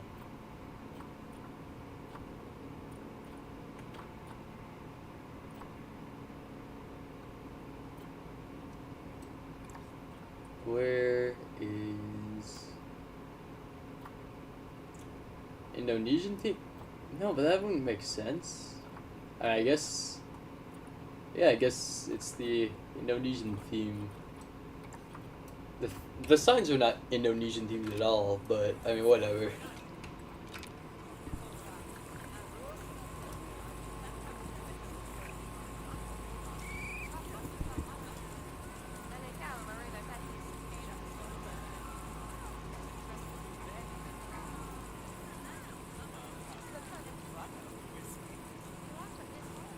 Blueprint research thing. Well, that's the thing though. Like, I have every item researched. Like, that's the problem.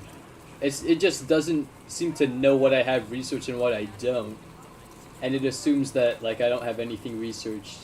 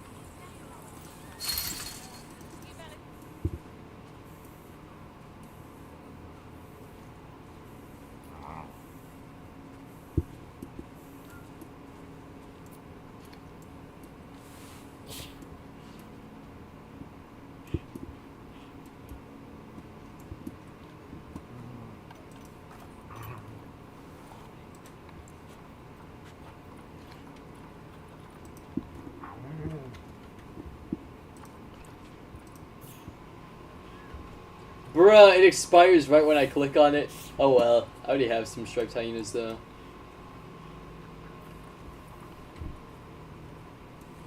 But yeah, just right when I click on it. Of all times. That's not very nice.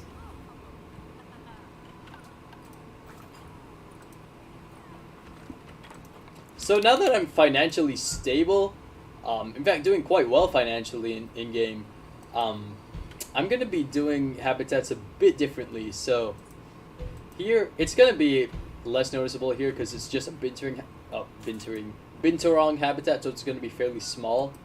But basically, what I'm going to be doing is doing what I did for the striped hyena habitat, and what you call the mixed herbivore habitat, the Congo herbivores.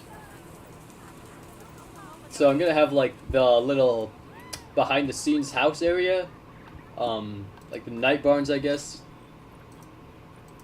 and then got it. And then from there, I would make the holding area, and then the outdoor area, which for Binturong probably wouldn't be any different from the outdoor area, but I mean, I'd have to double check with like Brendan or someone who knows more about zoos than I do about that. But yeah. So yeah, again, Binturong is very, very like small animal, you know. So I just kind of give them something like this for their behind the scenes, like their little night barn.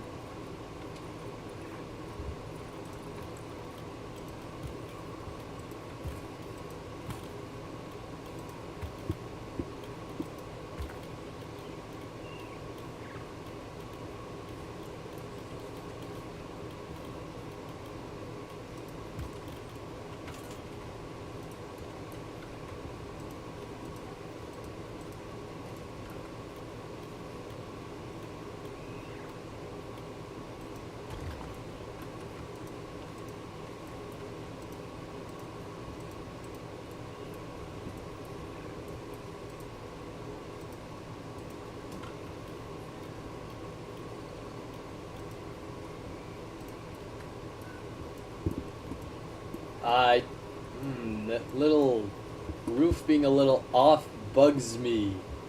Yes, it does. It's like, I know there's nothing I can do about it. Oh, actually, no. Yeah, I take that back.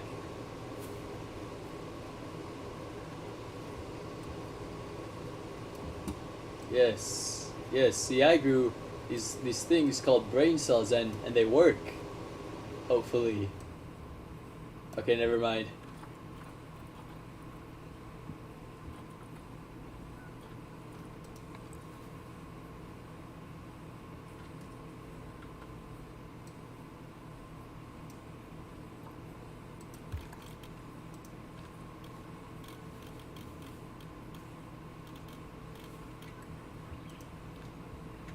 Okay, you know what? Fine, whatever, that's good enough.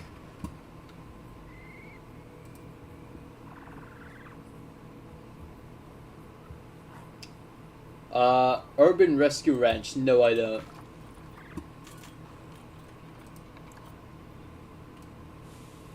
Why, what makes you ask that?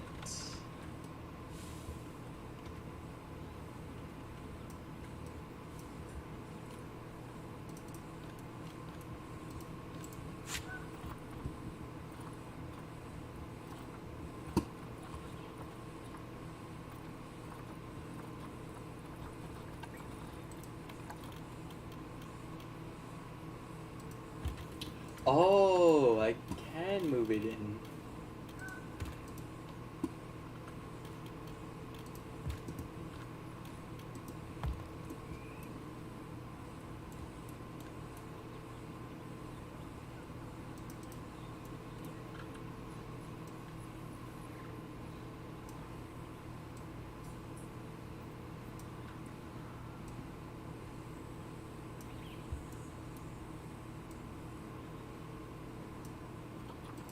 No, no, no, no, not again.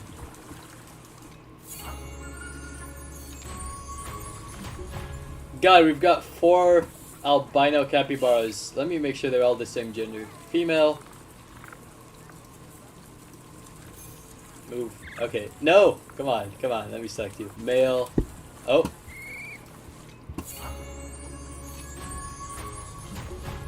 male.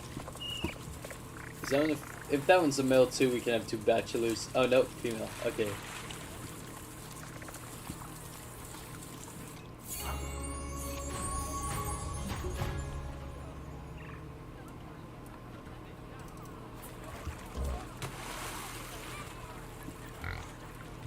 Ah, yes, my pigs are swimming in my pure cyan pool. Does look nice though.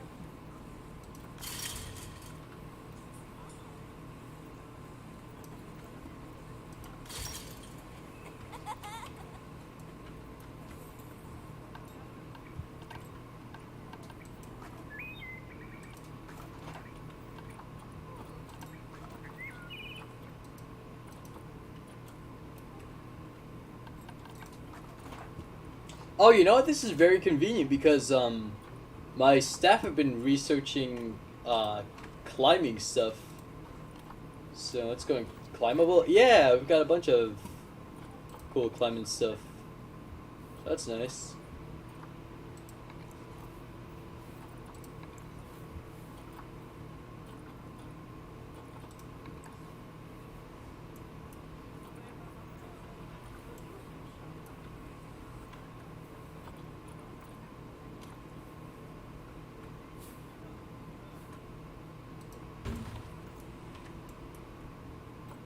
So that one can be in the sleeping area.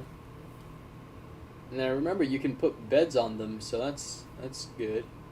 So you can like sleep up there. Actually, I'll just use this. Yeah, this one's okay. Yeah, that one's the best. This one put out here. Okay, I know that's way too big. Lemur climbing frame. You know, that can work for a binturong, I think.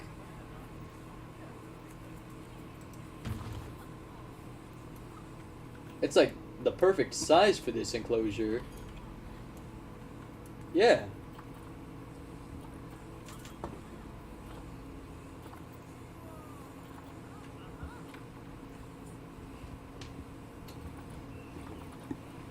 Alright, now let's look for items that'll fit our binturong.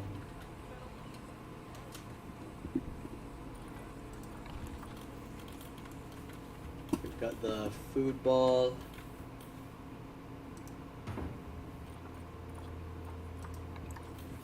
Cardboard box we can just put up there.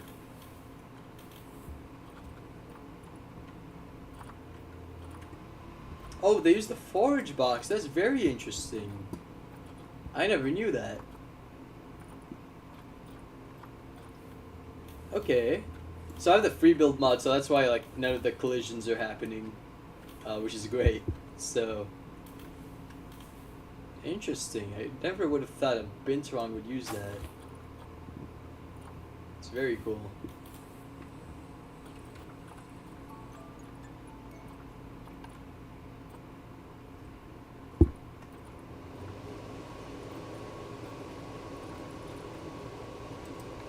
Herbs, okay, oh yeah, because they're omnivores. Alright. Can have them.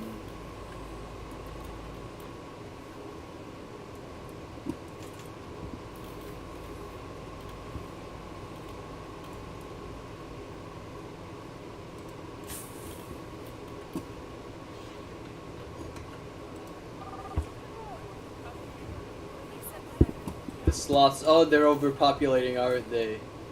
Holy moly, that's a lot of sloths. 1, 2, 3, 4, 5, 6, 7, 8, 9, 10, I think? 10 sloths? That's a lot. Yikes. Yeah, okay. Time to release some of them.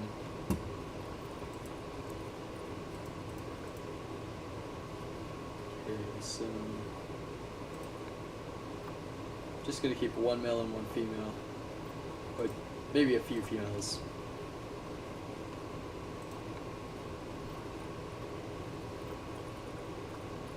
Oh, alright, well, back to the trade center, I guess.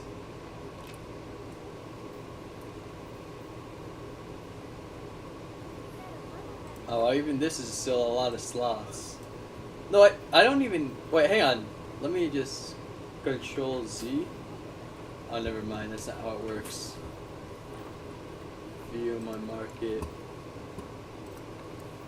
1, 2, 3, 4. Okay, yeah, so I did have a total of 10.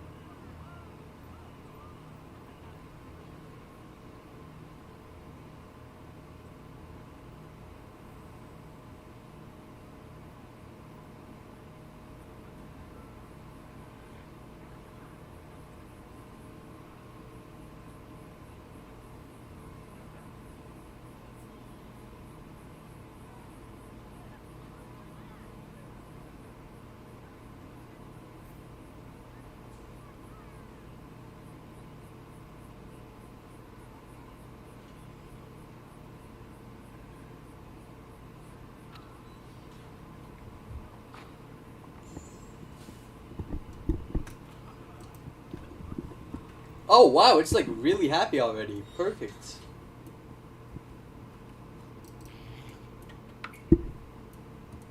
Yeah, I'll say the fixed Binturong it looks really great.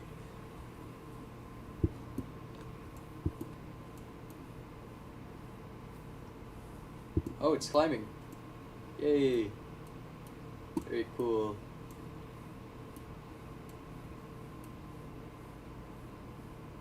One of the best Feliform models in the whole game, for sure. If not the best. Like, because all the other Feliforms, the hyenas and the cats, yeah, they've had it rough. Actually, the meerkats are Feliform too. That one's pretty good as well. Not quite this good, but pretty good.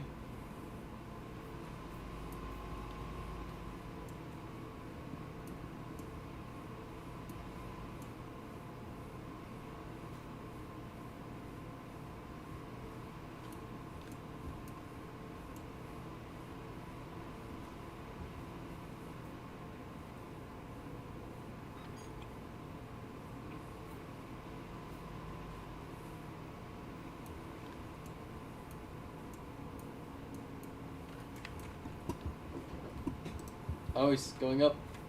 Or she. It's a female, right? Oh, it's a male. Oh. Wow, he just knocked his box over.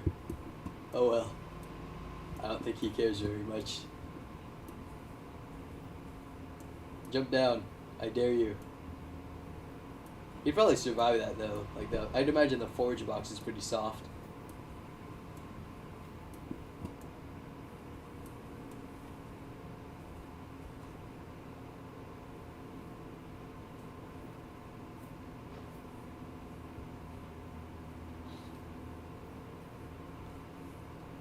Yeah, the climbing system is still very wonky in Planet Zoo. Oh, I totally forgot the Fusa's Feliform. Indian Animal Pack. I'm sorry to break it to you, but like, that's probably not like what would that even have other than Black Buck? Like,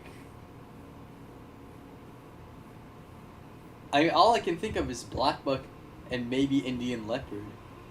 Like, I don't think anything else would have that. How much does it cost you for making animal models on Roblox? Usually the ones that I don't make from scratch myself, usually those cost around like,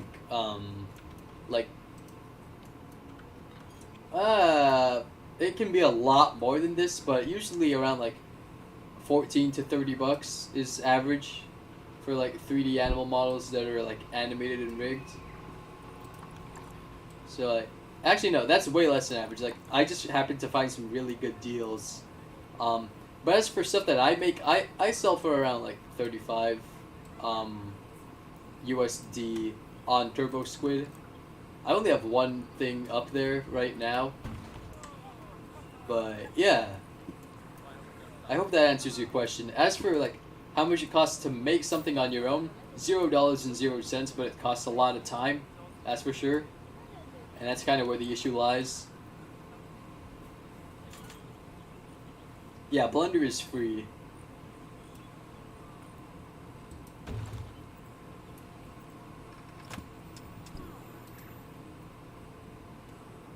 Black Buck, Nilgai, Chital Deer, Sloth Bear, Indian Ringnet Parrot, and Spottoon. Gar. I see. Oh, and hi Lucas. Yeah, I'm still streaming. Probably not for too much longer though. Maybe even a Muntjack. Oh, that'd be cute. Yeah. I think most of the demand from the community right now is more so focused on Africa. Like, as we were discussing earlier with the, you know, like the antelopes, like the spiral horned antelope, so either eland or kudu. Let's see, what else?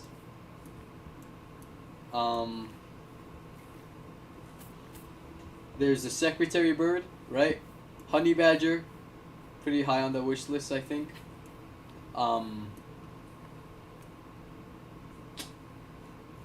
Baboon, very high on the wish list. Hamadryas baboon, right? Dick Dick. Dick Dick was mentioned. And then possibly, you know, if we were to get another African carnivore or insectivore, it could be a battered fox, could be an aardwolf. As for carnivore, maybe brown hyena, but that's pretty unlikely. I mean, it would be, as you said, pretty much perfect for a desert pack, but I think there are other picks that they would go with just because they're more popular, you know, like more common in zoos. However, brown hyenas are slowly increasing in zoos, so that would be nice to receive hyena with proper animations. Hey! Hey! You're not supposed to do that! How did you do that? You naughty little binturong.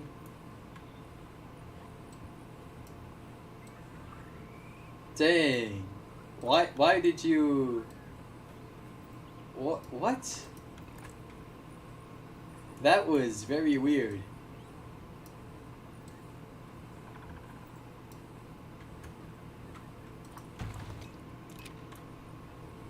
Okay, so I'll have to rearrange that. That's real odd.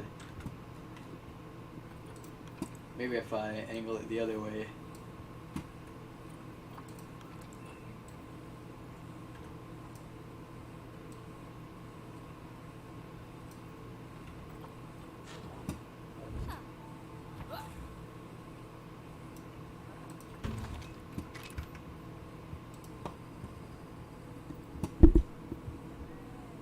Dick Dick. Yeah, Diker, that's for sure. Oh, yeah, Impala too, I forgot about that, yeah.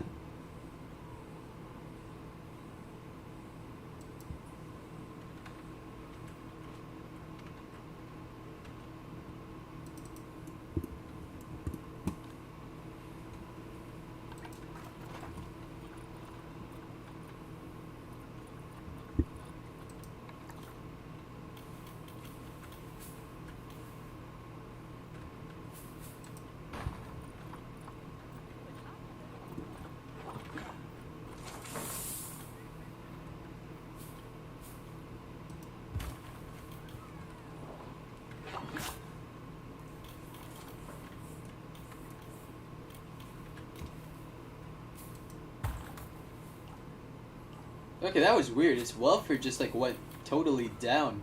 Wait, what the? What? What's going on? Does it just not want water? You want to dehydrate there, buddy?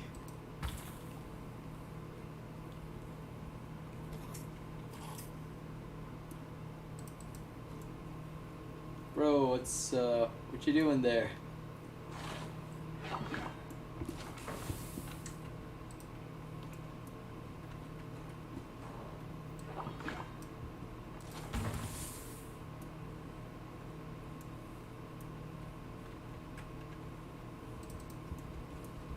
Run, little binturong.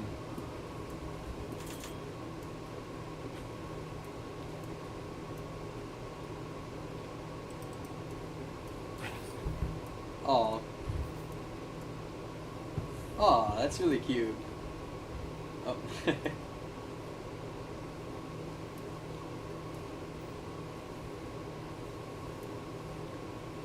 So apparently these guys smell like popcorn, which is really interesting. I know leopards, like, when they spray urine, that smells like popcorn, but, like, these guys straight up smell like popcorn. Like, they've got, like, scent glands all over them. Or maybe not all over them, but, like, on parts of their body.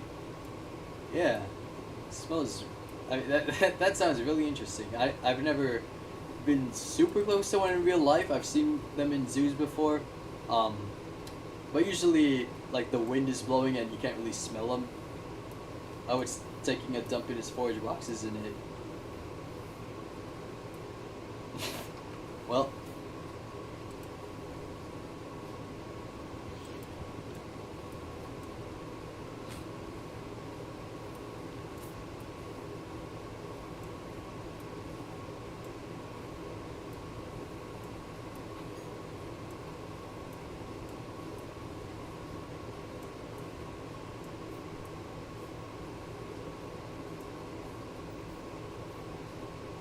it just impaled itself. How nice.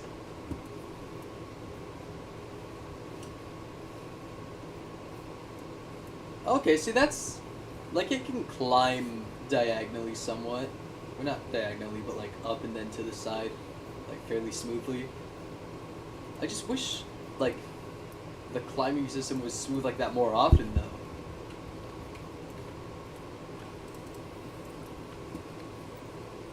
Kind of sad how like few people are coming here. I just kind of realized that.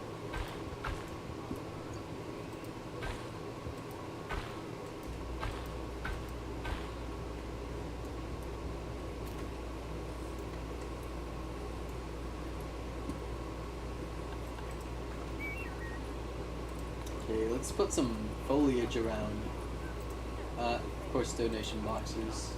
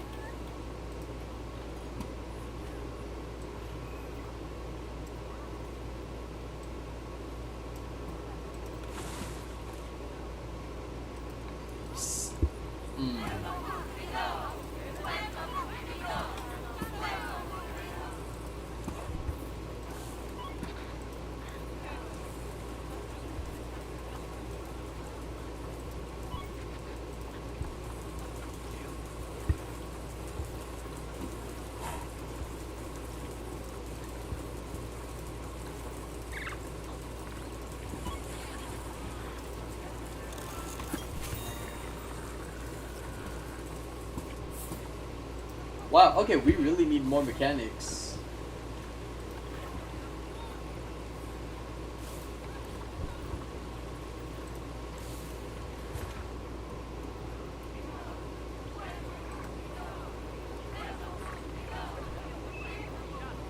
Okay, got 3 mechanics.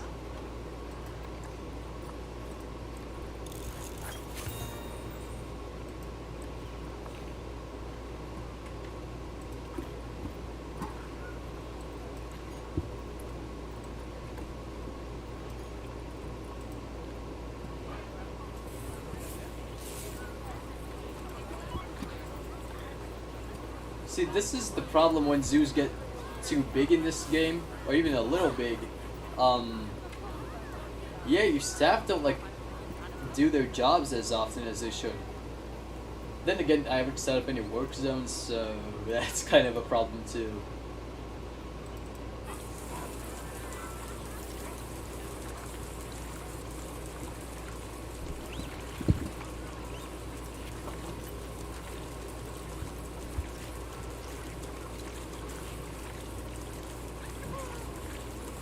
Ooh, a male blue wildebeest.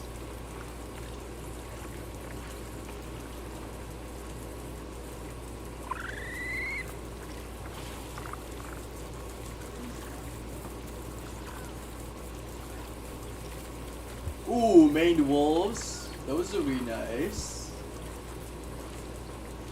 Oh, coffee.